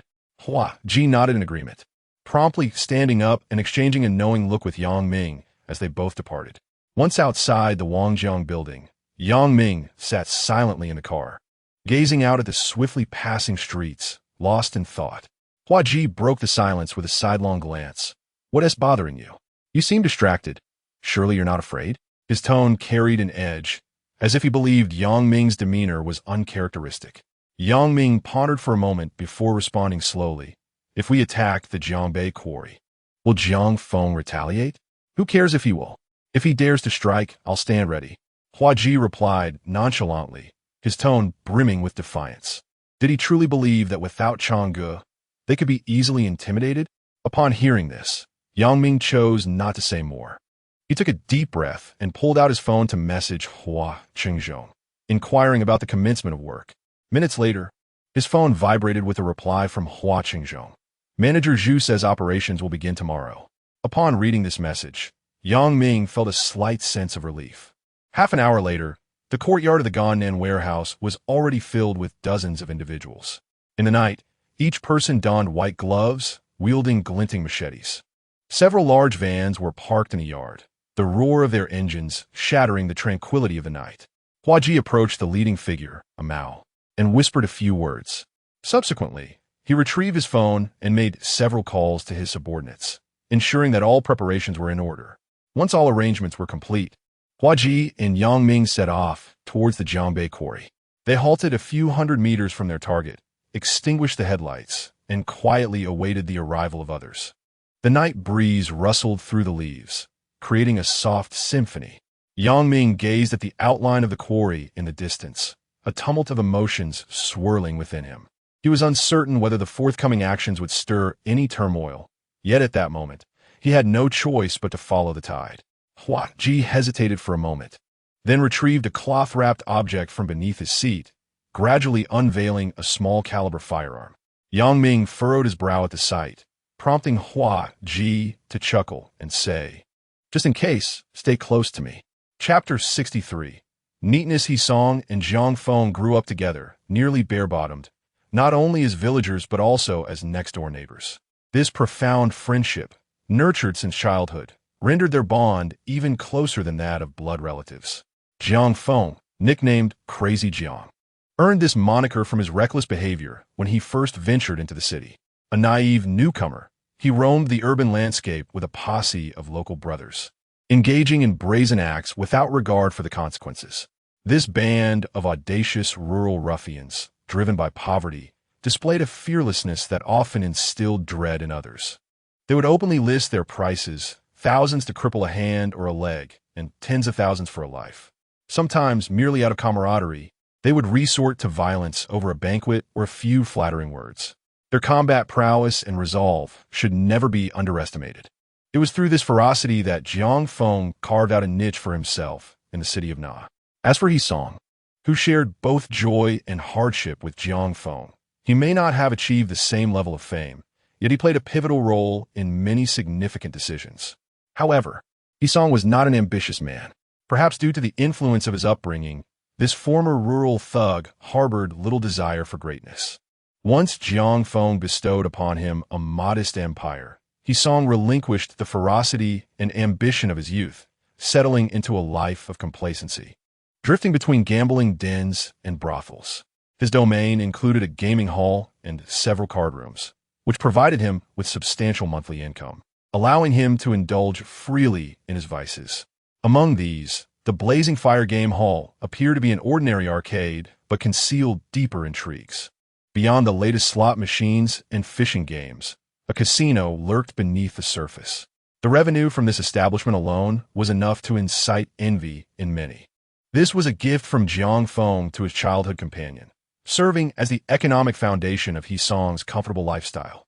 Amidst the neon lights and intoxicating revelry, Song had lost the fervor and madness of his earlier days, becoming immersed in a life of excess, so much so that he had forgotten many things, including the group of young men encircling him now.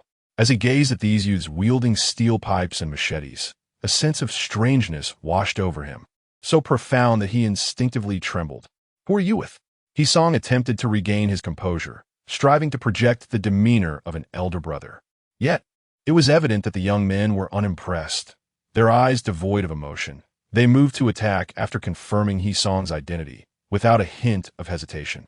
Although their movements appeared clumsy, they showed no mercy.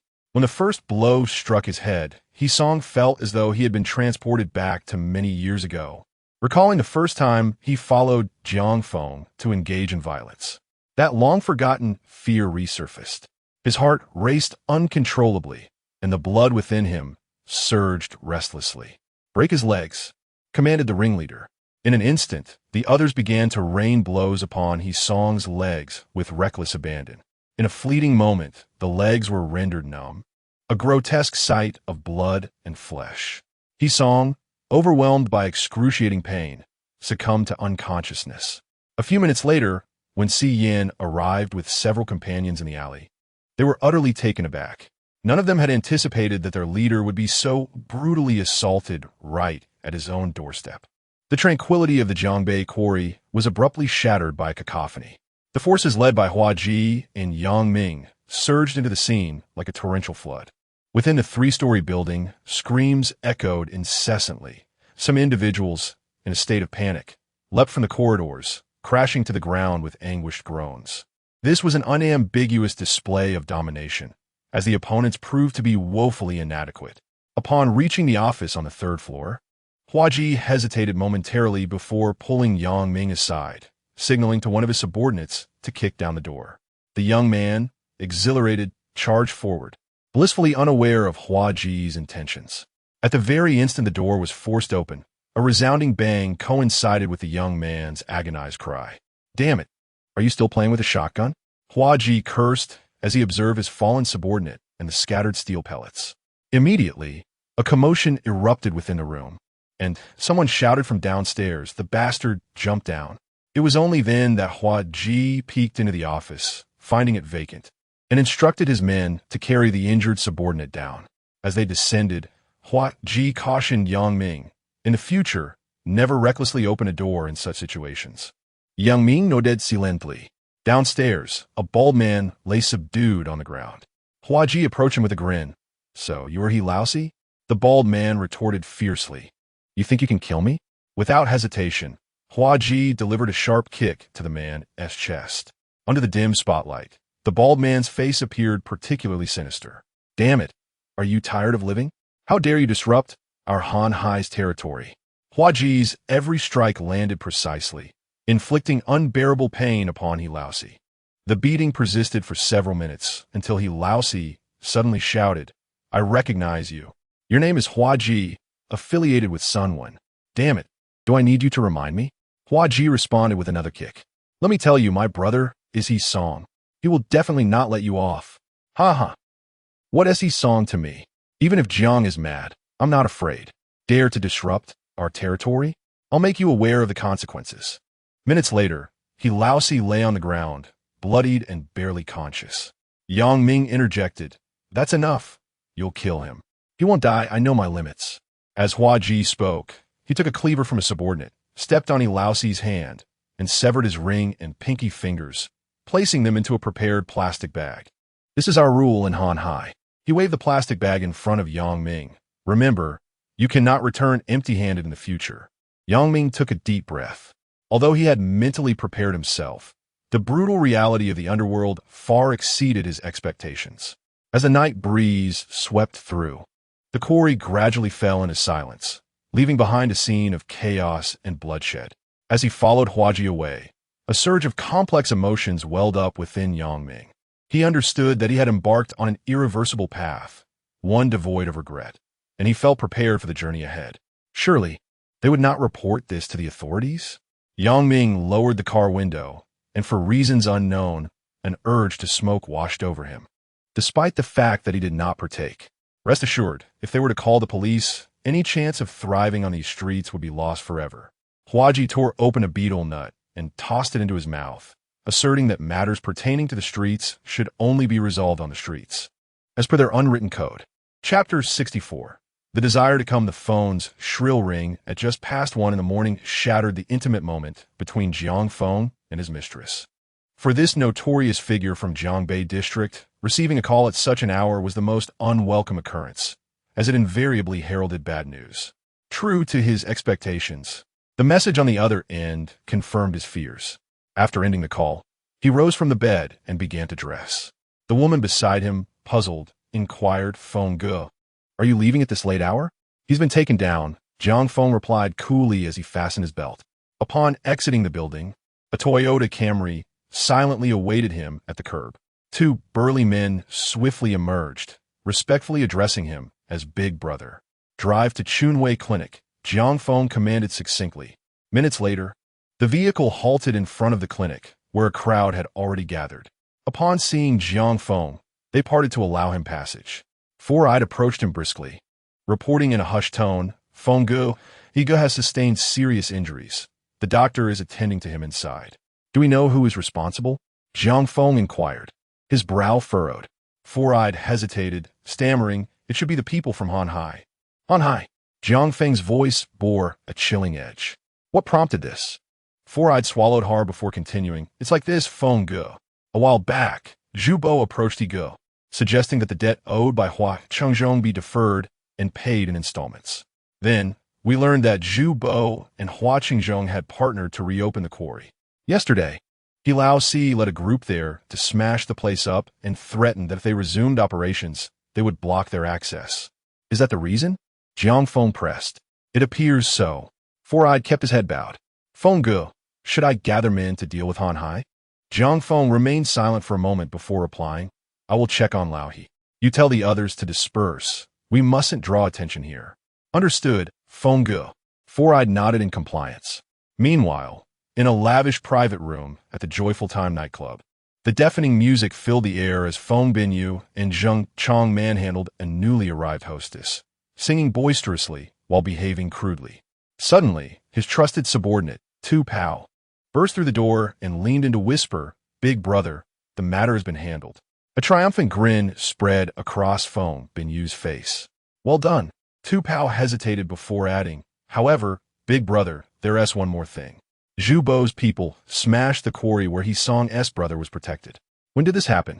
Feng Binyu asked, momentarily taken aback. Just a few hours ago.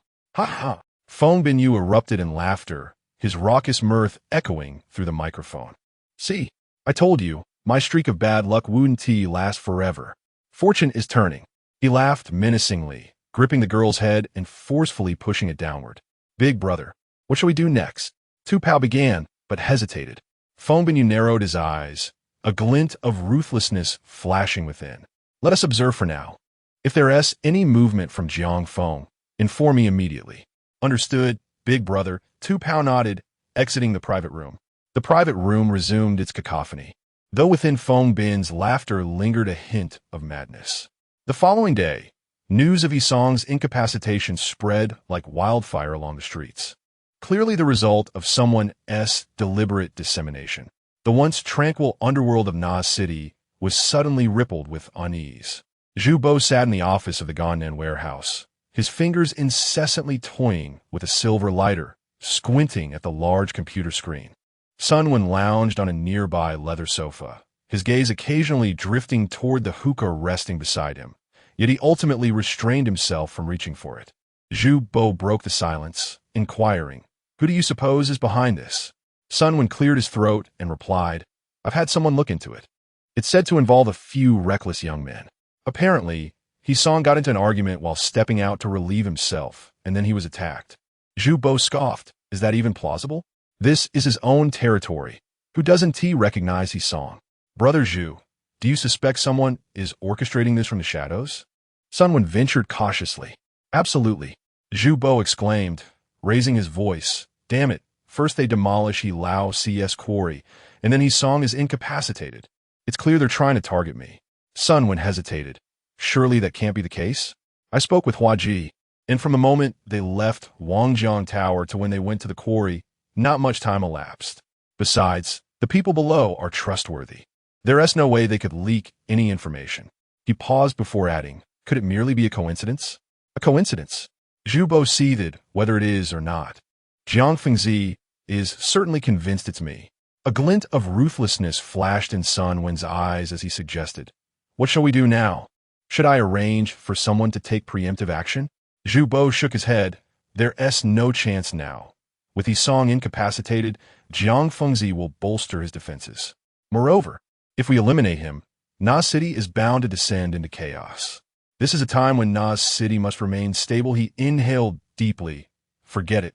I'll seek out Ming Ge. Sun Wen followed Zhu Bo downstairs, escorting him to the Lexus parked in the yard before turning back to the pickup truck. Hua Ji gripped the steering wheel, hesitating to speak. Meanwhile, Yang Ming, seated in the back, appeared deep in thought. Since learning of He Song's fate that morning, Yang Ming had found it utterly unbelievable. Although he had never encountered the individual, he was acutely aware of the stakes involved. His brother's quarry had been destroyed, and now he had been severely injured. All signs pointed unambiguously to Han Hai. Under such circumstances, it was evidently impossible for Hua Chengzhong's quarry to commence operations. What had initially been a plan to invest his savings into the quarry, hoping for a stable source of income, had become increasingly convoluted. Sun Wen grasped the hookah placed in the passenger seat, taking a puff while cautioning, "You two need to be careful in the coming days. Don't wander aimlessly. Stay put at the sand yard." Hua Ji inquired, "What did Manager Zhu say?" "He has gone to see Ming Ge. I'm not yet clear on specifics." Sun Wen lifted his head, a glimmer of determination flashing in his eyes. "However, this matter would certainly not be overlooked by Jiang Feng. I may have to depart the day after tomorrow. At that time, the two of you must accompany Brother Zhu and ensure his safety." "Rest assured, Brother Wen," Hua Ji replied with a sigh as he started the vehicle. Upon returning to the battlefield, Yang Ming and Hua Ji found themselves seated within a stilted building. The room was enveloped in a haze of smoke, and the table was cluttered with cigarette butts from the Red Bull bottles. Hua Ji chain-smoked, seemingly attempting to alleviate his tense emotions with nicotine. Yang Ming, unable to tolerate the stifling atmosphere any longer, rose to open a window, allowing some of the smoke to disperse. "Old Yang, who do you think is responsible?" Hua Ji suddenly inquired. Yang Ming shook his head. "I am uncertain. I believe it to be Feng Binyu." Hua Ji exhaled a puff of smoke, declaring with conviction. Yang Ming furrowed his brow, clearly perplexed by Hua Ji's certainty. Hua Ji pressed his lips together and elaborated. "Previously, we gave that bastard a beating at the building materials market. After that, he didn't make a peep." "Are you implying that Feng Binyu's suspects, the individuals who assaulted him, were sent by Hisong?" Yang Ming immediately grasped the implication. "Indeed, you noted. The building materials market is Jiang Feng's territory. If you were attacked there, who would you suspect first?" Continuing, Hua Ji stated, "Moreover, I heard that Four-Eye's ex-girlfriend was involved with Feng Binyu, and it was Hisong who dealt with that situation." At this point, he forcefully extinguished his cigarette in the Red Bull bottle, his expression grave as he looked at Yang Ming. "Damn it. We have landed ourselves in serious trouble." Chapter 65. The meeting. The analysis presented by Hua Ji plunged Yang Ming into deep contemplation, compelling him to concede that there was a certain degree of validity to the speculation. The smoke within the stilted building gradually dissipated, yet the atmosphere remained thick with tension. Hua Ji swallowed hard, a flicker of hesitation crossing his eyes as he murmured, "What if I confront Brother One and tell him the truth? I could claim it was solely my doing." Yang Ming firmly opposed this notion, asserting, "Absolutely not. In such a situation, how could you articulate that? Moreover, it would be futile." Hua Ji, bewildered, furrowed his brow and asked, "Why not?" Yang Ming took a deep breath and patiently elucidated, "Because there is currently no evidence to implicate Feng Bin. Even if you disclose the incident, would it resolve our predicament? It could, in fact, thrust us into the eye of the storm." Frustrated, Hua Ji raked his fingers through his hair, his voice tinged with irritation. "So what do we do now?" "We wait," Yang Ming replied with unwavering resolve, his gaze intense. "Let us observe how Brother Ming responds. The situation has escalated beyond our control. It is prudent for us to refrain from any rash actions." Suddenly, Hua Ji slammed his hand on the table, gritting his teeth. "Damn it! Does Feng Bin have the audacity to anticipate our moves against Lao Si?" Yang Ming shook his head, maintaining a calm demeanor. "That is improbable. If Feng Bin were indeed involved, it would merely be coincidental. Do not overthink this or frighten yourself." He paused, lowering his voice. "The matters concerning Feng Bin are known only to us. As long as we remain silent, it shall forever remain a secret." Hua Ji pressed his lips together, his gaze roaming over Yang Ming's face, and ultimately he nodded slowly, his tone resolute. "All right, I will follow your lead." Yang Ming acknowledged him with a nod and rose to approach the window. The sky outside had darkened, and the silhouettes of distant mountains loomed subtly in the twilight. He gazed at the nearby Tsang River, a ripple of emotion stirring within him. While many speculated that Jiang Feng would engage in a bloody confrontation with Han Hai, to everyone's astonishment, several days passed with an unsettling calm over Nashi. This unusual tranquility sparked a flurry of conjectures. Some believed Jiang Feng had backed down, while others asserted he was concocting a grand scheme. All awaited with bated breath, hoping that this leader from the north would take action. It seemed everyone yearned to discover whether Han Hai, without Zhang Jiqiang's command, could still possess its former ferocity. On the day Sun Wen departed, Huaji and Yang Ming accompanied him to the Nashi Bridge. Before leaving, Sun Wen solemnly instructed, "During this period, you two must remain by Brother Zhu's side, ensuring he does not encounter a single misstep." The two nodded earnestly in agreement. On the return journey from Nashi Bridge to Gannan, Yang Ming broke the silence, inquiring, "How did Brother Wen initially align himself with Manager Zhu?" Huaji, chewing on betel nut, recounted, after emerging from the bitter kiln, Brother Wen intended to turn over a new leaf. After much effort, he saved enough money to open a barbecue shop at the night market. Unbeknownst to him, the adversaries from years past sought him out, not only demolishing his establishment, but also demanding the sacrifice of one of his hands. That evening, Manager Zhu happened to pass by and, drawn by the commotion, approached to witness the spectacle. He addressed the foes of Wengu, saying, "You have already shattered his means of livelihood. Why do you require his hand as well?" Suddenly, Hua Ji chuckled and posed a question. "Can you guess how that scoundrel responded?" "What did he say?" "Yang Ming inquiret intriguet." The scoundrel retorted, "Does my business concern you?" Upon hearing this, Manager Zhu was infuriated. He promptly made a call, summoning dozens of individuals who proceeded to leave the rival group, searching for their teeth amidst the chaos. From that moment onward, Manager Zhu became acquainted with Wengu. Subsequently, Manager Zhu frequently visited Wenji's barbecue stall for late-night snacks. One night, after having indulged in too much drink, Zhu found himself alone and confronted by his enemies. It was Wengu who intervened, shielding Zhu from a knife attack. Huaji pointed to his own shoulder, indicating the wound Wengu bore. From that day forth, Wengu became associated with Manager Zhu, a bond that has lasted nearly 5 or 6 years. Yang Ming, in contemplation, nodded. So, Wengu did not truly aspire to a life of crime? Desires are not ours to dictate. Hua Ji sighed. I too have no wish to dwell in this realm. Yet what else am I to pursue? He then jested. For instance, do you wish to tread this path? Yang Ming found himself momentarily speechless, enveloped in silence. Upon reaching the Gannan warehouse, the two made their way directly to the office. Upon entering, they found Zhu Bo engaged in a phone conversation, who acknowledged their presence with silence. Minutes later, Zhu Bo ended the call and, settling behind his desk, inquired, "Has On left?" "Yes," Huaji responded. "Alas, damn this troublesome affair. It is truly vexing day in and day out." Zhu Bo lamented, glancing at his watch.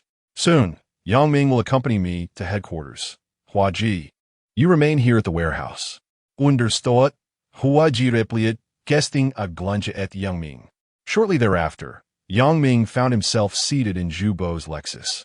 The journey marked by an absence of conversation as they drove into the expansive industrial park of Hanhai. This impressive logistics hub featured a towering 9-story office building at its core. Upon disembarking, Zhu Bo led Yang Ming directly into the edifice. They soon arrived at the threshold of a conference room, where the door creaked open, releasing a rush of cool air. Following Zhu Bo inside, Yang Ming entered the spacious chamber, where a faint hint of sandalwood mingled with the air conditioning, creating an atmosphere both solemn and oppressive. In the center stood a colossal rectangular conference table, crafted from deep brown hardwood, exuding an understated opulence. Bright chandeliers cast a uniform light upon the surface, reflecting its mirror-like sheen. Yang Ming's gaze swept across the room, noting the presence of several individuals already seated. They engaged in hushed conversations or busily perused documents, each absorbed in their own pursuits. Among the unfamiliar faces, he recognized only the woman surnamed Wu, whom he had encountered at Li Ming's residence. Today, Li Ming donned a deep gray suit, seated with an air of solemnity. His gaze briefly lingered on Zhu Bo and Yang Ming, offering a subtle nod of acknowledgement. To his right sat a woman surnamed Wu, impeccably attired in professional attire, her long black hair elegantly styled in a high bun, exuding competence and astuteness. As she perused the documents in her hands, she glanced up at the commotion, nodded in greeting to Zhu Bo, and allowed her gaze to rest on Yang Ming for a few extra moments. Zhu Bo instructed Yang Ming to take a seat against the wall, while he himself proceeded to his designated place at the conference table.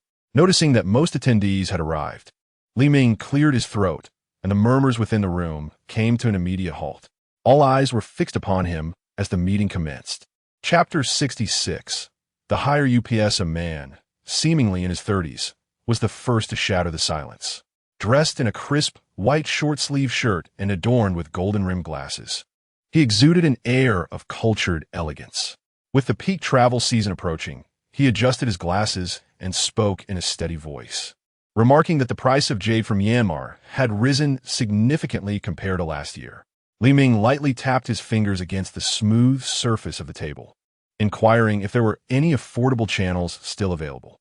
The man in golden glasses shook his head, a hint of resignation in his tone. I suspect it's unlikely. I've recently heard that several new mines have been developed over there, and the gamblers are flocking to them. Rumor has it that someone even struck a pigeon blood red. Li Ming scoffed derisively. Not this again. Every year around this time, there's talk of someone finding pigeon blood red. Where do they keep coming from? He then composed his expression, adopting a serious tone. We need to explore other channels. Before the peak season, we must ensure a sufficient supply of jade in the market. If all else fails, we can source some from Lijiang. Understood. The man in golden glasses quickly noted the key points in his notebook. At that moment, the woman named Wu, seated beside Li Ming, interjected with a clear and methodical voice. The resort we partnered with Baishui Company will open next month. They hope we can send a representative for the ribbon-cutting ceremony. Mr. Li, will you attend personally, or shall I arrange for someone else? After a brief moment of contemplation, Li Ming replied, I will attend personally. Very well, I will make the arrangements, Ms. Wu responded succinctly. Thus, unbeknownst to them, an hour slipped by quietly. Yang Ming, seated against the wall, listened intently to the reports being delivered, feeling an inexplicable sensation rising within him. In a daze, he found himself in what resembled a routine meeting of a legitimate company rather than an internal discussion of a clandestine organization. As the topics drew to a close, Li Ming took a sip of tea and casually stated, the rest of you may leave. As soon as he finished speaking, the majority of attendees rose to exit the conference room. Yang Ming noticed that Zhu Bo remained seated, so he too stayed put. Moments later. Apart from a few subordinates stationed against the wall like Yang Ming, only 5 individuals remained at the long table. Li Ming, the man in golden glasses, Ms. Wu, Zhu Bo, and a short-haired woman who had remained silent throughout. Yang Ming's gaze inadvertently fell upon the short-haired woman. She appeared quite youthful, perhaps around 25 or 26 years old. Her delicate features radiated a serene demeanor, prompting curiosity about her presence in such a setting. Here, she resembled an unworldly white lotus, incongruous with her surroundings. Let us discuss the situation regarding Jiangfeng, Li Ming stated directly. Zhu Bo took a deep breath and began recounting the events. However, Li Ming's reaction was unexpectedly nonchalant. He seemed already aware of the circumstances, even losing focus as Zhu Bo narrated. The man in golden glasses interjected first. Now is not the time to have a conflict with Jiangfeng. Damn it, Zhu Bo exclaimed, his anger boiling over. Wang Hai, what do you mean by that? It sounds as if you're implying that I instigated trouble. Wang Hai adjusted his glasses and calmly stated, regardless of who is seeking trouble, at this critical juncture, we must avoid any conflict. Zhu Bo let out a cold laugh and replied, so, according to your logic, if Jiangfeng were to come here with a group and harm me, I would simply have to refrain from retaliating? Wang Hai remained unfazed, responding with a gentle demeanor. Such an occurrence is unlikely. I have already communicated with the law enforcement team. Damn, the communication. Zobori tortit angrily. Then why haven't you instructed the law enforcement team to apprehend Jiangfeng? Wang Hai maintained his composure, assuring him, rest assured, should he dare to act recklessly, the law enforcement team will undoubtedly take action against him. I can't explain this to you, Zhu Bo exclaimed, pulling out a cigarette and lighting it for himself. Sitting across from him, Wu Fang interjected with a smile, Manager Zhu, there is merit in what Director Wang says. In times like these, the first to strike will draw undue attention. Wang Hai added, recently, 2 individuals were apprehended at the Gannan warehouse. I exerted considerable effort to have the law firm secure their release. I wish to avoid exhausting company resources over trivial matters. Zolbo persistit. Isn't that what your legal department is for? How could that possibly deplete company resources? Regardless, I stand firm. If the company concedes this time, just wait and see what the outside world will say. If Strong Go were here, he would never tolerate such occurrences. As soon as he finished speaking, a short-haired woman, who had been silent until now, slowly raised her head. Her voice was soft, yet imbued with an unspoken authority. I believe you are mistaken. If my brother were here, Jiang Feng would likely have fled by now. Her words detonated like a bomb, plunging the entire conference room into a profound silence. Li Ming tapped his fingers lightly on the table, lost in thought. Wang Hai lowered his head, continuing to organize his notebook, seemingly evading something. Wu Fang wore a faint smile, hesitating to speak. Each individual appeared to be awaiting Li Ming's decision. I will be heading to Meizayang next month. The negotiations at the casino have progressed significantly. I anticipate my stay there will be prolonged. Li Ming turned his gaze toward the short-haired woman, Xiao Jing. I will entrust the company's matters to you when the time comes. Unexpectedly, Zhang Jing abruptly closed her notebook, stood up, and interrupted Li Ming. Director Li, I am merely the company's financial officer. I am powerless regarding other matters. Although my brother instructed me to heed your guidance, I still hope you can understand. I'm just a woman.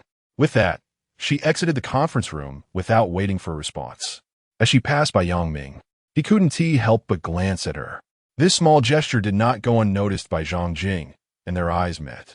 In that moment, Yang Ming felt as if he had plunged into an ice house. Zhang Jing's gaze was chillingly piercing, casting doubt on whether this woman possessed any semblance of emotion. Yang Ming hastily averted his eyes, instinctively swallowing hard.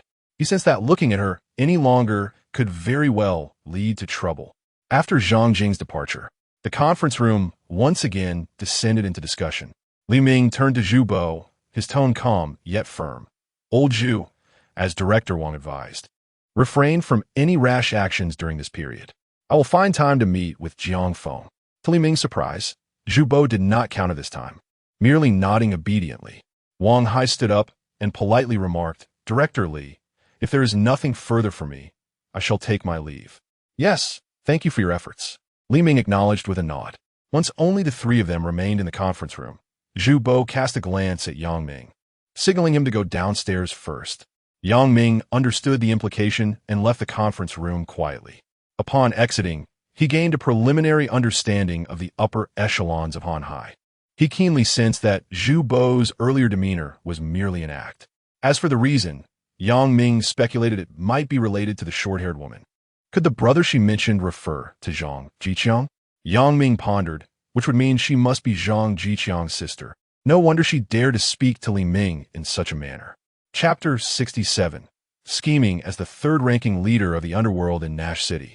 Jiang Feng had maintained a low profile over the years, focusing on managing his territory and seldom stirring up trouble. However, this did not imply weakness. On the contrary, his ability to rise from nothing and dominate the entirety of Jiangbei attested to his formidable strength and acumen. While he held a wary respect for Han Hai, Jiang Feng would never allow them to trample over him. In the early hours of the morning, Jiang Feng departed Nash City in his unassuming Toyota Camry. After a 2-hour drive, he arrived at a quaint town named Jiangkou. This small locale, situated along the midstream of the Zhangjiang River, once boasted a population of fewer than 20,000. However, due to the ongoing construction of a large hydropower station, the influx of outsiders had surpassed the number of local residents, creating a chaotic blend of people. The vehicle halted at the entrance of a dimly lit alley. After alighting, Jiang Feng lit a cigarette, the orange glow flickering in the darkness. He cautiously surveyed his surroundings, ensuring all was in order before he slowly ventured into the alley. A few minutes later, Jiang Feng arrived at a modest 2-story building. He gently knocked on the door, and soon, half of a man's head appeared through the crack. Eyeing him warily, "Are you alone?" he inquired. Jiang Feng nodded in affirmation. The man scrutinized the environment behind Jiang Feng, and once satisfied, he gradually opened the door, permitting Jiang Feng to enter. Stepping into the courtyard, Jiang Feng was immediately met with the damp scent of earth. The small yard was enclosed by high walls, lending it a secluded and claustrophobic air. A few pots of potted plants were haphazardly arranged in a corner, casting eerie shadows under the dim moonlight. As he traversed the courtyard, Jiang Feng followed his guide into the interior of the house. Pushing open the creaky wooden door, a simple living room came into view. Under the soft glow of yellow light, two men sat around an atemortal table, the atmosphere oscillating between relaxed and tense. They sipped cheap white liquor while occasionally grabbing handfuls of peanuts, producing faint crunching sounds.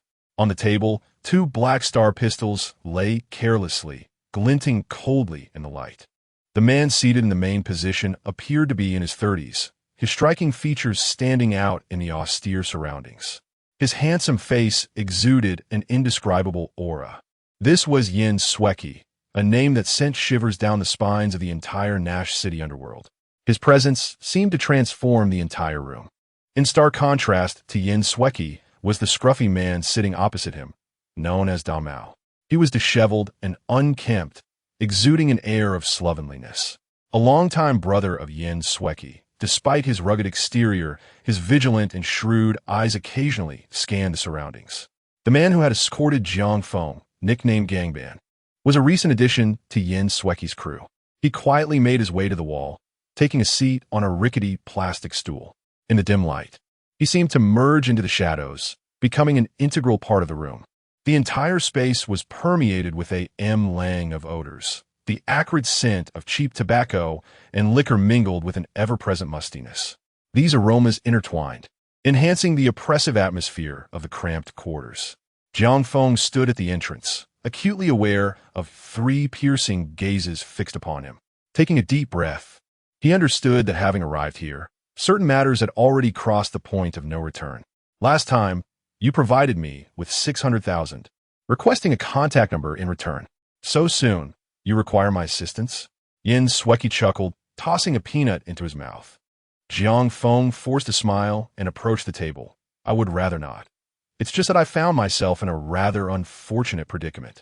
Who has wronged you? Han Hai. Yin Sweki raised an eyebrow, surprised. I sent Zhang Jicheng out of town? He has departed, but Han Hai remains in Na City. Jiang Feng replied. So, you mean to say you were wronged by his subordinates? Yin Sweki found it amusing. Jiang Feng, you seem to be regressing in your dealings. If someone else spoke to Jiang Feng in such a manner, he would likely retaliate instantly. However, in the presence of Yin Sweki, he could only smile apologetically. What can I do? Han Hai is wealthy and numerous. I cannot contend with him. So, you've come to me seeking to eliminate Zhang Jiqiang? Yin Sweki asked nonchalantly. Jiang Feng shook his head. The cost of dealing with Zhang Jiqiang is too steep for me to bear. I wish for you to assist me in dealing with someone beneath him named Zhu Bo Isnt, that person managed by someone named Li Ming from Han Hai. Who is Zhu Bo?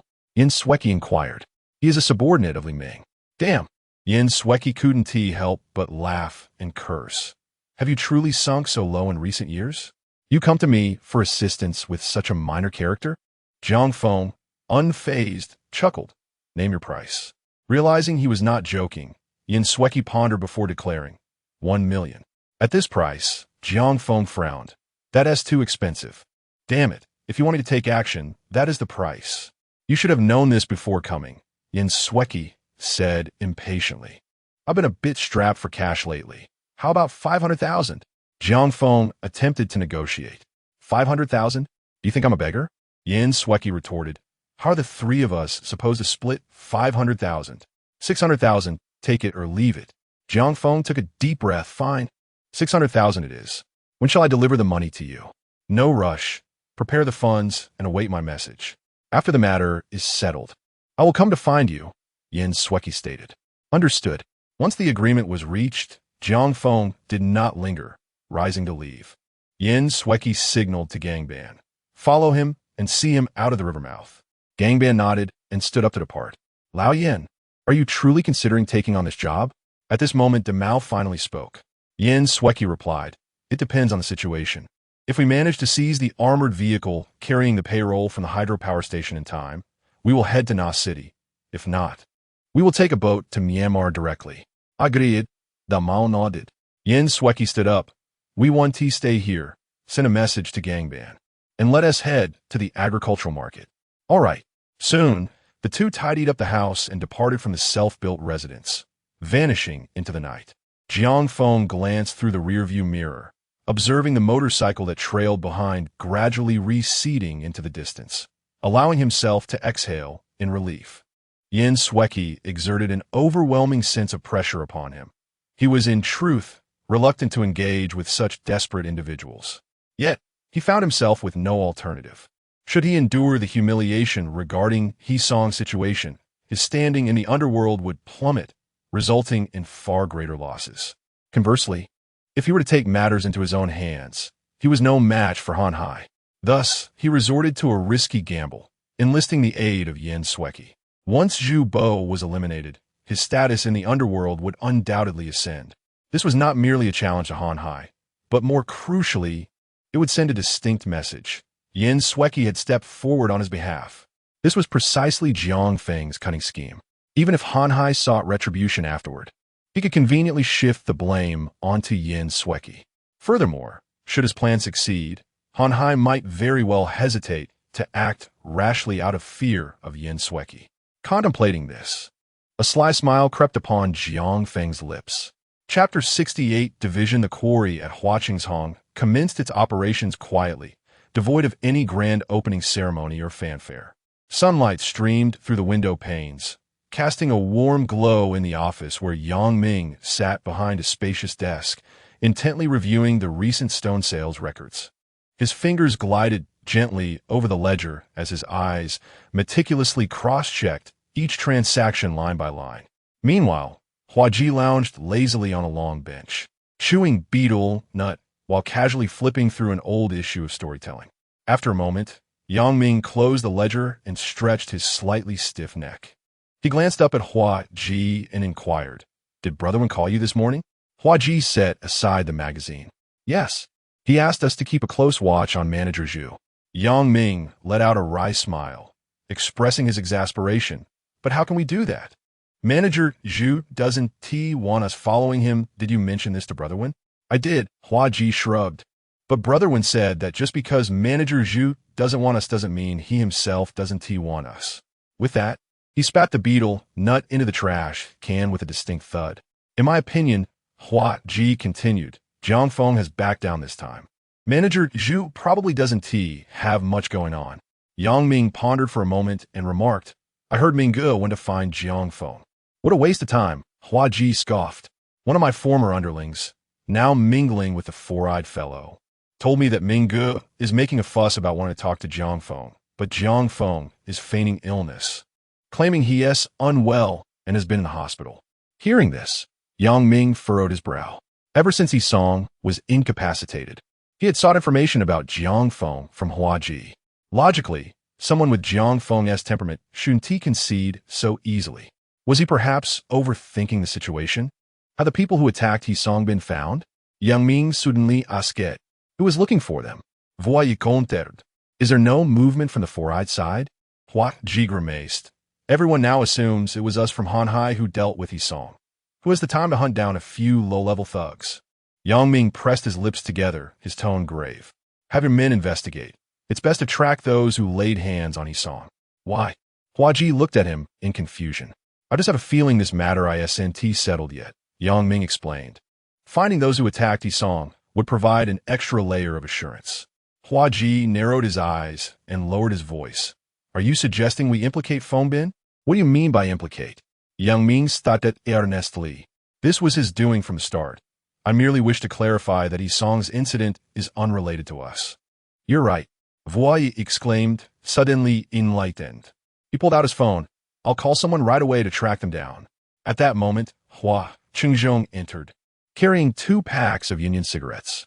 With a simple, honest smile on his face, he gently set the cigarettes on the desk. "Xia Mingyi, is there anything wrong with the ledger?" Yang Ming looked up at Hua Chengzhong and nodded slightly. "No issues." However, he paused, concern threading through his voice. "You should really consider having someone assist you with this. You're managing the workers and keeping the accounts. I fear you might be overwhelmed." "It's fine, I can manage." Hua Qingzhong chuckled nonchalantly. He rubbed his hands together and continued, I've made arrangements with the village. I'll be treating the village head and others to a meal soon. Xiao Ming, will you be free then? Yang Ming rose, gently stretching his shoulders. I'm not certain at the moment. Let us discuss it later. After all, I'm not particularly adept at socializing. You can handle these matters as you see fit. He picked up 2 cigarettes from the table and turned to Huaji, who had just ended a phone call. Let us head to Gannon. Upon leaving the quarry, Yang Ming offered Huaji a cigarette. Huaji looked puzzled. Isn't this for Manager Zhu? Didn't you save one for him? Yang Ming replied irritably. Do you really think Manager Zhu would fuss over a single cigarette?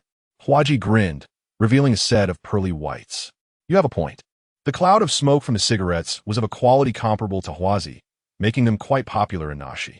Typically, when gifting, most people opted for these. Of course, some preferred to give little pandas, but that depended on the recipient.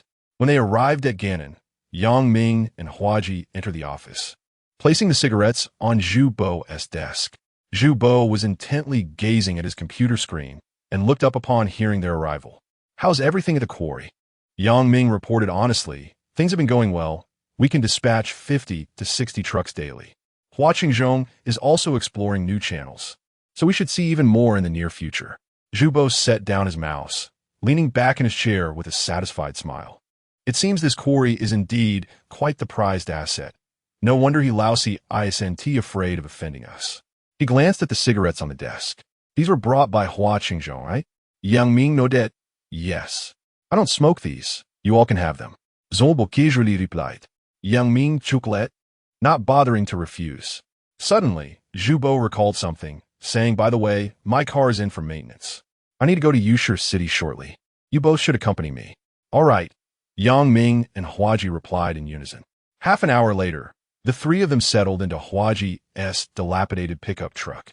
As Zhu Bo got in, he couldn't help but exclaim, this truck is practically on its last legs. Why haven't you replaced it? Huaji smiled, starting the engine. It's a matter of finances. Zhu Bo rolled his eyes. Stop wasting money on leisure. How much does a new vehicle cost, really? He paused, his tone turning serious. This time, On has gone over to Brother Chong S. We don't know when he'll return. Keep a close watch on the sand yard and Guangyu Street. Collect payments where necessary. Don't waste your days on frivolities. Huaji's face brightened at this. Manager Zhu, you can rest assured. I will handle everything meticulously. Zhu Bo nodded, glancing at Yang Ming through the rearview mirror. Xiao Yang, learn from Huaji. If you have any questions, don't hesitate to ask him. I've already selected a few individuals from the Gannon warehouse for you. Arrange for them to head to the quarry. Thank you, Manager Zhu, Yang Ming replied respectfully. Do well. I have high hopes for you. If the quarry business thrives, I can have a word with Ming and arrange to allocate a portion of the company's shares for you. Yang Ming responded with a smile. Yet his mind was occupied with contemplating Zhu Bo's intentions. He realized that Zhu Bo was reconfiguring the power dynamics. It appeared that Sun Wen would not be returning to Na City in the near future. This implied that Hua Ji had now assumed Sun Wen's position, while he himself had taken over Hua Ji's former role. However, what set him apart from Hua Ji was the substantial shares in the quarry. If this trend continued, Yang Ming believed that in 6 months, once the quarry was fully stabilized, he would have firmly established his footing in Na City. With this thought, he couldn't help but exhale a sigh of relief. Yet, he was not complacent. He understood that securing his position in Na City was merely the beginning, and a long journey lay ahead. Yang Ming was resolute in his belief that one day he would return to his hometown with honor, settling all past grievances one by one. Chapter 69. Vigilance nestled in the heart of the bustling pedestrian street. The Jade City of Nash is a distinctive commercial enclave dedicated to the trade of jade and gemstones. The architectural style of the Jade City harmoniously blends modernity with tradition. Towering glass facades juxtapose elegantly with ancient style eaves adorned with azure tiles, all shimmering under the sun's embrace. Upon traversing the grand archway entrance, one finds a wide main thoroughfare.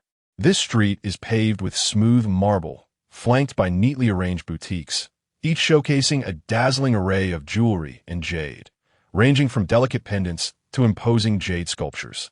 The Jade City boasts three main thoroughfares arranged in a triangular formation, each possessing its own unique character. The Central Avenue is renowned for its high-end, exquisite gemstones, with opulently decorated shops frequented by businessmen clad in luxurious suits. The left side street primarily deals in raw and semi-finished stones, attracting numerous jade enthusiasts and sculptors. Meanwhile, the right side street focuses on faux crafts and affordable jade ornaments, where tourists can select their cherished trinkets. Between these three thoroughfares, meandering alleys reveal quaint shops brimming with individuality. A subtle fragrance of banana blossoms mingles with the refreshing essence of jade in the air, creating an extraordinary atmosphere. Scattered along the streets, one can occasionally find tea houses and resting areas, allowing patrons to take a moment's respite amidst their jade selection endeavors. Thus, the Jade City is not merely a commercial hub, but a microcosm of Nash-esque culture. Hanhai operates several establishments within the Jade City, strategically located across the main thoroughfares and alleys. On the Central Avenue, Hanhai's flagship store, Hanhai Jade Connection, occupies a prime position. This expansive shop, lavishly adorned, serves as a testament to Hanhai's success, garnering considerable profit while establishing an extensive network within the jade industry. A pickup truck rolled to a stop in the parking lot. As the door swung open, Zhu Bo stepped out first, followed closely by Yang Ming and Hua Ji. Upon entering Hanhai Jade Connection, they were greeted by a gentle waft of sandalwood. Hua Ji, evidently well acquainted with the place, immediately engaged in conversation with several sales representatives, exuding a familiarity that made it feel like home. Zhu Bo, however, strode purposefully towards the inner room, indicating he had pressing matters to attend to. Yang Ming and Hua Ji settled into the resting area. A tall saleswoman with a ponytail approached them, dressed impeccably in a professional suit. She poured each of them a cup of tea, exchanging glances with Hua Ji, whose flirtatious rapport with her was palpable, even to an outsider. Once the saleswoman departed, Hua Ji leaned closer to Yang Ming, lowering his voice to inquire, "What do you think of that girl?" Yang Ming glanced at the retreating figure of the saleswoman and replied nonchalantly, "Aren't you already involved with someone? I never said I wanted her to be my girlfriend. I just want to know your opinion of her." After a moment of silence, Yang Ming offered a succinct conclusion. "She is not as beautiful as Sun Xiao." Hua Ji was momentarily taken aback, but soon broke into a grin, saying, "You don't understand. This girl is quite flirtatious. Every time I come over, she throws me those seductive glances. I simply adore that provocative charm she possesses. You keep daydreaming about women. Be careful you don't end up in a woman's belly one day. You know nothing of what you speak. I call this love for humanity." Hua Ji proclaimed with righteous fervor. A man who has not encountered 100 women before the age of 30 cannot truly be considered a man. Yang Ming shook his head in resignation, uninterested in furthering the discussion. He surveyed the surroundings, his gaze landing on the exquisite jade stones, and inquired, "I see the jade here appears quite valuable. Is it authentic?" "Of course, it is authentic," Hua Ji replied, gesturing towards a nearby display. "Do you see that emerald over there? In the entire Jade City, only we possess such quality." Yang Ming nodded thoughtfully and asked, "Who oversees the Jade City?" "Wanhai. Manager Wang," Hua Ji responded. He and Minggu were classmates. His family has been in the jade business for quite some time. "Classmates?" "Yes. Minggu is actually a university graduate." Hua Ji chuckled. "Hard to believe, right? Let me tell you, he even studied abroad at one point." Yang Ming appeared quite surprised by this revelation. "Then how did Minggu end up in Hanhai?" Hua Ji raised an eyebrow. "To be honest, I'm not entirely sure. I only heard that when Minggu was doing business in Thailand, Changgu saved his life." Suddenly, Hua Ji recalled something and lowered his voice. "Let me tell you, Minggu has another nickname, the university student, but he absolutely detests being called that. Nowadays, no one dares to call him by that name. I'm only sharing this with you. Please don't go spreading it around." Yang Ming smiled and nodded, gaining a deeper understanding of Li Ming. Just then, a man at the entrance caught Yang Ming's attention. The man was clad in a white polo shirt, adorned with a brown Panama hat, and shielded by dark sunglasses that concealed much of his face. Standing around 5'8", he appeared to be in his 30s. Yang Ming felt a sense of familiarity with the man, as if he had seen him somewhere before, yet he could not recall where.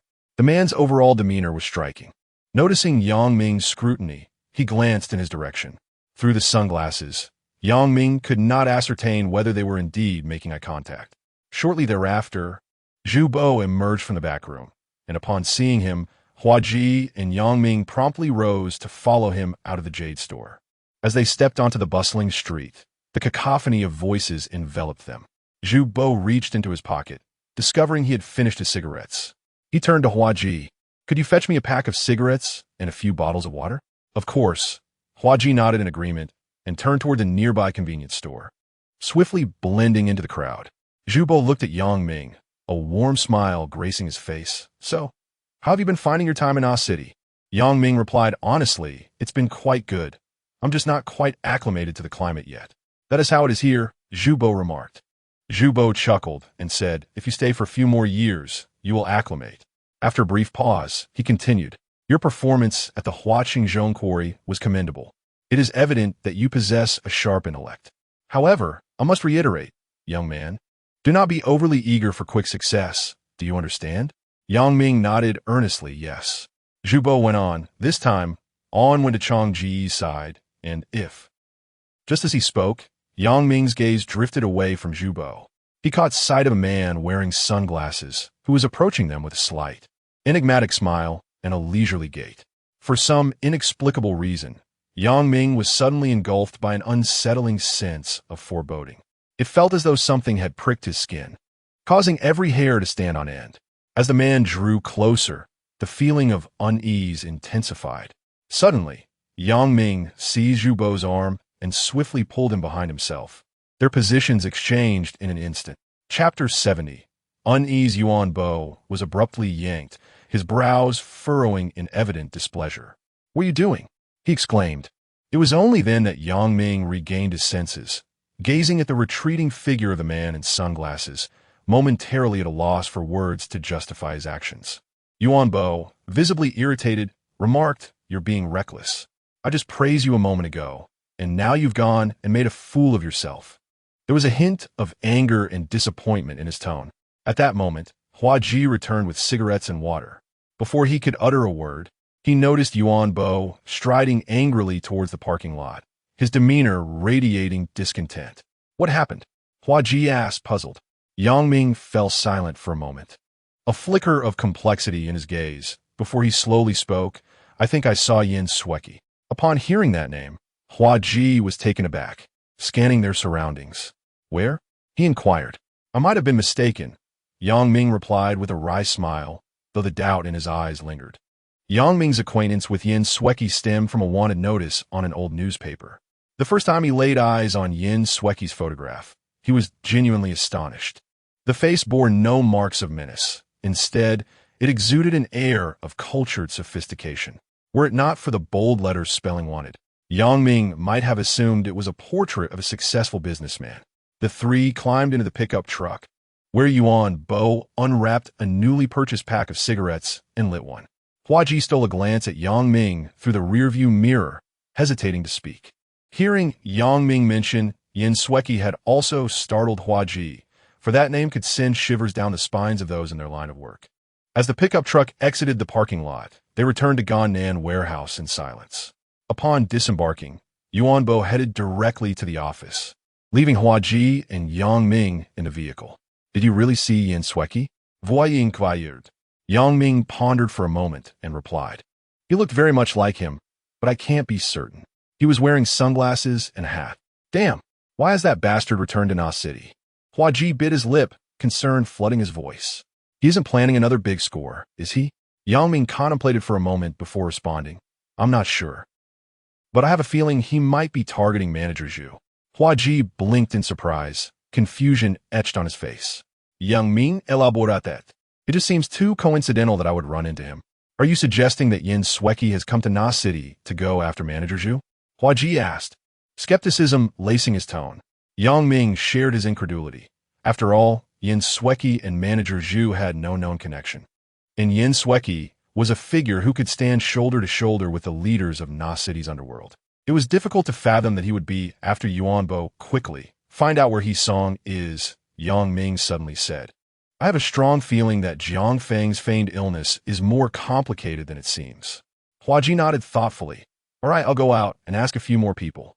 Yes, Yang Ming affirmed. Yang Ming nodded and stepped out of the vehicle, instructing, I'll remain here. Feel free to call me with any updates. Shortly thereafter, Huaji drove away from the Gan warehouse. Yang Ming took a deep breath and glanced up at the window of Zhu Bo's office on the second floor. He resolved to withhold the information regarding his encounter with Yin Sweki from Zhu Bo, primarily due to his uncertainty about the individual's true identity. Furthermore, many matters were shrouded in ambiguity, leaving him himself in a state of confusion, unsure of how to elucidate everything to Zhu Bo. As a tourist city, Na City boasts a plethora of luxurious hotels alongside numerous homestays. Most of these homestays are repurposed old houses owned by local residents, adapted to cater to the peak tourist season. Particularly near Binjiang Park, the area is densely populated with homestays, bustling with a diverse array of tourists and migrant workers. When Yin Sweki pushed open the door to the homestay room, Demao was lazily sprawled on the bed, his gaze fixated on the animated series of Fanny playing on the television. This was one of his few forms of entertainment. Yin Sweki had once found Demao's penchant for this show perplexing and had inquired, Why on earth do you enjoy watching this all day long? Demao had replied, his expression impassive, When I was young, my family was poor and we couldn't afford a television. I often went to the village chief's house to watch. That scoundrel would only let us watch half of it before kicking us out. Now that I have money, I intend to watch to my heart's content. Upon seeing Yin Sweki return, Demao immediately sat up and asked, So what is the verdict? Did you meet anyone? Yin Sweki sauntered over to a chair by the window, poured himself a cup of tea, and replied nonchalantly, I did see someone, but I noticed something quite intriguing. What is it? Demao inquired agévement. There is a young lad who seemed to recognize me. Yin Sweki recalled a young man from Yushur City, a faint smile playing at the corners of his mouth. Demao's brow furrowed with concern as he asked, What are we going to do about that? Are we still going forward? Yin Sweki took a sip of tea, his tone resolute. Since we're here, what do you think? Damn it. We came all this way for just 30,000. What can that even accomplish? 2 days prior, they had robbed the payroll van at the Jiangkou hydropower station, but had only managed to secure 30,000, much to their frustration. When they appeared, the individuals in the vehicle offered no resistance and complied without hesitation. They had not anticipated that such a significant hydropower station would only have so little cash. It was later revealed that due to the large scale of the project, salaries were now directly deposited onto payroll cards with no cash disbursement. Left empty-handed, Yin Sweki and his compatriots had no choice but to take a risk and venture into Na City. Let us take care of the person and then head over to Jiangfengzi to retrieve $1 million. Yin Sweki set down his teacup, his tone as calm as though discussing the weather. Demao produced a pack of Chun Chung cigarettes, which lacked filters.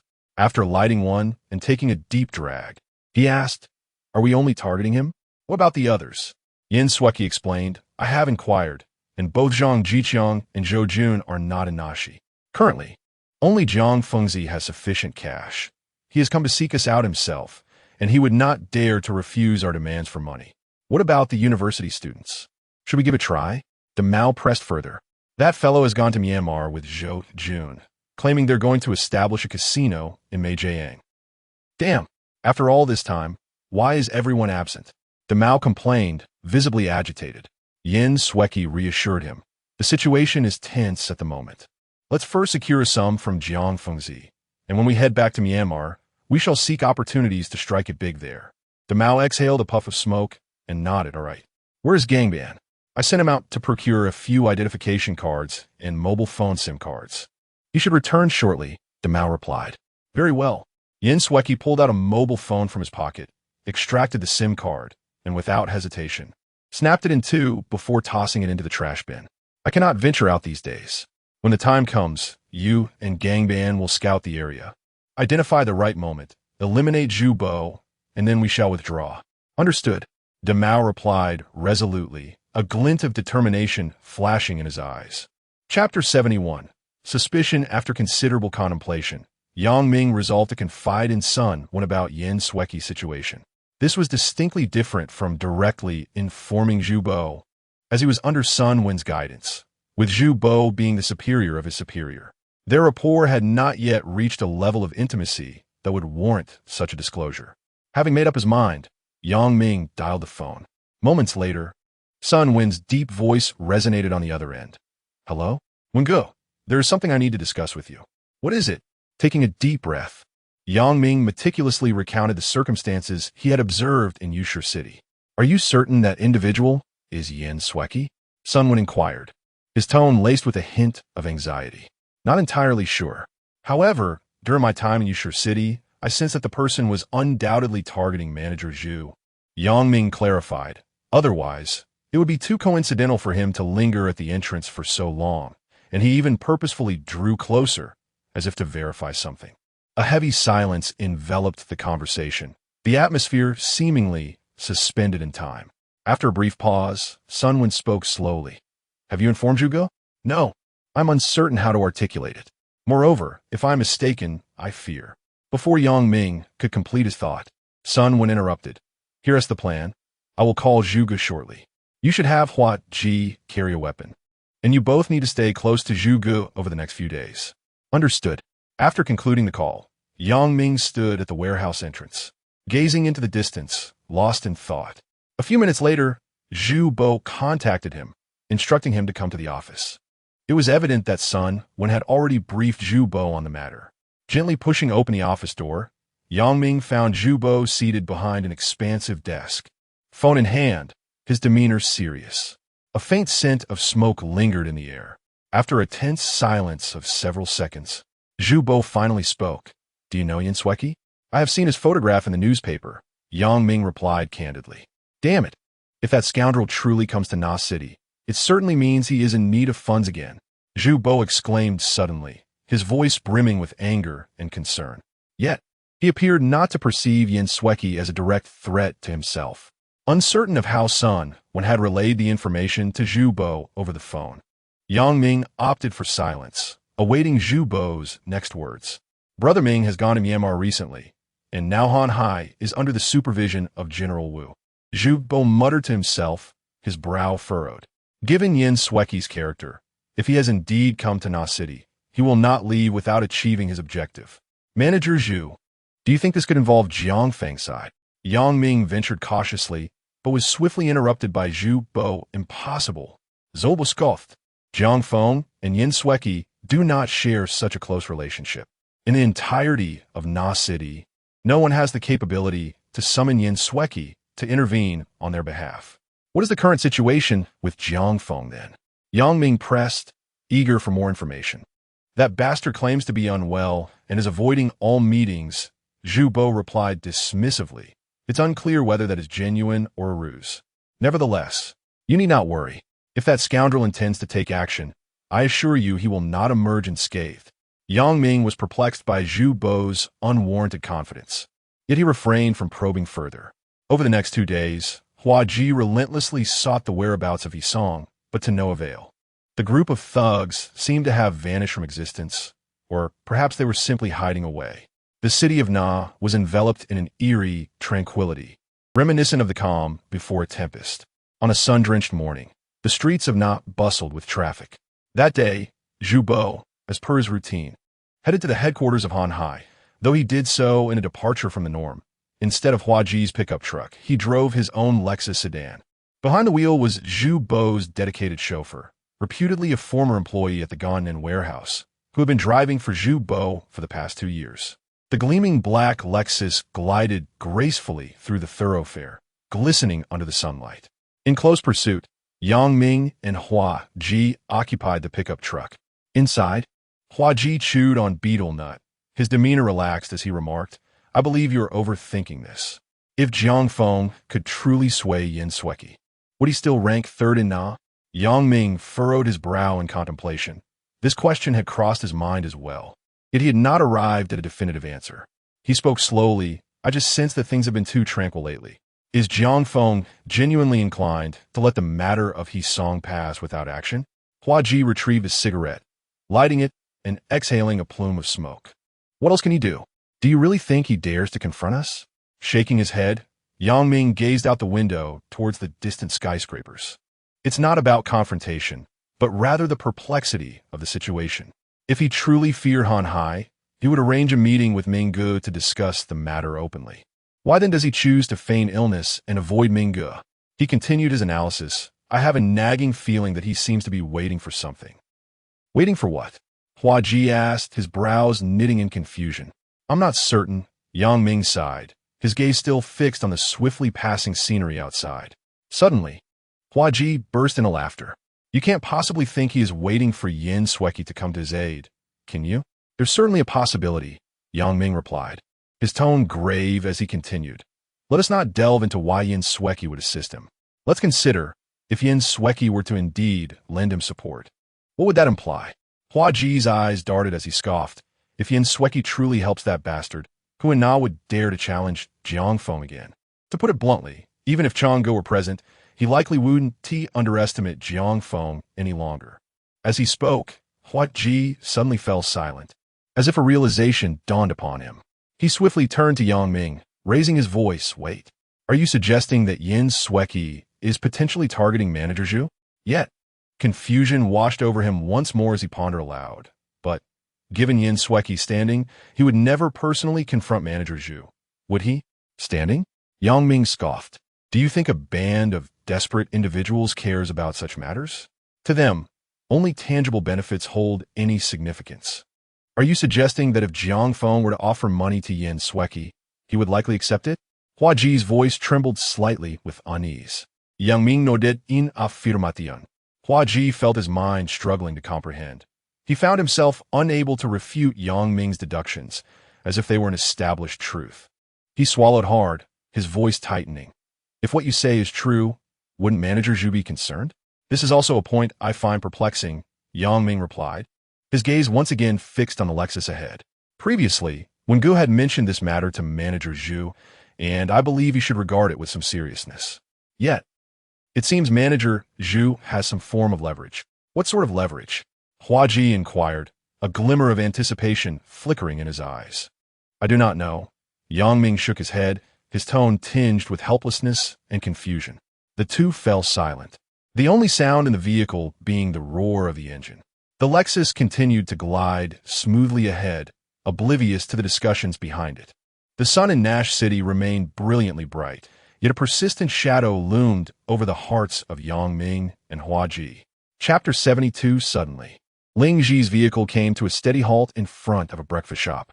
Zhu Bo alighted from the car, adhering to his usual routine, preparing to indulge in a steaming bowl of rice noodles.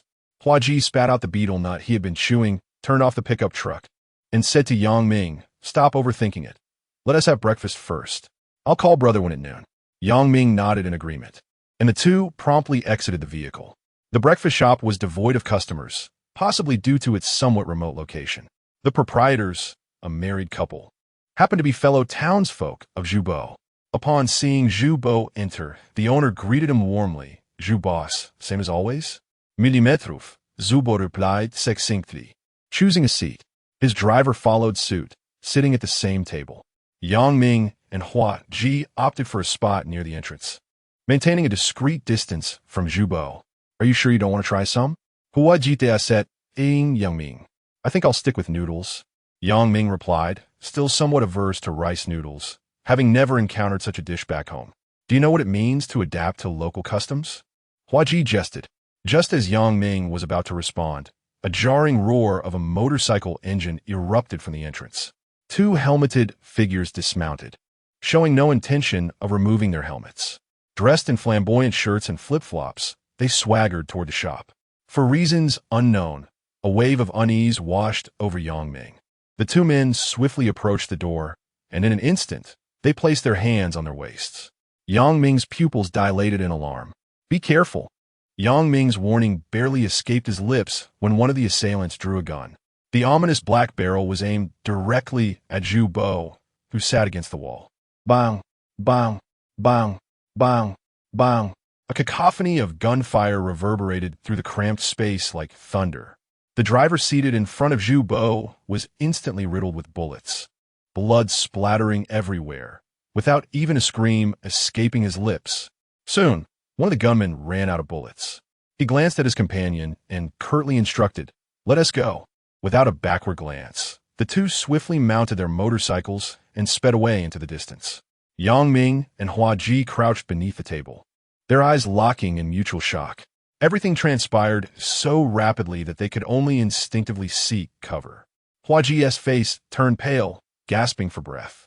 His hand resting on his waist, yet lacking the courage to draw his weapon, his entire body trembling. Yang Ming was no better off, despite having faced numerous challenges. Such a scene was unprecedented for him.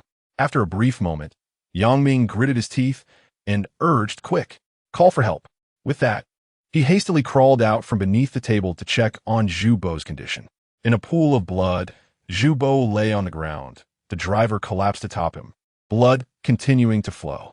Yang Ming cautiously moved the driver aside, revealing Zhu Bo's terrified and bewildered face. "Manager Zhu, are you all right?" Yang Ming asked urgently.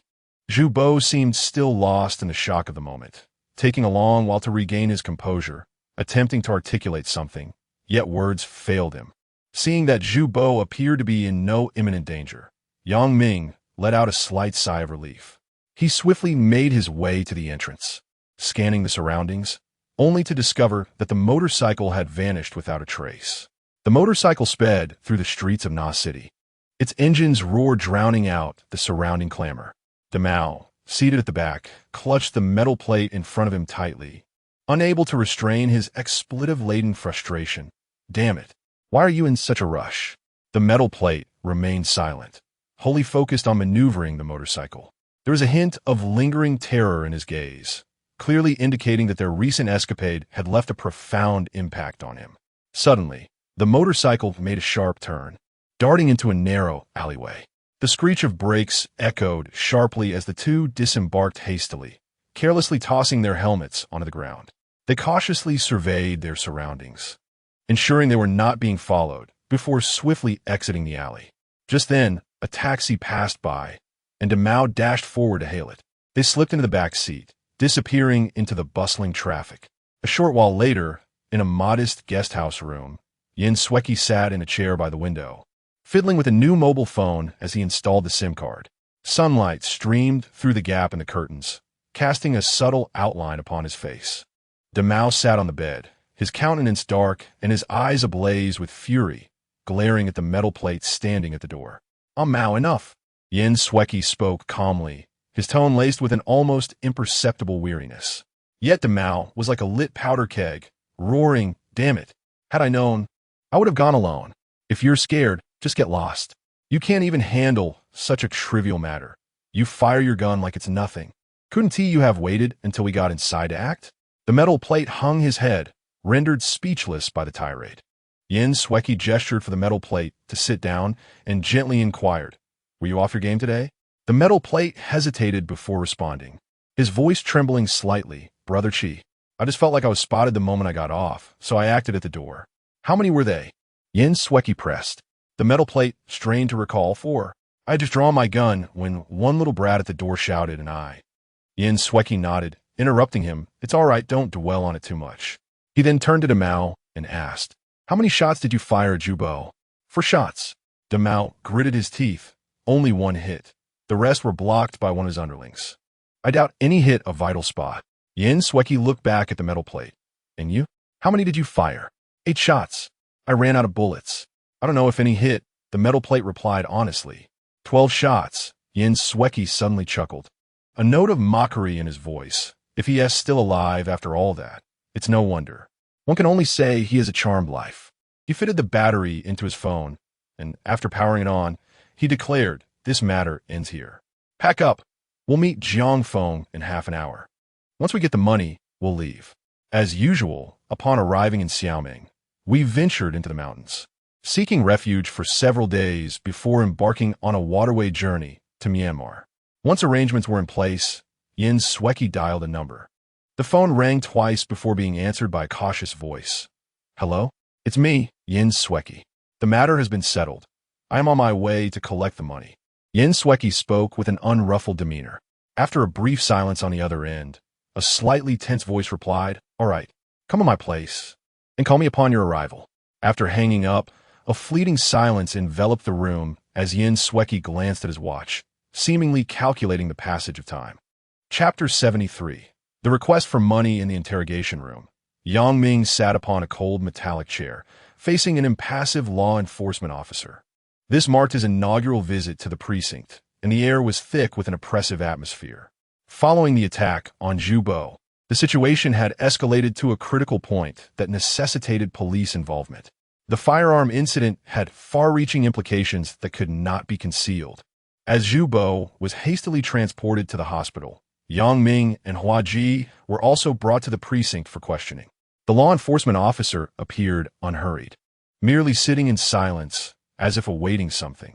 After 3 hours of torment, Yang Ming was finally informed that he could leave. Upon exiting the interrogation room, he immediately spotted Wang Hai from Han Hai's upper management. At that moment, Wang Hai was engaged in jovial conversation with a law enforcement captain, their rapport seemingly quite intimate. Once outside the precinct, Yang Ming and Hua Ji entered Wang Hai's Toyota Prado. Inside the vehicle, Wang Hai drove while glancing at the two in the back seat through the rearview mirror. "Did you get a good look at what the assailants looked like?" he inquired casually. Hua Ji shook his head. They were wearing helmets. "I couldn't see their faces." Wang Hai nodded, refraining from further questioning. The car soon fell into an eerie silence. Before long, the vehicle halted in front of Conning Hospital.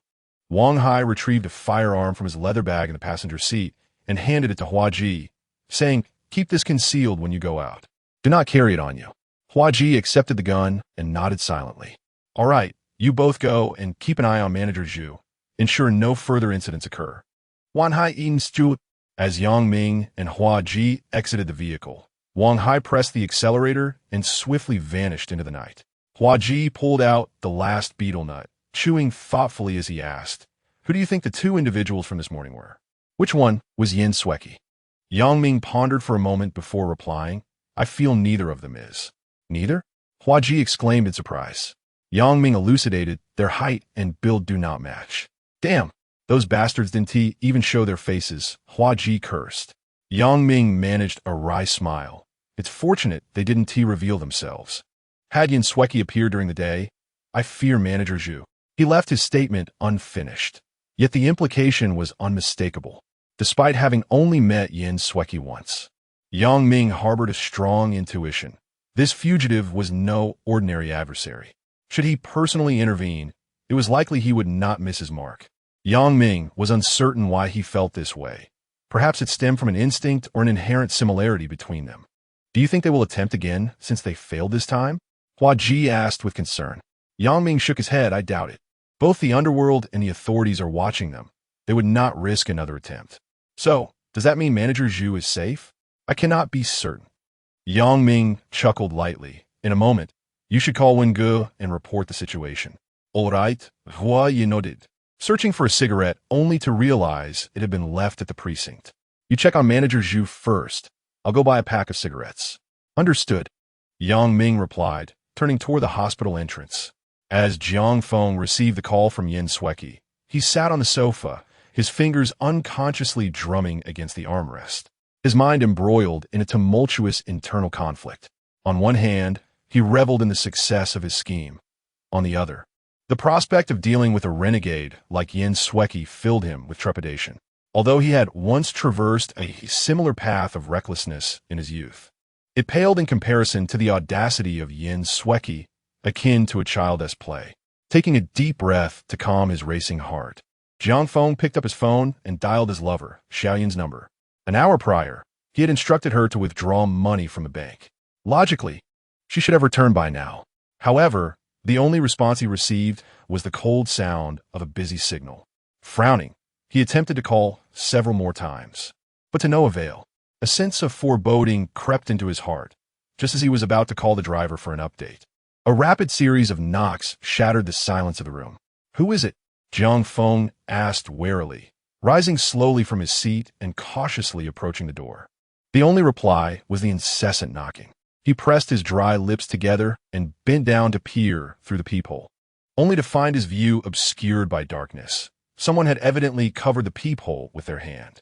Just as he hesitated, contemplating whether to inquire again, A low yet familiar voice emerged. "It's me." Despite the brevity of the response, Jiang Feng recognized the identity of the visitor immediately. An inexplicable pressure washed over him. Yet he compelled himself to muster a smile as he gradually opened the security door. Before him stood Xiaoyan, her expression fraught with panic, her makeup slightly disheveled, and her eyes brimming with fear. Before Jiang Feng could process the situation, Xiaoyan was suddenly thrust into the room. Close behind her were Yin Sueki and Damao. Yin Sueki remained as impassive as ever, his gaze icy, while Damao wore a sinister grin, his eyes roving about the room. Damao swiftly inspected the entire place, ensuring no ambush lay in wait, before positioning himself by the balcony, vigilantly observing the encroaching night. Jiang Feng struggled to maintain his composure, forcing a hollow laugh. "What a coincidence! I sent her to get some money, and I didn't expect," Yin Sueki interrupted him bluntly, stating, "I want 1 million. Jiang Feng's heart sank. Seeing Xiaoyan return empty-handed, he surmised that the money had already fallen into Yin Sueki's hands. "Wasn't it agreed upon for 600,000? He queried. No sooner had he spoken than Damao cursed. "Damn, you were vague before. Almost got us into trouble. What is wrong with asking for an extra 40,000? Are you going to give it or not?" Yin Sueki calmly settled onto the leather sofa, crossing his legs. "There has been a slight issue at Jiangkou. Consider this a favor to your brother, will you?" Jiang Feng found himself in a moral quandary. He was indeed aware of the robbery at the Jiangkou hydropower station and anticipated Yin Sueki's audacious demand. However, 40,000 was no trivial amount for him. "We had an agreement. You eliminate Zhu Bo, and I provide you with 600,000. I'm currently in a tight spot, and scraping together 60,000 is already quite a challenge." "Is that so?" Yin Sueki revealed a chilling smile, saying, "Fine, I shall not make it difficult for you." Jiang Feng, somewhat taken aback, had not anticipated Yin Sueki's agreeable demeanor. However, the ensuing words were unsettling. "My brother has been holding back for too long during this period, with no opportunity to engage with women." Yin Sueki cast a meaningful glance at the trembling Xiaoyan, adding, "I find this young lady quite appealing. Why not let my brother have a little fun?" Upon hearing this, Damao immediately grinned maliciously, roughly pulling Xiaoyan closer to him. Xiaoyan let out a terrified scream, tears streaming down her face. "What do you intend to do?" Jiang Feng exclaimed, his anger boiling over as he instinctively stepped forward. "What? Are you reluctant to part with a mere woman?" Yin Sueki asked coldly, a glint of danger flashing in his eyes. Xiaoyan, with tear-filled eyes, looked at Jiang Feng, silently pleading for help. Her trembling lips parted slightly, yet no sound escaped. Under Yin Sueki's frigid gaze, Jiang Feng felt a wave of suffocation wash over him. He opened his mouth, but words failed him. Damao, seizing the moment, brutally grasped Xiaoyan's long hair, dragging her toward the bedroom. Chapter 74. Behind Jiang Feng stood in the center of the living room, his fists clenched tightly, nails digging deeply into his palms. He was engulfed by an unprecedented sense of humiliation, a feeling that transported him back to the days of his arm wrestling match with Zhang Jiqiang many years ago. At that time, his brothers had been nearly annihilated by Han Hai. Had he not fought valiantly, they would have long since departed from this world. "Enough!"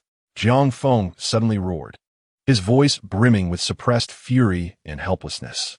"I'll have the money sent over."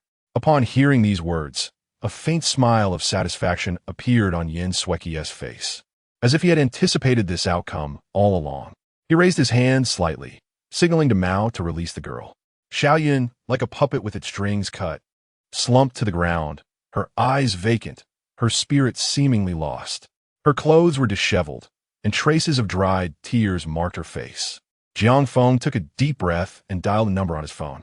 He succinctly instructed the recipient to retrieve 400,000 in cash from his office and bring it here immediately.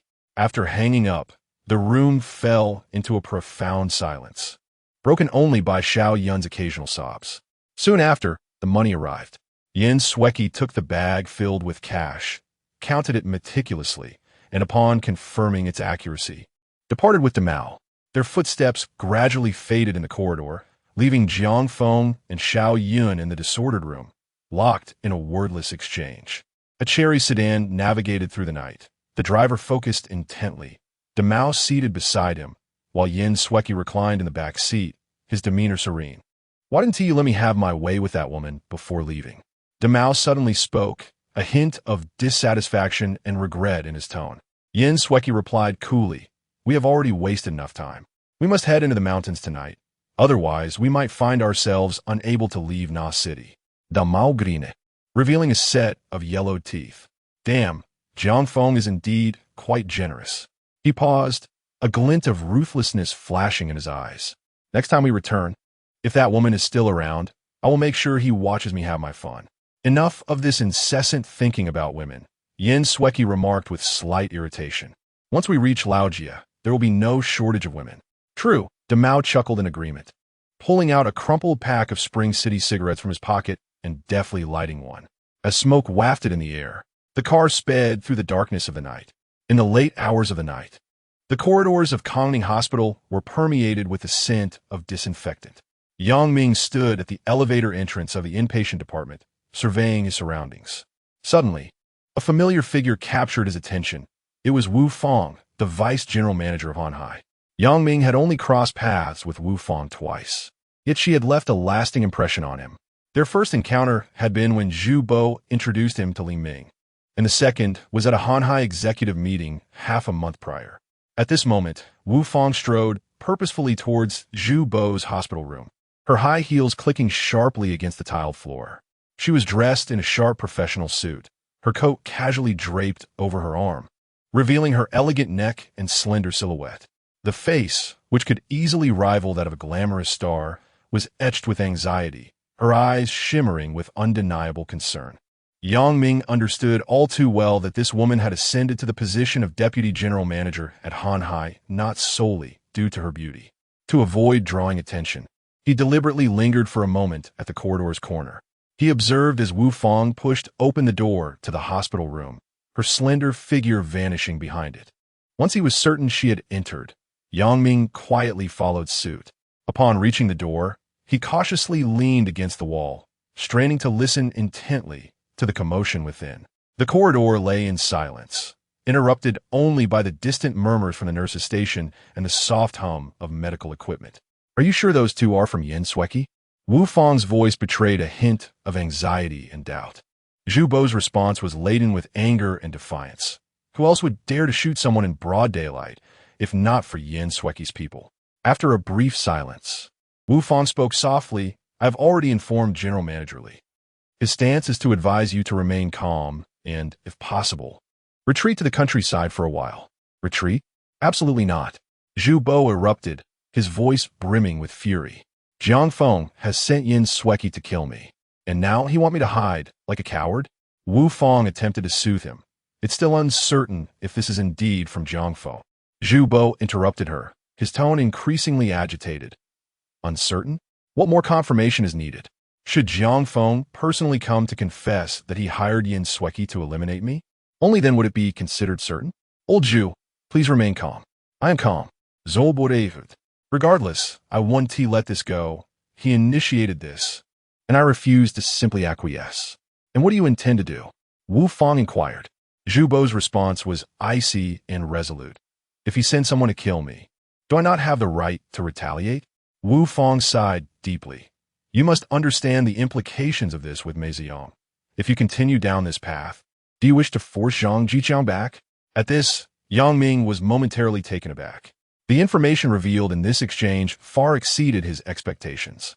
The room fell into a silence that stretched for half a minute, finally broken by Zhu Bo.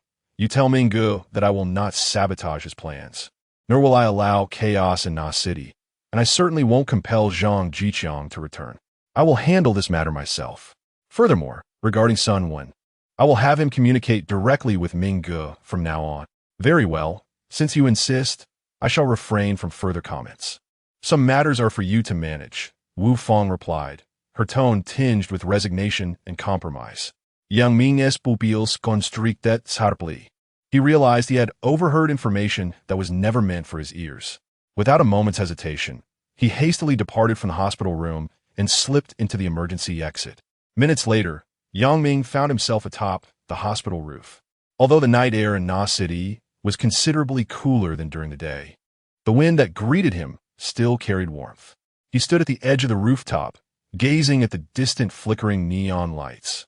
His mind replaying the conversation he had just overheard. Yang Ming's thoughts swirled like tumultuous waves. He realized that behind the facade of the Maison Casino lay deeper secrets. Sun Wen's departure was no mere coincidence, but rather a meticulously orchestrated plan. The seemingly cultured Li Ming was evidently far more complex than he appeared. A flurry of thoughts raced through Yang Ming's mind, and he suddenly felt an unprecedented thrill. If he were to proceed methodically, his aspiration to stand out in Han Hai could take an eternity. Yet now, an opportunity seemed to present itself before him.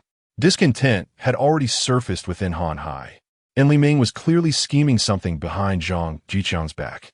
If he could seize this pivotal moment, perhaps it would not be long before he could carve out a new realm for himself.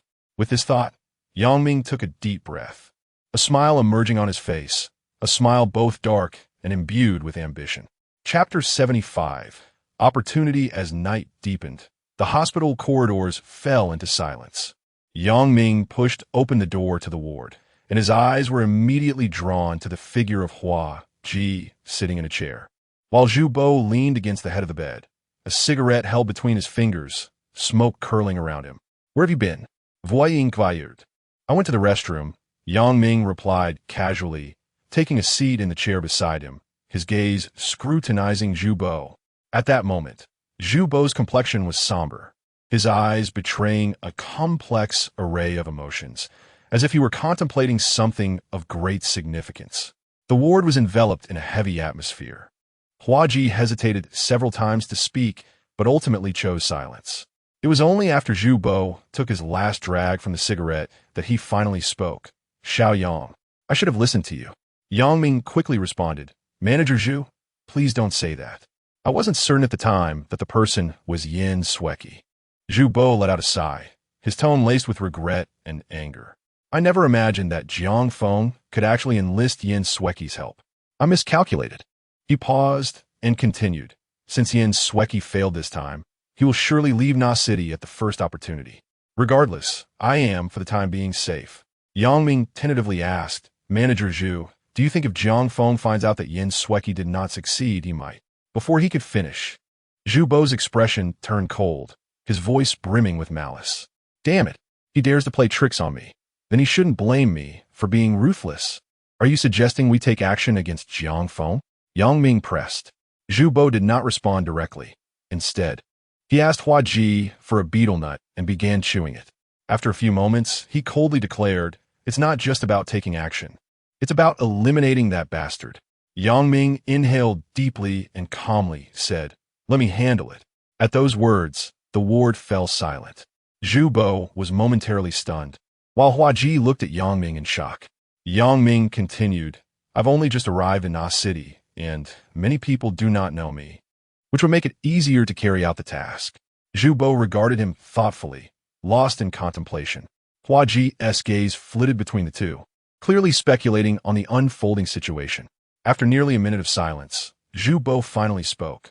"Hua Ji, go out and get some food. I'm starving." Hua Ji stood up to leave, casting a glance at Yang Ming as he passed, seemingly wanting to inquire about something. Yang Ming nodded slightly, indicating that he need not worry. Once Hua Ji had departed, Zhu Bo fixed his gaze on Yang Ming and asked, "How confident are you?" 80%. Yang Ming replied decisively. "As long as I determine Jiang Feng's location and who is with him, and seize the opportunity, it shouldn't be a significant issue." Zhu Bo revealed a knowing smile. "Aren't you afraid?" "Not at all," Yang Ming answered without hesitation. "Good." Zhu Bo grinned, a glimmer of appreciation flashing in his eyes. "I knew I hadn't misjudged you. Prepare yourself over the next few days, and I will notify you. I will have someone track that bastard's movements." "Understood." Yang Ming nodded in agreement, gently inhaling deeply, a faint smile gracing his face.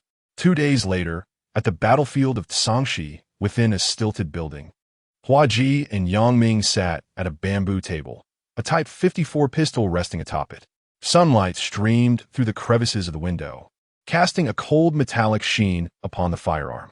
Hua Ji tore open a betel nut and tossed it into his mouth, then picked up the gun, clicked the magazine out and pulled back the slide to remove the bullet from the chamber. He looked up at Yang Ming and inquired, "Do you know who originally gave me this gun? Was it Brother Wen?" Yang Ming speculated. Hua Ji nodded in affirmation. "I always felt that if I were to navigate the underworld without wielding a gun, it was as if I had never truly engaged in it. Back then, I incessantly urged Brother Wen to procure one for my protection. I recall that day, Brother Wen had indulged a bit too much and proposed a wager. He reminisced. In my presence, he emptied the bullets, leaving the chamber clear, then reassembled the gun and handed it to me, instructing me to aim it at my own temple and pull the trigger, declaring that if I did, he would give me the gun." Hua Ji chuckled self-deprecatingly. At that moment, I thought it was inconsequential, but as soon as I held the gun, I felt a surge of anxiety. It's peculiar how, despite its seemingly mundane appearance, once it was in my grasp, it transformed into something entirely different when I aimed it at my temple. I simply could not pull the trigger. It felt as if I were ensnared by some malevolent force. I knew the gun was devoid of bullets, yet I lacked the courage. Hua Ji sighed and confessed. Brother Wen remarked that I was ill-suited for handling firearms, to be honest. This gun has been in my possession for many years, and I have only fired it a handful of times, and even then, it was unloaded. Upon hearing this, Yang Ming responded with a smile. That is quite normal. A knife can serve multiple purposes beyond inflicting harm, but a gun is created solely for one purpose, to kill. Perhaps from the moment of its inception, it is imbued with a lethal aura. You speak as though you have experience with firearms, Hua Ji retorted, exasperated, as he handed the Type 54 to Yang Ming. Here, do you dare to aim it at your own head and pull the trigger? Without hesitation, Yang Ming took the gun, pointed it at his temple, and squeezed the trigger. Click, click, click, click. A series of empty clicks echoed, yet Yang Ming's expression remained impassive. Damn! Hua Ji exclaimed in astonishment. All right, you truly are unafraid of death. Yang Ming set the gun down and calmly remarked, Often, it takes more courage to live than to die. Hua Ji regarded him as though he were an oddity, then seized the car keys, pushed a button on the side latch of the gun, and swiftly disassembled it, explaining each component to Yang Ming. The safety on this gun isn't very reliable. You need to gently return the hammer to engage the safety, Hua Ji elucidated. Take some time to familiarize yourself. Shortly, I will take you outside to fire a few rounds. Yang Ming nodded, taking the gun to study its mechanics. The design of the Type 54 pistol was not overly complex, and he quickly grasped its workings. Honestly, Hua Ji sighed. Regarding Jiang Feng, you need not involve yourself. If Manager Zhu intends to eliminate Jiang Feng, he has plenty of people at his disposal. Yang Ming replied, Of course I am aware. However, I only have this opportunity once. Upon hearing this, Hua Ji was momentarily taken aback, as if a sudden realization dawned upon him.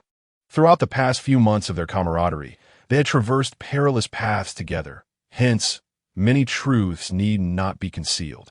Are you so eager to ascend the ranks? Hua Ji inquired directly. Yang Ming chuckled softly and responded, Do you recall what you once told me? You said that individuals like us, who navigate this world, will never earn respect if we remain perpetually in the shadows. He paused briefly before continuing. I cannot remain a subordinate forever. I must seize any opportunity that presents itself. Hua Ji, I am not like you. I have exhausted my options, and I cannot resign myself to a life in Na City. I must return home. Chapter 76. Action. As the peak tourist season arrives each year, the streets come alive with a sense of festivity, particularly for the petty thieves who roam about as if celebrating the new year. These small-time crooks linger daily at bus stations and the entrances of popular attractions, often raking in thousands with little effort on fortunate days. However, the majority of their ill-gotten gains must be surrendered, leaving them with only a third, or even less, of what they acquire. Some thieves, of course, choose to hide their spoils, but should their actions be discovered by the local boss, they may face severe repercussions, ranging from a beating to more gruesome fates.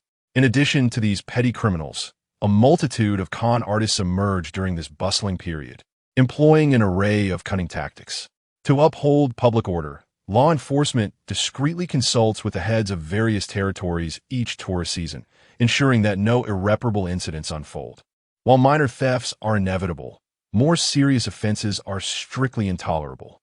In a cold drink shop located on Jiangbei Street, Yang Ming sat near the entrance, sipping coconut juice while observing the hurried passersby outside. The nearby clothing store played contemporary pop music, the artist and title unknown to him, yet he found it somewhat distracting. After a while, his phone buzzed against his waist. Extracting it from its case, he read a text message that simply stated, "The person has arrived." The sender was an unfamiliar number, but Yang Ming was aware of the identity, having been informed by Zhu Bo. It was a woman named Xiao Yun, assigned by Zhu Bo to keep an eye on Jiang Feng. Zhu Bo had believed that by placing a confidant close to Jiang Feng, he could monitor his every move, even anticipating if Jiang Feng were to seek out Yin Sueki for assistance. Yet, who could have predicted that sometimes those closest do not possess all the knowledge? Putting his phone away, Yang Ming finished his coconut juice, stood up, and exited the drink shop. A few minutes later, he arrived at an old residential complex, bustling with cars, clearly lacking any property management. As he passed by the entrance of the building where Jiang Feng resided, he merely cast a glance without pausing, continuing onward until he vanished around the corner. Before long, he had circled the complex and found himself across from the building. Standing on the fourth floor, he observed a nearby Toyota Camry, where two individuals sat, smoking and conversing. These men were Jiang Feng's subordinates, making it quite risky for Yang Ming to enter the building beneath their watchful eyes. Reaching into his pocket, he retrieved a stick of Wrigley's gum, unwrapped it, and began to chew. Time ticked by, and several minutes later, he descended the stairs and made his way to a nearby water station, purchasing a bottle. Seizing the opportunity while the proprietor was distracted, he discreetly took a low-quality work vest left on the table. Upon re-entering the complex, he donned a vest emblazoned with the words XXX Water Station. Balancing the water jug, Yang Ming approached the entrance of Jiang Feng's building, walking in without a moment's hesitation. One of the individuals seated in the Camry merely cast a glance before resuming his conversation with a companion about the previous topic. "You know nothing. Only women with ample bosoms are pleasurable. Flat-chested ones are utterly unremarkable." Upon arriving before door 502, Yang Ming cautiously placed a bucket on the stairs. He retrieved a pre-prepared Type 54 pistol from his bag, gripping it tightly in his hand. Leaning against the wall, he sent a text to Xiaoyan, containing merely a single digit, 1. Moments later, indistinct voices emerged from within the room, indicating that someone was about to exit. Yang Ming took a deep breath, entirely focused as he awaited the moment. The instant the security door swung open, he seized the door frame with his left hand and yanked it, while the muzzle of his gun was already pressed against Jiang Feng's forehead. "Get inside." Jiang Feng's pupils dilated in shock, his throat bobbing. "Brother, let us talk it out." Yang Ming feigned indifference and swiftly closed the door. Xiaoyan, standing behind Jiang Feng, was momentarily at a loss, hesitating to speak. "Turn around." Yang Ming commanded. Jiang Feng bit his lip, cold sweat beading on his forehead. Reluctantly, he complied and turned, being escorted by Yang Ming toward the bathroom. A few minutes later, a cacophony of clattering sounds emanated from the bathroom, as though something had been overturned. Xiaoyun, in the living room, trembled at the noise. When Yang Ming emerged from the bathroom, he was covered in blood, resembling a demon risen from the depths of hell. He clutched a towel, wiping a dagger, the very one gifted to him by Zhao Gua. After cleansing the blade of the crimson stains, he turned to Xiaoyan. "Do you have any other clothes?" "Yes." Xiaoyun stammered, stumbling into the room to retrieve a fresh outfit. Yang Ming proceeded to the kitchen to wash his face before donning the clean attire. "Is there any rope or tape in the house?" he inquired. Xiaoyan nodded, rummaging through a cabinet to produce some tape. Yang Ming tore off a piece, scrutinized it carefully, and then instructed Xiaoyan to sit in a chair at the dining table. He swiftly bound her hands and feet with the tape, silencing her with a gag. Once this was accomplished, he glanced at his phone, realizing he had lingered there for nearly half an hour, deeming it unwise to remain any longer. Yang Ming donned a water delivery vest lying on the floor, exited the door, and hoisted the bucket position at the staircase, descending with purpose. His steps were steady and resolute, as if nothing had transpired. After leaving the community, Yang Ming casually discarded the vest and bucket by the roadside, blending into the incessant flow of the crowd. His gait appeared composed, Yet turmoil raged within him. After a brief distance, a sudden wave of intense nausea overcame him. He clutched his mouth and staggered toward a nearby trash bin. As he bent down, the contents of his stomach erupted uncontrollably. Passers-by recoiled in disgust, wrinkling their noses and circumventing the scene. Yang Ming felt his stomach convulsing violently, expelling lunch, coconut juice, and even yellow bile. After what felt like an eternity, he managed to straighten up, resting his hands on his knees as he gasped for breath. The sanitation worker approached with a furrowed brow, muttering something indistinctly. Yet Yang Ming could only perceive a dull buzzing in his ears, rendering the words unintelligible. In a state of dizziness, he staggered and hailed a three-wheeled motorcycle, collapsing into the seat. "Where to, sir?" the driver inquired, glancing back. Regaining his composure, Yang Ming replied hoarsely, "Nanyuan KTV." "All right," the driver responded, starting the engine. Through the reflection in the window, Yang Ming caught a glimpse of his face, pale as parchment, with a flicker of distortion and ferocity in his eyes. This was not his first experience with bloodshed. He had already stained his hands in revenge for his sister. Yet the sensation this time was starkly different. He had never encountered Jiang Feng, nor did they share any grievances. He was entirely oblivious to the nature of the man. Despite this, he had acted without hesitation. "There's no turning back for me now," Yang Ming murmured, his voice laden with despair and self-mockery. The three-wheeler wove through the city's streets, while his life irrevocably ventured down a dark path devoid of any visible end. Chapter 77. Exhaustion. Mo was abruptly awakened from her slumber by the shrill ring of her phone.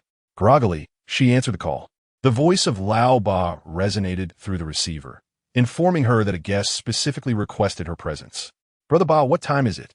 Is there no respite for the living? I barely fell asleep past 5 last night." Mo lamented, her voice thick with fatigue. "Enough with the chatter. Hurry over. I'll persuade the guest to give you a generous tip," Lao Ba interrupted impatiently. With a sigh, Mo inquired, "Which guest seeks a lady at this hour?" "A minor associate of Sun One. I can't very well turn him away, so make haste." "A subordinate of Sun One? What is his name?" Mo's senses sharpened slightly. "Something like Ming. How the hell am I supposed to remember all these details?" Hanging up now.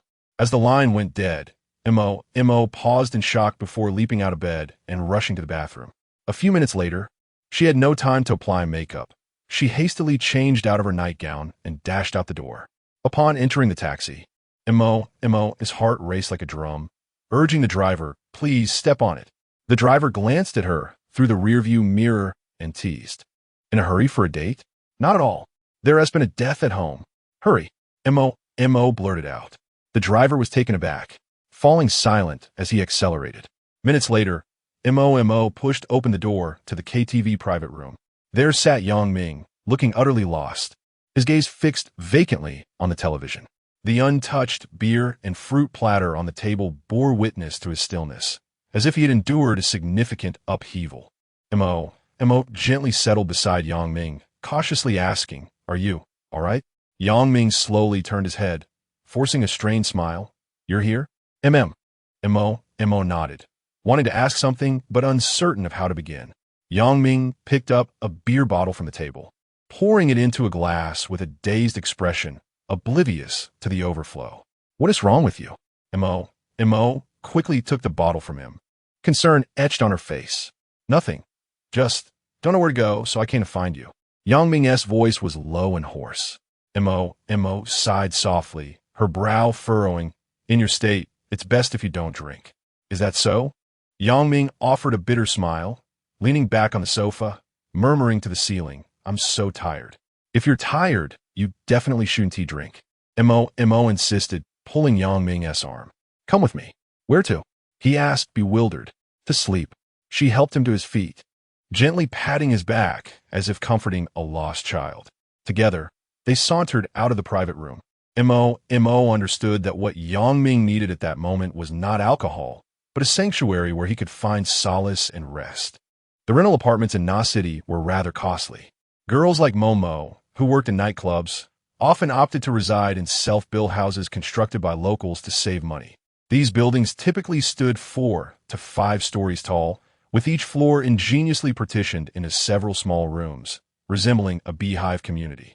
MO's room was located at the end of the third floor. Pushing open the door, he was greeted by a compact yet orderly space. Approximately 20 square meters housed a single bed, a small wardrobe, and a desk. The bed was adorned with a pink floral bedspread, exuding a faint scent of lavender. A few celebrity posters adorned the walls, adding a touch of youthful charm to the modest room. On the small balcony by the window, a few pieces of lingerie and stockings were hung out to dry. Sunlight filtered through the translucent curtains, casting dappled shadows on the floor. Though the room was small, it was impeccably tidy. The independent bathroom, albeit cramped, was equipped with all necessary amenities. The glass door of the shower bore cute cartoon stickers, creating a delightful contrast to Mo's profession. Yang Ming was hazily ushered into the room, momentarily at a loss for what to do. He could not comprehend why he had followed Mo here. Perhaps it was sheer exhaustion, or perhaps he truly had nowhere else to go. Seat? Mo gestured towards the edge of the bed, her voice soft. I'll get you a glass of water. Yang Ming numbly nodded and sat on the bed's edge. Shortly, Mo approached with a cup of water. He accepted it and took a sip. The cool liquid flowed down his throat, yet could not extinguish the turmoil within him. Would you like to talk? Mo asked gently as she sat beside him. Yang Ming shook his head, his voice low. I just want to sleep. Mo nodded in understanding, rising to prepare the bed for him. She retrieved clean sheets and a duvet cover from the wardrobe, delicately replacing the bedding. You should sleep. I'll take the sofa, she said, attempting to stand but was pulled into his embrace, much like a drowning person clutching the last straw. The air in the room thickened, as if the very blood had congealed. A ray of sunlight seeped through the curtain's gap, tracing a golden line across their skin. Mo felt Yang Ming's grip, both gentle and wild, akin to an injured beast seeking refuge. Her fingertips glided along his spine, sensing the muscles quivering beneath, reminiscent of tectonic plates before a quake. The sheets beneath them undulated like a small boat amidst turbulent waves. Each of Yang Ming's movements was steeped in profound contradiction, yearning to escape while simultaneously desiring to succumb. His breath was heavy, like the wind in a wildfire, igniting the sins and regrets within him. Mo's soft gasps were like a clear spring, attempting to quench the flames raging in Yang Ming's heart. Yet the fire only grew fiercer, consuming his reason.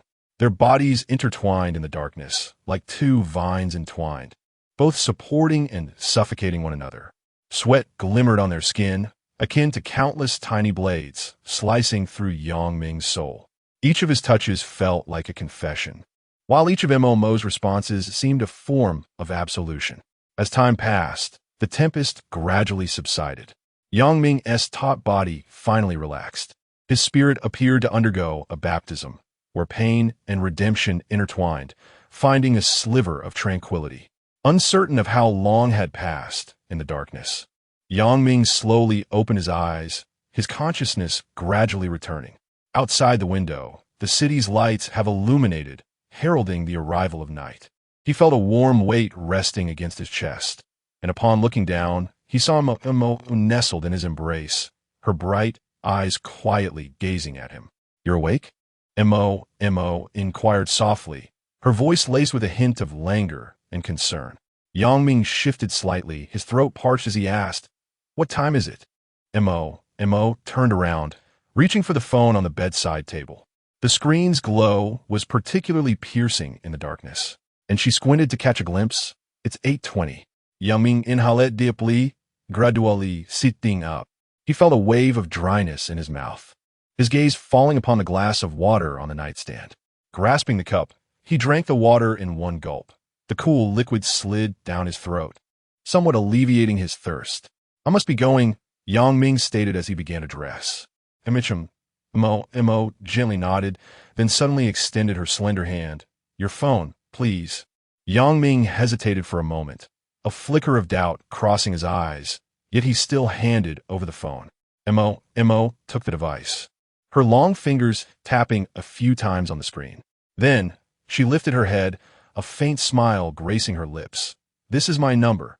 Remember to call me. All right, Chapter 78. Disintegration. The news of Jiang Feng's demise ignited two distinctly divergent reactions within the city of Na.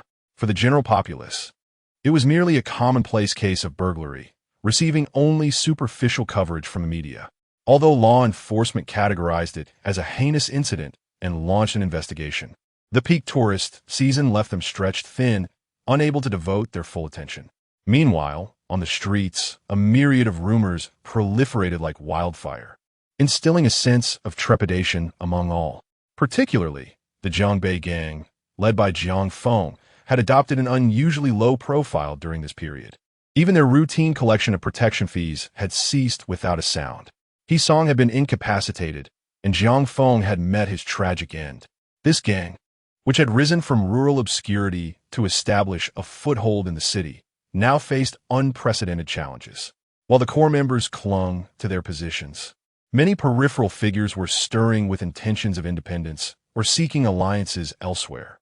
Xian had remained inseparable from He Song during this time. Observing his once vibrant leader, now diminished in spirit, weighed heavily on his heart. A high school dropout, Xian had spent 7 arduous years in prison for manslaughter and had followed He Song ever since his release. With his astute mind and remarkable courage, he had solidified his standing within the gang in just 3 years. However, deep down, Xian harbored a significant disdain for He Song. Aside from gambling and frivolous pursuits, He Song exhibited no ambition whatsoever. In critical moments, he displayed submissiveness, lacking any semblance of a true leader. Previously, Xian's girlfriend had been assaulted by Feng Bin while working in a bar, and Xian had intended to exact revenge, only to be thwarted by He Song's intervention, forcing him to swallow his anger. Since that incident, Xian had become thoroughly disillusioned with He Song. He had initially planned to bide his time for a few more months before approaching Jiang Feng to request control over the construction materials market. However, fate had dealt a cruel hand, and Jiang Feng's sudden death had altered everything. Now, Xian stood before a crossroads. He could either remain by He Song's side, awaiting his recovery to manage the gaming establishments, or seize this opportunity to extricate himself from the gang and venture forth independently. Gazing out of the hospital window at the bustling street below, he found himself lost in contemplation. The pedestrians hurried past, each engrossed in their own struggles for survival, oblivious to the seismic shifts occurring beneath the surface of Na's underworld. His fingers unconsciously tapped against the windowsill, as if keeping time for the rhythm of his future. Casting a glance back at the unconscious He Song, a flicker of complex emotion crossed Xian's eyes. To stay or to leave. Approaching He Song's bedside, he lowered his voice and inquired, "Boss, when is Brother Feng's funeral scheduled?" He Song lifted his gaze towards Xian, weariness and concern etched across his features. "Have you discovered who is responsible?" Xian shook his head. "Not yet. The law enforcement hasn't identified the perpetrator, and there are no whispers on the streets." He Song pressed, "Did Brother Feng truly reach out to Yin Sueki?" "Unclear. The information came from Han Hai, stating that Brother Feng had instructed Yin Sueki to eliminate Zhu Bo. I find it rather dubious." "So, do you think Yin Sueki could be the one behind Brother Feng's demise?" Xian responded emphatically, "Impossible. If Yin Sueki were involved, Sister Yin would not have survived." "What did Sister Yin say?" "The enforcement team has been watching her closely. She claims she didn't clearly see the assailant before being knocked unconscious." He Song fell into deep contemplation and after a moment remarked, "The assailant didn't target Sister Yun. It was evidently aimed at Brother Feng. Over the years, Brother Feng hasn't offended anyone. It seems highly likely that it was Han Hai behind this." Xian furrowed his brow. "I too believe the likelihood is substantial. However, Han Hai has deep ties with the authorities, and the current governor and Zhang Jiqiang are essentially in cahoots. If Han Hai truly is involved, then this matter." He trailed off abruptly. Ever since Zhang Jiqiang became the head honcho in the city of Na, he has diligently cultivated relations with the authorities. The current Han Hai has long surpassed its chaotic beginnings. Alas, that scoundrel, Lao Si, has truly landed us in grave trouble this time. Why must he provoke Han Hai? He Song seethed with indignation. Xian remained silent. Deep down, he understood that this was not merely a matter of provoking Han Hai. Even if Lao Si hadn't stirred up trouble, Given the present circumstances, they would inevitably lose everything they currently possess. Ultimately, it stemmed from their cowardice. They had succumbed to fear and lost the tenacity and spirit that befits the underworld. Boss, many of the brothers below are inquiring about what to do next. What do you think? C&'s words were left unspoken as he closed his eyes. I'm a bit tired. I wish to rest for a while. Taking a deep breath, C&, stood up and ultimately turned to leave the hospital room. As he walked down the long corridor of the hospital, C&, realized that Jiang Feng's gang had completely met its demise. He saw this coward would undoubtedly be unable to uphold this banner. It appeared to be time for him to make plans for himself. The echoes of C&'s footsteps reverberated in the empty corridor, reminiscent of a final elegy for this disintegrating gang. In the office of the Ganden warehouse, Zhu Bo sat behind a spacious desk, an uncontrollable smile gracing his features as his gaze fell upon Yang Ming across from him. You executed this matter splendidly.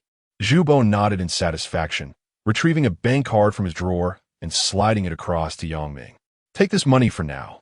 Tomorrow I'll arrange for someone to take you to Ruwei City to assist me with the task.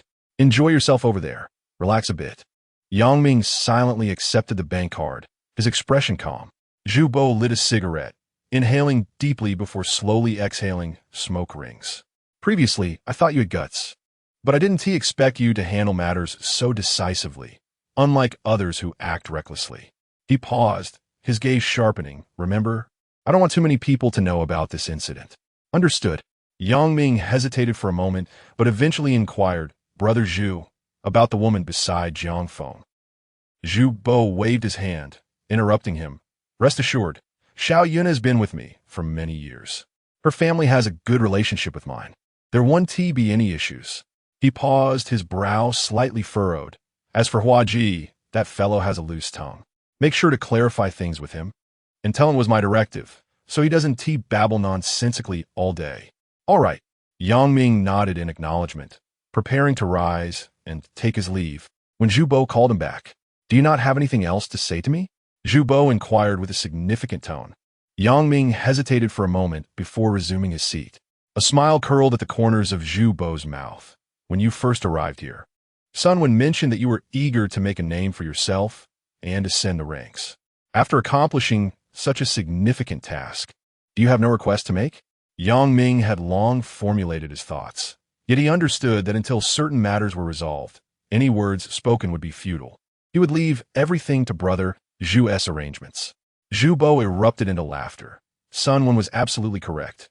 You are no ordinary character. His laughter gradually subsided, and his tone grew serious. Very well, you will handle matters in Ruwei City, and I will entrust the management of the battlefield and quarry to you. I will also allocate a portion of Sun Wen's territory for you, and at that time, I will have Hua Ji accompany you. Upon hearing this, Yang Ming finally exhaled in relief, a glimmer of joy flashing in his eyes. Thank you, Brother Zhu. Chapter 79, Account Audit. Damn it. So, does this mean I have to stick with you from now on? Hua Ji, chewing on betel nut, cast a sidelong glance at Yang Ming. Look at yourself. You could choose not to follow me. Those words were spoken by Brother Zhu, not by me. Yang Ming, in high spirits, unwrapped a piece of green arrow chewing gum and popped it into his mouth.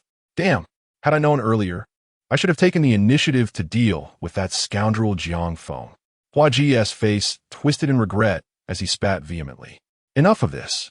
Let us not mention it again, Yang Ming remarked. Understood, little Ming brother. Big brother. Hua Ji shot him an incredulous look. Yang Ming chuklet tomorrow. I'm heading to Ruwei City, to the quarry managed by Hua Qingzhong. If you have time, do check in frequently. Let us hope nothing untoward occurs. What could possibly go wrong? Damn it. Jiang Feng has already been dealt with. Who would dare to trouble us again?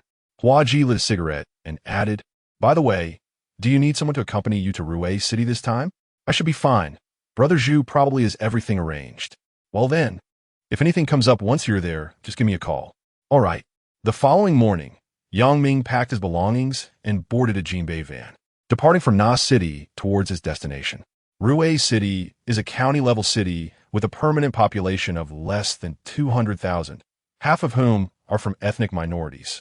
Adjacent to Myanmar, it boasts 2 first-class ports and is designated as a key trade zone. The primary industries in the city revolve around jade and mahogany furniture. Hanhai operates a logistics company here in partnership with a local bigwig. Hanhai manages the operations while the bigwig takes a share of the profits. Each year, this logistics company generates substantial profits for Hanhai, making it one of their significant ventures outside their home region. It is said that when Zhang Jiqiang first established the logistics company here, he faced exclusion from various factions and encountered considerable conflicts. Ultimately, his ability to establish a foothold in the area was largely due to the support of a local bigwig. There are various rumors about why the bigwig decided to turn and assist Zhang Jiqiang. Some say Zhang Jiqiang kidnapped the bigwig's family as leverage, while others claim he boldly attended a banquet with explosives, earning the bigwig's backing through sheer audacity. As for the truth, only those directly involved are truly aware. This time, Zhu Bo dispatched Yang Ming to Ruwei City primarily for an account audit. Typically, such matters do not necessitate sending someone specifically. However, due to previous issues, it has become necessary to send someone every month for verification. The origin of this situation traces back to when Yang Ming first arrived in Na City. At that time, the person in charge in Ruwei City was embezzling funds, falsifying accounts, and pilfering a considerable amount of company money. Once the situation came to light, Hanhai promptly sent someone to rectify the problems. Li Ming personally instructed Zhu Bo to handle the matter. Sun Wen enlisted a notorious fugitive, known as the poisonous insect, and paid him to take care of the situation. However, that individual nearly sabotaged everything. To make matters worse, he lost the documents and account books while returning to Na City. It was during that time that Yang Ming inadvertently took the box containing the account books. This is no trivial matter. If those accounts and documents were to leak, Hanhai would find itself in considerable trouble. This is precisely why Sun Wen acted decisively to eliminate that toxic presence. Fortunately, the items were eventually returned to their rightful owner, and Yang Ming serendipitously found his way into Hanhai as a result. As fate would have it, it seemed as though everything had come full circle. Gazing out at the unfamiliar streets, Yang Ming reflected on the conversation he had with Zhu Bo the previous day, his heart heavy with emotion. Indeed, fate has a way of playing tricks on us. Who could have anticipated that a seemingly minor mistake would lead him to his current position? As evening descended, Yang Ming arrived at the logistics company. The setting sun cast a fiery glow over the asphalt, which radiated scorching heat. Su Xueda, the company's head, had been waiting at the entrance and warmly greeted Yang Ming as he stepped out of the car. "Brother Yang, I trust your journey was smooth?" Su Xueda asked while shaking hands. "I've reserved a table at a local specialty restaurant. Let us dine and converse." At 36, Su Xueda was a robust figure, bearing the marks of experience on his face. He had spent his earlier years driving large trucks for Hanhai and was one of the earliest brothers to follow Zhang Jiqiang. His seniority was the primary reason he was assigned to Ruishi. At the dinner table, Su Xueda raised his glass and said with a smile, "Brother Yang, now that you're in Ruishi, we must make the most of it. Manager Zhu specifically instructed me to treat you well." Yang Ming returned the gesture with a smile. "As a newcomer, I will rely on Brother Su's guidance." After several rounds of drinks, Su Xueda arranged for a night outing. It was not until the early hours of the morning that Yang Ming returned to his hotel. Lying in bed, he felt a wave of exhaustion wash over him. Though he was not particularly fond of such social engagements, they were an indispensable part of navigating this world, especially within this circle. Connections often held more significance than anything else. In the days that followed, Yang Ming's life settled into a simple and orderly rhythm. During the day, he occupied himself at the logistics company, and in the evenings, he accompanied Su Xueda on various social outings. Su Xueda took him to sample local delicacies in a myriad of ways, also introducing him to several influential locals. Before he knew it, half a month had passed. One morning, Yang Ming arrived at the office of the general manager of Yuanhong Logistics, as was his routine. Upon pushing the door open, he discovered that Su Xueda had yet to arrive. Secretary Xiao Li prepared a cup of tea for him, and then returned to her desk to engage with her computer. In truth, Xiao Li was Su Xueda's mistress. Su Xueda was already married, with his wife and children residing in Nashi. After moving to Ruishi, he sought companionship and thus took Xiao Li under his wing. The entire company was aware of this arrangement, and Su Shuada openly acknowledged it, even suggesting that Xiao Li introduce Yang Ming to a girlfriend, which he politely declined. As the clock struck 10, Su Shuada still had not made an appearance. Yang Ming could not help but ask, "Why hasn't T-Su brother arrived yet?" Xiao Li poked her head out from behind the computer screen. "Didn't President Su inform you? He had a disagreement with a friend and has gone to help mediate the situation. He is likely to call us around noon to join him for lunch." "Oh." Yang Ming set down his teacup. "Do you know what it's about?" Xiao Li furrowed her brow in thought. "It seems to be a dispute over a beer business. I heard that his friend poached someone else's client. But beyond that, I'm not entirely sure." Just as Yang Ming was about to inquire further, the office door was suddenly flung open with great force. Su Sueda, bloodied and staggering, burst into the room, shouting furiously, "Damn it!